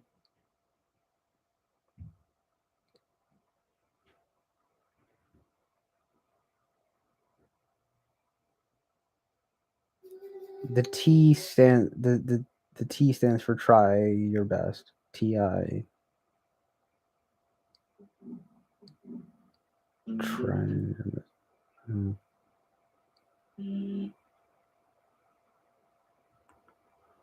I corrected myself to. Oh, let me correct myself to be more precise. Is TI work? I mean, it has taken time to like to be the amazingly articulate speaker that I am. No, I'm just kidding. I mean, I mean, I've always been good.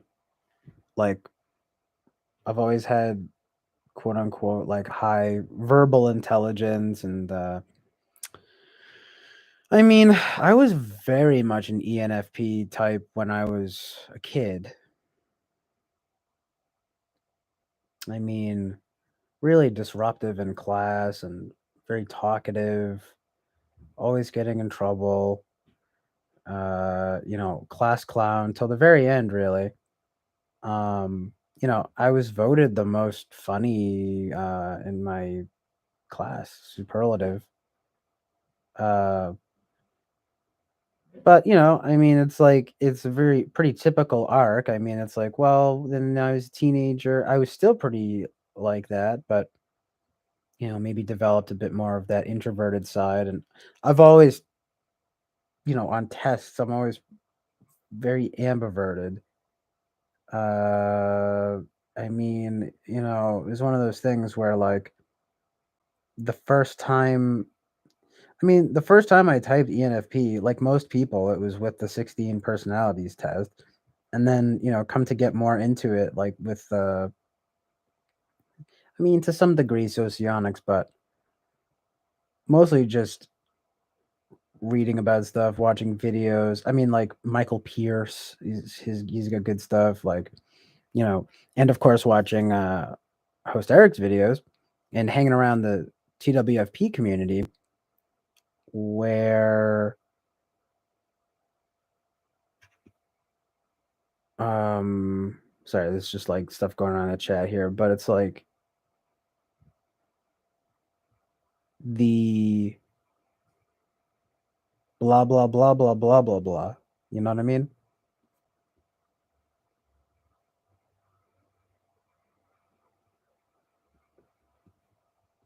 Nah, but what was I saying? I don't know.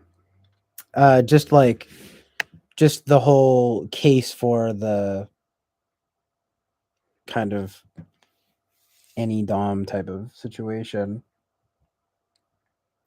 I mean, it wasn't really until I understood the polar TI thing that I started to say, okay, I don't know about this. And then very recently I started thinking, honestly, to you know, conceive of myself as being polar SE also makes a lot. It makes actually more sense.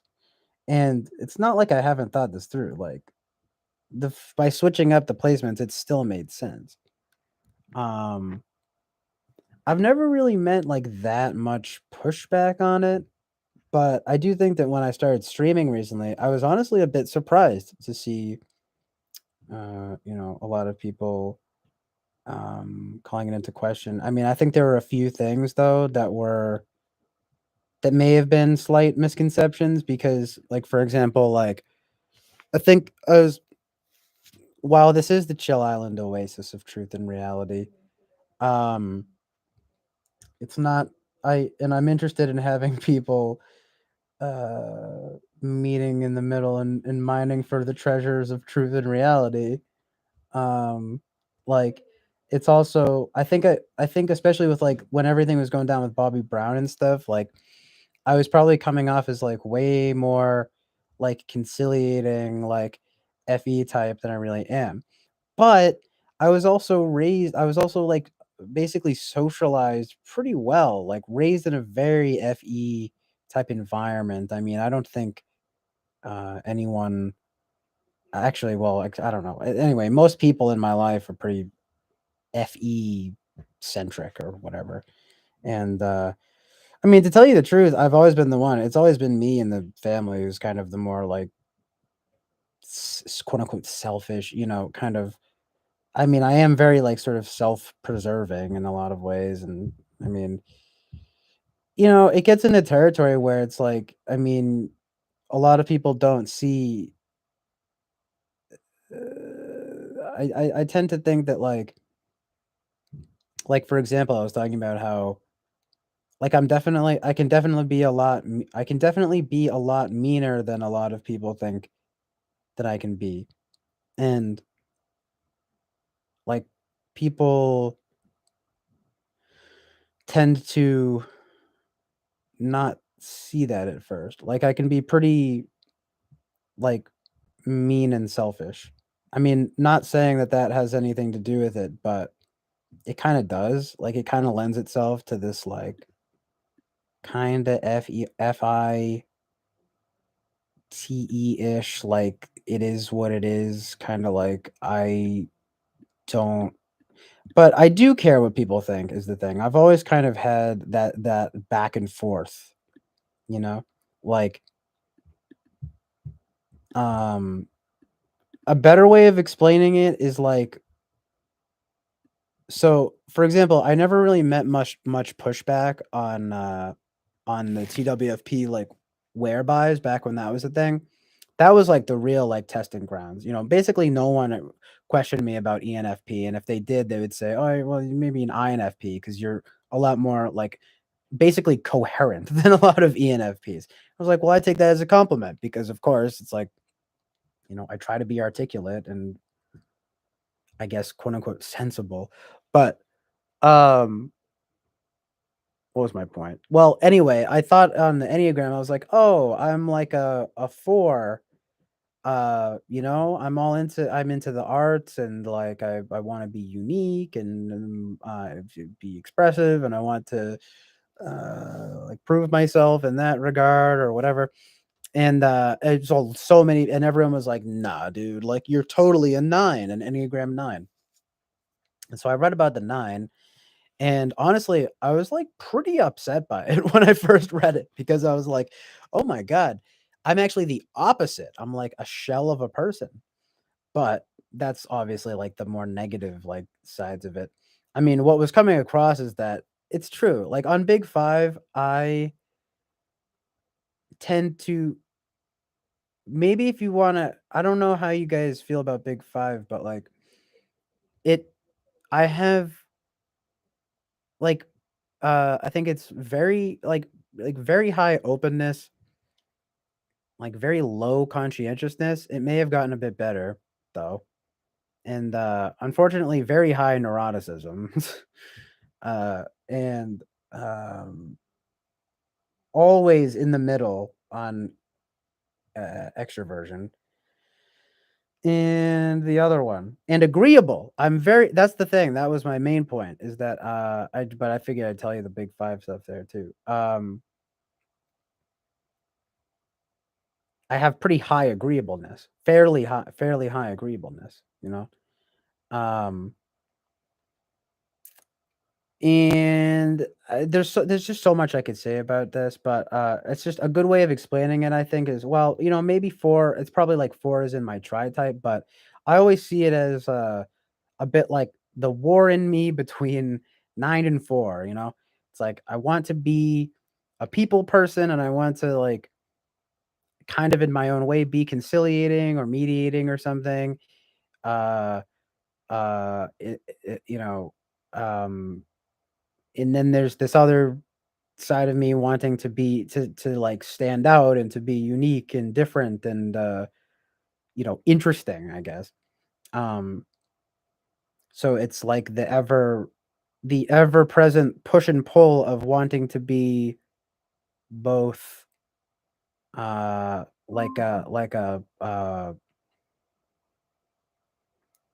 like a people's champ type and like a I mean what I want to figure out is how to synthesize like being some kind of people's champ type and being like some kind of artist creative type, you know? But it always feels like there's this sort of back and forth. And I don't know. I mean, maybe that's how it is with a lot of people, but like I know it's almost like I know too much about type now. Like I think Fly Guy is kind of touching on that now.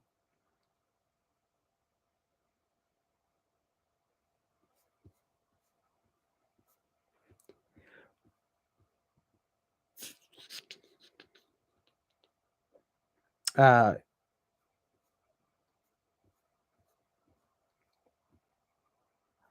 oh yeah, maybe you know, maybe I should do that free session, Eric. I just feel bad. I don't want oh, you'll type it for I mean, you'll do it for free if I want to publish a session? Oh, me, I might be down to do that, Eric. Thanks for the offer. Yeah, I mean, I might be down to do that. I mean, that's better than I mean, Winston's mom was saying that she would like cover the cost if I publish it. I mean, I didn't want her to pay for it, but Fly Guy, true about that. Hold on. It's because I'm so unpredictable. I zig and then I zag, you know, it's just so unique and amazing. I don't know. I always think I'm just a rogue NFP because I went rogue against the rogue. You know what I mean? You know, counterculture is the new culture, so it's time to rebel against that too. Re- rebel against it all, but don't rebel too hard. I'm telling you, I got the that back and forth thing. 9 and 4 going back and forth like you want to be different. No, you want to be the same. No, or normal, right? Or something. That would be even that's even more specific, right? Unique, normal, unique, normal.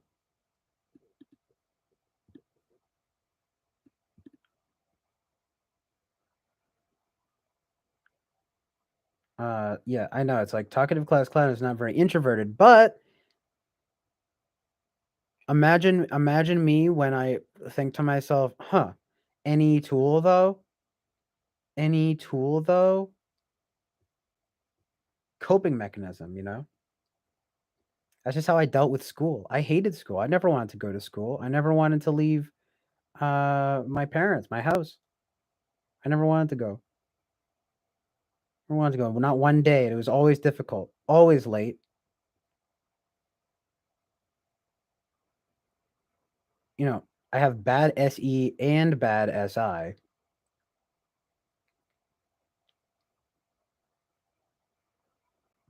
Of course, I was never really a math person. So I was never really a math person. So I mean, that was something I was like, well, I go, you know, I can imagine my TI isn't great, but personally, I think my TE is pretty decent, and I think I'm great at all the NF functions. Honestly, like, but getting into that whole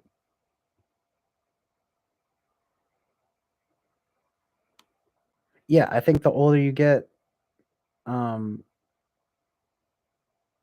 I mean, Michael Smith says, I think older people are prone to mistype because they've evolved over time. Yeah, well, like that, and I know a decent amount about typology at this point, so like I don't like I said, I kind of feel like I almost know too much at this point. Like,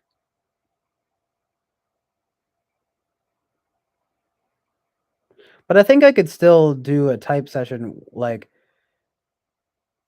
if I just don't, if I like, I guess if I try not to think about it too much, like where the question is coming from or like what the question is trying to assess. I mean, Boba Fett thinks I'm INFJ. That's cool. I mean, it's not unreasonable. It's, you know, it's in my top 4 types. Will Smith says, she's just pretty similar to me, INFJ, but something is different. I mean, it's probably the directionality of the functions going the other way. Oh, really, though? You think, yes, there is, by the way, Peter, there is an Oasis occurring right now. So good. Like Smith says, yeah, that's it. In a certain way, CJ is more articulate and coherent than I am. I mean, I also like, I guess, try maybe even too hard, like in a lot of ways to do that. I mean, I'm also very rambling and like, I mean, the things that I consider myself best with, I was just saying earlier, it's like I'll say it again, like it's like music, film, writing, and speaking. And like I don't even think I'm not even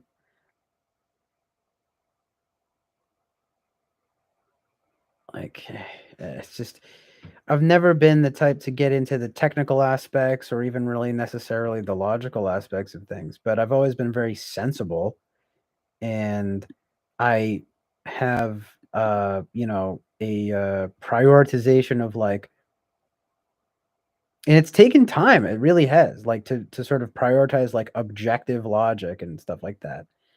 Like thinking lately about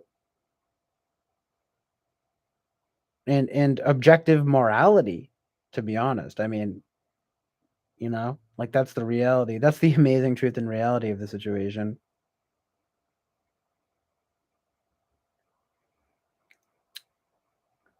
But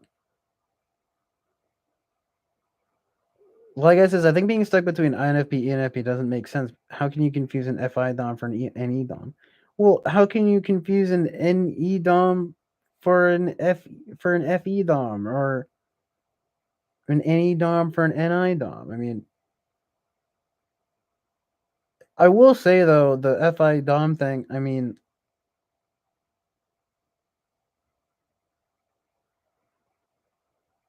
I'm pretty good at doing what I've always thought, which is kind of like the ENFP thing, which is like maybe being able to, if I really want to, like kind of like hiding my FI a little bit. You know what I mean? But then it peaks out to have some fun. Like I didn't really, I guess I was pretty lucky, like at least to my face. Like I didn't really get like bullied or anything when I was a kid. Like, and I literally think it's just because I was like funny and like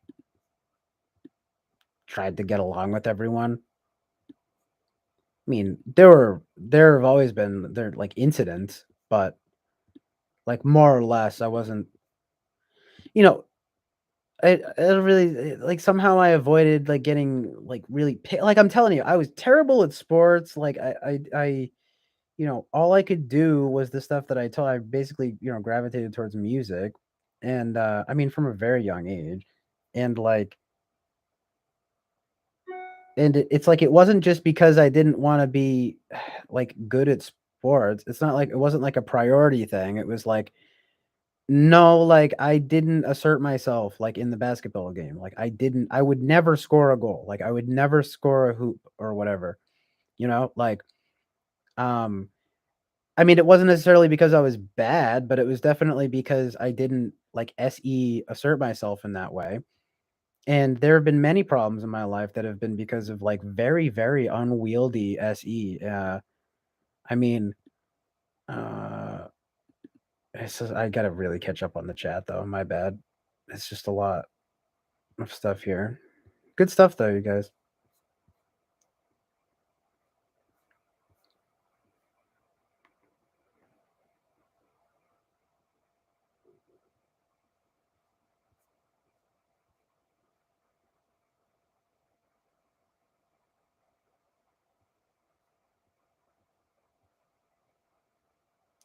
Right. Fly guys like, oh, like you're fucked because when you try to determine one type MBTI, you develop Enneagram, Big Five, Tri-type.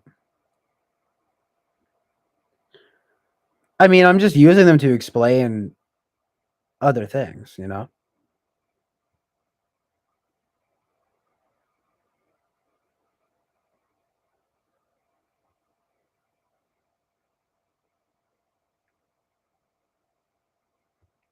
I mean, wouldn't it be weird if I mean, you get what I mean. It's just I tend to think that the systems can be pretty, compatible. Like I tend to feel like if you line them up, I mean, I'm sure a lot of people will disagree with me, but I tend to think that if you line all your stats up or whatever you want to fucking call them, like that they will tend to be like congruent in some way. Like they're gonna make sense. Like we were talking about it earlier. Like it's like you're probably not gonna be an ESFP 5, for example, right? Like it's just there's just a very low likelihood of that. So I just think it can be very helpful to like involve these other systems. It's like, yeah, to say the ambiversion thing and to mention the agreeableness, it's like, of course, that's fucking because I've got, good NE and like pretty good FE. And I don't know. And like, so Sly Guy says you need to unravel things one string at a time. True enough. Michael Smith says, I don't know. CJ says it seems more NE than NI to me.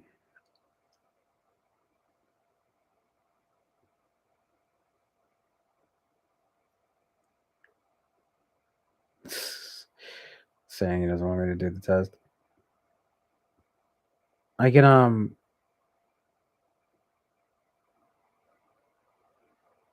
yeah, I'll let you know, Eric. Thanks. Like I have to like get some stuff done this week. I feel, or at least I should. I have an appointment tomorrow, and then I gotta try choices. I mean, I'm pretty much free though. I mean, we can figure something out though. Like,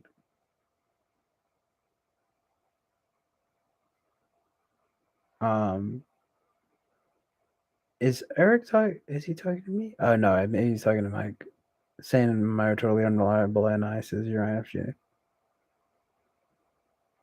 Flag says, you're right, CJ. ENFPs love school. You must be INFP. Yeah, I know what you mean. You don't need blah blah blah. The stimulation, the NE. I mean, again, people would told me that on the TWFP whereby a while ago. It was like, NE can be pretty relatively inert. What's the word? I think it was Spacey who said that. NE SI axis. It's like you don't really need the. It's not the same stimulation as like it's like if you're. It's like now if you're in an. I mean, what type really loves school anyway? I don't know. Maybe SJs and some SPs, I guess. Mostly, right? But anyway, I mean that's like half the types, I guess. I guess they'd be half the types most likely to like school or to love school.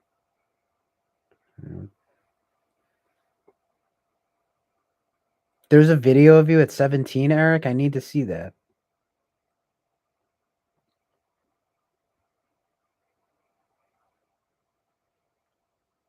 Peter Peter says, "Okay, I just got a whiff of SE trigger hesitancy." Wow, Fly Guy says, "You really are a tryhard if your movie tastes are any indication." Try hard in what regard? My movie taste is fantastic. It's equally good to my as my music taste. Maybe a little less refined. There's still a lot of movies I need to watch. I mean, there's still a lot of artists and albums I need to listen to, but there are also a lot of films and filmmakers I need to get into. But why? Because I think Steven Spielberg is boring and just overrated, overexposed. Again, like just stupid. Like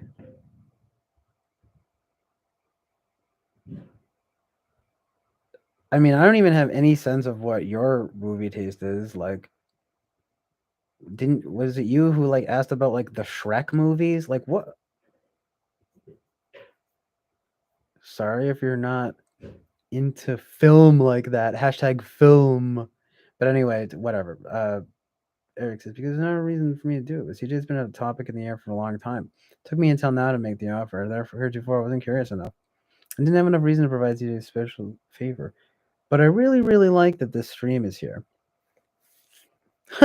I'm glad to hear that, Eric. That's fantastic. I might have to do it now. I'm gonna FE finagle me into doing it. Not that I don't want to or anything specifically. It's just like scheduling it, or whatever.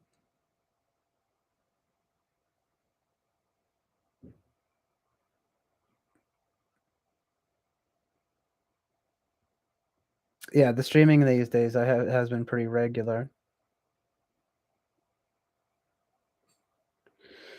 But yeah, Michael Smith, it's always been my nonverbal fluency. It's carrying me through the day. That is unfair.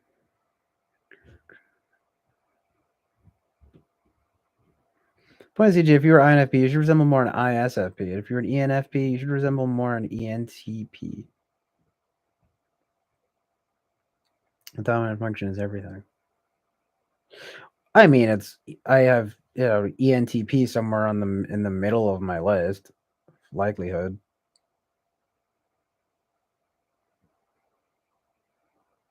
Finally, it's a good place.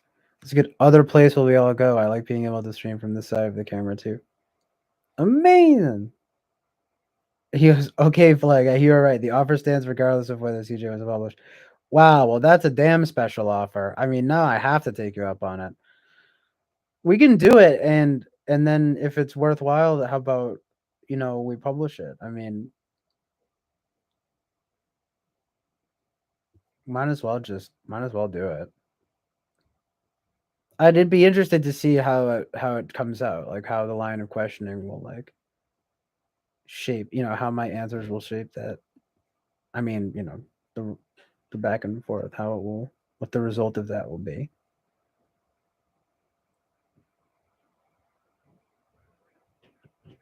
Over to squeeze. Melissa talks. I'm catching up. No, CJ's more chill and likable than me, and more verbally fluent, but still similar. So I think I kind of think he's an ENFJ. Again, top four types are the NF types for me. So that's like my number 4 pick right now, basically.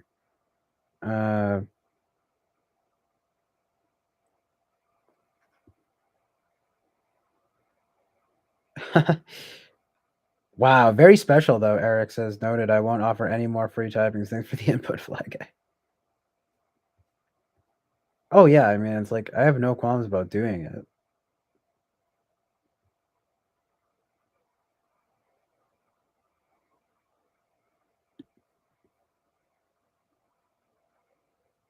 It's just like, wow, yeah, to finally do it. But I would do it. But right, ESFP 5s are an anomaly if they even exist. It's like because they don't. Yo, what up, Jonathan Basanti?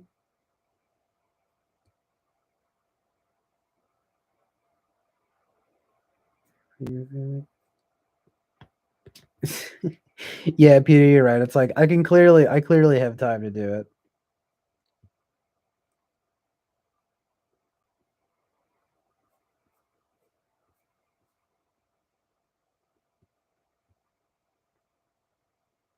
Oh yeah, you can totally get mod, Eric. I actually just hadn't modded anyone else in a while. Like it wasn't, you know, there's been no thought process really behind that, to be quite honest. I think it's come in the order of when people want to send links. I have to remember that people who don't have the mod privileges don't get to send links. That's pretty major. You get to be a mod. You get to be a mod. Everyone gets to be a mod. Oh my god, you guys. I'm gonna have to head out pretty soon, but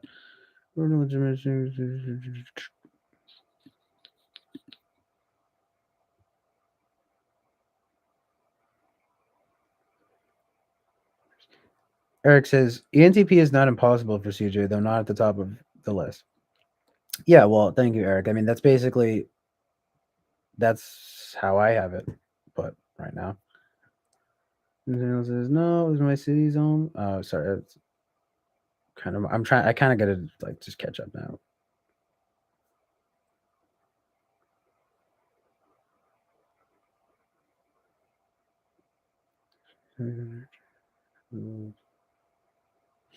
Again, I doubt I'd be into the stream if you were ENTP.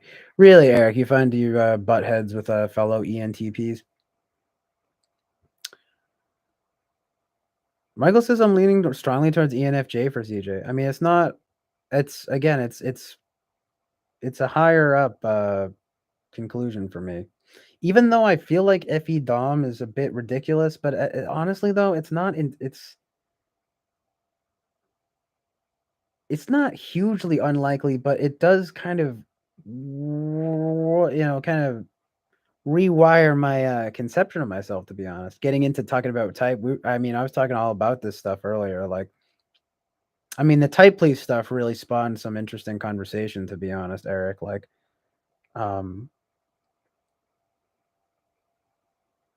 but it wasn't. It was more so just elaborations on what I had already kind of like touched on in your stream, which is like, it's like just be careful with some of these people, just like be discerning with some of these people, I guess, you know what I mean? But I'm not gonna get into it again. It's really just too much type talk. It's like I'm really not I am certainly not a typology expert, you know what I mean? But that would be what I'd say about that. But why did I mention that? Something about the type, please. Oh, right, like my conception of myself, right? Like ENFJ, functionally speaking, it's it's like it does make sense in a way, but then there are things about it where I'd have to kind of be like, okay, like kind of time for a reconfiguration, right? Like FE Dom, huh? Like, whoa, okay. Like very interesting, you know what I mean? But again, it's like not entirely outrageous, just sort of requires a bit of reconfiguration in my mind of my conception of myself. You know what I mean? Yeah, but the TI really, I really need to understand the TI thing. I mean, honestly, my like major problem, almost the whole thing, almost the only reason that I don't just flat out say I'm an ENFP and I'm proud is because of my conception of polar TI and just feeling like my TI is really not that bad. And furthermore, feeling like my SE is actually worse and that my SI is honestly potentially even worse than the fucking TI.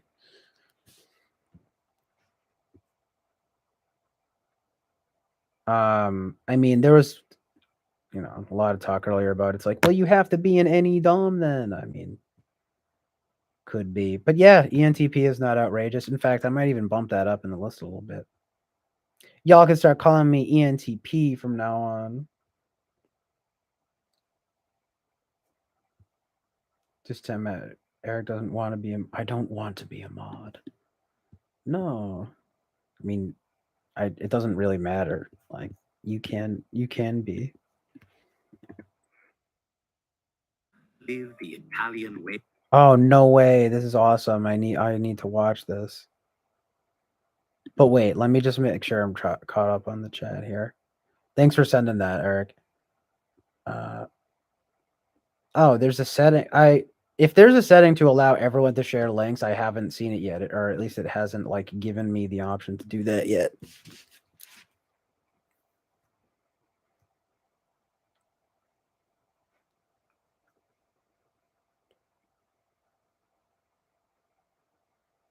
Okay, I'm gonna check that out next time. For the next stream. Jen Zennial says you can check a box in the pre-stream window, but you'll also have to manually approve the links. Eric says no flag guy. I don't think you can. Jen Zennial says maybe it's in global settings. Eric says, yeah, if you were ENTP, I'd probably encounter more head bumping urge in myself. Well, I mean, that's the other thing that I don't really tend to do. I mean, I feel like if anything, I tend to make a lot of sort of FI-ish, like FITE type claims. I don't really get into like TI argumentation, like debate, like I mean, you know, I'm getting tired at this point. It's like I don't even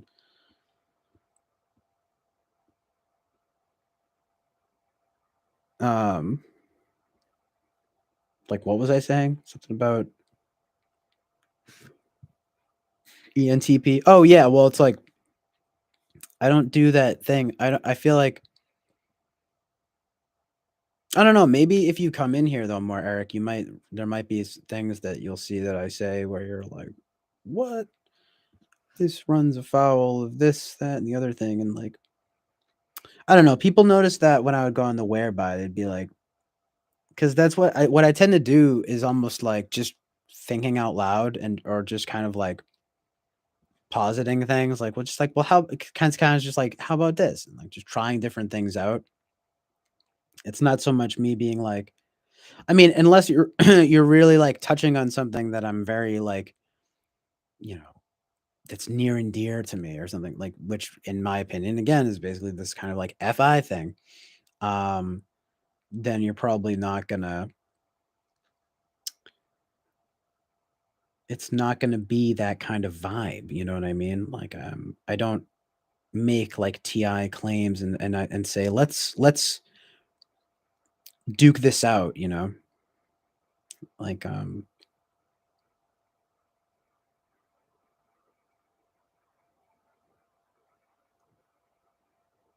it's just a lot more freeform and not based in that same kind of like logical framework. I don't know.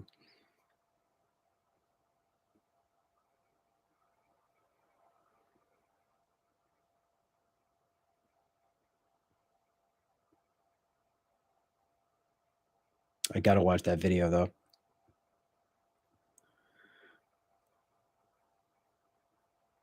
I have aspirational TI. Maybe not.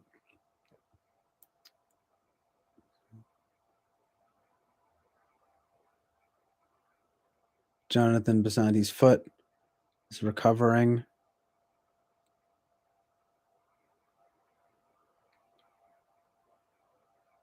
Amazing.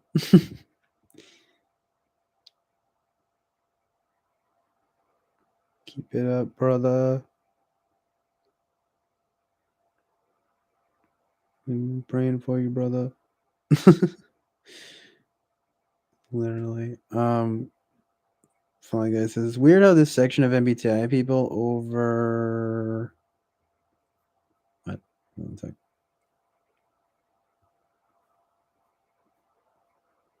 Damn. Chat's going ham, you guys. Thanks for being here, you guys. Like it says, weird how this section of MBTI people overemphasize the insignificant weak sides of the types and ignore the largest parts of the personality.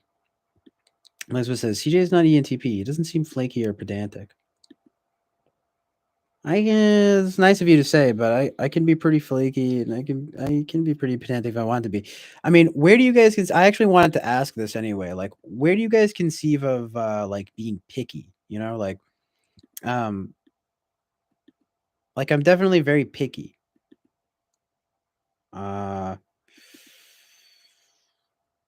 I've always been that way. Picky with food. Picky. I'm kind of picky with everything, to be honest. I mean, even what Fly Guy is getting at here about like movies and stuff. I mean, it's like the same way with like art and everything. I mean, it's like it's the kind of thing it's gotten me into not trouble, but it's like people. I don't know. I can be basically though I can be pretty flaky and pedantic.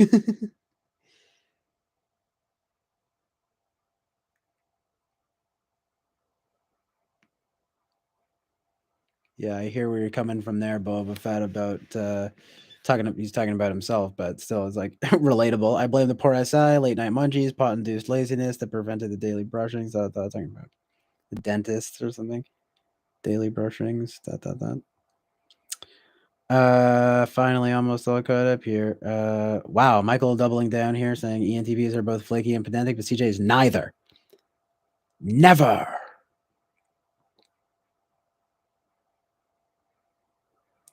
I mean, I do have this kind of like usually, right, with people, especially if I don't know them so well and I'm sort of just like getting to know them and we're becoming friends or whatever it is, you know. You know, it's like, oh, I'm not going to be pedantic with you. No way. I'm not a pedantic man, smiling.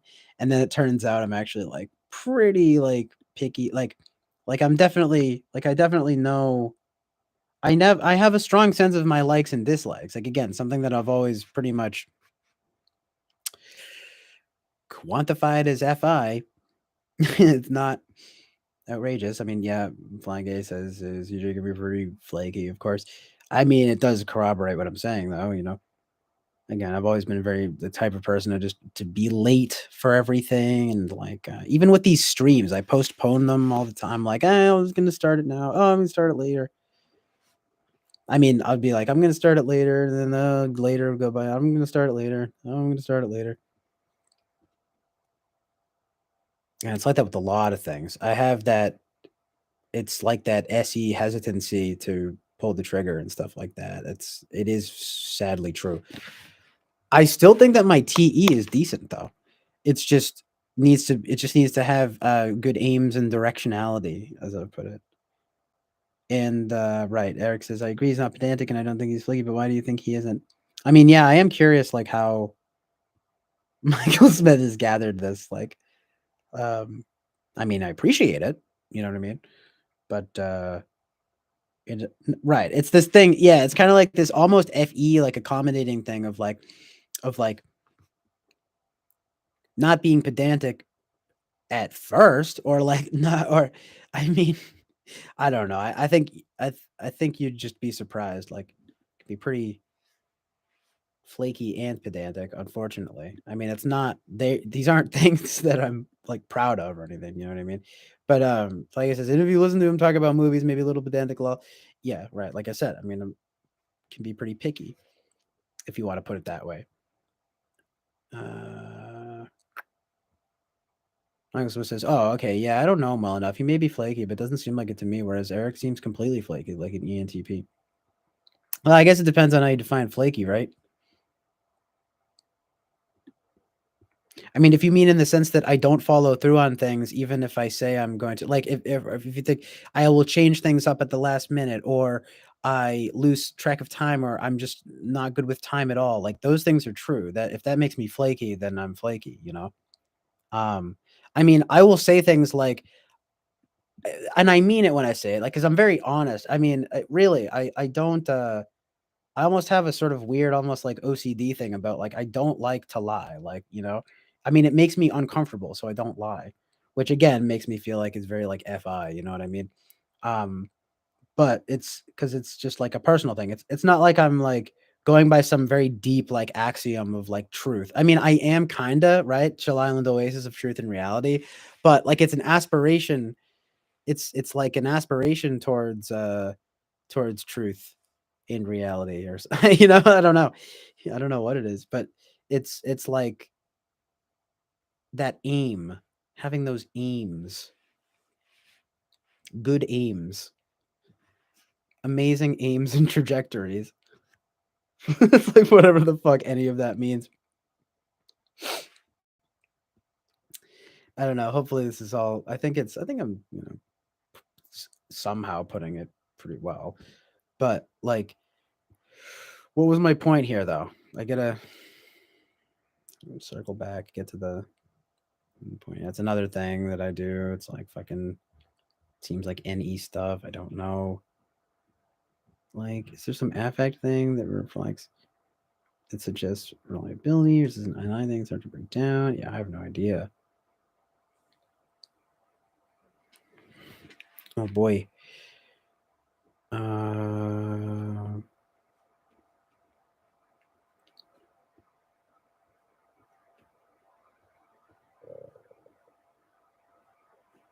hmm.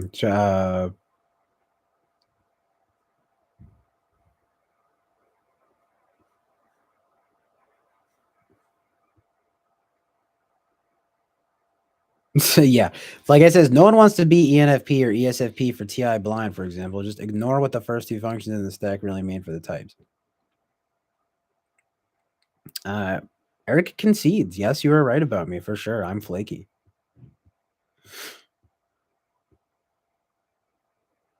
Mm, Eric with the counterpoint here, essentially saying you're not saying Fly Guy, you're not distinguishing between affect and attention. I mean, that's something to consider, sort of like, because I do like the idea of the types, like the stackings or whatever, as like as I think you put it, Eric, like manners of attention. So it's like what you're tending to most. So, I mean, honestly, I need to like really maybe think of it a little more in that regard. Because but like that's the thing, like I feel like my affect can be more fe like than it really is. Like it's more fi, for example, like that's my attention. It's to fi. um like if I'm bothered by something, you'll know. Like I'll let you know. Like Jen Zenial was being very nice earlier, like, oh, like you're not a bitchy ENFP. It's like everyone that's close to me knows that I can be incredibly bitchy. Like, and he's like, oh, I mean whiny bitchy, not angry bitchy. And I'm like, well, I can be whiny and angry. It's just more Enneagram 9 type anger, like long fuse, big explosion kind of thing. You know what I mean? And that's where this thing comes up here, where my boy Peter says those things about being picky is more so Enneagram reasons.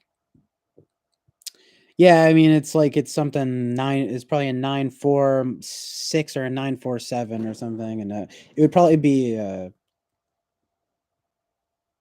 who knows, man. 6 reasonings, no idea.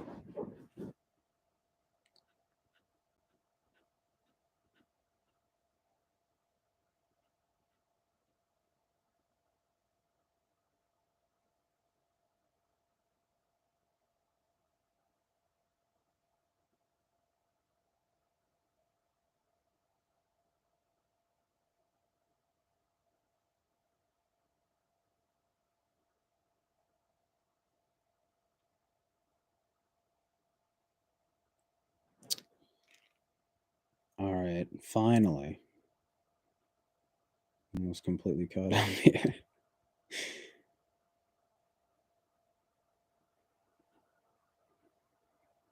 They're all terribly, terribly, terribly misunderstood. Yeah. Michael Smith says, I don't know. I'm really good at reading whether someone can be relied or not, J rather than P. And CJ seems reliable to me. Or J rather than P, I guess. Amazing. I mean, it's really nice. I think I'm reliable in ways, but people in my life definitely don't rely on me for jack shit. Like, again, like people back on the oh man, see, Winston's mom, the funny thing is I actually do have a pretty bad I mean, I don't know how you would measure pretty bad, but I mean, I have like a pretty decent disgust sensitivity. It's definitely true. I don't know what that is. I tend to think of it as being weird, like FI, SI shit. You know? Like stuff like that literally there's stuff that will put me off of like movies, for example. Like it's so pervasive. Like if there is stuff in movies, right, that it doesn't make up for it somehow to me. Like if something is just gross, and somehow doesn't feel to like redeem it on some level for me, or have some like value beyond that, then I will genuinely dislike it more than I would if something was just boring, you know? Like there are like you'd be surprised. Like there are lots of like I think movies are a good example here. Like there are lots of movies that I like more than a lot of movies other people like more, simply because they're boring as opposed to gross or like disgusting. You know what I mean? So I can't think of like I mean, I can think of like a few examples, I guess, but like I mean, they're kind of random, but like it's like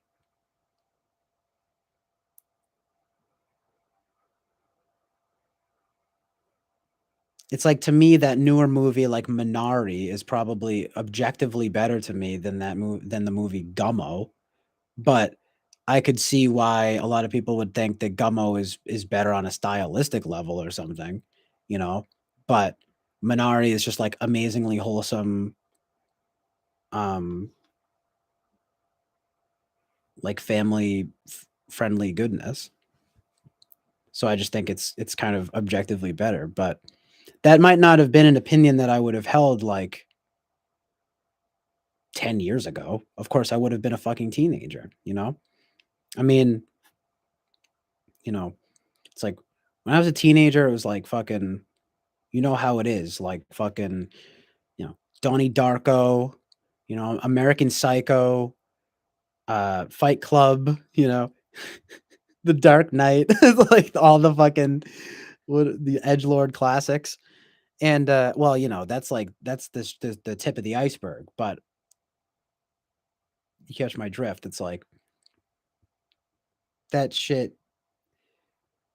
But I've grown to prioritize like beauty, over ugliness. You know what I mean? Like so, like there's a lot. I do place a lot of like value on that kind of thing. So like if there's just like a lot of like ugly nonsense, like in a movie, it's gonna weigh it down. It's gonna weigh it down for me. Like I'm not going to be.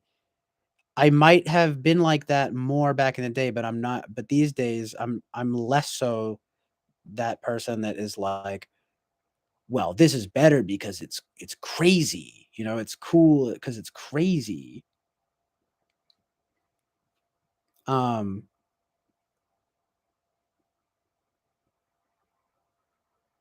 and in that sense, I've become a lot more like conscious of what I think is like an NE kind of thing. This prioritization of like novelty or something. And there's stuff, Eric says stuff all the time. You talk about it a lot, like and stuff that has NI resonance and like how a lot of that stuff is the best stuff. Like that's how I feel about it, but with what I consider to almost be like an added FI component, you know, where it's like, yes, stuff that seems to resonate on a more universal level, but also on on like a deeply personal level or something like that, which I realize is sort of like two ends of the same spectrum, but that's like the best stuff to me, you know? It's like, whoa, ultra resonant amazement.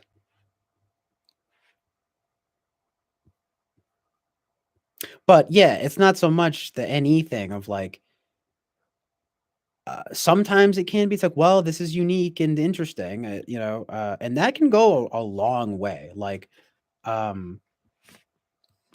really love the movie movie I recently saw, like Houseu, like the Japanese horror comedy, like absurdist, surrealist horror comedy, and yeah, Japanese surrealist, absurdist horror comedy from 1977. And like I didn't even see it until recently, and it's now one of my favorite movies like of all time. But it's literally bonkers though.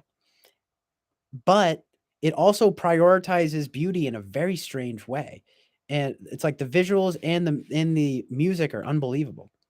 Um, the only like downside to it though actually is how NE heavy it is. It's like, you know, um, so it's like to this day I still have that like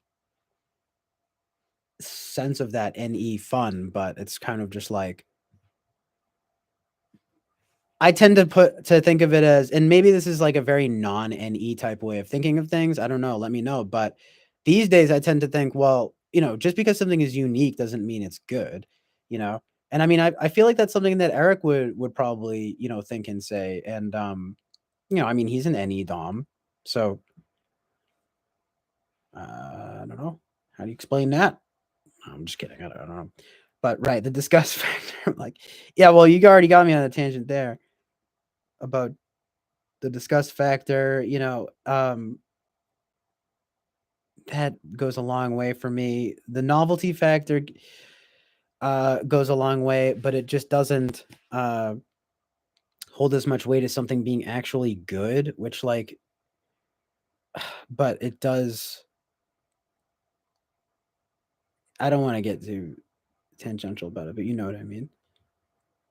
Um, Michael Smith says, wait, hold on. Winston's mom says, imagine you haven't eaten in 2 days and you sit down with your bowl outside on the dirty bench and your bowl has rice and veggies and one long dirty hair.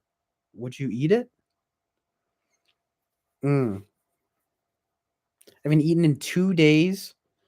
I sit down with my bowl outside on the dirty bench with rice and veggies and then one long dirty hair. Would you eat it? It's definitely not my hair, and it's very dirty. I could probably do it. I barely ate in the last two days. These past 2 days. I mean, not ate at all. I don't know, but I would. I don't. I'm not sure about that. I might not do it. It depends on how bad it is, but that's really funny. I appreciate it, Eric, because he says, because Eric says, how in the world have you managed to see so many movies in 20 whatever years? Gummo, that's some obscure shit right there. Yeah, I mean, it's funny though, because it's actually funny because I do say what I just said, which is like, oh, I don't prioritize like the novel or whatever, but like I'll say that, right? And then I'll tell you, well, I haven't seen Saving Private Ryan, you know? Like I haven't seen. I mean, well, I've actually seen a lot of parts of that, but you know, it's like I haven't seen. I haven't even seen The Godfather yet. I mean, you know, there are a lot of like big names and things that like just totally just like either I've been saving or they just or they don't appeal to me or they. Well, it's probably either or, you know. But like in those cases, those are movies that I know that's like I'm sure that I'll like, but that I'm almost like saving. Like I've seen so much Kubrick, but I still have been like saving 2001: A Space Odyssey. You know, like what's like another good one? Like I need to watch like Apocalypse Now. You know, like just like big ones like that. I guess those are two couple of movies. Um, And I only saw Gummo finally for the full, like in full for the first time, like less than a year ago.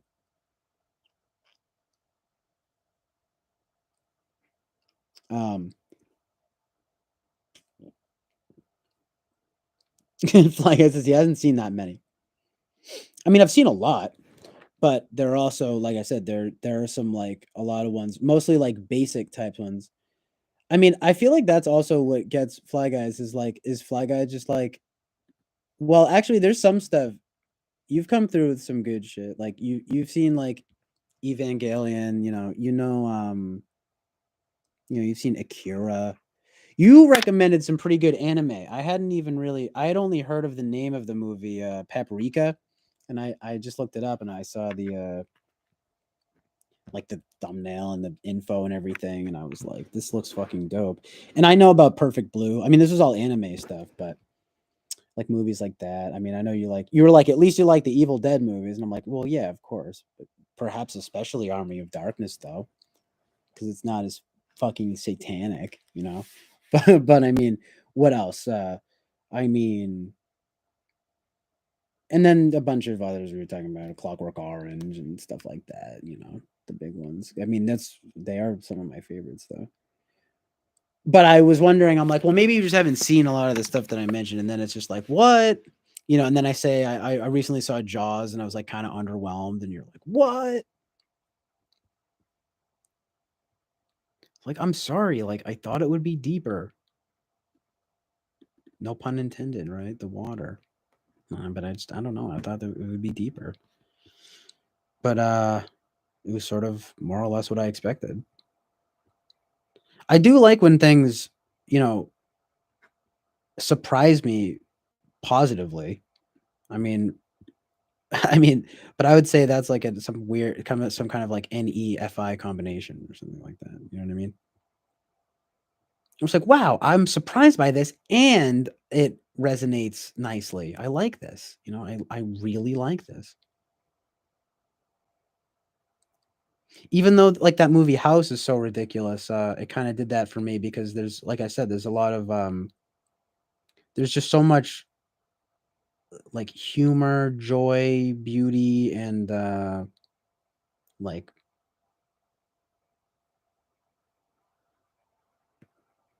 lightheartedness that it doesn't it barely even feels like it could be associated with horror. Like it feels like its own genre itself. So I do like really tend to love stuff like that. It just really depends, Like I'm telling you, if there's stuff in there that like really triggers my, disgust factor or whatever, and if there's stuff in there that really I kind of like morally disagree with and stuff. I mean, you've seen it a bit, Fly Guy.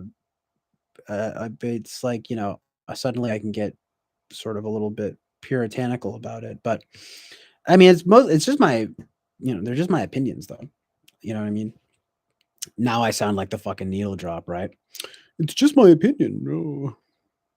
But it is, that's all that stuff is, you know what I mean? But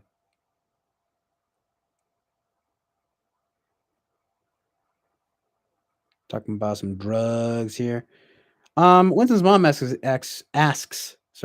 an interesting question. You have a choice of 4 sex bots. Do you choose Dorinda the helpful bot, or Gloria the playful sex bot, or Penelope the activist sex bot, or would you want a Josephine the utilitarian one? What does that mean to have a utilitarian sex bot? Does that mean she is using me for sex?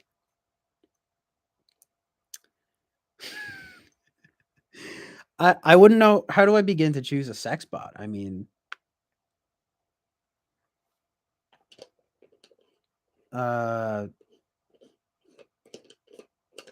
like how about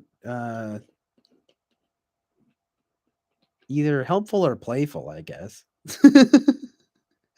I mean, what good is the helpful sex bot though? Like I mean, she's gonna make me food or something. I mean, it's a sex bot. Maybe I get maybe Gloria, the playful sex bot. I don't know. She's playful. What is she, an ESFP or something? I don't know. This is like somehow a type question. So funny. I know it. I'm sussing it out. I'm telling you, I know too much. It doesn't matter how, you phrase it. It's like I'm definitely still willing to do the typing though. But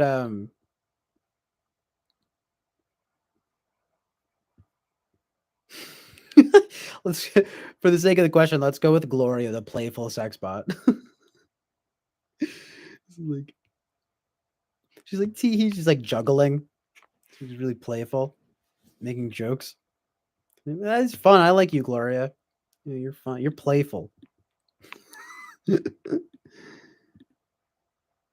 Jonathan Bizanti says 4 sex bots, all of them. Period. I think it's the period there for me that really sells it. Very serious. You know what I mean?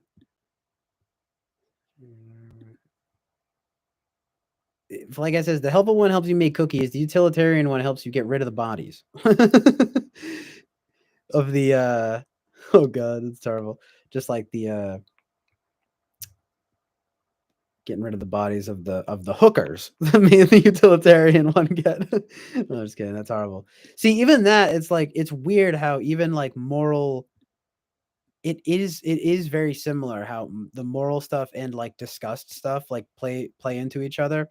I'm thinking like that's terrible, hookers, dead bodies and stuff. That's terrible. But it's like it's disgusting though, right? So it's kind of like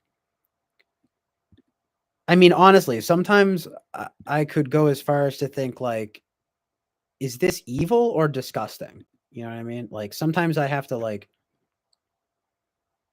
I mean, sometimes it's both. A lot of times it's both. But sometimes I do have to be like,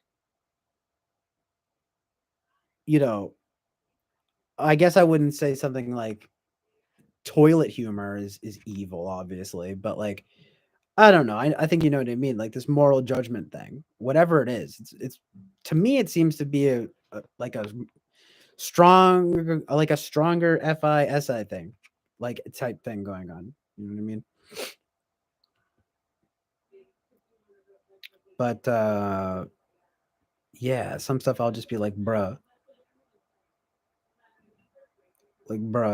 that like gets me anti horny, you know, instead of anti fragile, anti horny. Boba. Oh, okay, paprika. Not to do with the movie Winston's Mom, but that's cool. What? Paprika's going sky high now, like gas? Bruh.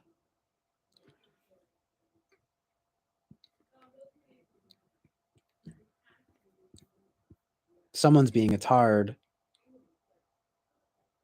Uh-oh. Eric says, look, you tard. You only saw a few of my DMT trips. Most of them weren't live streamed. Duh. Feisty Eric coming through. It's a character of his, Feisty Eric. Obviously, when streaming, I didn't go as hard, so I could still talk and stuff. All right. Let's be caught up here. Oh God. See exactly. Jen Zennial, of course. Helpful cooking and chopping up bodies are the same thing. I'm like, bleh. Don't say and saying cooking and whatever in the same chopping up bodies in the same sentence, right? So funny. Helpful cooking and chopping up bodies are the same thing. Horrible. I'm just kidding, but so funny though. Like I said what I said. It's this mixture of things. It's morality and disgust. It's crazy though. It's that Jordan Peterson type vibe of like a, he keyed me into that, and it makes a lot of sense too. Like how I tend to be at least like a bit more conservative, especially if I'm a so-called XNFP. It's like so there's that. You know what I mean? But again, I like to think of myself as a rogue and ex-NFP. Okay. So I'm different from those that actively tried to be different. You know what I mean? Fuck the NFPs. Fuck all types. Hashtag all types suck. Hashtag all types matter. Has anyone? Someone has to have made that joke already. Come on, that can't be. That's not new. That is not NE novelty right there. Nope. American History X was a tough one for me to get through because of moral values and gruesome scenes. Yeah, that's an excellent movie. That shit is moving. There is some brutality though. Oh man, though, Edward Norton. Oh, jeez. All the black and white scenes. Oh, oh. Don't even get me started on that movie. But still, it's yeah, tough movies, right? I mean, I mean, that's an understandable one. I mean, it's tough in a very unique way, obviously, because it's it's like it's tough in its exploration of like racial hatred and stuff like that, and like where that stuff comes from and like how it plays out in real life. And it's not entirely inaccurate. Although apparently the guy that made it actually, I mean, I don't want to get too into it right now, but apparently the guy that made it was like he wanted to make it quite differently, and they like Hollywoodized it a little bit or something like that by its end. And he was a pretty difficult like writer director to work for, or something like that. But my point being something about that it's tough. It's pretty uniquely difficult in that way though. Like there are a few like gruesome types of scenes, but it's except for like that one scene, like everyone knows, of course, like the fucking curb stomp scene, like spoiler alert. Oof. But like, I mean everyone knows that though. But like boy, I don't know, not much about, I mean it's like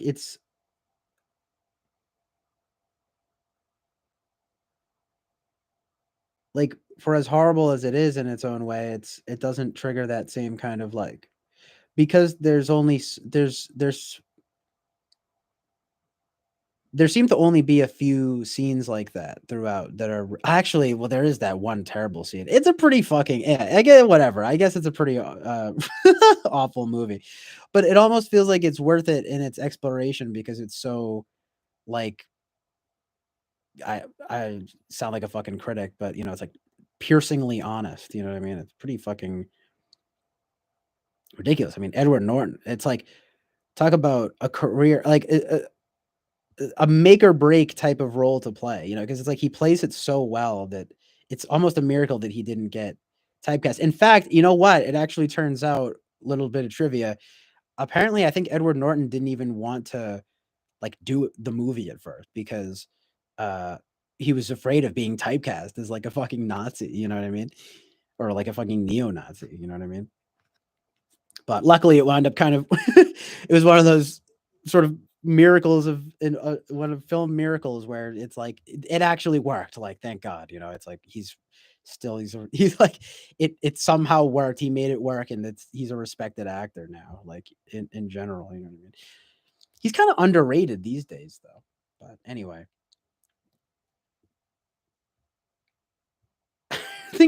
I think I brought up Edward Norton before too, and I remember Eric being like, "Edward Norton, no, I've got no beef with the man," or something like that. It's like, there's an Edward Norton fan fan club stream now, and he's like Edward Norton, I've got no beef with the man. Alexa, please order one glorious playful sex bot. Dresser in a red apron and black garters, and do not forget the teddy. Also include one cat and 9 tails and 2 feathers. Batteries not included. Order batteries and phone case, Alexa. Boba Fett coming through with the truth and reality. Some of these sex dolls are scary real these days. Poo poo followed by pee pee. Oh God, I'm crying. I have to go to my safe space.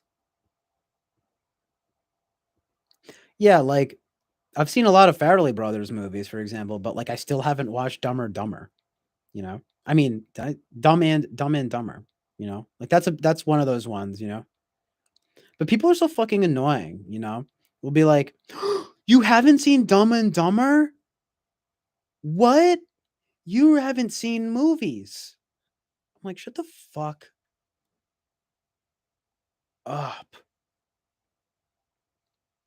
I feel like I've already seen it. There's so many movies like that, and that's where my sort of like my bitchy whatever side I fucking what Fly Guy wants to say comes out. Whereas like all these movies where it's like I feel like I've already like seen it. You know what I mean? Like I get it already. You know? Yes, Jeff Daniels and Jim Curry, and they're not intelligent, and it's a buddy thing, and it's like I'm sure there's a heart to hearts, and we like them, and it's but there's poop toilets. There's a scene where he's pooping. It's they're what they ride on a bike together or something, like, yeah, that seems like what it is, it's probably fine. I mean, but that's the kind of thing though, I'll say that, people be like, "What, do you just not like fun and you just don't like entertainment?" I'm just like, "No, it's just like it's fine, like, I'll watch it eventually, you know?" Like, I haven't seen, like, a lot of the Adam Sandler movies, you know? It's like, and I've said this before, it's like, I've seen, that's me for you, fucking pretentious over here, because it's like I've seen and I love Punch Drunk Love, and, I've seen and I do really like, although I need to watch it again and give it another chance, but I do really like Uncut Gems. But it's like, no, I haven't this one though, I do need to watch Billy Madison. But I haven't it's like, no, I haven't seen Billy Madison in full. Like I do also need to watch Happy Gilmore. Those are two movies I actually like am going to watch. But I still I still probably I get it. I get them. I'm sort of focusing on like dumb comedies here, I guess, but it's just a good example of like what I mean by that kind of thing.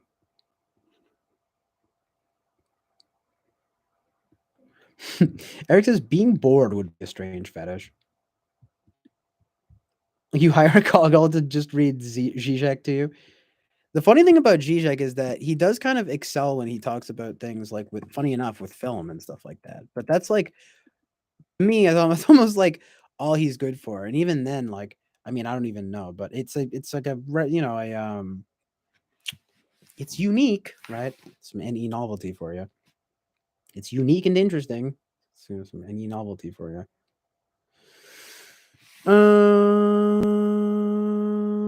Rachel says yes. Yes, glad I saw it once, but I don't think I could watch it again. I'm sensitive.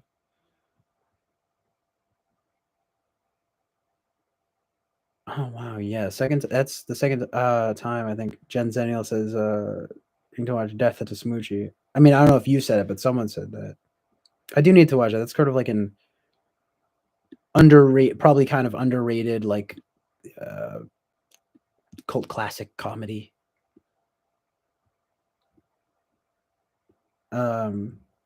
Yes, Fly Guy says, yeah, American History X teaches such important lessons, such as racism bad. Truly an unforgettable film. Oh god. And the Gen Zennials, ooh, that gets me a little bit, And what teeth said the Gen Zennials says, and what teeth sound like on a curb, Fly Guy. Oh boy, oh boy. Got me licking my teeth, making sure my teeth are still there. It's not it's like, yeah, it's pretty bad, but it's like one shot of like, it's not like the sound is, I don't know. Let's not get into it, but it's like there's a lot going on in that movie that, is difficult to watch. And honestly, the 5-second curbs, call me insane, call me like immoral, but the curb stomp scene, I mean, yeah, it's bad, but it's not like it's pretty fucking bad, but like people literally act like it's like him like jumping on a guy's head. It's like, no, it's fucking scary and crazy, but it's one thing of his foot going down. And it's like clearly fake. I mean, it's fucking horrible. I don't know the noise. You get people are weird though, like the sound of the teeth. I'm not no offense to you, Jensen, but it's like you don't hear it. Let's move on. But you know what I mean. It's just like it's not like something of like really focusing on the the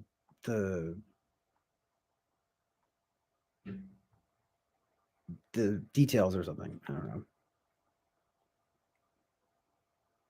Like the gritty details. It's kind of just like you get the point. Like, I mean, it's pretty fucking bad, but it's like there are, there are actual like just horror movies that have worse stuff in it. People just get riled up about that kind of thing because it's just so because it's like it's racial and it's sounds like I'm saying Rachel, funny enough, because she mentioned it. But no, I mean like it's racial and it's it's a drama, you know what I mean? And it's just in a different context. But then people will go watch fucking whatever, right? The Exorcist or something and be like, this is amazing. Be like, what? I mean, honestly, I don't know which one is. I mean, they're probably somewhere on the same level, around the same level, but American History X is kind of good.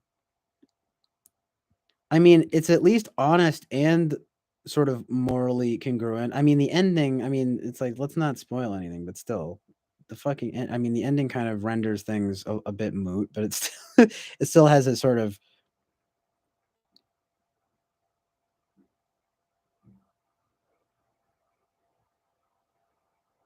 good way of like explaining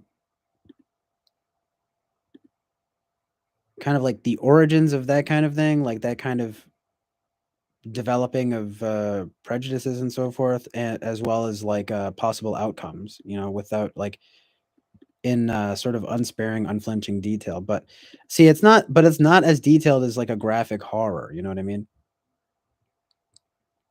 It's just it's a drama. It's not even. It's pretty harrowing, but parts of it aren't even like many parts of it aren't. You know, it's just one of those movies, man. It just gets people because I think it's the context.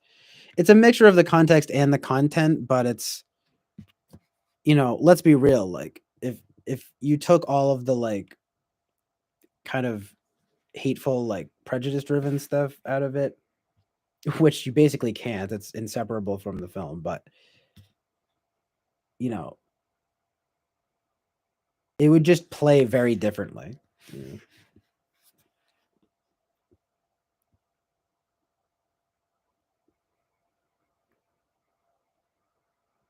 But that's like saying, it's like Ghostbusters without the ghosts. And no, and actually, no, I haven't seen Ghostbusters in full. But again, it's like I feel like I've seen it. I feel like I get it. I feel like I've seen it. Like they bust ghosts, Bill Murray, Dan Aykroyd, never cared. No, don't Dan Aykroyd I missed it, you know? I'm fine to admit that I missed the boat on that type of that genre. The other guys in it too, right? Very much so a movie, that exists and that I will see eventually. But it's just like, no, I haven't seen Ghostbusters yet. Like, I mean, it's like, I'm sorry. That doesn't mean that I haven't like, you know, like seen a lot of movies. It's just it's just that I haven't seen a lot of movies. No, but I don't even know what I'm trying to say. It's just yeah, I don't know. I can just be kind of picky, I guess. I mean, and especially with those kinds of movies, like again, I mentioned Jaws, right? Like I give it such a chance because it's so beloved, right? And it's exactly what I thought it was going to be, if not a little bit more disappointing. Just entirely the shark film, and it's like, I guess the acting is kind of good. Someone said that. Elise said that. I mean, I guess it's good. Richard Dreyfuss is good. It looks good. It's in New England. I'm from New England. It's nice, right? Based somehow based. It's like weirdly violent, a lot of shark blood, body, like, kind of like animal animal torture. No, I'm just kidding, but it's just kind of like teeth, a lot just sharp teeth, jaw film. And I know Fly Guy likes to hate on that, but it's like the whole thing of they're talking over each other, and then the boat, and it's like there's the annoying guy, and then he gets his, right? But it's just kind of like, really? Like, how long is that movie? It's like over 2 hours. I just felt like, yeah, I probably didn't even need to watch that. You know what I mean? I mean, it's good that I can say now that I've finally seen it, but if not only for that, I mean, a lot of people, I think, tend to forget that a lot of people will watch and listen to stuff just to say that they have. You know, it's not like it means anything. You know, I would rather watch and listen to stuff that I probably, that like I know in advance that I'm going to like.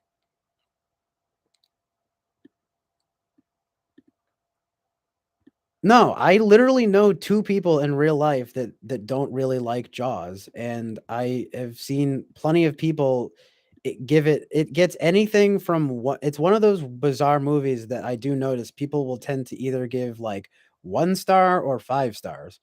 And I really don't know. I wouldn't say it's a bad movie by any chance. And it's not that I don't like it. I mean, I could sit and watch it, especially like with people, and have a fine time. But I mean, what do you find about it that's so like amazingly gripping? I mean, I guess it's pretty cool when they get, spoiler alert, you guys. It's pretty cool when they get the shark, you know? Um it is though. But yeah, exactly. The Gen Zennial, like, Ree! You haven't seen Ghostbusters? You haven't lived. I assume you're being sarcastic. Yeah, but I would never go as far as to say that something like that is a bad film. Like, I would just say it's the kind of thing where it's a classic, but it registers to me as just like a little bit like average. It's decent. I mean,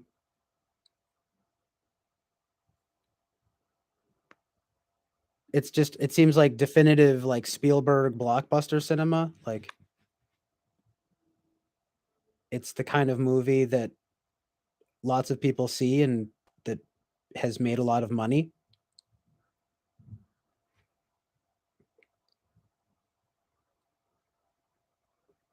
Could be overstimulated. I've seen one too many. I was thinking that. I was thinking I've seen one too many art films. I mean, to sit back and appreciate the sort of, and I don't mean this in any like, backhanded way, but like the simplicity of a movie like that is definitely, uh, you know, like something to, I don't know, what is it? Basically, it's good to just approach things from that lens of, no pun intended, right? Of just being like entertained, you know? It's not like I was watching it and was like, "Oh my god, when is this shit gonna end?" Like, I mean, if I wanted to be a bitch though, maybe, but it's like but it's kind of just like, I don't need to hear about like all like the scientific like details about, it's just stuff that doesn't really appeal to me, dude. I don't know how else to explain it. Like, just like, this is from the Rexus garangatangus fish, and the uh the blood, it has different markings than we thought. There's different markings on the teeth. And then they're just like, do you think this is our guy? It's like a cop drama somehow. And then it's like, I think this might be it. I think this might be Jaws. All the stuff in the background, and it's like, what even is going on in like that guy's like family? Doesn't he have a family? There's just so much. I need to watch it again, I think, because I just felt like I got like no sense of who anyone really was except for like Richard Dreyfuss, and even he's kind of one dimensional. It's like, yep, like rational scientist type, right? He kind of like scoffs at everyone, and he's kind of like, huh, well, it turns out, like it puts on my glasses and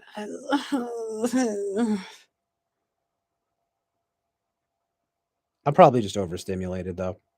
It's not, but again, to say I don't recognize its merit is a bit much. Of course I recognize its merit. Could be a little overstimulated though in terms of films or expecting more than necessary. I mean, not everything is going to be a fucking Godard film or a fucking Bergman film.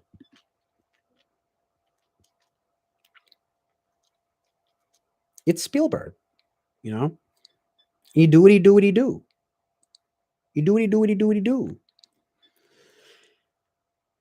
We've gotten into this before, but I do like some Spielberg. I mean, I really like Close Encounters of the Third Kind. Richard Dreyfuss is really great in that, and we get a real sense of his family and like what he's going through.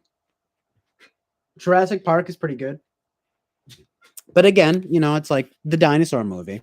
I mean, what do you guys want me to say? I mean, it's the most. I'm pretty sure the most memorable part of it to me is when the dinosaurs come and they go and they try to eat the car. You guys.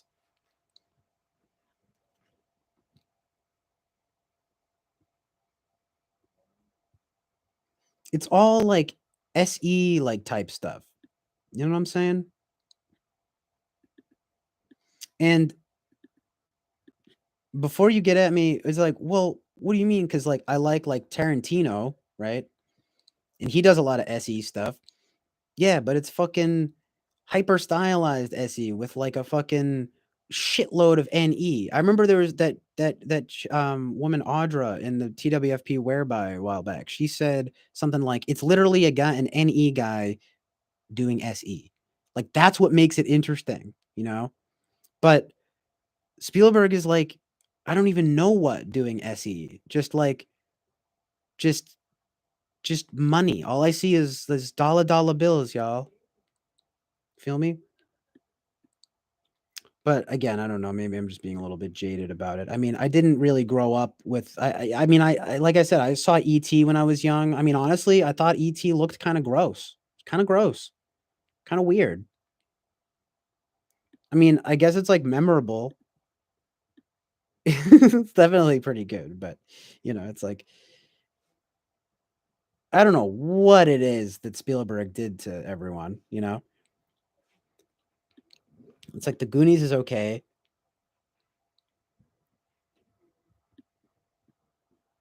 Just Gremlins is not that good. I do need to watch Schindler's List. And it's the big ones I think I need to watch are Schindler's List and Saving Private Ryan. Those are like the big, like serious ones that, you know, uh, different strokes for different folks though. I mean, it's not that I don't like fun.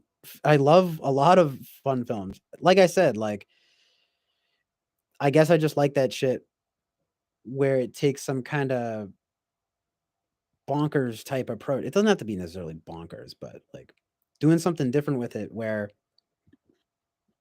it doesn't feel like it's just presenting it to me as is or something.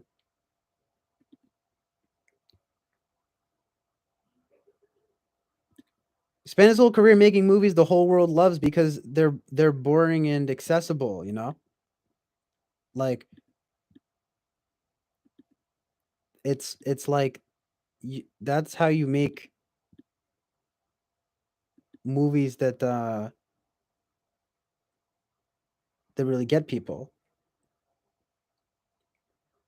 No, but there is heart and stuff like ET, and there's heart in stuff that he does. It's not like it's all just SE nonsense. It's just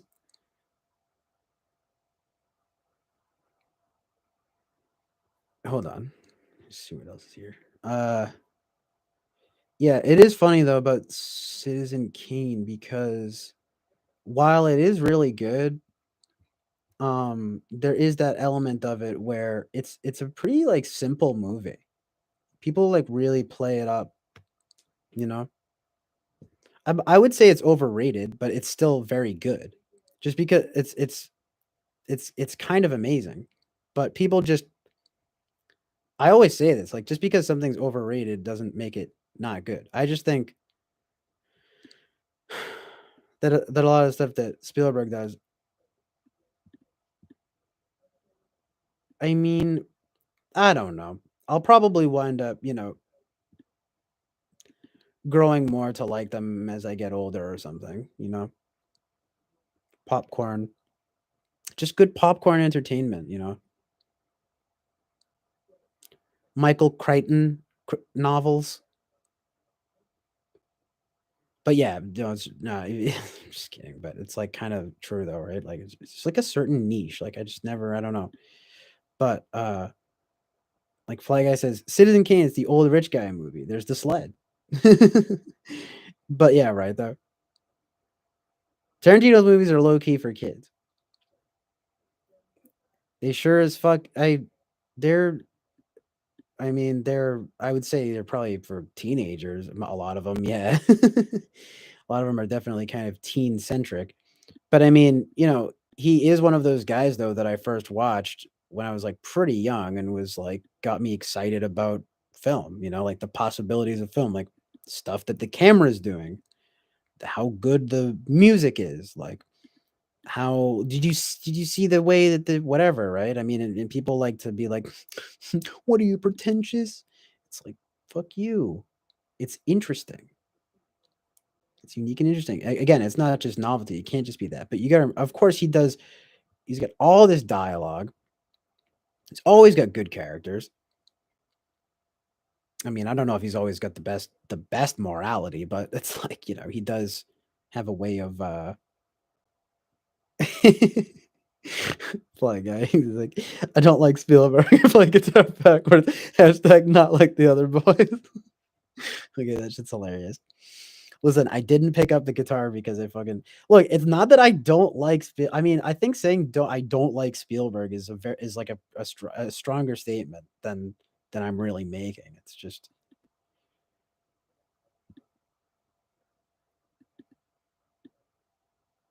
just stuff that I think gets a lot of passes from people because it's got that nostalgic attachment for him. But I get it. I mean, they're he always makes enjoyable movies. It's not like I've ever been like I've I don't know if I would go as far as to call any Spielberg movie I've seen thus far unenjoyable. You know what I mean? Like I think that would be ridiculous. But yeah, also the guitar backwards, like right. That's how I picked up the guitar, man. You know what I mean? Oh, right. But also, yes, yes, EJ, you're too different and smart and unique compared to regular people. It is a regular people. It's a me versus regular people type of thing. You're exactly right. Man, it's not an arrogance. What did Spielberg again? Like, there's something going on between you two.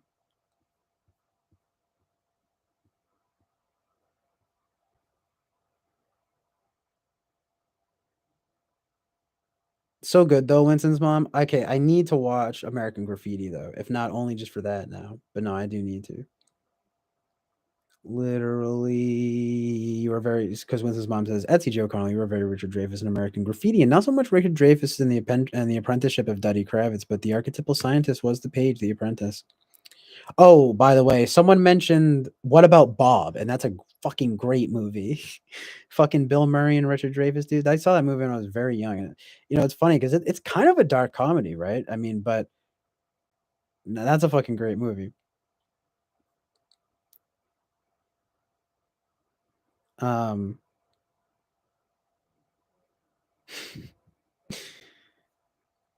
yeah, that movie is really great.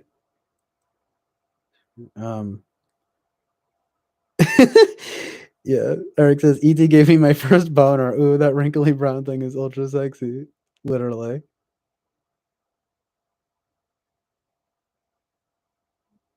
Move 3 hours.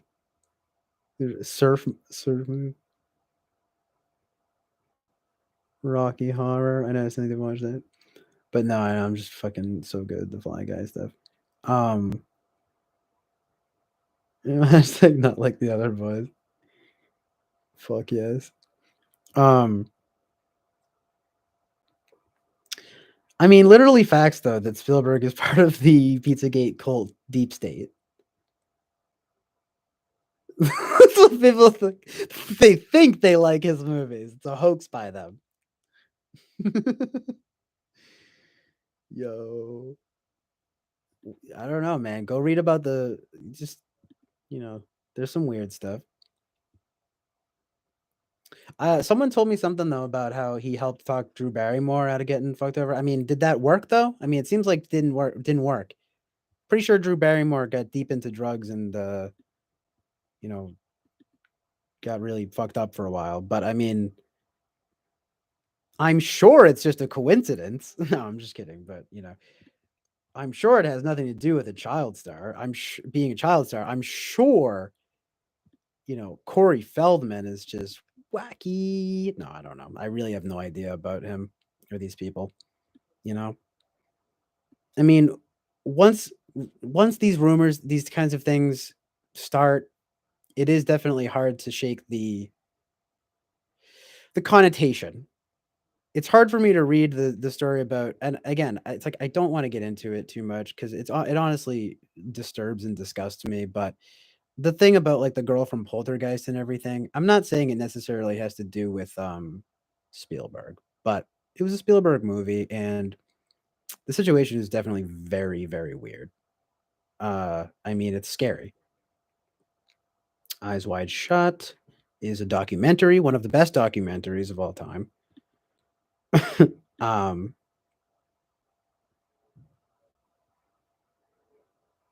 Finally caught up with the chat. Right, Jonathan Mazzotti. Are people allowed to dislike Nickelback, Fly Guy? Mike says no, Basanti. We were talking about that. Like, yeah, to me, it's like Nickelback is completely bland, and his vocals are annoying, but it's sort of inoffensive, and the sort of retrospective rewriting of them as being quote unquote hashtag actually good, I think just comes from how low the bar has sunk now, to where basically even just an average something that's mediocre, like passable and decent, is now good.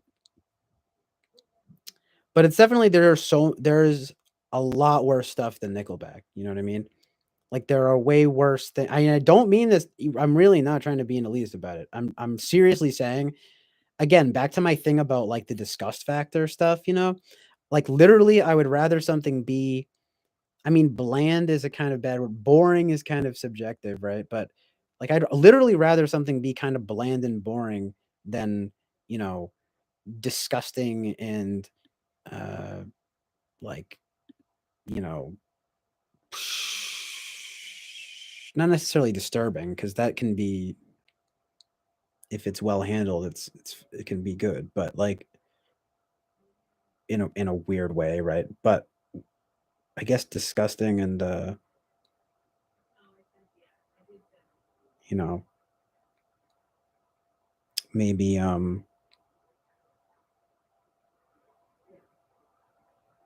what's a good word that's not completely loaded, like evil. Like I'm trying to think of something else. Like I don't know, maybe disgusting and disturbing. Let's just go with that. I mean, because like sometimes, man, it's a very interesting conversation. But I'm on 9 hours. I'm going on 9 hours now. Like I don't know about this.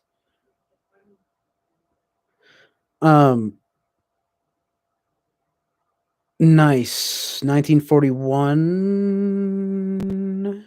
I've heard of that. I mean, he's made so many fucking movies. Yeah, most people think it's too slow. What movie is slow and weird? Hold on.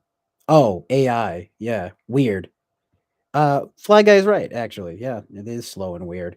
I mean, I don't think I ever finished watching it. Bizarre film. Fly Guy says, "I'd rather hear Nickelback than like Eminem."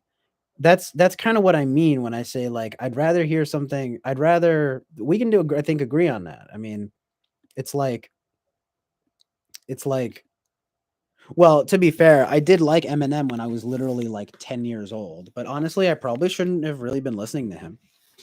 I mean, have you guys ever heard that song Kim? We're talking about where he like acts out him like murdering his wife, and and there are lyrics on it that are so bad that they censored them even on the explicit version. I mean, you can call that shocking. You can call that transgressive art or something if you want, but like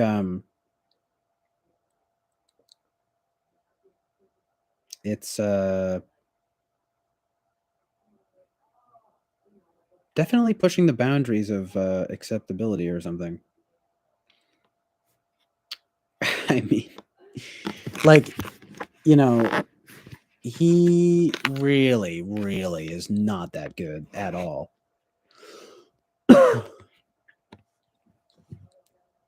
um I mean, he was good at doing that thing of like fuck the MTV, and then like goes on MTV and then gets played and gets mad awards and then gets accepted by everyone. And then remember when you did that everyone's favorite uh freestyle of all time that was like against Trump, and he's just got like all the like black guys around him being like mm-hmm, like co-signing him.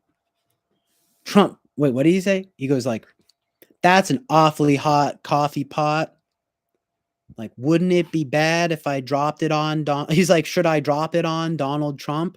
Probably not." It's kind of nice though. I will say that he decided not to drop a scalding hot pot of coffee on Donald Trump. I mean, it's like, listen, it's not like I'm the hugest Trump fan or anything, but to scald the man, with third degree burns seems a bit excessive, Um, um, well, Lady Lou makes a good point. I'll take Eminem over Nickelback at least 6 8 days out of 7. I'm a sucker for bass. TBH, I only know 2 Nickelback songs though. I mean, the thing is that Eminem can sometimes, it's a lot of the times he can have pretty good production. Okay, and to say that he's not, like a clever and entertaining rapper is would be very dismissive, I think, of like someone who's, very clearly a talented rapper. But he's definitely one of these guys though that really prioritized like shock and like his whole narrative, you know what I mean? Ugh, we get it, Good lord. Talking about, he's like, "I'm gonna kill my mom. I chopped up my mom with an axe, and I killed my dad. I killed my family. I killed my fucking wife." And then he stopped doing drugs, and his music stopped being good. No, I'm just kidding. But that's what people say. That's what's so sad, right? This sad world we live in, where people are like, "He's not rapping about cutting out people's bodies anymore," or whatever, right? I don't want to hear this nonsense. I don't want to hear this nonsense. But truth be told, I mean, he did kind of lose his edge, But what even was that edge to begin with? Talking about murdering your wife, acting it out. Weird. Seems weird to me. This is that moment where I do my like high horse thing. But yeah, exactly. Yeah, I liked them when I was 10 years old. I got a little kick out of those naughty words. It's pretty you hear that stuff when you're young, and you don't forget it, for better or worse. I put my ass on Pam Anderson's face, like I'm like, whoa, what are those words? Sitting next to Chris Kirkpatrick, so they could I can get my ass kicked, so he can get his ass kicked.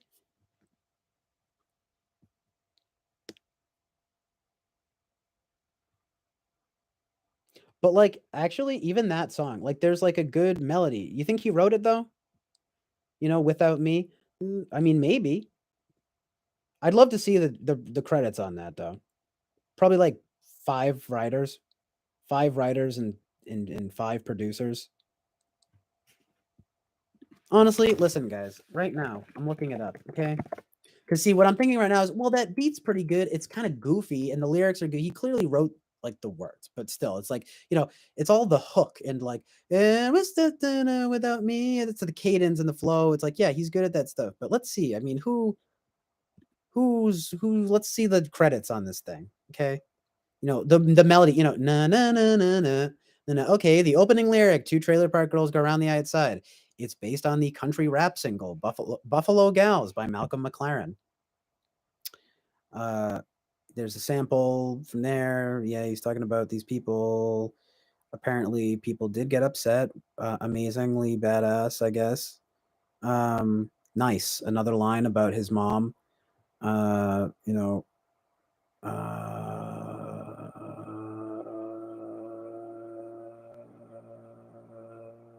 Where's the credits though on this thing? Nice. Well, the one that'll really, guys, listen to this. Without Me by Eminem. Writers: Marshall Mathers, Jeffrey Bass, Kevin Bell, and well, some of these people are probably getting sample credits. That's the thing too, but still. Ann Dudley, Malcolm McLaren, Trevor Horn. There's a bunch of Malcolm McLaren. What? Oh no, just kidding. This is all the same thing. Anyway, producers: Eminem, Jeff Bass, DJ Head. I mean, so that's not horrible, but and you will find that a lot with pop and indeed even pop rap, but I mean, it's like, I'm sure that it's not surprising to most people, but it's just kind of like, yeah, there's at least kind of like 8 people in some way working on this one song. It's not like Eminem sat down and was thinking like, na na na na na na na na na na, and just thinking like, oh man, like, oh, and then it's gonna go from this sample to this next part, and then it's gonna be like, it's you know what I mean? Anyway, I'm kind of picking on him right now, but it's just, that's the game for you. You know what I mean? Stan, how presumptuous. I also talked about this. Isn't it a little presumptuous of him on his second album to be making a song about a lunatic fan? Like, did he really have lunatic fans yet? Was that based on a real story? It might have been. There's something weird about his whole thing, like the narrative. What is up with the narrative? I can't keep talking about Eminem. But that's really funny though. Fly Guy says that Nickelback is what that kid's bully listens to. The kid that bullies the the Eminem fan. Basically, yeah, the Eminem fan gets bullied by a Nickelback fan, probably somehow.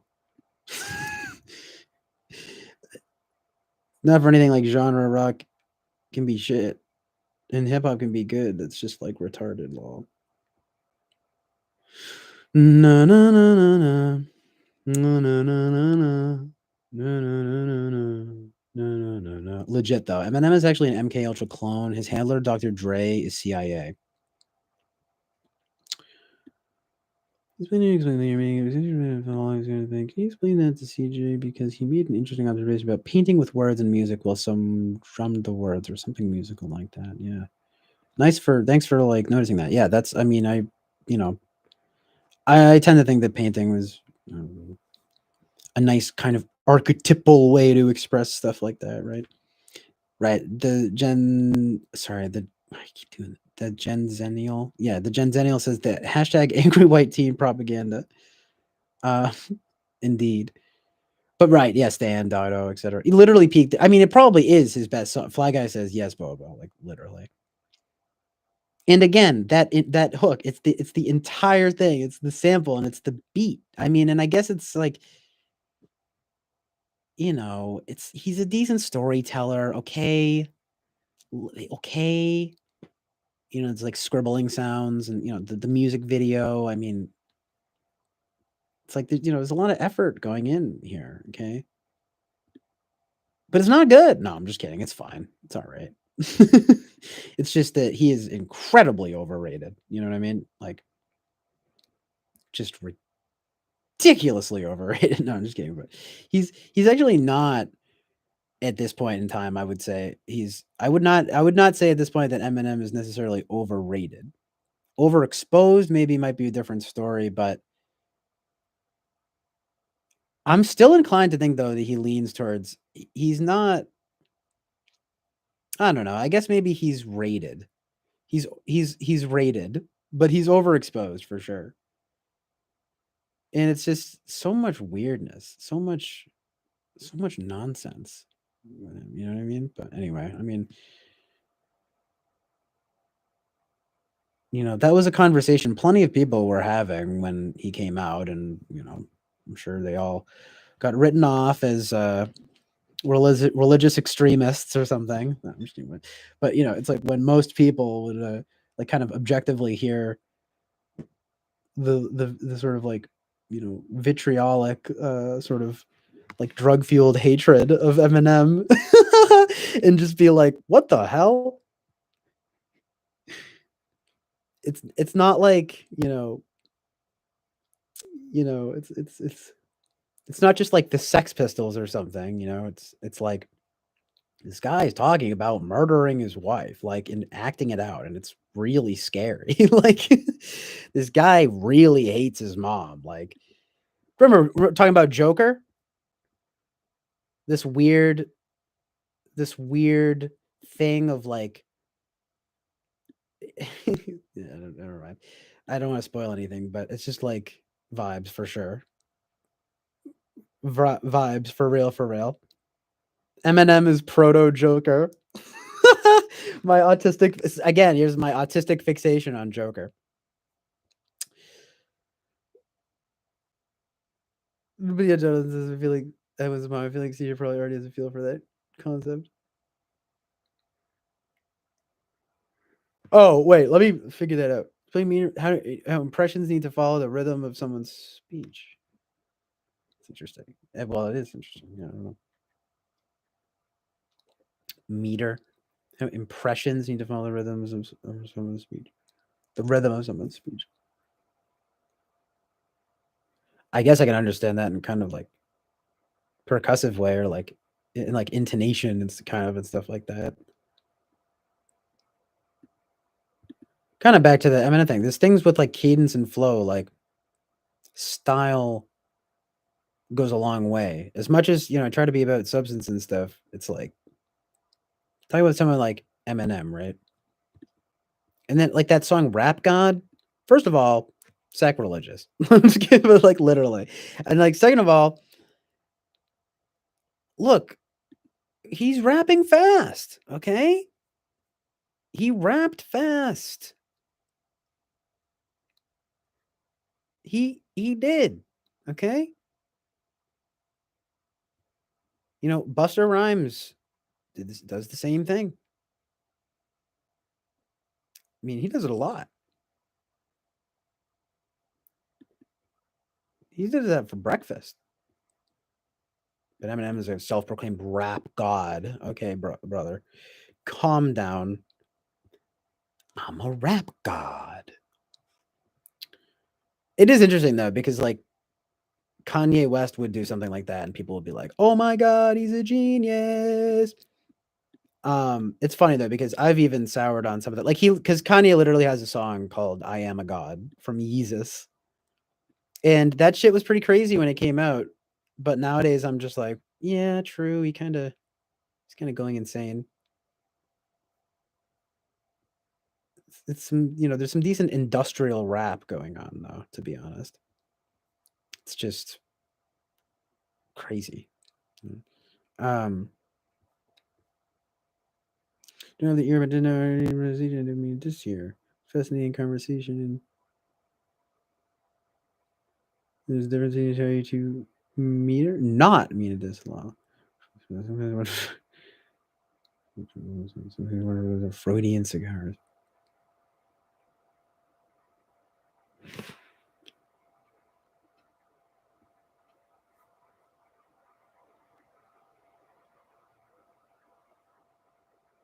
Huh. Anyway, like I says, lol, he really is self-important in his narrative. Amazing truth and reality. Lady Lu says being self-important is part of the foundation of rap, it seems. Not that I'm a pro on it, but I do listen to a fair amount. I've noted that attitude is always there, from Snow the Product to Lee Kelly 47. Never heard of either of those names, but to Nicki Minaj, to Dre, etc. That's very true. It's what they call, braggadocio, you know. M is gifted, but I'll take Wu-Tang, Mobb Deep, etc. over him any day. Well, that's because you clearly have taste, I mean, of course, I haven't really even listened to Mobb Deep. Wu-Tang, a lot of people pretend to like, but Wu-Tang really is pretty great. Their debut is amazing. GZA's Liquid Swords is amazing. Like definitely two of the best rap albums of all time that I've ever heard. Like genuinely, because it's like there's the kind of albums that it's like, yes, a lot of people say they're like all-time greatest, but it's like, I would definitely rank them very highly in terms of like all-time greatest rap albums at the very least. You know what I mean? Maybe not like artists as a whole, but yeah, I mean, geez, and like RZA as a producer is amazing. I mean, my God, like I need to listen to Raekwon's Only Built for Cuban Links in full. Mobb Deep, though, everyone loves the Infamous, of course. I need to listen to that album. I can't even. That's one I really need to listen to. Like I says, I think the common sentiment is Eminem fell off a long time ago. Like as soon as he was infamous, yeah, basically.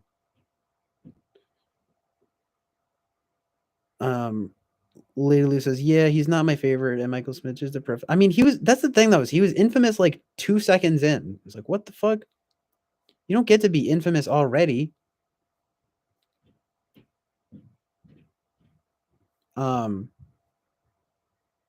Speaking of the Mobb Deep's The Infamous, but yeah, like as soon as he was infamous, right? He's writing Stan like literally 2 albums. Oh, I guess he had his debut in Infinite, but then he had Slim Shady LP, and then he has the Marshall Mathers LP. Also, like so scary how the Marshall Mathers LP is his real name, and that's like even darker than the Slim Shady LP. What the? It's like he's literally saying like the real me is even darker and edgier. Literal Joker. Literal 13-year-old boy vibes. Me when I'm 13. Y'all don't even know the real me. Puts my hood over my eyes like this. Amazingly badass and based. Look at me.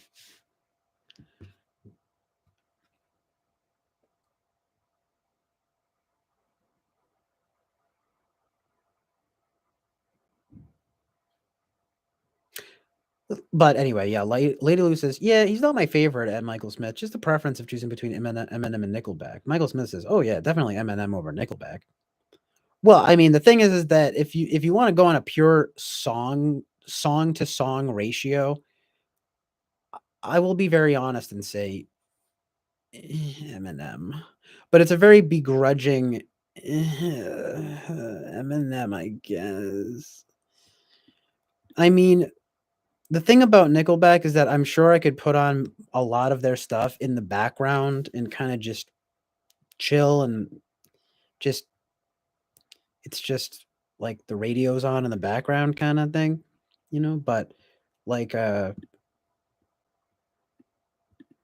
but just pure like song to song like just I mean, it's like Eminem, he does have a lot of songs that are at least decent. Like it adds up. You know what I mean? Oh, but yeah, also Michael Smith makes a good point here saying it was largely a mix of Dr. Dre and M's ideas. Dre was the main producer. Very, very true. You know, that was like the thing too, I think that made him it made him. Like Dre fucking made Eminem. You know what I mean? Like so indeed, even the production, right?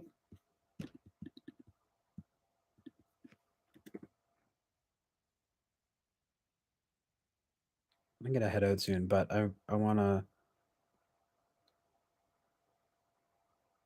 the Jokers are 7 slot, the shadow self, the trickster.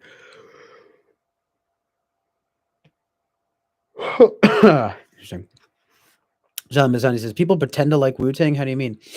I don't know. It's just like a lot of people like wear their shirts and stuff like the Wu, like the W like logo, and I just have this hunch. I don't know. It's like I know I literally met lots of people who like girls, especially who back in the day. This is in high school though. I mean, you know, so you have to take it with a grain of salt, but. Well, but even this girl who was in college, they wore Joy Division shirts. I wore the fucking Joy Division shirt. I like Joy Division, but they didn't even listen to Joy Division. They just liked the Unknown Pleasures design. I'm sure I've talked about this before. Like iconography, like goes a long way. Like a quote unquote cool logo goes a very long way. Just that W logo. I mean, it's on shirts everywhere. Like, I mean, people will wear those shirts. Like any, like random, like, like I don't know, man. It's just people fake. People are fake.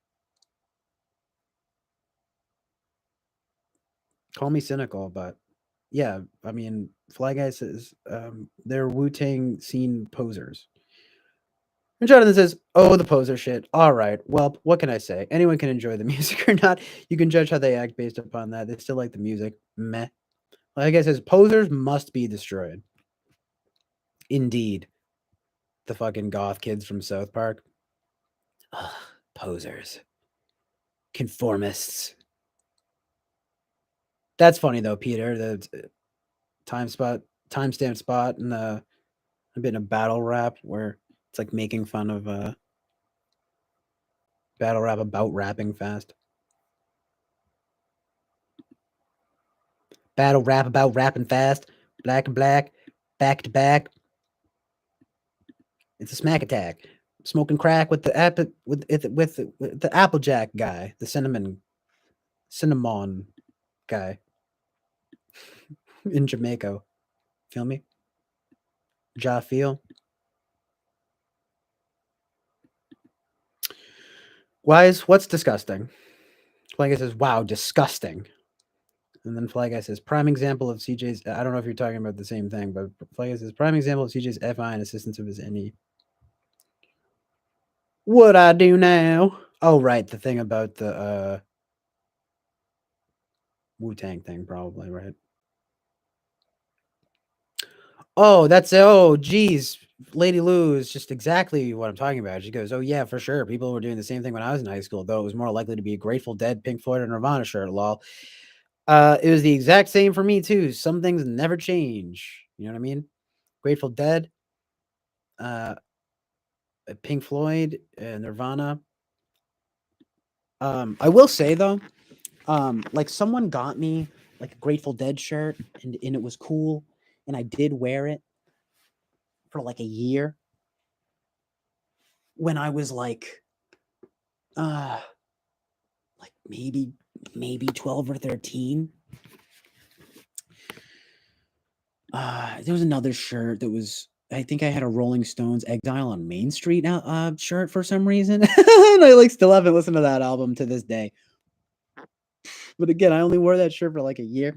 I did have a Sonic Youth Goo shirt too, but I at least like Sonic Youth, you know. But like Pink Floyd, I at least like, and Nirvana, I actually was really into for a while. I mean, I still really like them. I mean, in fact, I love some of their stuff. I mean, some Pink Floyd stuff is amazing too, but Nirvana is pretty amazing. Like, I mean, They have the benefit, of course, I guess, of having a relatively short discography. I mean, of course, obviously, but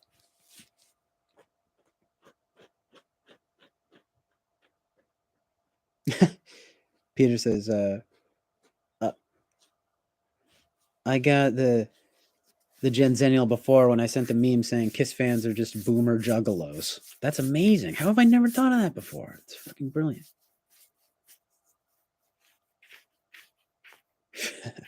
Like it says, yes, Wu-Tang thing, brain magnet.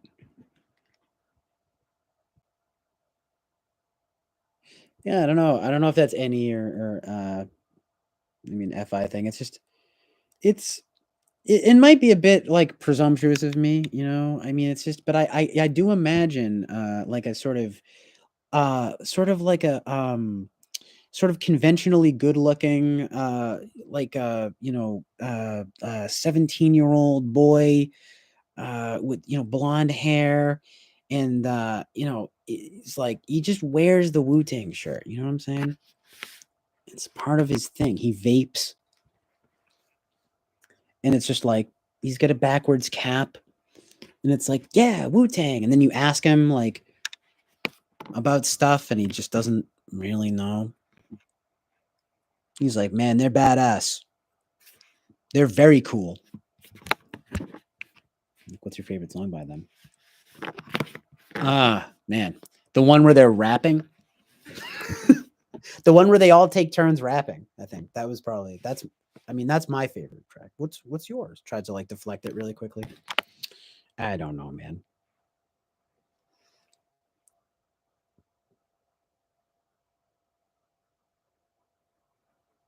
Right. Fly Guy said, oh, yeah. Fly Guy says, wow, disgusting listening to Eminem before Nickelback. It's a cringe choice, you know? I mean, I said what I said about Eminem and I mean it.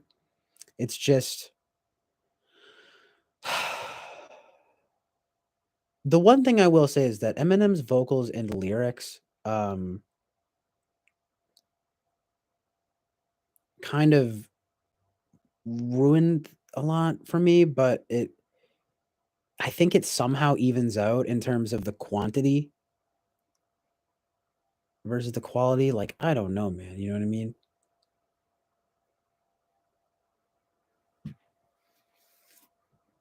I actually have a Metallica Kill 'Em All album merch.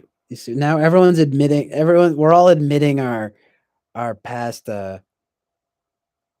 fashion faux pas. No, I'm just kidding, but the authentic shirts, wearing the shirts and actually liking the bands and stuff like that. It's so funny. Yeah, I bought Jen says Lol kisses the original cringe rocks. Simmons is living it even to this day. Like I said, I had an Iron Maiden shirt. It was a gift. They were okay. Yeah, I didn't really get into them. I know the Number of the Beast. Very scary. So I first heard that in one of the Tony Hawk games. Anyone else love the Tony Hawk games? Good stuff. Michael Smith says, I still love Iron Maiden. John Misanti says, I actually have a Kill 'Em All. I actually have a Metallica Kill 'Em All album art shirt. Don't actually care for that album very much, but it is a nice looking shirt. Christmas gift from my brother. Centennial. Over under 2 times you spin in a circle, Peter. Here's this right on.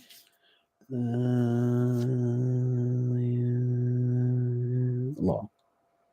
This appeared at the G. This makes sense to me. Peter says, it sounds like dude was dressing up as an archetype. Yeah, I mean that was just the archetype that I invented, but I think it exists.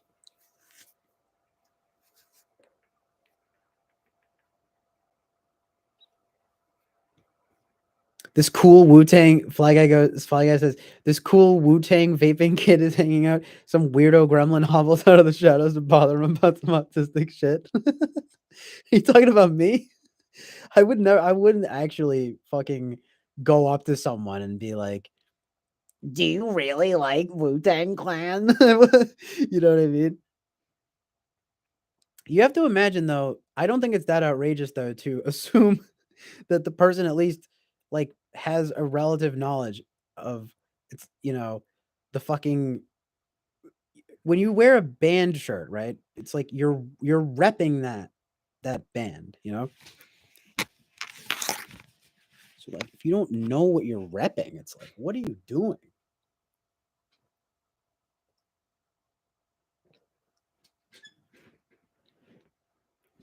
I mean, honestly though, it would be pretty awesome like to just wear fucking whatever, like just like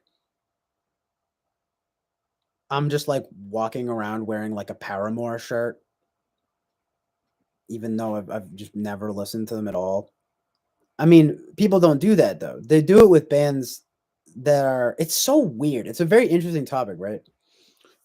I'm telling you guys, there's so much to like just a fucking logo or something, I was talking about it with my sister recently. Like she was saying, girls in her school do it all the time. They do it with Nirvana, especially, and with the smiley face, with the X's and the tongue, and then there's the fucking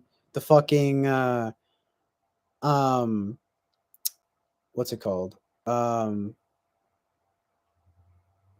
still laughing at what Fly Guy said. But no, fuck me. What the hell am I rambling about now? Some bullshit, some dumb bullshit. No, just the whole thing of she's like, yeah, it's like fucking girls that wear Sublime shirts, they wear with the sun on it and everything. I listened to fucking Sublime growing up. I had a Sublime shirt. I like Sublime. Like they're fucking good. I know a lot of their stuff. Like I don't listen to them as much now, like not nearly as much now, but like the point still stands. It's like you're gonna know what you're representing.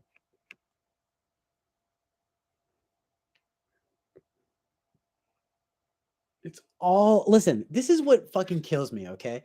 I just realized it right now. Exactly what it is. It just furthers what I think, right? I think to myself, okay, you wouldn't have a movie poster in your room, right? For a fucking movie you've never seen, right? I mean, maybe some people, but like fucking, imagine like I just think of the fucking I don't know, having a Scarface uh having a Scarface. Shut the fuck up, Fly Guy. No, when the fucking the you get a movie poster up in your room and it's like Scarface or something, you've never even seen it. Um you wouldn't do that. You know why? You need to go out in public. You're displaying it's like an FE display. That's what that is. It's like this is what I like and I'm cool. This is very cool. I'm with it. Like I said, I had this. Oh well. Anyway, I'm reading what you guys are saying, but it's not like you have. It's all I'm saying is just know your fucking, material. Dazed and Confused is a great fucking movie. I mean, do you like the movie though? It's only an. I'm saying it's really only an FE display. It's both, I guess. It's FI and it's FE. But if you actually don't like, or you don't listen to it, I mean, I guess what would be really weird, right? Would be if you actually don't like the band. That would be pretty amazing. I'm like, dude, I fucking hate the Beatles. It's just my shirt with all 4 of the Beatles on them on it. I'm like, it's a cool logo. What are you gonna do about it?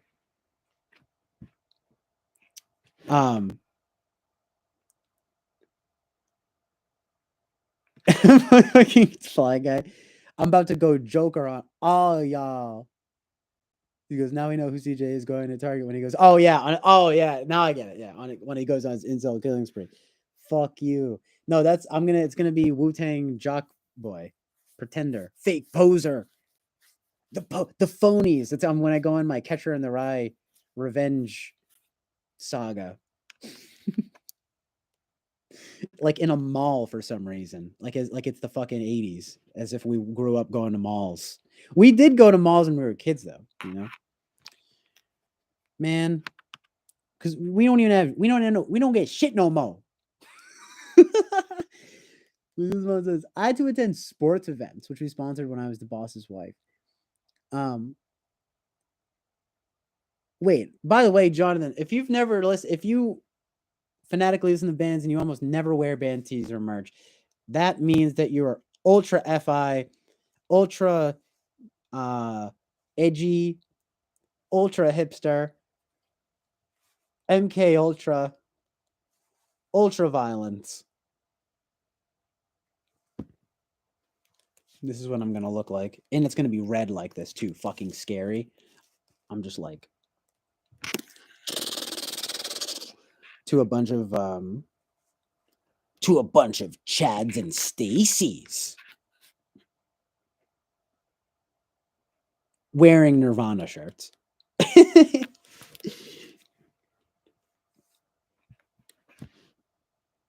Oh yeah, I totally love Nirvana. Kurt Cobain, he's sexy.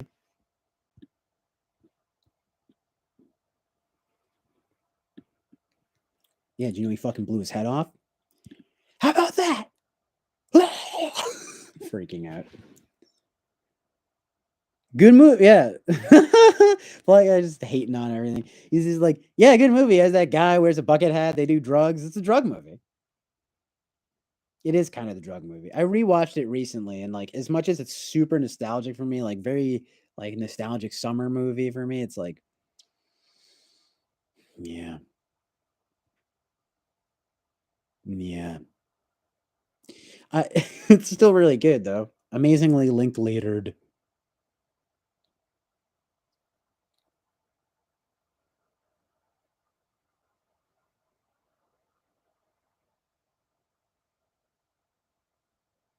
I get it, but what? Are you gonna posture now over me? Say, well, personally, I don't care what other people do. I mean, give me a fucking break. It's like, this is like one of the like few things where I'm like, just saying like, look, it's not like anyone's really gonna fucking. I got asked. I wore shit. Guess what? And I was lucky because I could back my shit up. I'd have fucking be wearing a Joy Division shirt. I'd wear like a Velvet Underground shirt multiple times. People being like older people too, right? Being like literally asking me to like name stuff from them. I wouldn't do that to someone, but people do that shit. And I'd be able to back my shit up. People would be skeptical and I would be able to back my shit up. I think it's kind of embarrassing. I mean, it's kind of embarrassing to call someone out on that shit anyway, I guess, but it's also very embarrassing to not be able to back your shit up, you're wearing the Sublime shirt. You don't even know what the lead singer's name is. You think people really know? You think people Bradley Noel,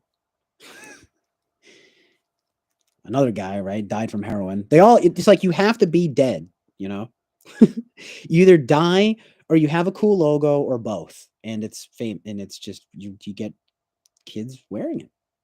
Perfect.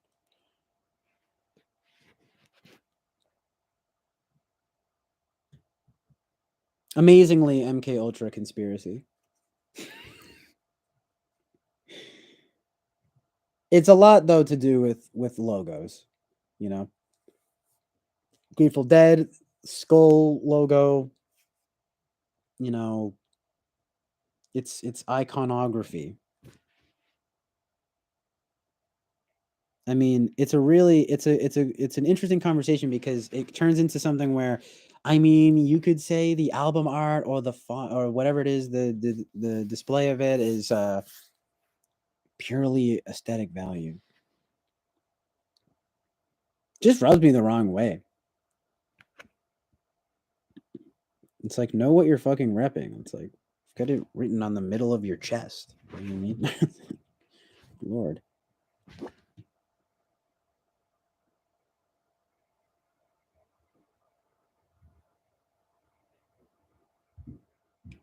Michael Smith admits, I've worn band shirts I never listened to because I found them at Goodwill and I like the design.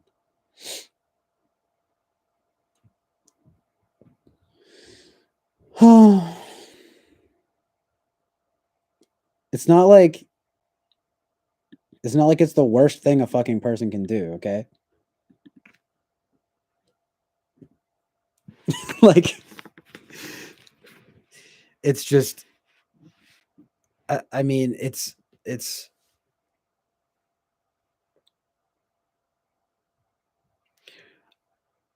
the liking the design, okay, I get it. It's just kind of like,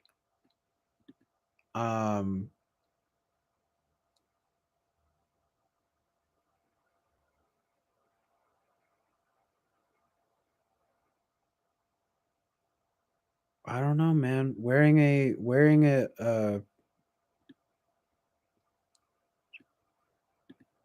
it just feels different, okay? It's like you're repping this thing, like this, like, you know, it's like, you know, I'm not like the fucking hugest Pink Floyd fan or whatever, but it's like, you know, it's like Pink Floyd puts out an entire fucking vast discography of work, right? And it just, they're reduced to triangle prism light logo. And like 9 million 13-year-old kids wear that shit because it's just a cool design. It's like, I mean, it is a cool design, but they didn't invent Pink Floyd didn't invent refracted light.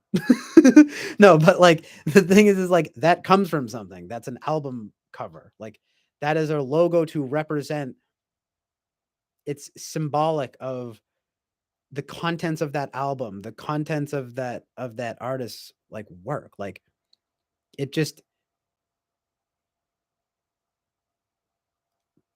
like, quite frankly, it would really make me sad if it turned out that like a large swath of, you know, people, especially like young people, weren't wearing a shirt uh you know, from my band or whatever because they really love the music. They're wearing it because someone that they didn't even, you know, who God only knows, they probably didn't even fucking design the thing, you know?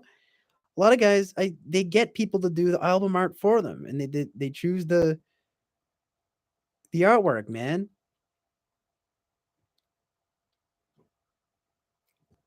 What I'm saying is it's like it's reducing something to an icon. So if you're gonna do that, it's like you should really fucking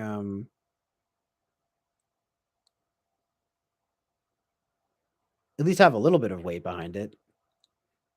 At least it would be nice if you at least know like one song, you know. No, no, I'm not gonna bash Floyd. It's just it's definitely right, but it's definitely like a really good example. I think, you know, it's like it's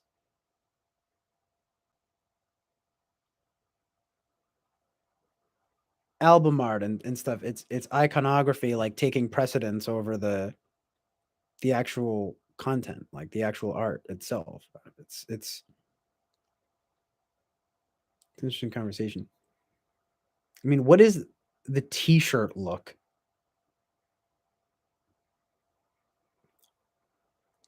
Also, what is oh yeah, I would have.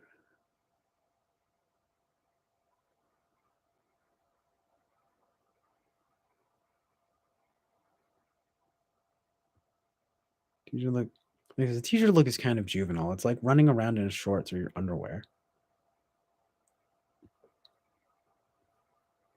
What do you walk around wearing suits all day?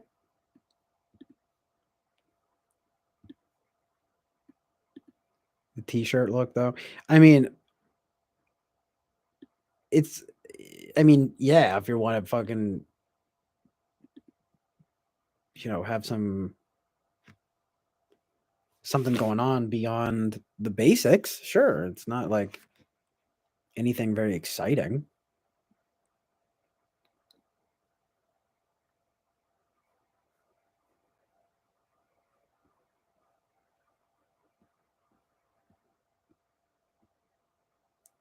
It's like I know what you mean, but it's not really. I mean, maybe it's just because I'm shirts, a t-shirt shorts wearer. Both, double the crime. No, and Fly Guy's a real fashion fascist. No, yeah, I'm definitely not. It's like there. It's.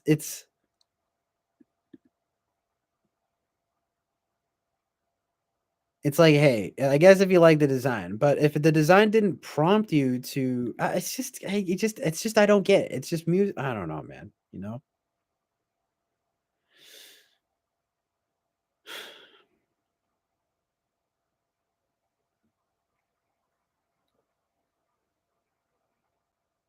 But right, laws here, fashion fascist. No, Fly Guy is the fashion fascist. Um, I mean, Fly Guy is the fashion fascist. The fashion fascist. Carrot says wearing a band tee is like repping a gang. I mean, it's it is repping something. I don't know if it's a gang, but it is kind of like saying like I support this these artists in this art, like you know, which is lol. Yeah, and the Floyd thing, of course not. It's lol.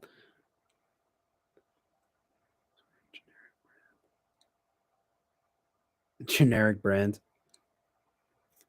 They're just amazing before you can wear the band shirt. I mean, it's like, look, honestly, when it really comes down to it, of course, it's like just wear what you like. I guess it's like as long as you like the design. But like I said, I mean, it should probably at least come to mind, you know, to like, it's like, it's like this is a band, like this is an album, this is something that like has meaning beyond. It's a symbol, you know, um, for something. It's symbolic of the music within and the people that made it. Um,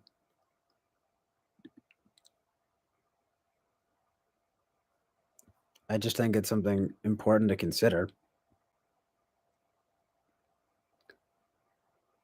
Funny is, don't Pink Floyd just sing about doing drugs? Why is it a band mainly marketed to kids? Deep State? T-shirt is kind of like underwear for sleeping. It's like spending all day in a bathrobe and slippers. 'Cause drugs are important ways to learn how to be a fuck up early, not later, Fly Guy. This bothers me. I'm going to go through a goth phase because CJ and Fly Guy are bullying me. Stupid conformists. Because it's more appropriate if you're like retired. T-shirt with a logo on it is obviously not intended as underwear. Start wearing makeup, in other words. You're trying to tell us like they have a logo on them. You don't show them to everyone. I mean, that's where the interesting thing about band shirts and stuff comes into play, like because it's a sort of weird FIFE type thing, you know. It's not like I'm not going to sit here and completely lie that there isn't this idea of like of course it's FE. It's like I'm broadcasting that I like this thing, you know. But it's not just FE, it's FI and FE. I mean, it's fine if you sort of FI like the design or whatever. Just it doesn't matter, right? It doesn't even have, I'm just using functions to make it easier to explain, but you know what I mean. If you like the design, go ahead. But I would say if you see that shirt and say, "Ooh, I want to wear this because people will think that I look cool or they will think that I like this band or whatever it is." When I really don't, or something like that, it's just like, well, that's pretty disingenuous, you know. It's like, I would say it's like if you're like actively taking in the FE consideration of like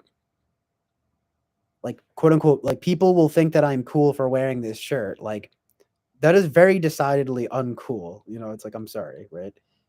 Like, I mean, that's literally the definition of like a poser. You know what I mean? I mean, it's like you're literally pretending to like something, to like, I don't know, maybe get people to like you or to act different or something, or it's not even different because it's like all the people will be wearing the same stuff, right? But still, it just has these like weird FE connotations, I guess, that I just feel like you know, it can go either way. You know what I'm saying? And I'll leave it at that. Basically, it's a good conversation though, because it makes me consider the truth and reality of the situation. Where it's like, okay, and it's like, if you like the logo, and you know, fine, okay, but just please don't wear something because you want to pretend you fucking like something. You know what I mean? That's where it's really just awful. But that's what we do here. We mine for truth and reality. I think we figured it out. It's when there's a real, like, disingenuous, like, FE goal type thing going on where I think it gets, you know, sort of problematic in the sense that it's just, you know, deliberately, like, inauthentic. You know what I mean? Because this made me consider this. Michael Smith, you've made me consider the authenticity in the enjoyment of the logo, the design. It's like, well, at least you like the logo and the design. It's not like you just chose the fucking shirt because it said whatever on it, right? Iron Maiden or something. Whatever. We're talking about Iron Maiden stuff, you know. It's not like people are gonna think I'm cool. The metalheads are gonna love this, you know. It's like that's, you know. I don't even know what that is. It's honestly, more than anything, it's kind of just tragic.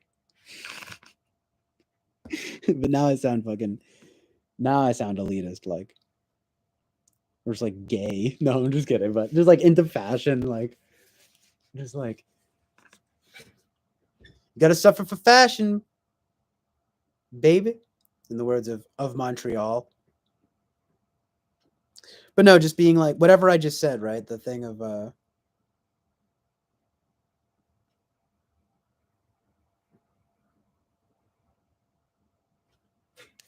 talking about Bauhaus.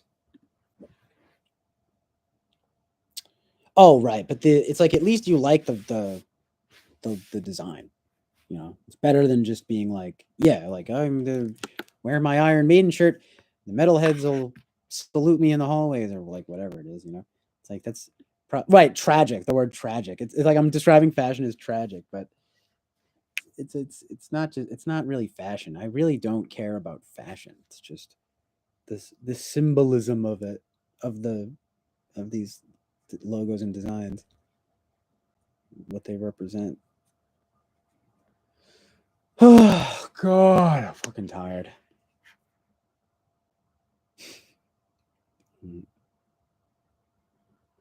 Michael Smith said, my twin brother went around outing me to all our mutual friends as a Bauhaus poser because I didn't own all their albums, but I was wearing a Bauhaus t-shirt. I've only heard In the Flatfield. It's pretty good, but they're really, they do have they have a few great songs, but they're really not they're really not amazing. You know what I mean?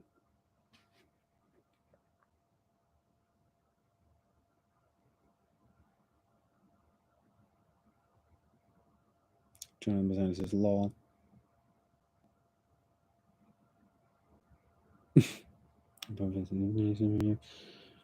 Jensennial says, Bauhaus, what's that? Architecture middle? Fly Guy says it's ear rape, Jensennial. Well, yeah, that's the weird thing about them, is like some of their stuff kind of sucks, and then some of their stuff is kind of great.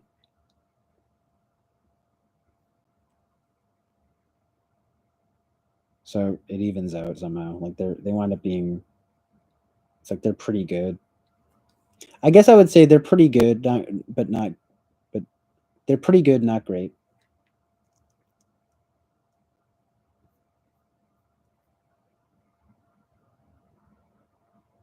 Carpenter rock. Like I says, Creed is pretty awesome. Yeah, it's pretty. It's that post Nickelback vibe. We were talking about Creed. You're saying Master Bobby would probably like Creed. It's so good.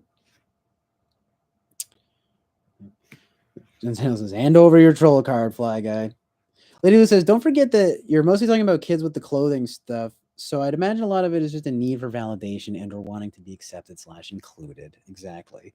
It's the heart of the situation. I know. I was thinking that too. Well, that's what I mean is that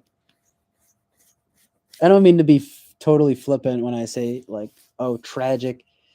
But that is kind of like what it is. You know, it's this fitting in kind of thing.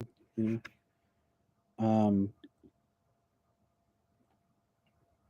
It's when you're talking about kids, yeah, exactly.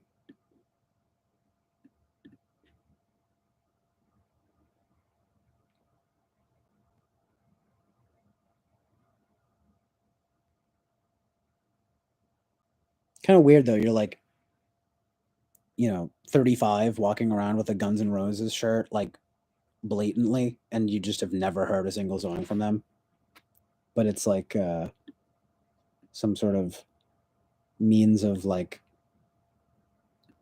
asking people to be your friend or something. Kind of weird to me. I'm scared. I'm just kidding, but it's just kind of tragic. But yeah, of course, when you're fucking like 12 or 13, you're trying out, fucking wear whatever, But grow up, okay? No, I'm just kidding, but honestly, all I'm saying is, if anything, just out of like a respect to like the artists and the art, it's like I would say try to wear band shirts that represent to get just have it be something that you fucking like at least a little bit. You know what I mean? Good lord, you know what I mean?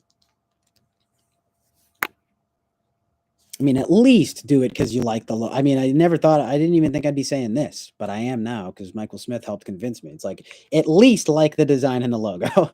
It's like, do not wear it for just the sheer popularity points or something. But, it is valid, no pun intended, right? To be looking for that kind of validation. It's just probably, it's something that gets, I think, it's more acceptable when you're young, definitely. Once you're a bit older, it's kind of just like, all right. Like, it's just interesting because if you say wear what you like, right? And then you bring band shirts into the equation, wear what you like becomes something completely different. It's like you like this symbol for something, but if you have no understanding of what it means, right? Then what the hell are you wearing it for? If or even in appreciation of it. I mean, if it's at least in it for an aesthetic value, that makes sense. But in the social thing of the validation thing, I mean, that makes sense too. But you gotta pay homage to the truth in reality of the situation. The artists and the art.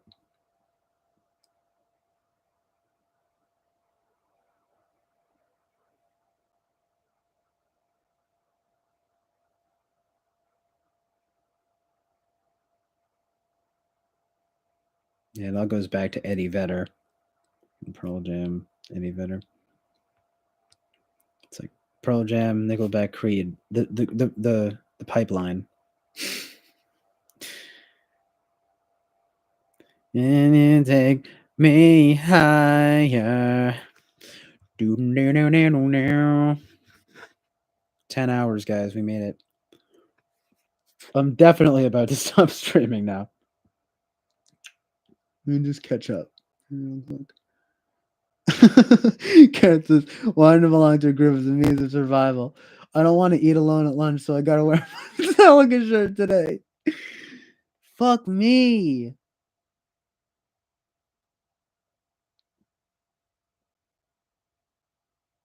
Just enjoy some Fly Guys. Just enjoy some Creed. They don't have a single bad song.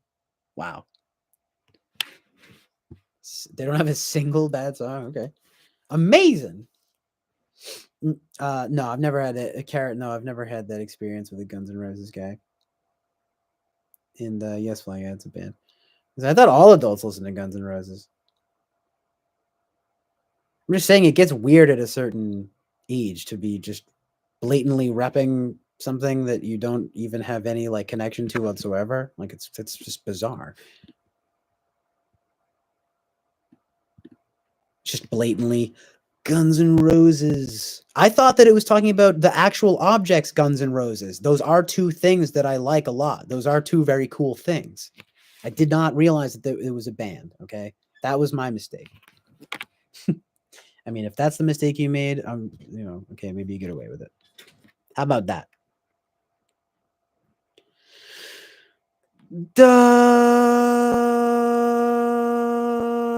Jonathan Masanti with The Truth and Reality. It is a difficult task to instruct people on how not to be douchebags, CJ. I know, because I'm finding myself making all these qualifications now to where the original statement doesn't even fucking mean anything. My original statement here is basically don't wear a fucking band shirt if you don't like the band, or don't like it, wear an artist shirt if you don't like the artist, etc., etc. But, you guys come to it with all these fucking reasons. It's like, well, like everyone says, I like the design and, and people want validation. It's like not good enough. Okay. No, it's just, I don't know. It's just not fully like, it doesn't extend to the fullness of its possibility, if you know what I mean. And it doesn't speak to the true FE connection that needs to be like well balanced. It needs to be a well balanced, wholesome diet. Don't be just fucking making shit up.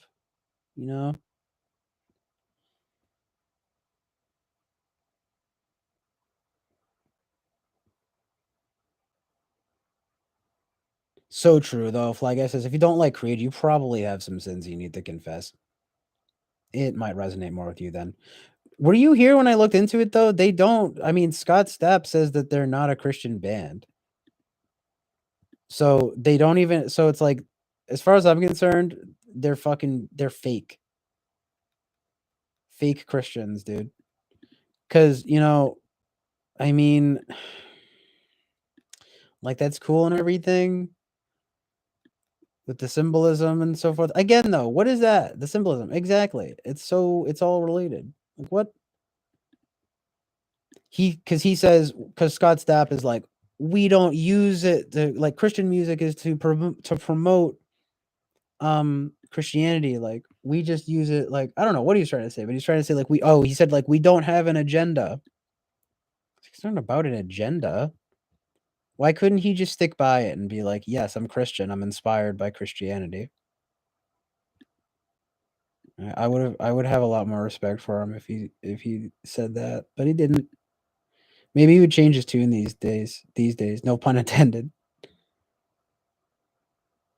I'm pretty sure there was a whole thing of him going on, like he was like he fell on some hard times, like I think financially and stuff like that. Do you guys remember that there was like a video, it was like a really tragic video of Scott Stapp, and he was like, I'm fucking out here, I'm like at a hotel, like shit's not good, like oh shit. Thank you for being here, Rachel. I'm glad this Chill Island is still going. Exactly. What did they say in Hawaii? Honolulu.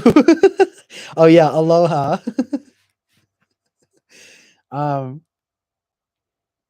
It's like a jungle sometimes. Sometimes I wonder how we'll keep from going under. He's been awake for 30 hours. I don't think I've been awake for 30 hours. I've literally been awake for not even 24 hours yet. I got up very late last night. But yeah, I definitely am going to sleep soon.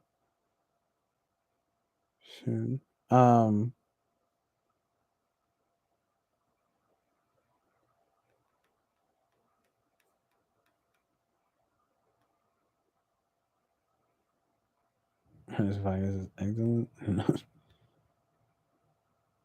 When I said excellent.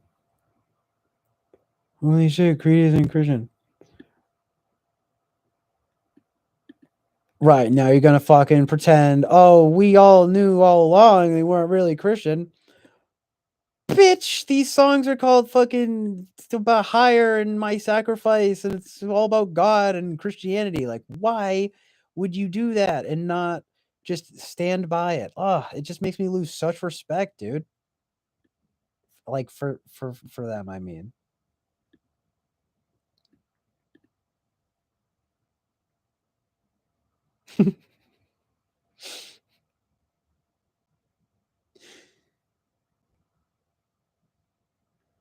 Jonathan Mazzani says, I proved my non-poser status to this band t-shirt because I would fucking die for this band t-shirt. I'm hardcore. Now, that would be interesting if you are so committed to the shirt and not even the band itself. That's a new level to this argument, to this debate. Amazing. But this shit's making me laugh though. Karen says, I walk on the street with my Nirvana shirt and bump into Kurt Cobain. Kurt Cobain. Fuck yes. Bump into Kurt Cobain. He looks happy. I look confused. I don't recognize that face. I scoff and walk away. His heart breaks. Rachel says, you know what's most hardcore? Parkour. So fucking true and underrated. Underrepresented in modern culture. Remember when remember when parkour was like hot for like 2 seconds in 2007 or something? People were jumping around, running around, jumping around everywhere. I'm like jumping off a just like a stair, like 4 or 5 stairs up. I'm jumping and I'm like, parkour, do parkour.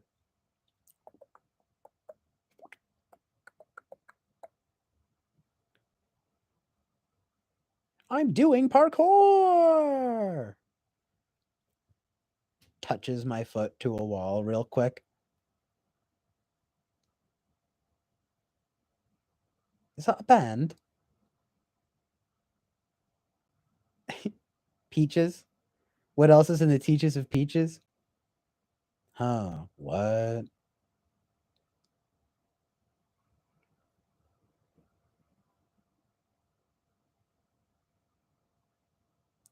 I mean, yeah, some people are actually amazing at parkour. It's no joke.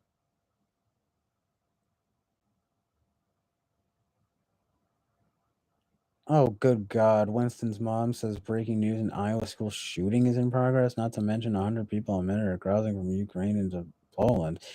But don't let me bring the chill level down to marshmallow. Oh, jeez. Unintentional, horrible pun there. It's in a Midwestern accent. Iowa. I mean, like, Midwest, right? And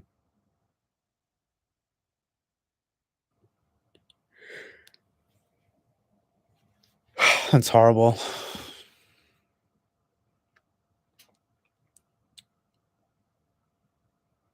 Man, the Ukrainians of Poland, huh? That's crazy.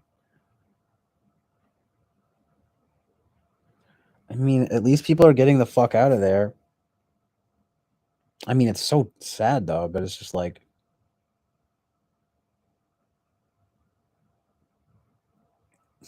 I don't know.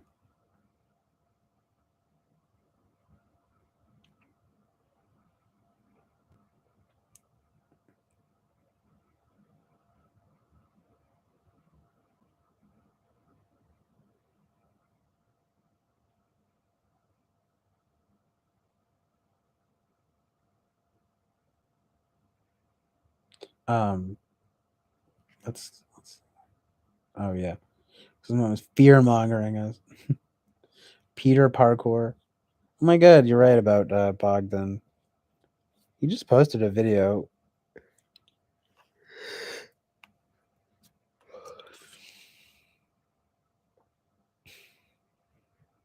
Iowa, angry white kids again. Like I said, Fly Guy says, this is a shooting in Alabama. Do you say it's angry black kids again?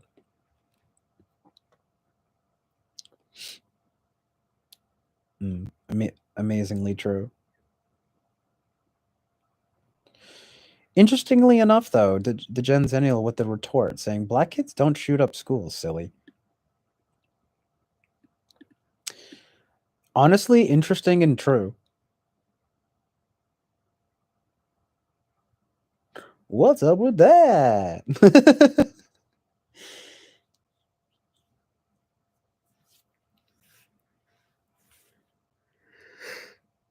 Oh, fuck.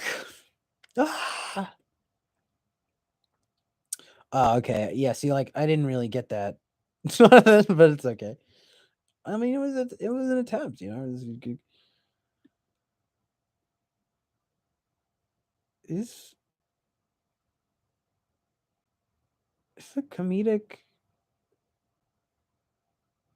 mentality. It's approaching the realm of comedy, comedic realm. I'm just kidding. Peaches have a fruit. Our fruit is sweet. What? Thundercats. Gotta have a readable logo.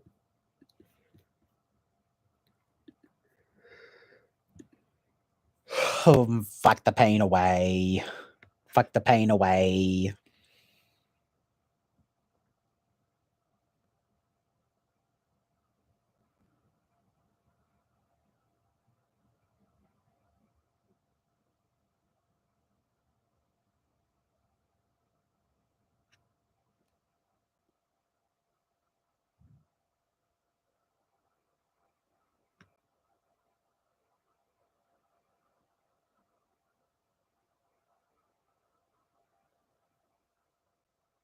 Yes, that one time where all the Asians went on a killing spree. Amazingly Asian.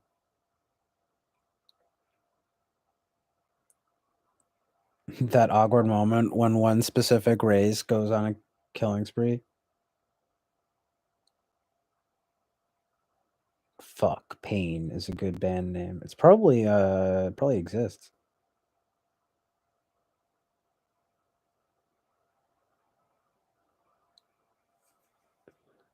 Unless you call the streets the school of hard knocks. That shit is funny, Peter.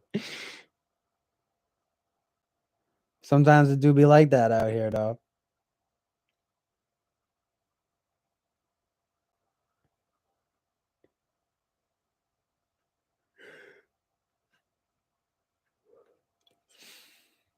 Iowa's for lovers. Is it true that Ohio is very haunted? You got me, Flag. I am racist and ageist against angry white teens. You're right, it is ageist, too. What the heck, man? So many red flags, SMH, tisk tisk, toxic masculinity at work, people. More patriarchal, homophobic nonsense. Very shockingly anti-feminist.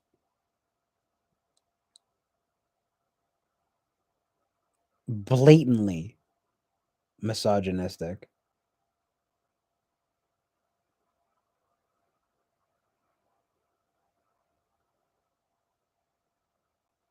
There we go. Your white coats a good thing. Huh. Bruh. I'm gonna have to look into that Ohio nonsense. I love me a big bit of good old nonsense.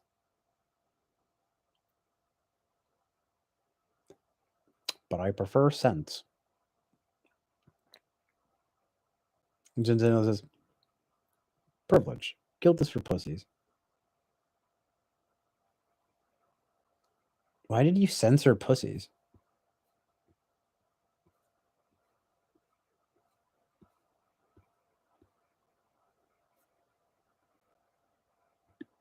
Amazingly conscious, amazingly FE conscious environment of truth and reality. Carrot says, why are little girls so scary?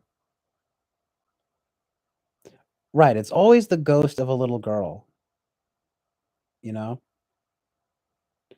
And a little girl showed up with her little pigtails. She was so scary.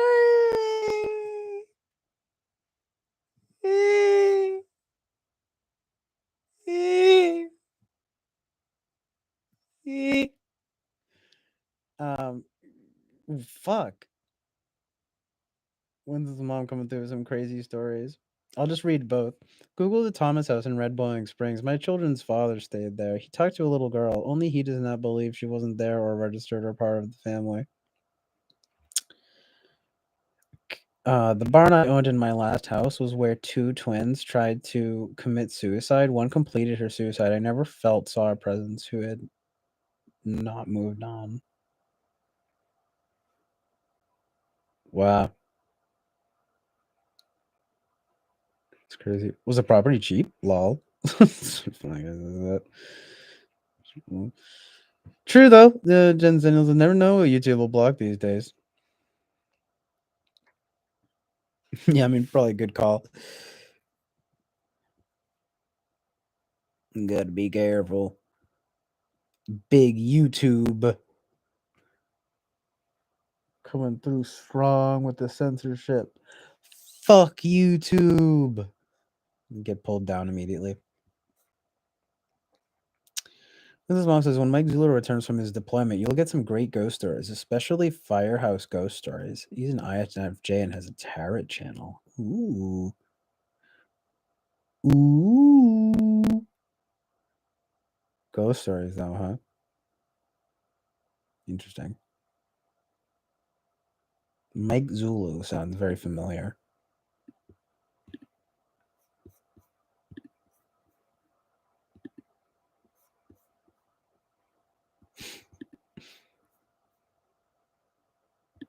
What if we got mobilized in anticipation of what's happening now?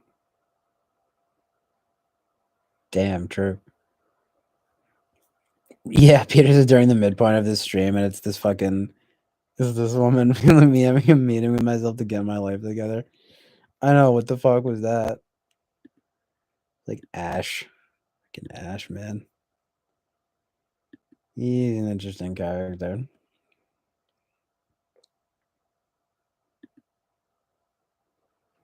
He's alright though. I mean, he's chill. He's cool. He just makes some bold claims.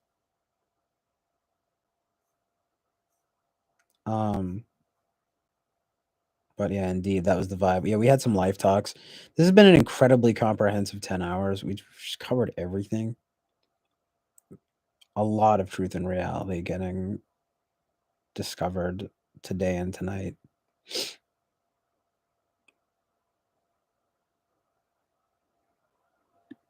Mike Zulu Jr. I'm gonna start closing out some tabs, probably wrap it up very soon. It's about that time. Trying to take a shower and lie down for a while. Lay down for a while. Below, did you say it's supposed to say lie down? Lay or lie? But yeah, lie down for a while. It's supposed to be lie.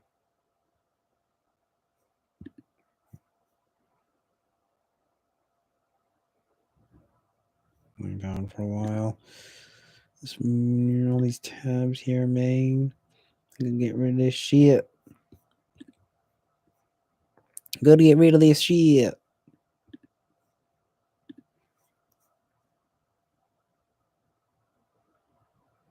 No, there's no live talks.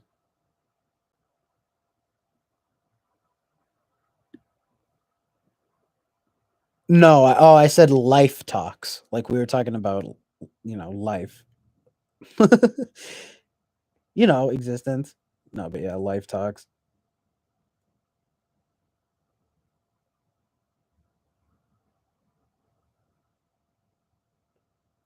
Oh, you mean by Eric? Yeah, I know.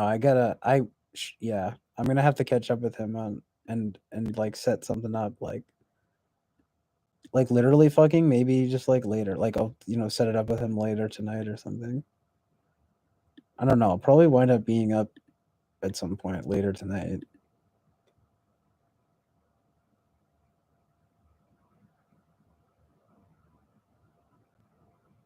Peter says, lie as you will, lay as you had.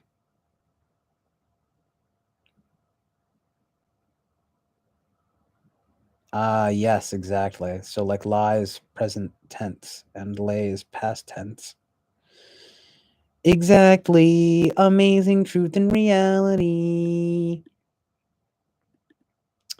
I feel you, Fly Guy brother. I'm gonna go lay some bricks.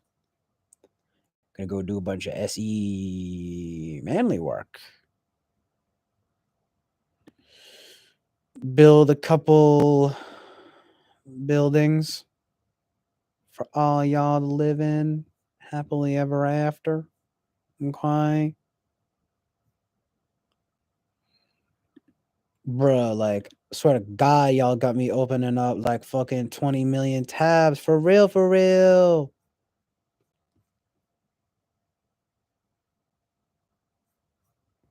Let's listen to I don't know who sent this, but someone sent Biden in 1997 saying that the only thing that could provoke a vigorous and hostile Russian.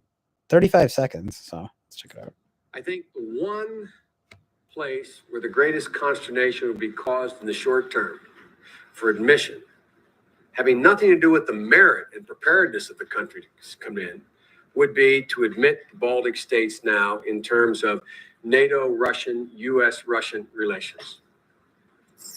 And if there was ever anything that was going to tip the balance, were it to be tipped in terms of a vigorous and hostile reaction, I don't mean military, in Russia, it would be that.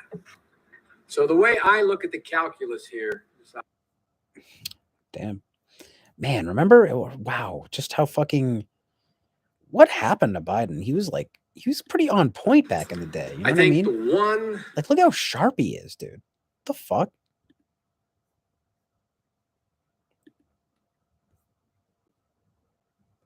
Shit done changed, my man. He aged like 50 years in like 20 years. Like, what the fuck happened?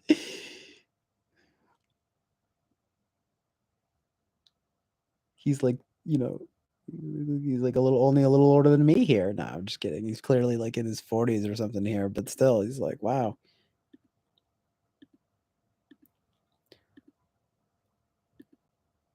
Hashtag young with a one with no O, with one U. Young Joe Biden on the mic. Fucking flip flopping around, blip blopping. I don't know. I was gonna say something else, but I forget. I gotta snooze.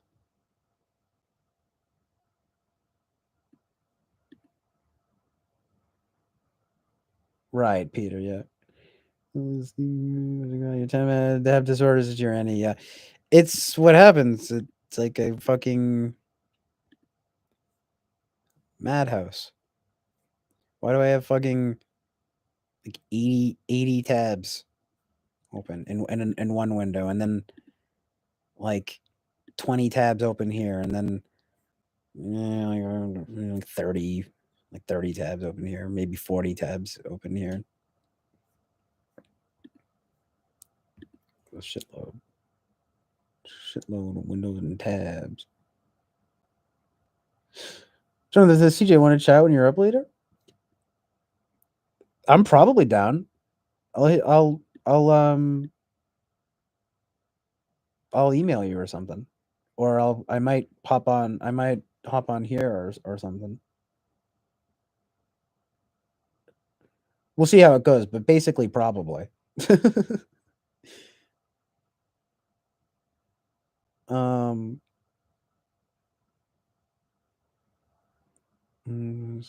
Stephen King movie. Remember when Ukraine was corrupt? Obviously, they're the same now, right? Boy, I don't even know. I'm still like reading up on this whole situation. For real, for real. It's no joke.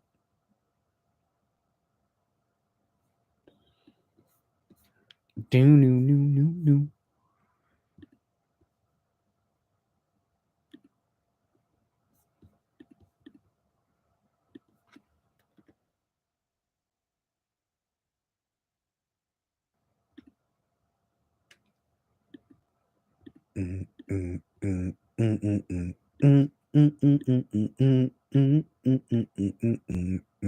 Oh shit, I gotta watch this old video of Eric when he was a kid. Too bad he's not here now, though. And is this really only... Wait, let's see. How long is this? Bruh. I'm about to spaz out. That are putting on the parties is to give us... I might need to just watch it right now really quickly.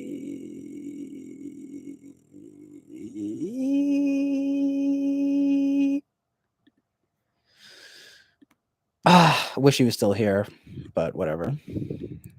I'm still gonna watch it real quick.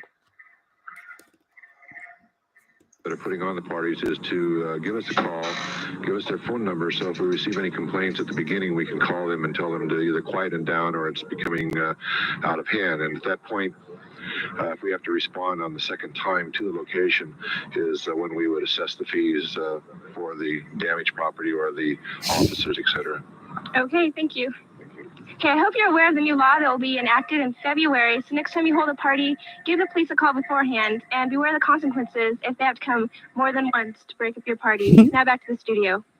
Thanks, Christy.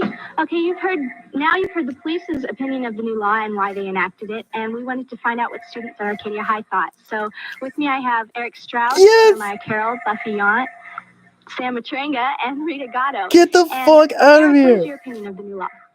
Well, the First Amendment of the Constitution guarantees essentially that people have the right to peacefully assemble, and a party should be considered a peaceful assembly unless there is injury being given to other human beings. And in most parties, that's not the case. So the law is pretty much, I think, unconstitutional and should be abolished.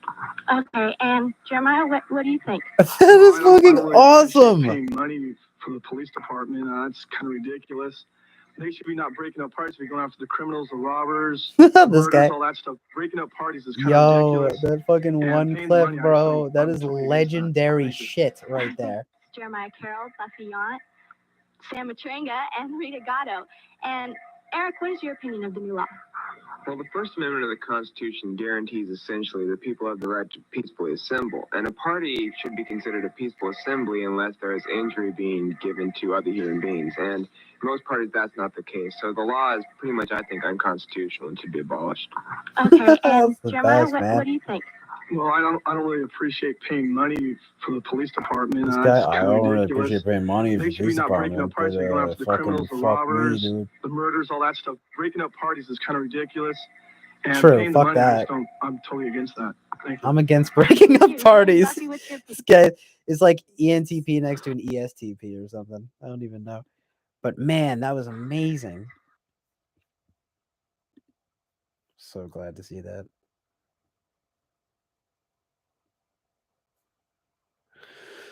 Oh, that was the best. That's so good.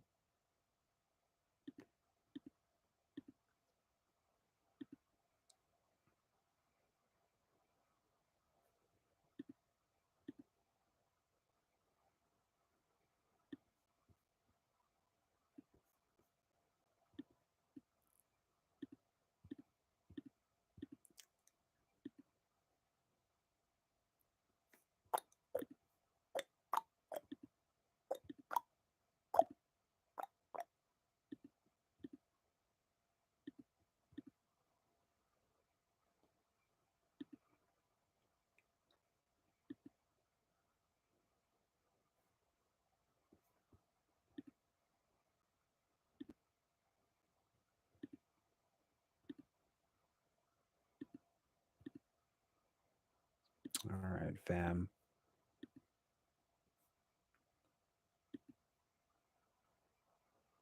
Might be time to peace out off this chill island, Oasis of truth and reality for a little while.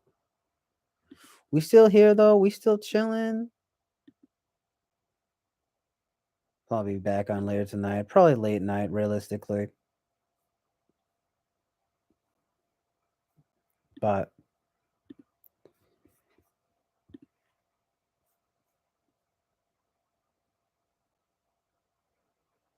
nice. Jonathan says, cool. I may or may not stay up all night depending on how things go. Yeah, I feel that, dude. I'm heading on being up for almost 24 hours now, so I'm probably gonna, like I said, I'm probably just gonna shower and lie down for a while, but I'll definitely be up late at night. But yeah, I'm gonna head out now. All right, guys. Thank you guys very much for being here for this amazing, pretty fucking long stream. I'm surprised with myself even. 10 and a half hours. Good stuff. This was also a very like this was a very verbally driven stream. A lot of me ranting and a lot of talking with the chat. So there's a lot of good stuff here. A lot to unpack. I'm just kidding, but for real, good stuff. All right, thank you guys for being here very much. I'll talk to you guys later. Peace, fam.